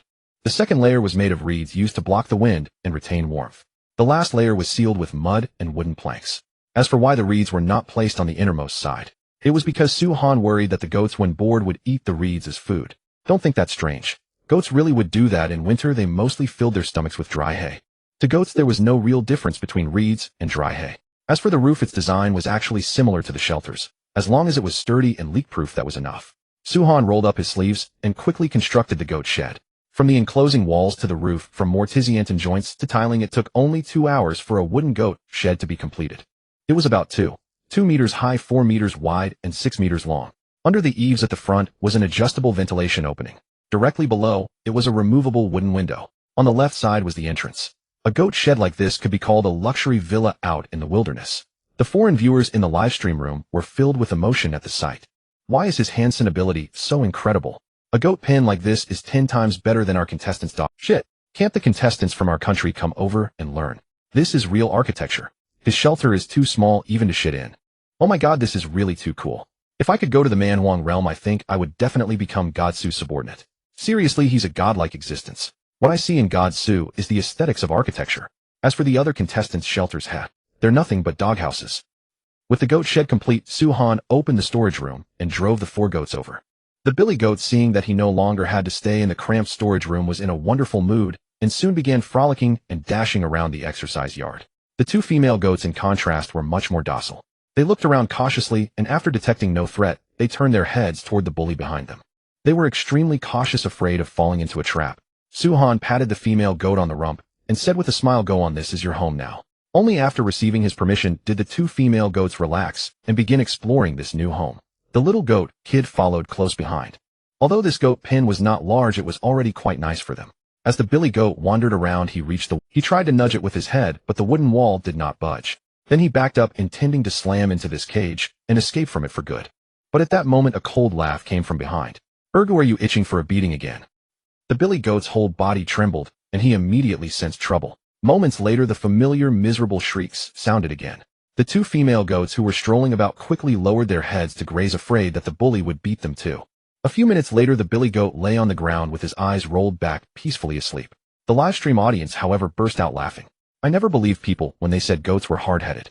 Ergu's head is truly iron hard. After being beaten so many times, he still doesn't learn his lesson. I guess with age comes good sleep.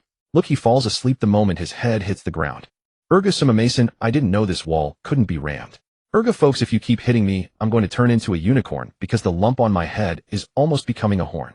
Ergu, the legendary king of taking beatings. After teaching the billy goat a lesson, Suhan felt comfortable all over. Although in the eyes of ordinary people he was somewhat violent, the taming progress bar was genuinely rising. Suhan even suspected that this Ergu had some kind of masochistic tendency. Otherwise, why would the taming progress leap upward every time after he was beaten? Now the progress bar was already at 35. When he had first subdued Ergu, it had only been 10. Probably after a few more days he could take Ergu out to haul things. Work on the goat pen was done, but Suhan had no time to rest. He had to quickly make a bellows to raise the temperature inside the earthen kiln. Earlier, switching from firewood to charcoal had greatly increased the temperature in the kiln. But to fire an excellent batch of pottery, he had to raise the temperature in the earthen kiln once more. This was when a bellows was needed. As it happened, Suhan had taken one apart in the countryside as a child, so he knew its internal structure very well. A bellows was made up of a sealed box, a piston plate, an intake valve, an air outlet pipe, a handle, and other components. To Suhan, whose carpentry skill was level 21, this was just a little toy. He could finish it in less than half an hour. But since it was for firing pottery, an ordinary bellows might not be enough. Therefore, Suhan planned to make a large bellows 1 meter tall. There's still some time in the morning. I'd better finish this quickly and eat later. Suhan picked up his axe and started making a bellows. Always started with cutting wooden boards. But the timber at home was too narrow for the purpose, so Suhan had no choice but to shoulder his axe and head into the woods. In less than 10 minutes, Suhan returned carrying a log a full 20 centimeters in diameter. Efficiency was the name of the game. Strip the bark, shave it thin. Just making the boards took Suhan a full hour. There was no helping it. He only had an axe in his hand. If only he had a saw, his efficiency would have been far greater. With the boards finished, Suhan began the assembly. First came the base board 1 meter long and about 30 centimeters wide. The front and rear boards were 60 centimeters high, with 2 air intakes to be left there. Suhan marked the upper parts of the 2 boards, then chiseled out small squares as the air intakes. That was right. What he was making was no ordinary bellows. Instead, it was a double-acting hand bellows. Compared with a single-acting bellows, it was not only more efficient, but also felt very smooth to operate. With the front and rear boards done, the next step was the side panels. Suhan used his axe to cut more Tiziantin joints and fitted them together layer by layer. Then on the right side, he opened a round hole, the air outlet through which wine would be sent into the earthen kiln. Bamboo could not be used here. A clay pipe was necessary, or the heat would damage it repeatedly. Fortunately, he had prepared one a couple of days earlier. Now he only needed to finish the opening and install it. The top board was a size smaller than the base, but once it was placed on top, the assembly of the casing would be complete. That finished the box portion. This was the simplest part. The real difficulty of a double-acting bellows lay in the internal assembly. For the push-pull handle, he simply used a birch stick instead. The piston board, however, had to be sealed with animal hide. Fortunately, animal hide was exactly what Suhan had in the greatest supply. He cut the honey badger's hide, fastened the skin to the board with hemp rope, and the piston board was done. At this point, the double-acting bellows was about 90% complete. The remaining 10% was partly the wind baffles for the front and rear air outlets. Their purpose was to block the other opening, while one opening took in air. The remaining part was an outlet baffle using the same principle. Last came the air divider baffle. It was made of 2 small boards. One part hung from the upper board to block the wind coming from the front and rear intakes. The lower small board had a notch at each end, channeling the wind toward the air outlet. Complicated as it sounded, it was actually extremely simple. Suhan processed the pieces while assembling them at the same time. In a moment, a double-acting bellows was born. He tried pulling it. The rear air inlet opened, and a stream of wind rushed through the chamber and out of the outlet. Then with a gentle push, another gust of wind blew out. Suhan tried it a few times. The push-pull action was perfectly smooth. It was already in a state fit for use. Lunch was bear meat stewed with green beans.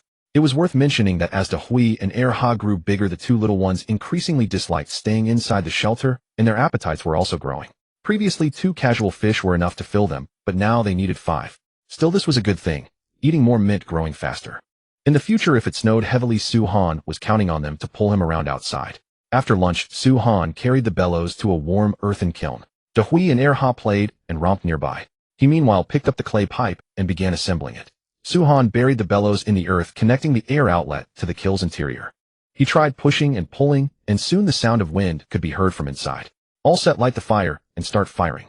Suhan carried over the dried clay pots and basins from home and placed them into the kiln. Then he added a large amount of charcoal. With the bellows pumping, the kiln soon burned furiously.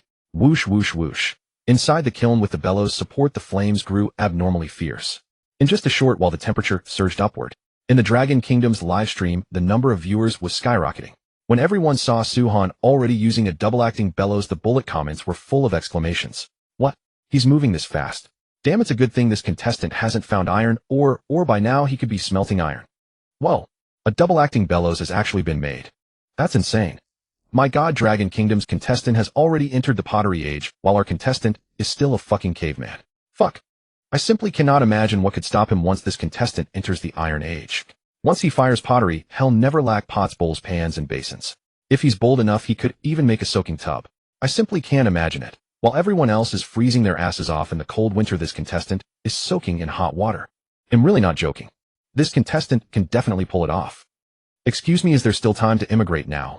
I heard the Dragon Kingdom just brought in 30,000 goats. I am a professor from America who specializes in animal husbandry with extensive work experience. I don't need a salary. Just let me have a bit of fish every day. The audience was taken aback by these words. What did that mean? Even professors were starting to flee. Little did they know that smart people had already begun immigrating long ago. Never mind animal husbandry professors. On the very day Suhan captured the goats, he had received immigration applications from 6 special experts, and a Nobel laureate had even joined. And now that Suhan had successfully stepped into the pottery age, the professors who had been watching from the sidelines could no longer sit still. They were afraid that if they were too late, they wouldn't even get the scraps while they were hot. At this moment, inside the Dragon Kingdom Immigration Bureau, in just 10 minutes, 38 immigration applications from highly educated intellectuals had arrived. As for ordinary people, the number had exceeded 320,000. What an astonishing number. Director, what should we do? There are too many immigration applicants. More than 90% are even willing to voluntarily renounce their citizenship. They'd willingly come as slaves. That was the staff member's report. The director sneered. These wretches are all the same. They side with whoever has power. But we are not a dumping ground for foreign trash. Tell those immigrants if you want to come to the Dragon Kingdom as a slave, you must first prove your worth. Either bring back the stolen cultural relics of the Dragon Kingdom, or bring us the technology we need.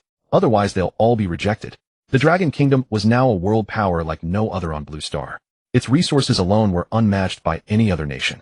5-generation flower snake gall, goats, grizzly bears, gray wolves, and now plenty of flat beans and coriander as well, wanting to come over as slaves and freeload. How could it be that simple? Without offering a sufficient pledge of loyalty, no one should think of coming to the Dragon Kingdom. The message had just been broadcast to everyone when the staff immediately received a reply. Director, someone is willing to return the golden sword of the great Ming Emperor and claims he can even steal the Queen's crown. He wants to know if that can be exchanged for the status of an ordinary citizen. The director was dumbfounded. That guy was clearly a curator from Britain. But he was truly criminal. He even dared to steal the Queen's crown. Suddenly the director's expression shifted as he gave a cold snort. What do you mean steal? That's compensation. They've kept our golden sword for so many years. Do you even understand compensation? The staff member promptly gave a thumbs up. No wonder he could only be an ordinary clerk while the other man was the director. His mind simply turned faster. Hum, hum, hum. Inside the earthen kiln, the clear, orange-eared flames grew increasingly fierce under the bellows' force. Once the preheating phase passed, the oxidation phase began. This process would continue for a long time until the impurities inside the pottery were completely oxidized and the surface color shifted from gray to red. Only then could the final refining stage commence. Suhan pulled the bellows with one hand, while holding an encyclopedia in the other. Beside him rested a pot of sour jujube ginseng tea. Anyone who didn't know would think he was on a leisurely vacation. But compared to the arduous task of building a sheepfold, simply operating the bellows was too easy. Besides, operating the bellows also raised his pottery-making experience. 4 hours later, the oxidation phase ended. Time to start refining. Suhan carefully put the encyclopedia away, stood up, added charcoal to the kiln, and then pulled the bellows with great effort. The fierce wind made the temperature in the kiln climb rapidly. The once orange-eared flames quickly turned orange, then bright yellow. The temperature also rapidly climbed from 1,000 to 1,200. Boom, boom, boom. The raging flames were searing the pottery. Suhan worked the bellows for an entire hour before sealing the kiln. At this point, the pottery firing was essentially complete. Next, he had to wait for the kiln to cool down slowly, a process that would take as long as 24 hours. Seeing that there was nothing to do, Suhan returned to the shelter to twist hemp ropes.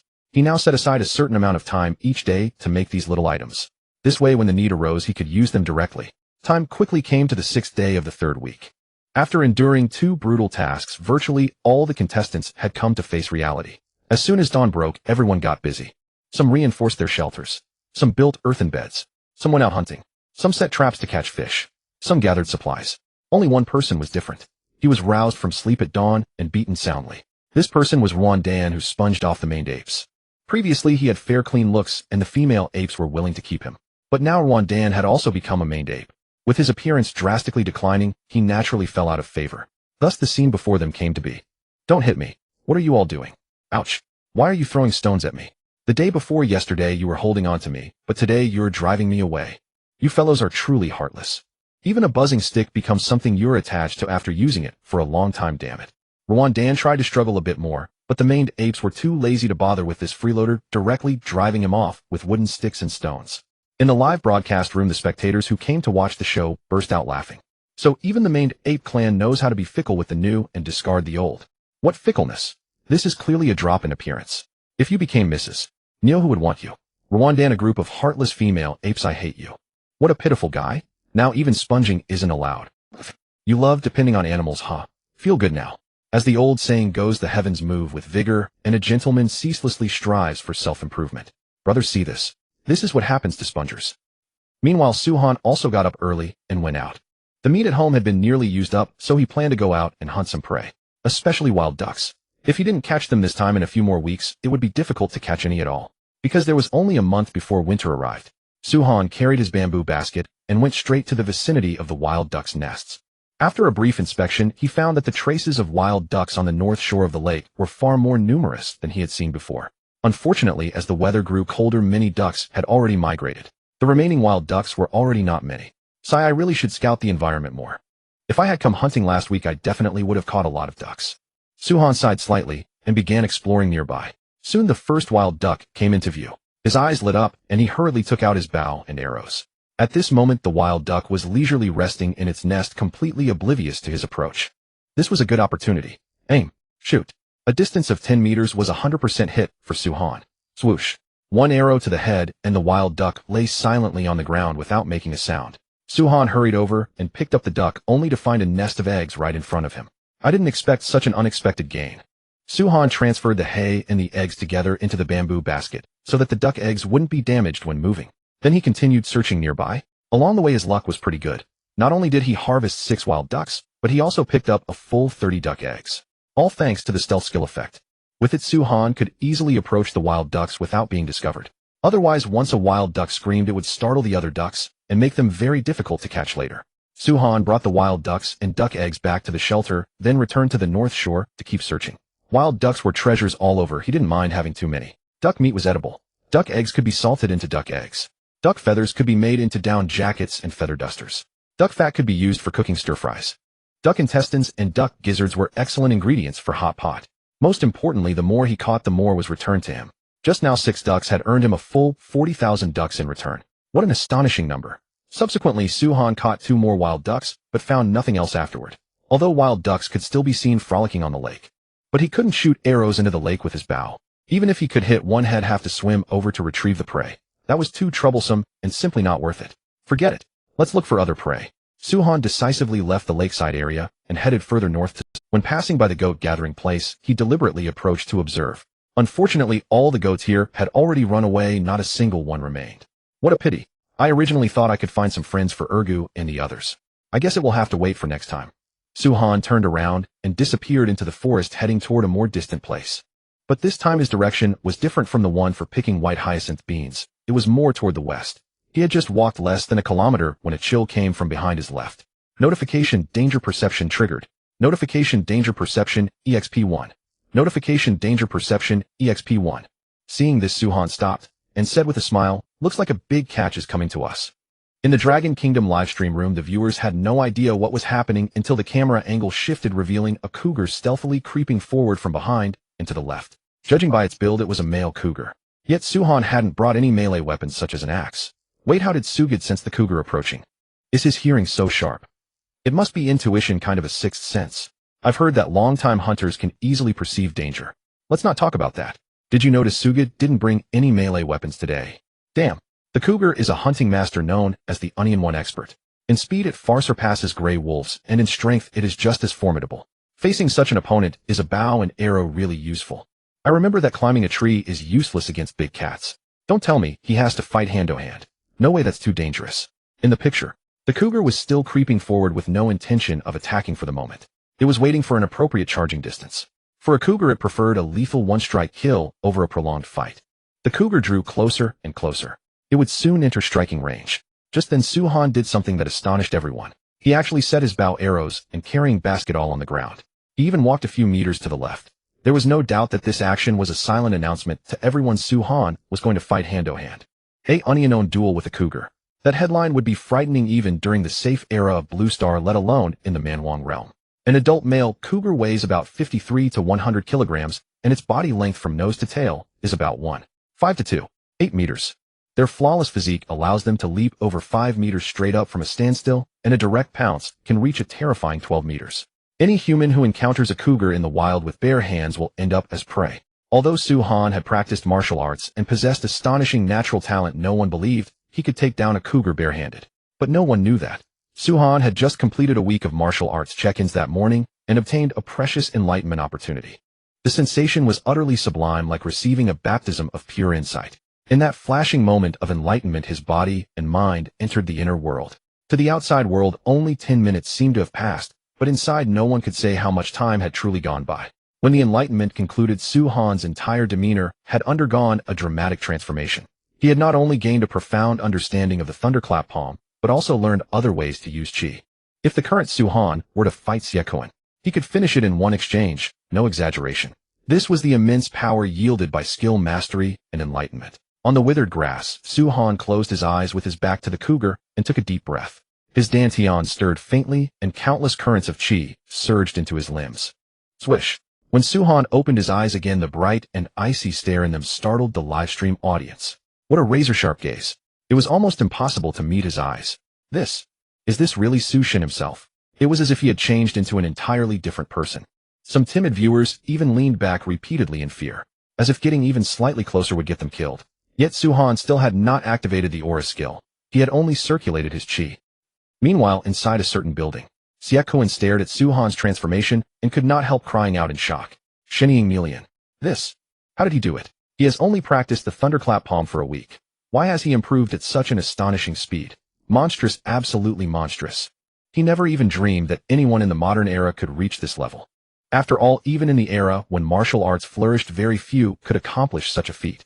Whoever could perfectly restrain their aura would ultimately become a grandmaster of the martial arts. Could Su Shin really become a powerhouse at the Grandmaster realm? Beside him, Xiaoquan's daughter Xia Lighting, seeing her father's loss of composure, could not help asking, "Dad, aren't you worried about Su Shan's bare-handed battle with the cougar? And what is Shinning Melian anyway?" Worried? Heh. Xiaoquan looked at the cougar gathering itself to strike, and sneered, "Just watch closely, my girl. The next scene will shock you for the rest of your life." A martial arts prodigy who has mastered Shinning Melian would have no trouble dealing with a mere cougar. As for Shinning Melian, it is exactly the transformation Su Shin has undergone. Look, he clearly possesses overwhelming strength, yet he appears just like an ordinary person. That is true skill. Before seeing Su Han's transformation, Xiaoquan had actually believed that Shinning Melian was a story fabricated by the ancients. In the end, it was he who had seen too little of the world. This was the gap between people. Meanwhile, the number of viewers in the Dragon Kingdom livestream was exploding at a terrifying rate. One man barehanded against a cougar, and he was the two-time champion of the weekly quests. The hype had been pushed to the absolute limit. Bullet comments flooded the entire screen almost instantly. Sybil, is this man insane? Does he think that killing one bear means he can take on a cougar barehanded? That thing is the undisputed solo apex predator of the wild. Ha ha ha, go die. Kill this arrogant Dragon Kingdom man, Sir Cougar. I shall now Wei Suo, am willing to sacrifice 30 years of my life in exchange for you killing this bastard. It is all because of him that our Sakura country has become a laughingstock. Fei fei fei. Ho ho ho. This was a statement from a man of the monkey country. To prevent normal humans from failing to understand national luck, survival provided a translation here. Kill the Dragon Kingdom man, kill him. Make the Dragon Kingdom fall. We the monkey country are the true strongest power in the East. He's getting cocky. He really has gotten cocky. Ha ha. We who emigrated can finally laugh at them. Being strong for a moment doesn't mean being strong forever. Arrogance and conceit are this contestant's fatal flaw. Just wait for death. Perhaps because they had been suppressed for too long. Those immigrant foreign-worshipping dogs also started speaking with sneering sarcasm. But the keyboard immortal netizens of the Dragon Kingdom were not going to coddle them. Yo, did you not manage to gnaw on a bone today? You sound so full of grievance. Sorry, but your grandpa here is drinking mutton soup and eating mutton today, and the strongest in the East. I think you're just the monkey king in the woods. You can't even speak properly before coming out to curse people. Can you even learn how? You waste. You little Japs sure love to bark like dogs. The reason you became a laughingstock is that your contestant is brain dead, a bunch of 3-inch dwarfs. Just as everyone was trading insults, at last the cougar launched its attack. It rose from the ground, instantly shifted into a run, and then its whole body turned into a black shadow, pouncing towards Su Han's back. Sensing the cougar's intention, Su Han unleashed his aura almost instantly. Like a frenzied beast, he whirled around in an instant and charged straight at the cougar. Roar! Midair, the cougar let out a savage snarl. If it could hit the two-legged beast's throat, it could use a throat lock to render its target powerless. But the cougar never imagined that Su Han would charge toward it. The viewers were so frightened by this scene that their scalps went numb. They didn't understand why Su Han would charge forward. The very next moment, a sight that shocked the world appeared. Su Han actually caught the cougar's claws as it pounced at him, with waist and legs locked as one. His body stood rooted like a javelin. Then, gripping the cougar with both hands, he yanked it downward violently and drove his right knee hard into its chin. Thud! The cougar's chin took a devastating blow, and even its thoughts stalled for a moment. Its vision went completely black. Su Han defeated the beast with one move, yet he did not let it off so easily. He grabbed its paw, slammed it hard into the ground, and only then hurled it away with force. The instant it crashed to the ground, the cougar let out a miserable howl, its entire body racked with pain. It had never dreamed that this seemingly fragile prey could possess such terrifying speed and power. The livestream audience was completely stunned. Everyone had expected a perilous, bloody brawl, yet it had turned into a one-sided slaughter. This is horrifying. What just happened? Holy crap. Is Su Shen really this fierce? That reaction speed is terrifying. I had to slow the playback down 32 times just to see it clearly. Barehanded fight. That was an instant kill, wasn't it? Su Shen, so you're the cougar. Doesn't seem like much to me. Where are those dogs that were barking just now? Come out, your grandpa is here. Keep barking. Where are you people? At the scene, the cougar pulled itself up from the ground. It first shook its head, then fixed a venomous glare upon the enemy not far away. The earlier strike had thoroughly enraged it. Thus this battle was destined to end only with death. The cougar began circling, searching for a chance to launch a sneak attack. Su Han, however, stood rooted in place, countering all changes with stillness. This cougar was as good as dead today. For one, his title demanded the hunting of wild beasts. Secondly, Su Han needed its meat and hide. If this creature dared to flee, then it couldn't blame him for resorting to his bow and arrows. The cougar circled twice, its glacial eyes ceaselessly scanning for the perfect spot to strike. The earlier failure gnawed at it, so this time there could be absolutely no misstep. The two remained deadlocked for a full 5 minutes. Neither side showed the slightest intention of striking first. Gradually the cougar grew restless. With winter on the horizon, it had to stock up on enough fat. Otherwise it risked freezing to death. It slowly retreated, then broke into a desperate sprint. Mindful of its first failed assault, the cougar was far more cunning this time. Not only did it change direction mid-sprint, but it also used its momentum to lengthen its leap. If it failed again, it would have to consider running away. Swish! The cougar launched into a flying pounce from a distance. Su Han heard the sound and whirled around swiftly, only to find the cougar gone from before his eyes. Yet at that moment, a violent whoosh tore through the air from his right. The cougar had treacherously pulled off a double jump. It had guessed that Su Han would counterattack the instant it lunged. So upon landing, the cougar abruptly changed course and launched its true assault from the flank. Roar! The cougar came flying at him with a savage roar. A flicker of contempt flashed through Su Han's eyes. Did you really think my danger sense was for show? Even if you altered your attack route. Before me, it's nothing but a cheap trick. The moment he turned, Su Han immediately stepped back. He had barely shifted his body when the cougar's pounce met nothing but empty air. Facing such a perfect opening to strike, Su Han was not one to waste it. The chi in his dantian surged madly into his right arm, causing his palm to swell to twice its normal size. Sky-splitting palm. Boom. The palm slammed viciously into the cougar's spine. In almost an instant, the beast lost its balance and crashed to the ground. A severe blow to the spine is a fatal injury for any feline. It was done for. Giving the cougar no chance to react, Su Han seized its hind legs with both hands and began swinging it violently from side to side. Thud, thud, thud, thud. In Su Han's hands, the 100-kilogram cougar was like a blanket furiously slammed against the ground. To the left, to the right, to the left, to the right again. The viewers in the live stream were petrified by the bloody, savage spectacle. This was no mere human. He was practically a humanoid tyrannosaurus. Utterly savage. At first the cougar could still struggle and let out a few agonized shrieks. But after a few seconds it fell completely silent. Su Han stopped and looked down at the cougar. Its neck had been I haven't even had my fill of fun yet. How boring. He released his grip and the cougar slid to the ground like silk. The battle was over. The notification chimes of National Fortune Survival rang out in rapid succession. Congratulations. You have slain a large wild beast and gained 1 point of constitution bonus. Notice you have killed a ferocious cougar with your bare hands, demonstrating extraordinarily terrifying personal strength. You have been awarded a random item. Notice congratulations. You have obtained the random item, Black Gold Tactical Dagger. Then the announcement of the 10,000-fold return rang out. The Dragon Nation received 20,000 cougar carcasses. The slight fatigue in his body dissipated instantly upon receiving the constitution boost. Didn't expect to get a dagger. Looks like luck is on my side. Su Han's eyes lit up, thinking that from now on at least he wouldn't have to cut meat and vegetables with an axe. Especially for certain fine handiwork. Working with an axe was sheer torture. But now with a dagger, he could drastically shorten the crafting process. In high spirits, Su Han hoisted the cougar onto his shoulder, then picked up his basket and bow, preparing to head home. Originally he had planned to catch a wolf or a deer on this outing. Since Head bagged a cougar, Head let them off the hook for now. Meanwhile, contestants everywhere along with their livestream rooms were stunned by the relentless cascade of notification chimes. Killing a cougar with bare hands. That was simply absurd. One had to remember that it was a swift and ferocious cougar. How could any human possibly take it down barehanded? Yet after everyone watched the recorded footage, a preposterous thought rose in their minds. Could this contestant be a reincarnated deity? Otherwise, how could he be so ferocious? Back home, Suhan set the wild duck on the ground and placed the duck eggs in a wooden basin, then began butchering the cougar he had just killed. Compared to wolves, cougars are short-haired animals, but their hides are still extremely useful. Even if not suited for clothing, they could certainly be made into shoes and the like. According to the National Fortune Survival Quest progress, the shoes on his feet wouldn't last more than a few months before falling apart. If it were spring or summer, it would be fine. He could weave straw sandals to alternate. He could save the proper shoes for long journeys. But winter was no laughing matter. Without a sufficiently warm pair of shoes, frostbite was absolutely inevitable. And once frostbitten, mild cases were still bearable, at worst itchy toes and cracked skin. But severe frostbite would require amputation. Such was the importance of footwear. Of course, Suhan wasn't concerned. He had plenty of hides at home. He was already planning to make a pair of winter boots soon. With the cougar hide in hand, he could easily make 2 pairs of shoes, one thick and warm, the other light and breathable. Even the thought of it was wonderful. Suhan took the dagger out from his system space and studied it with great care. The blade was entirely jet black with a total length of 18 centimeters, a pleasing sight at first glance. As he drew it gently across the hide, a bloody gash split open at once. This dagger was truly remarkable, razor sharp.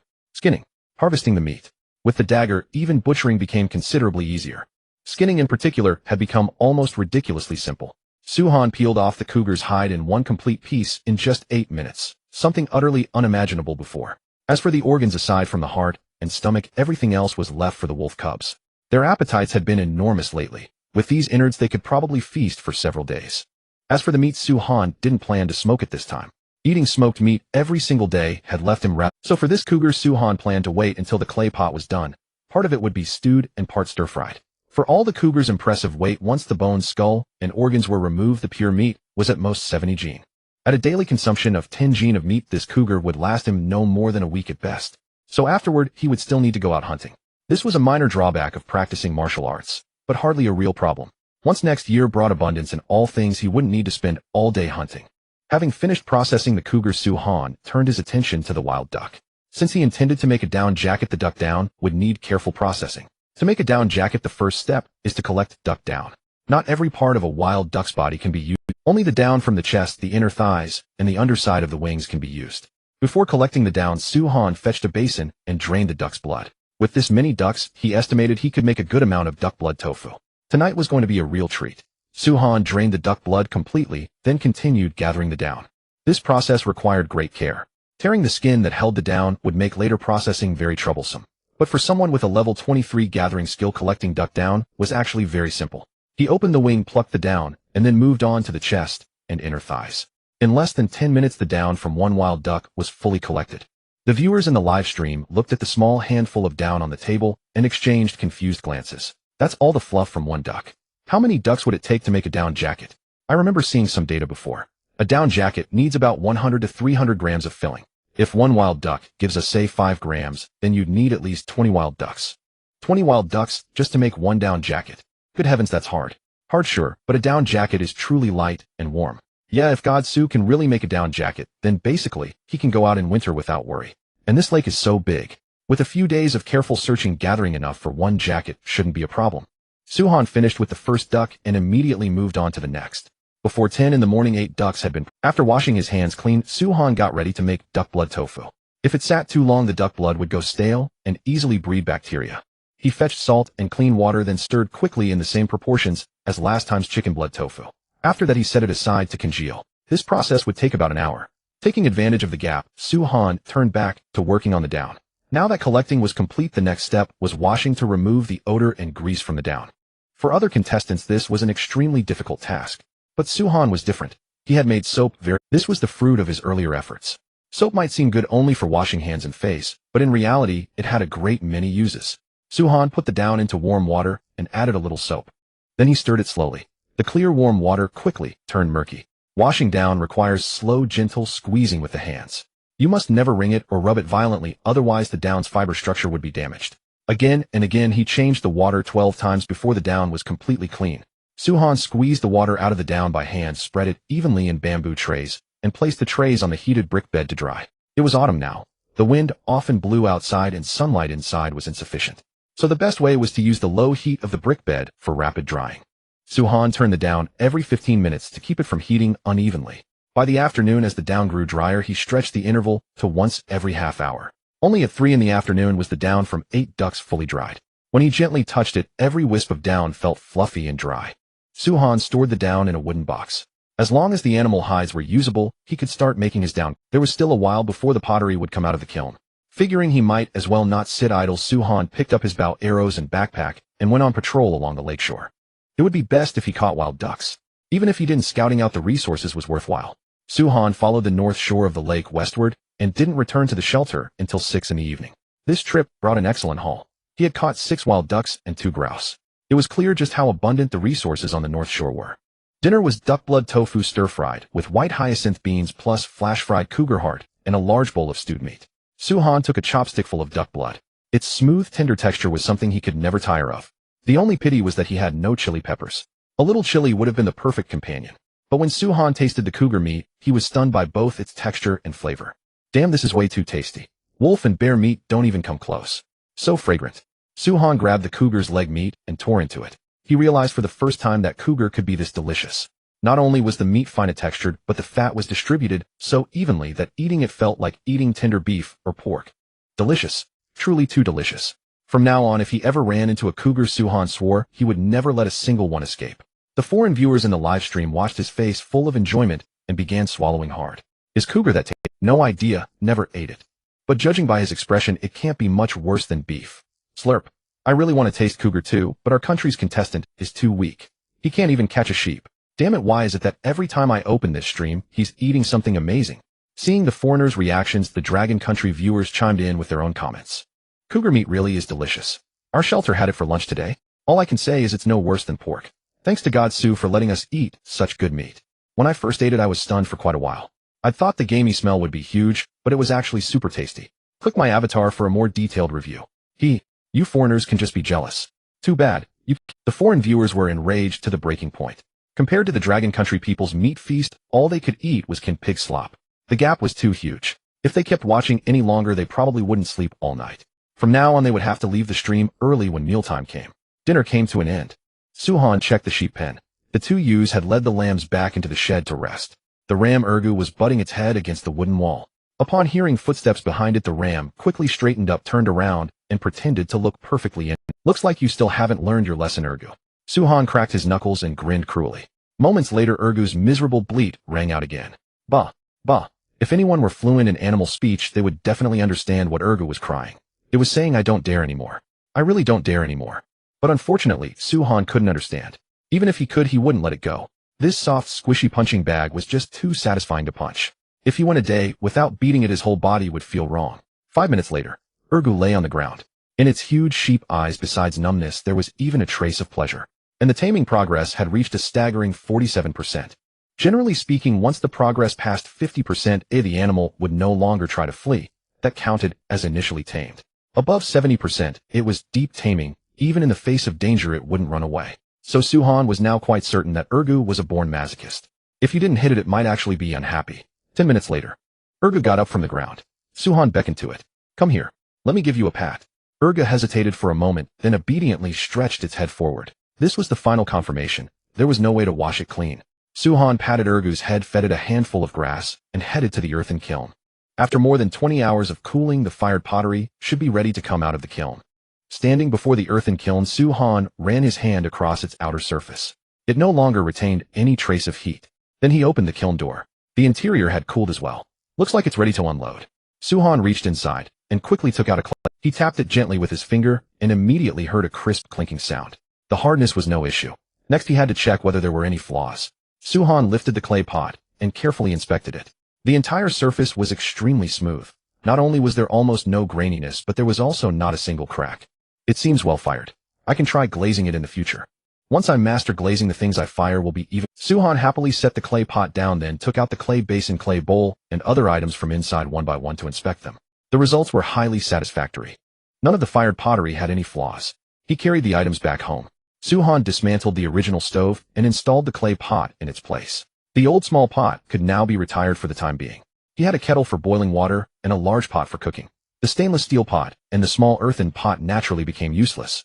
With a pot at hand, Suhan didn't rush to stew meat. Instead, he boiled a large pot of water, preparing to clean his body thoroughly.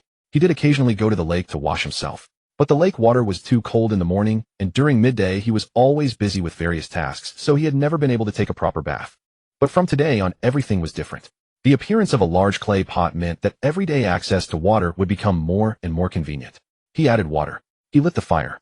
Tossing his clothes aside, Su-han exposed a perfectly forged set of muscles to the dim lamplight and the cold air. The female fans in the live stream all widened their eyes. None of them had expected such a treat. Wow, such perfect muscles. Slurp. If I could touch him once, this life would be worth it. These abs. These pecs. That butt. Damn it, don't blur it out. I was just getting into it. Damn, can we watch the uncensored version? No wonder he could tear a cougar apart with his bare hands. That body is absolutely perfect. Countless women were enchanted by Su-han's body. He meanwhile began cleaning himself. I love taking baths, my skin feels wonderful. Su-han hummed a tune as he scrubbed his body with hot water. Without a scrubbing towel, he was already content as long as he had rose-scented soap. As the hot water rushed over his body, his exhaustion melted away. Although he couldn't soak in a tub for now, such a life was already extremely luxurious, because many contestants couldn't even freely use hot water. He, however, was already able to use it directly for bathing. After letting the hot water wash over his body for a while, it was time to scrub off the grime. Long periods of high-intensity work had built up a layer of grime on his skin, and now even a light rub sent an enormous amount of it falling away. Once his body was clean, the next step was washing his hair and face. When the cleaning was done, Su-han took out the razor he had been rewarded last time and set about the task in front of the mirror. Moments later, his chin was smooth and clean. Su-han broke into a grin. If the National Fate Survival Program had a happiness index, he would bet that he was definitely the happiest contestant of all. He checked the time. It was just past 8 in the evening. It was still too early to sleep. So he poured out the dirty water and began processing the wild ducks and grouse he had caught that afternoon. Outside, the ferocious wind howled. Inside, it was as warm as spring.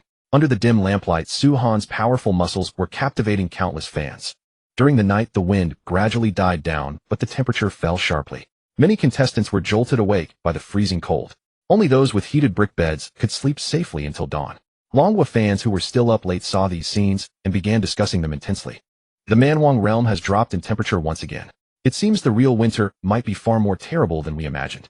At this rate, thinly dressed contestants are going to be in trouble, especially those from tropical regions. That's nightmare difficulty. Hey, who can they blame? They hunted but didn't know how to process the hides. If they freeze to death, they deserve it. Sometimes luck is part of strength. It's cold in our part, so naturally we wear thicker clothes. Some contestants from tropical countries walked straight in wearing shorts. They didn't think to prepare in advance, so who can they blame? Quite a few of the tropical region contestants had caught prey such as goats, but few would tan their hides as early as Su-han had or build a safe, reliable shelter. Most people simply muddled along. This was a lack of crisis awareness. For now, they could barely hold on, but once real winter arrived, even wanting to make up for it would be impossible. In ordinary northern regions, temperatures hover around -15 degrees Celsius. In the Manwang realm, judging by the current momentum, a conservative estimate would be -20. Basically, any contestant who still didn't know to work hard would soon face doom. At that moment in the broadcast, dozens of contestants were all frozen awake by the cold. Those dog kennel shelters built from leaves and branches could barely keep out the cold wind, but they couldn't stop the erosion of the freezing temperature. Now everyone looked exactly the same. With their arms around their knees, they trembled nonstop. The next day the sun was shining, yet the temperature was frighteningly low. The moment Su-han stepped outside, he frowned. Hiss. So cold. He glanced at the system calendar and found that the temperature had reached -3 degrees Celsius. This was really unbearable. If that was winter's prelude, who knew how cold it would get? Su-han thought it over and decided to fire the pottery first, then head out to hunt. He wanted to make a down jacket as soon as possible. His own clothes were too thin after all. If he didn't solve the warmth problem, he probably wouldn't be able to leave the house in the morning much longer. At the same time, Su-han had a hunch. If this trend continued, by the week after next mission, the temperature in the Manwang realm would definitely drop even lower. Whoever could secure enough warm clothing would gain a sufficient advantage. Seen in this light, making a down jacket was an urgent priority. After sorting out his thoughts, Su-han decided that from now on he should hunt as much as possible whenever he was free. Although the shelter looked fine, it still wasn't warm enough in reality. What if there was continuous heavy snow or terrifyingly low temperatures? Reeds and wood were simply not warm enough. But if animal hides were spread all over the walls, the effect would be different. It was something like a yurt. With a heated brick bed on the floor and animal hides on the walls, his sense of security was through the roof. While breakfast was simmering, Su-han did his daily sign-in. After the meal, he went to the sheepfold to check on everyone and build some rapport. He gave the two ewes their usual pats, and this time, he didn't leave out the lamb either. When it was Urga's turn, he gave him 2 solid thumps. Believe it or not, the taming progress had increased by another %. Suhan estimated that before long he would be able to take Ergu out to gather resources. Having a pack animal that could carry goods would definitely improve efficiency by a large margin. Today Suhan's pottery to be fired included a water vat, clay jars, and a spindle whirl. The water vat was for storing drinking water. The clay jars meanwhile were for storing more animal fat. The spindle whirl could spin plant fibers into thread. All of them were indispensable tools for daily life. Loading the kiln, adding charcoal, igniting the fire, preheating the kiln. Suhan stayed by the earthen kiln the entire morning without leaving. Because of the cold weather, Dahue and Era did not run around playfully as they usually did. At 1 o'clock in the afternoon, the kiln was sealed on schedule. Suhan could finally set out with his bow and arrows. His destination was still the north shore of the lake. Passing through the places he had explored yesterday, he continued westward. Suddenly a gray blur flashed past ahead of him. Suhan looked carefully. It was a plump rabbit. It seems the north shore of the lake really has plenty of animals, he murmured. He quickened his pace and chased after it. Actually, rabbit meat was optional for Suhan, but the hide could be used to make gloves and a neck warmer. For that reason alone, he couldn't let it go.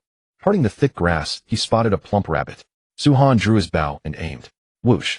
The arrow struck the ear precisely, a clean headshot. Nice shot. Suhan stepped forward to retrieve the arrow and tossed the rabbit into his back basket. Since there had been one rabbit, there were bound to be others nearby. With this in mind, Suhan took a hemp rope from his pocket and lowered his head to make a snare trap. This was the simplest kind of trap.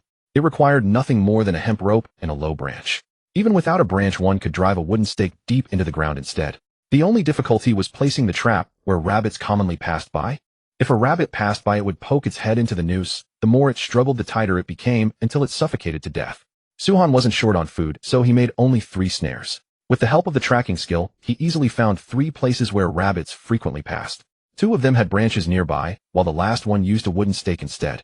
After setting the traps, Suhan continued exploring. Throughout the afternoon, he caught 8 wild ducks and collected 27 duck eggs. If not for the temperature dropping rapidly after dark, Suhan truly wouldn't want to go home. But with these ducks, his down jacket was finally in sight. On the way back, Suhan checked the snares. He hadn't expected that in just one afternoon they had caught 2 big rabbits. It looks like I have no choice but to eat rabbit tonight. As he took the rabbits off the snares, the 10,000-fold return was triggered again. Viewers who loved rabbit heads were in for a treat this time. Because these 2 rabbits were very plump. One weighed about 5 gene and the other also about 4 gene. Such plump and delicious rabbits would definitely ease some of the food pressure. The most important thing was that these 40,000 rabbits were still alive. If raised properly, they would surely breed many more. Returning to the shelter, Dahue and Era had already gathered around. Suhan thought for a moment and guessed that they must be hungry. If he remembered correctly, their last meal had been at noon, and it was already 7 in the evening. Don't worry, I'll give you something to eat right away. Suhan chopped up the cougar's internal organs and put them in the food. Seeing their master feed them, the 2 little ones pounced over and began gobbling it down with excited growls. By the looks of it, they were absolutely starving. Suhan chuckled and turned to dress the rabbit. It was his first time eating wild rabbit, and he didn't know how it would taste. At any rate, farmed rabbit had a strong, earthy smell. Skinning, removing the organs, keeping the rabbit heart and other parts, then chopping it into small pieces. The earthen pot happened to be heated up. Suhan scooped a spoonful of duck fat into the pot, then added white sugar to caramelize it for color. Once the sugar in the pot melted and turned into bubbles, he quickly added cinnamon and wild onions. Sizzle! The hot oil and spices burst out with a rich aroma. At that moment, Suhan quickly dumped the 3 rabbits into the pot and stirred them rapidly with a wooden spatula. Then he added a large amount of hot water to braise them. After simmering on low heat for an hour, the rabbit meat was finally cooked. Now Suhan turned up the heat to reduce the sauce, adding salt and minced mushrooms for umami. Gurgle, gurgle. The sauce kept thickening. After another 20 minutes, Suhan ladled out the rabbit meat. Even without soy sauce, the caramelized sugar still gave it an enticing jujubird color. Suhan took a tentative bite, and a flash of surprise passed through his eyes. Wild rabbit meat was indeed delicious. It not only lacked the earthy taste of domestic rabbits, but also had a unique flavor. Looks like I can come hunt rabbits here often in the future. This flavor is really good. Suhan devoured the rabbit meat in big mouthfuls. Meanwhile, the foreign viewers in the livestream room were disappearing at an alarming rate. After dinner, as usual, Suhan processed the duck down. After he was done, he got up and went to the storage room next door to inspect the wolf pelts. The wolf pelts, tanned with brain matter and grease, had now become very soft. They were basically ready to be used for making a down coat or down pants. Suhan thought it over and finally decided to make a pair of pants first. But not down pants, just an ordinary pair of leather pants. The reason was simple: the temperature hadn't dropped to the point of freezing people to death yet, so a pair of leather pants could serve as a temporary measure. Second, he didn't know how to make clothes. And the duck down could only make one garment. If he wasted it, he'd have nowhere to cry about it. Therefore, making a pair of pants first wasn't just for transition. It was also to increase his proficiency. Su-han carried the pelts into the shelter, then spoke, "Toward the ceiling are the staff there. Please find a teacher who specializes in making leather clothing. I'd like to learn how to make garments. Use the same method as last time. Compile the production process in detail. I'll learn from it. Make the learning content as comprehensive as possible. Because later I'll need to make not only clothes, but also pants, neck warmers, gloves, and so on." Inside the Longhua Tactical Research Room, Xiao Wang, the staff member assigned to keep watch, relayed Su-han's request to his superiors. Soon he received an order. Cooperate fully. Check all materials before connecting the call. Make absolutely sure there are no mistakes. Yes, sir. Since the last time Su-han learned martial arts, the Longhua authorities had prepared a large amount of knowledge. Textiles, traditional Chinese medicine, metallurgy, and so on. Basically, every skill Su-han might need in the wilderness had already been prepared long in advance. Moreover, they would make real-time adjustments based on his current progress. They just hadn't expected Su-han to learn garment making so quickly. 20 minutes later, the call was connected. On the large screen in front of Su-han, a flood of knowledge about garment making appeared. First, detailed data on his body measurements. Second, the clothing sizes. This batch of materials earned wave after wave of likes from the viewers. Holy crap. This is so detailed. The measurement data is even from when he was bathing yesterday. 666. Looks like the staff haven't been idle either. They're working hard every day. Feels like they've saved God Su a lot of time. He just needs to follow the sizes and make it. Give the officials a like. This is way too impressive. Su-han finished reading through his personal data. Next came the crafting of bone needles and the mastery of various needlework techniques, a vitally important stage.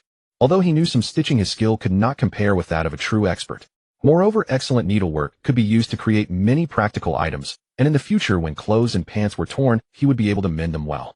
These were all essential wilderness skills. The screen quickly advanced to the third page, which covered the making of leather boots. Su-han skimmed through at a glance and committed every piece of information to memory. Next came the making of shirts and pants, and finally gloves. Shortly after, the communication session came to an end and the images vanished. Su-han recalled everything he had learned and said with emotion, "I really have learned quite a lot." Making clothes seemed simple, but it involved a great deal of knowledge. If he made them carelessly, the clothing would not only fail to keep him warm, but the hide could easily be damaged too. Then let's begin by grinding a bone needle. Su-han went to the storage room, took out one of the wolf leg bones stored inside, and smashed it directly with his axe. Next, he selected a 10-centimeter long bone segment and began grinding it with a stone. At that moment, the system prompt sounded. Host detected processing bone. Congratulations, you have learned a new skill, bone tool crafting. Skill effect: the higher the level, the faster the work efficiency, and the less likely the bones being worked on will be damaged. Su-han picked up the bone segment and rubbed it against the stone he usually used to sharpen his axe. Bone tool crafting EXP2. Bone tool crafting EXP2. Activating the focus state greatly increased his work efficiency. After half an hour, the bone segment gradually grew thinner until it became a needle that was narrow at one end and wider at the other. Once the grinding was finished, the next step was drilling. Su-han placed the bone needle on the table and slowly twisted the dagger to drill a hole. After every short spell, he dripped a little water onto it as a grinding aid. Soon a small circular depression appeared on the front of the needle. Su-han then flipped it over and drilled at the corresponding spot on the back. Thank goodness for the dagger. Otherwise, making a hole in the bone needle would have taken a tremendous amount of effort. In less than 10 minutes, a bone needle was finished. Next, he made a second bone needle, which was prepared for a special stitching technique to be used later. Once both needles were complete, he could start sewing. Su-han took out an animal hide, spread it flat on the square table, and used charcoal to sketch the outline of a pair of pants. Extra ease had to be allowed at the crotch and seat. At the same time, a 1 centimeter seam allowance was needed along the stitching lines.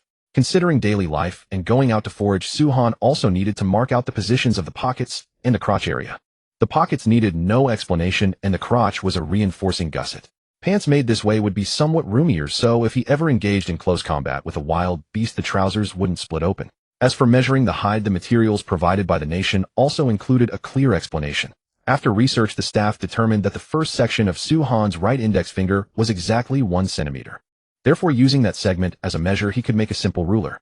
Su-han took a wooden board from a nearby shelf, chopped it into a long strip with his axe, placed his index finger against it, and carved a mark with his dagger. Then, keeping his finger in place, he shifted it aside slightly and used the dagger to carve a second mark on the other side. After repeating this dozens of times, a 30-centimeter measuring ruler was made. In the livestream chat, the audience gasped. Huh, that's such a clever move. I really underestimated the staff this time. They even thought about the measuring problem. Badass. 666. I was just wondering earlier, even if you know your body size, without a ruler, you can't make clothes right. But the officials took care of that too. Officials don't underestimate the bond between us and Su-shun. Staff were not just watching the live stream. We're hard at work, count on it. Meanwhile, the foreigners were utterly dumbfounded. They had never imagined there was such a method. The people of Dragon Country were truly incredibly strong. Oh my god, the Dragon Country contestant is too far ahead. Not only can he make clothes on his own, he's even solved the measurement problem. Is our country's strategy room full of good for nothings? Can't they learn something from the Dragon Country people? Those idiots only know how to string us along all day. The longer this drags on, the wider the gap between our contestant and the Dragon Country contestant. They've entered the pottery age and are about to wear beast-hide clothes while our contestant is still in a caveman state. Fuck. That evening, the Immigration Bureau received applications that surged past 1 million. But the director still refused to grant entry. His reasoning remained the same as ever: absolutely no foreign trash. Now, being skilled alone was not enough. Applicants also had to undergo a character assessment and a background check. Whether it was the individual or their ancestors, anyone who had wronged Dragon Country could only expect to be rejected. Inside the shelter, holding the ruler in one hand to measure, Su-Han adjusted the outline of the pants. Size. Allowance. Once every condition was satisfied, it was time to cut. Su-Han took his dagger and cut the hide along the dotted line. Unsurprisingly, the system appeared once more. This time the skill he learned was garment making. Its effect was the higher the skill level, the less time required for crafting, and the higher the resulting quality. 2 pieces of hide were cut out. Su-Han picked up a bone needle, threaded it with hemp thread, and prepared to sew. Even though it was his first time, his technique made the viewer's eyes brighten with admiration. He used the dagger to punch holes and the bone needle to sew. With a needle in each hand, Su-Han used the double needle method. Leather stitched this way was extremely durable. Even if the thread snapped, every stitch remained independent. The crotch, however, required a backstitch. Under the dim lamplight, Su-Han's hands grew increasingly nimble, and in the end the viewers could barely keep up with his movements. This was the power of the focus skill. It not only greatly increased experience gain, but also boosted work efficiency. When both pant legs were sewn, the crotch section was finished too. Next came adding the pockets and belt loops, the places where a belt could be threaded through. After the final stitch was sewn, Su-Han cheerfully gave the pants a snap in the air. The gray wolf-hide pants were a joy to behold. I wonder how they'll feel to wear. Su-Han took off his outer pants and pulled on the wolf-hide pants. Except for being slightly loose around the waist, they fit perfectly everywhere else. But the loose waist was not a mistake. It was deliberate. This allowed him to wear another pair of pants underneath. Besides, with the wolf-hide pants on, his lower body no longer felt the chill. He even felt as if he might start sweating. Tomorrow I won't have to suffer the cold on my way out. Su-Han put the pants away and got ready to rest. And so the hours-long crafting session finally came to an end. The entire livestream chat went wild. Woo! These gray wolf-hide pants are just too cool. Su-Shan temperature drop. Sorry, I've already switched to wolf-hide pants. Too strong, Su-Shan. Next, make a long coat, and we won't be afraid of winter at all. This craftsmanship is incredible. It looks machine-made. No wonder artisans were so valued in ancient times. Truly impressive. I can't wait to see Su-Shan in a down coat. Su-Shan didn't lie to us. He really is conquering this world. I just took a look at the contestant from a tropical country.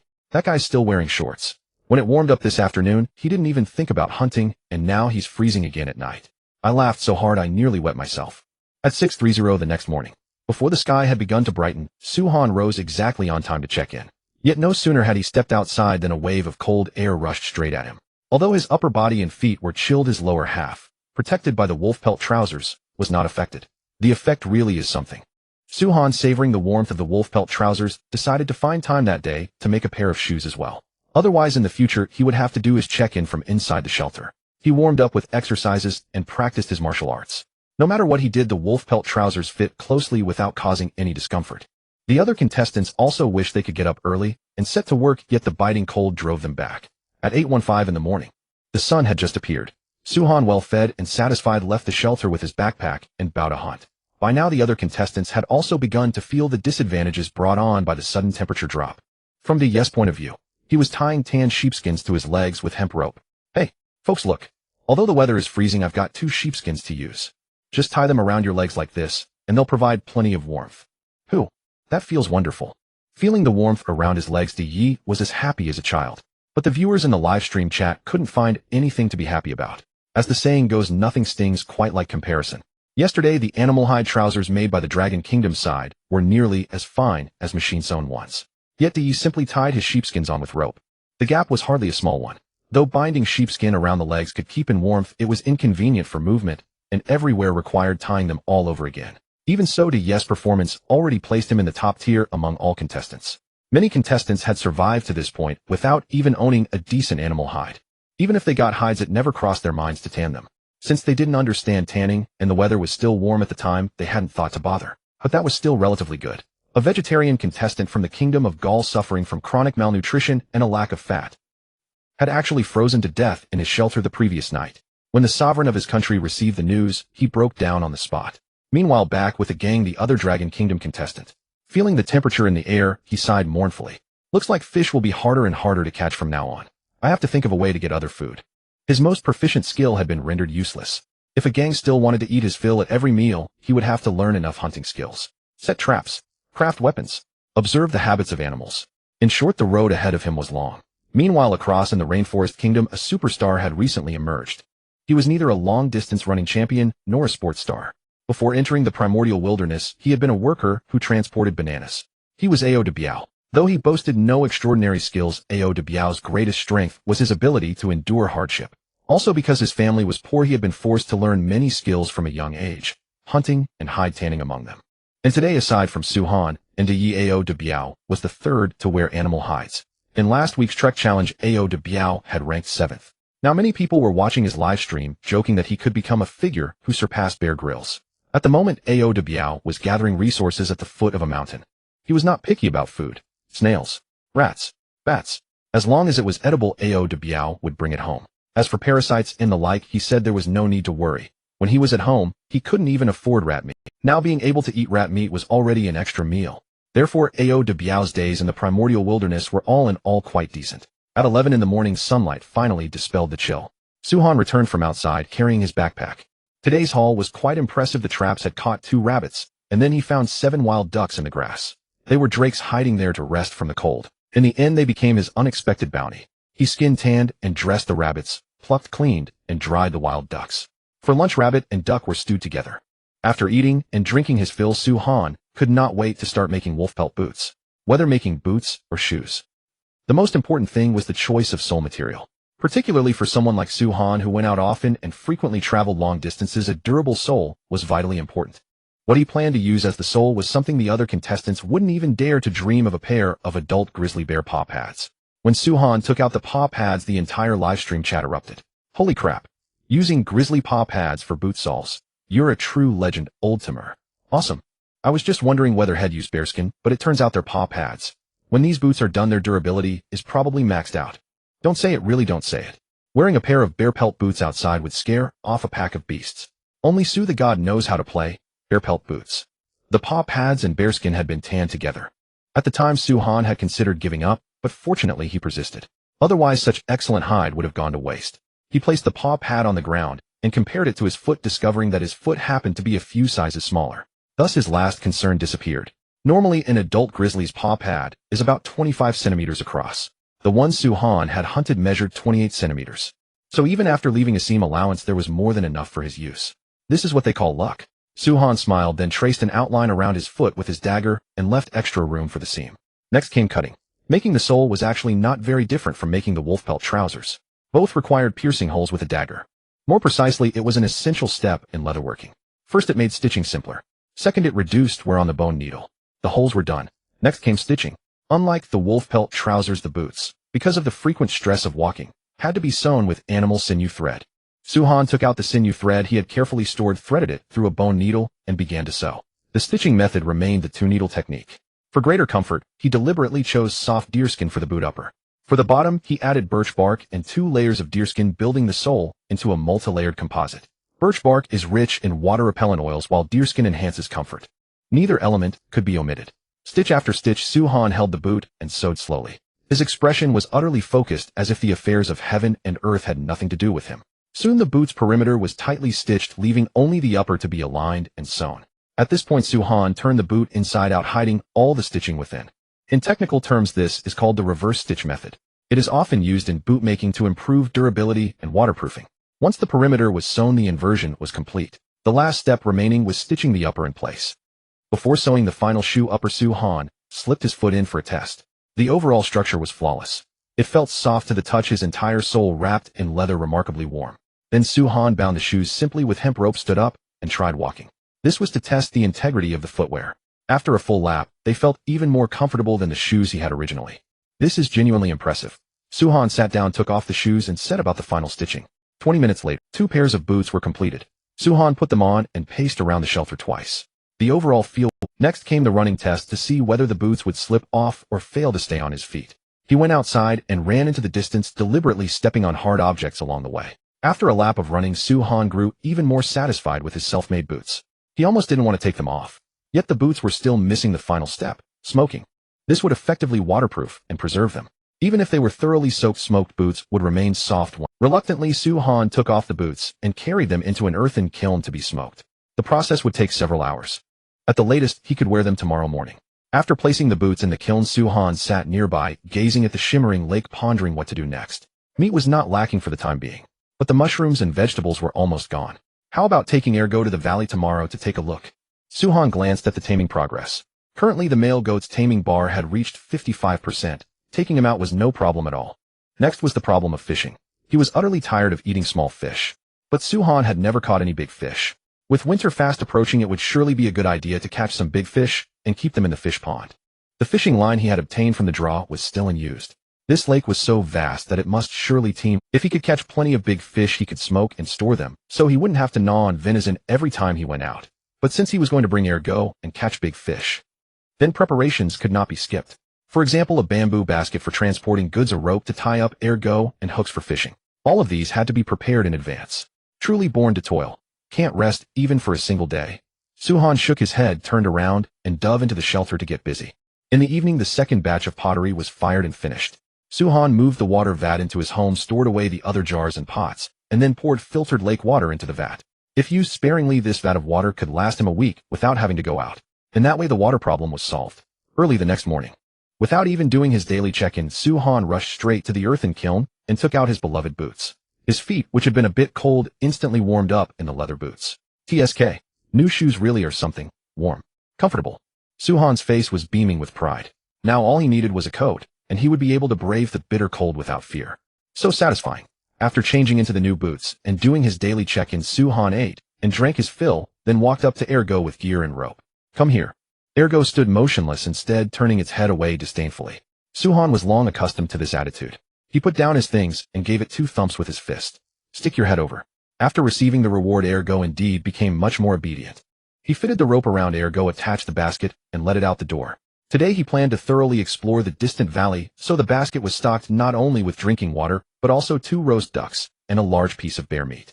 The first time out, Ergo was not used to carrying things on its back. Every now and then it tried to shake off the basket. But under the soothing influence of Suhan's fist, Ergo quickly adapted. They crossed the river channel and headed straight for the valley. The route they chose went around the northern shore of the lake. Suhan's main concern was that a river might block the approach to the valley. If that were the case, even if he crossed over, he wouldn't be able to explore the interior. The morning temperature was still freezing, but with the blessing of deerskin boots and wolf pelt trousers, Suhan felt nothing at all. In fact, he felt a little hot. They walked for a long time, about an hour and a half, before reaching the entrance to the valley. At that moment, a fruit tree caught Suhan's attention. Isn't this the dragon snake fruit? Suhan stepped forward and studied the tree carefully. Its trunk was not tall, roughly 3 meters high, and the fruit resembled apples. After picking one, a rich, fruity aroma filled the air. That's right. This was the dragon snake fruit. Suhan's eyes lit up. He wiped it with his hand, opened his mouth, and bit into it. Crunch. The skin split, and juice splashed. Although it was a wild variety, the dragon snake fruit was absolutely sweet and delicious. Suhan finished a palm-sized fruit in just a few bites. At the same time, the notification sound of the National Destiny survival game rang out. Detected that Dragon Nation contestant Suhan has picked the dragon snake fruit, triggering a 200-fold return.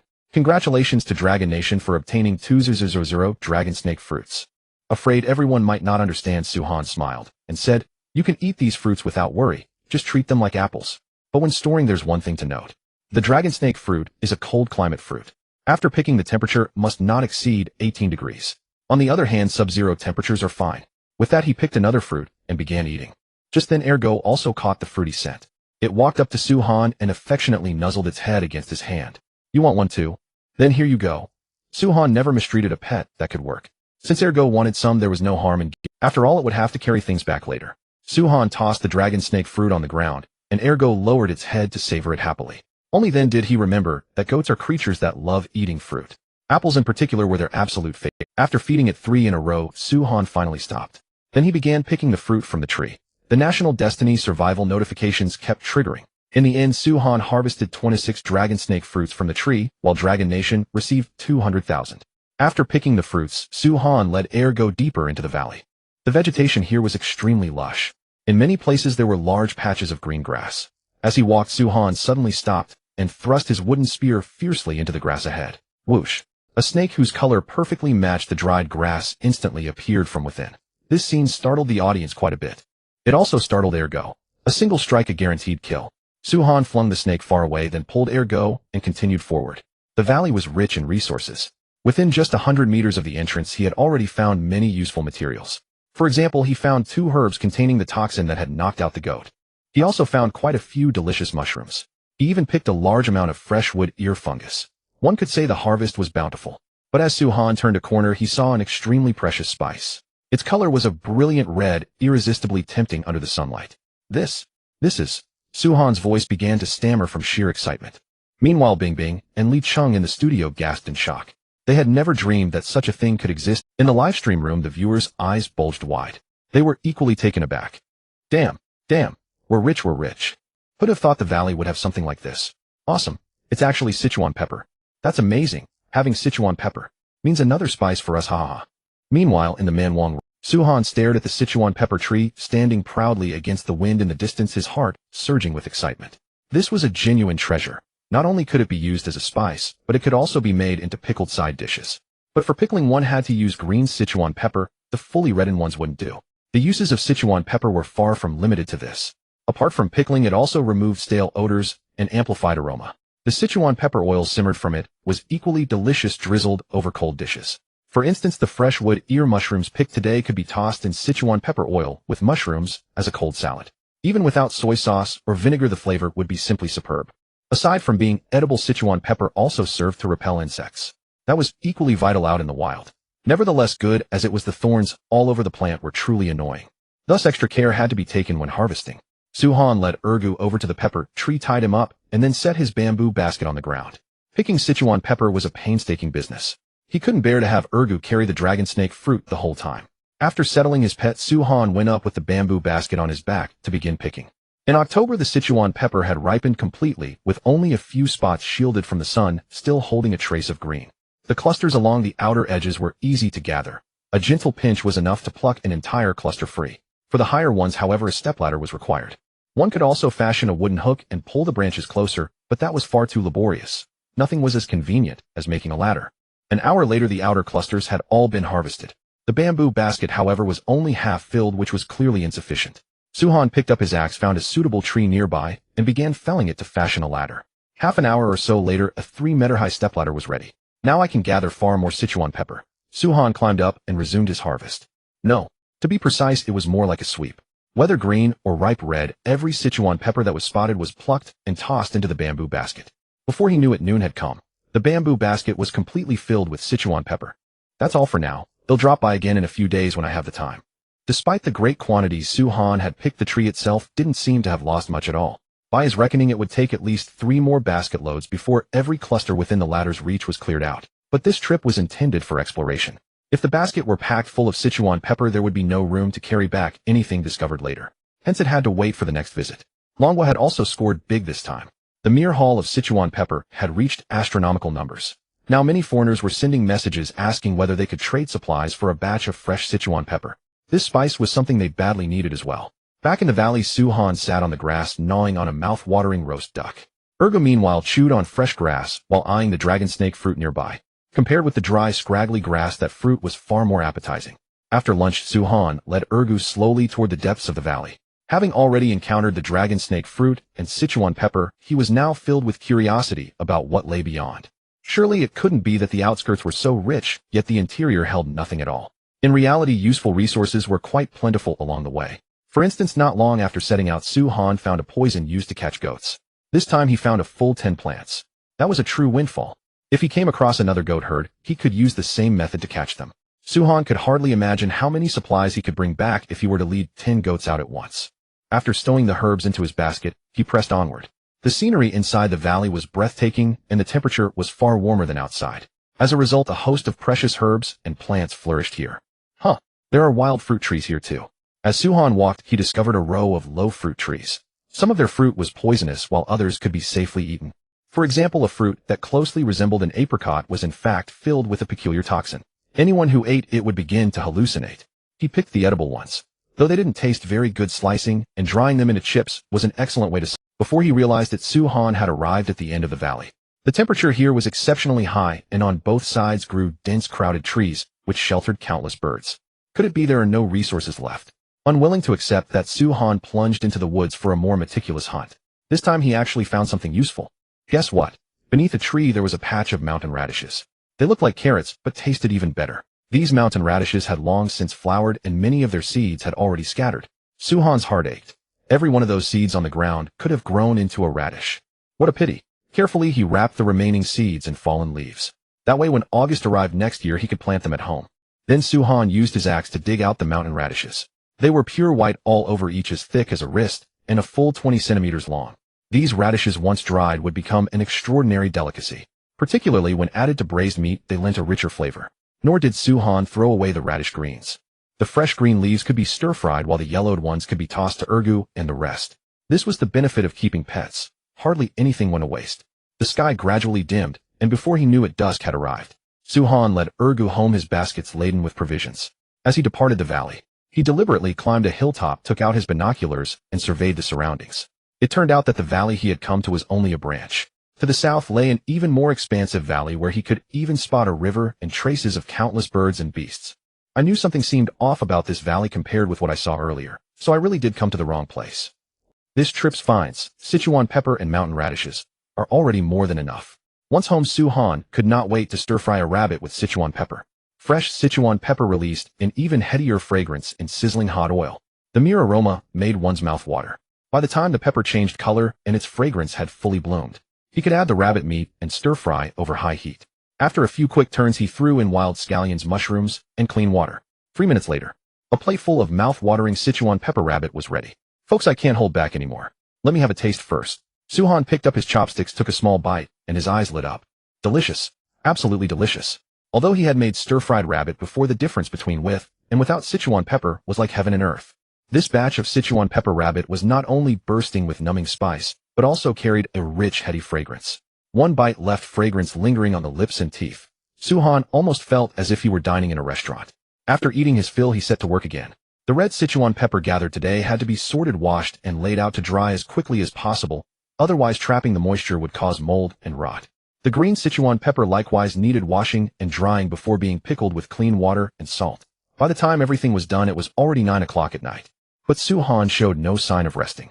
Instead, he turned to polishing a bone. Tomorrow morning, he planned to fish for the giant creature in the lake. So the hook absolutely had to be made tonight. Week 4 Monday. Su-Han rose early as usual for his daily check-in. Ever since putting on his new boots and wolfskin trousers, the mornings no longer felt so cold. After the check-in, he cleaned the sheep pen. Next came breakfast, and then feeding Husky and Big Gray. Once all that was done, Su-Han finally turned his attention to fishing. Without a proper rod, he planned to mimic lure fishing. Instead of using a reel, he substituted a birch stick. After all, he was after giant fish. Even a purpose-made rod could break easily, so a wooden stick was far more practical. He threaded the line through a hook, added a ceramic sinker, cut off 25 meters of line, and tied it to the stick. His fishing tools were ready. Su-Han picked up his carrying basket and a stool and walked toward the lake. He first lifted the fish trap, hooked one of the small fish inside onto the hook, and then hurled it forcefully into the lake. Slap! The line flew out over 10 meters and quickly slipped beneath the surface. The system notification sounded. Ding. Detected that the host is fishing. Congratulations. You have learned a new skill, fishing. System hint: the higher your fishing skill, the easier it is to catch fish. Above level 5, the chance of fish shaking the hook is reduced. Above level 8, the time spent playing the fish is reduced. Above level 12, a gear wear is reduced. System hint: the higher the level, the stronger the skill effect. System hint: every fish caught grants a huge amount of skill experience. After letting the line rest in the water for a while, Su-Han began to reel in unhurriedly. The lure rod method mimics a weak, small creature to provoke fish into striking. Therefore, after casting, he only needed to wait a moment before retrieving the line. During retrieval, he didn't pull the line back all at once. Instead, he used a cadence of a few tugs, then a pause before reeling in. In the eyes of the fish, the bait seemed alive, making it easier to draw their attention. The first cast came up empty. Su-Han said nothing, released the line, and cast again. With his throwing skill from before level 20, he could easily cast the bait to wherever he wanted it. Plop! The bait sank into the water. Then he simply repeated the previous process. In the live stream, viewers watched Suhan fishing by the lake and began discussing among themselves. Why isn't he going out to gather supplies today? I remember there's still another valley. And with such a crude fishing setup, can he really catch anything? Probably because the weather is getting colder. He wants to store up some monster fish in advance. After all, Sushin's fish pond is doing quite well. If he keeps the big fish he catches in the pond, he won't have to worry about going hungry in winter. Are monster fish really that easy to catch? You know, a gang is a fishing expert, and his highest record so far is a 7-gene fish. The untamed wilds did not have an elaborate variety of baits, so how big a fish one could catch was entirely a matter of luck. Thus, most viewers felt that rather than trying to catch giant fish, it was far better to weave a net and go upstream to catch fish. An hour passed quickly. Suhan had caught nothing, but his fishing skill broke through to level 5, unlocking a brand new effect reducing the chance of a fish escaping when it strikes. 2 hours passed. Suhan still had no catch, but he had changed the bait on his hook more than a dozen times. Inside the broadcast studio, Bingbing knew nothing about fishing, but even she felt something was off. Professor Lee, if no fish are biting, shouldn't he try? Or is there a problem with the bait? Under normal circumstances, yes. Li Chung agreed, then changed his tone. But I believe Su Shun has his reasons for doing this. First, he doesn't have a proper fishing rod. That means places with heavy weeds can't be fished. After all, Su Shun has only 50 meters of fishing line in total. If the line gets snagged on the bottom, that would be a huge loss. Second, if he really hooks a giant fish, playing it requires enough open space. Along the entire lakeside except in front of his home, there are very few places suitable for playing a fish. But if he still isn't catching anything, I suggest Su Shun try going upstream. The area he's in is somewhat shaped like the maple leaf country. At this season, quite a few fish should be coming back to spawn. Li Cheng's words had barely faded. On the screen, Su Han's hands suddenly lurched downward. A fish had taken the bait. Not bad, he got a bite within 2 hours. And judging by the weight, it's a big one. Su Han held the wooden stick and began retrieving the line. The fish in the water kept struggling, and the two sides wrestled in an ongoing contest. Whenever the hooked fish fought fiercely, Su Han let out some line. When its struggle died down, he pulled back hard. Although there was no rod to absorb the shock, Su Han's physique far surpassed ordinary people. After a full 10 minutes of tug-of war, a huge trout weighing 10 gene was dragged ashore. The national fortune notification rang out.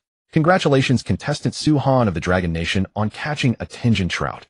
This triggers a 2,000-fold return, and the Dragon Nation will receive 2,000 lively trout. From contestant A Gang's perspective, when he heard the national fortune notification, he could hardly believe his ears. Huh. 10 gene. No way. Su Shin, you're incredible. You even know how to fish. A Gang was utterly... In the past month, he had never seen Su Han catch a big fish. He had assumed Su Han didn't know how. It turned out that Su Han simply hadn't been catching them. He was busy with other things. 10 gene. If he could catch a fish that big, it would probably feed him for 3 days. A Gang's eyes were full of envy. Su Han, meanwhile, was overjoyed after catching a 10-gene trout. As the saying goes, when stewing fish, choose a big one. Big fish make the most savory stew. Su Han carried the trout all the way home, planning to put it on the stove first, and then return to fishing. That way he wouldn't have to cook at noon. Back home, he picked up the axe and struck the fish's head twice with a thud. The trout, which had been lively moments ago, instantly fell still. He scaled it. He gutted it. He lit the fire. He added chicken fat and Sichuan peppercorns to the pot to bloom the fragrance. Once the aroma was released, he added Jerusalem artichokes and cinnamon bark in turn, then a thick fatty cougar rib. Fish meat has little fat, so adding fatty meat makes the stew even richer. Especially with Su Han's clay pot and wood-fired stove, it was simply perfect. Once the fatty meat had rendered its oil, he added the prepared trout and water to the pot. To add a little extra, Su Han deliberately added some mushrooms and caramel water to make the broth even more savory. He covered it with the wooden lid and simmered it gently over low heat. After that, Su Han returned to the lakeside and continued fishing. With that trout just caught, he was now full of confidence, ready to hook an even bigger one later. If the fish pond couldn't hold it, he would go all out and dig a larger pond tomorrow to raise it. Just as Su Han was thinking this, the bait had barely sunk when his hands suddenly jerked down again. Damn, another fish. Wait, what's with this fish? It's dragging me into the lake. Stop it now. Su Han cried out in alarm as his body was pulled toward the water. Such a terrifyingly huge creature made the viewers gasp in astonishment.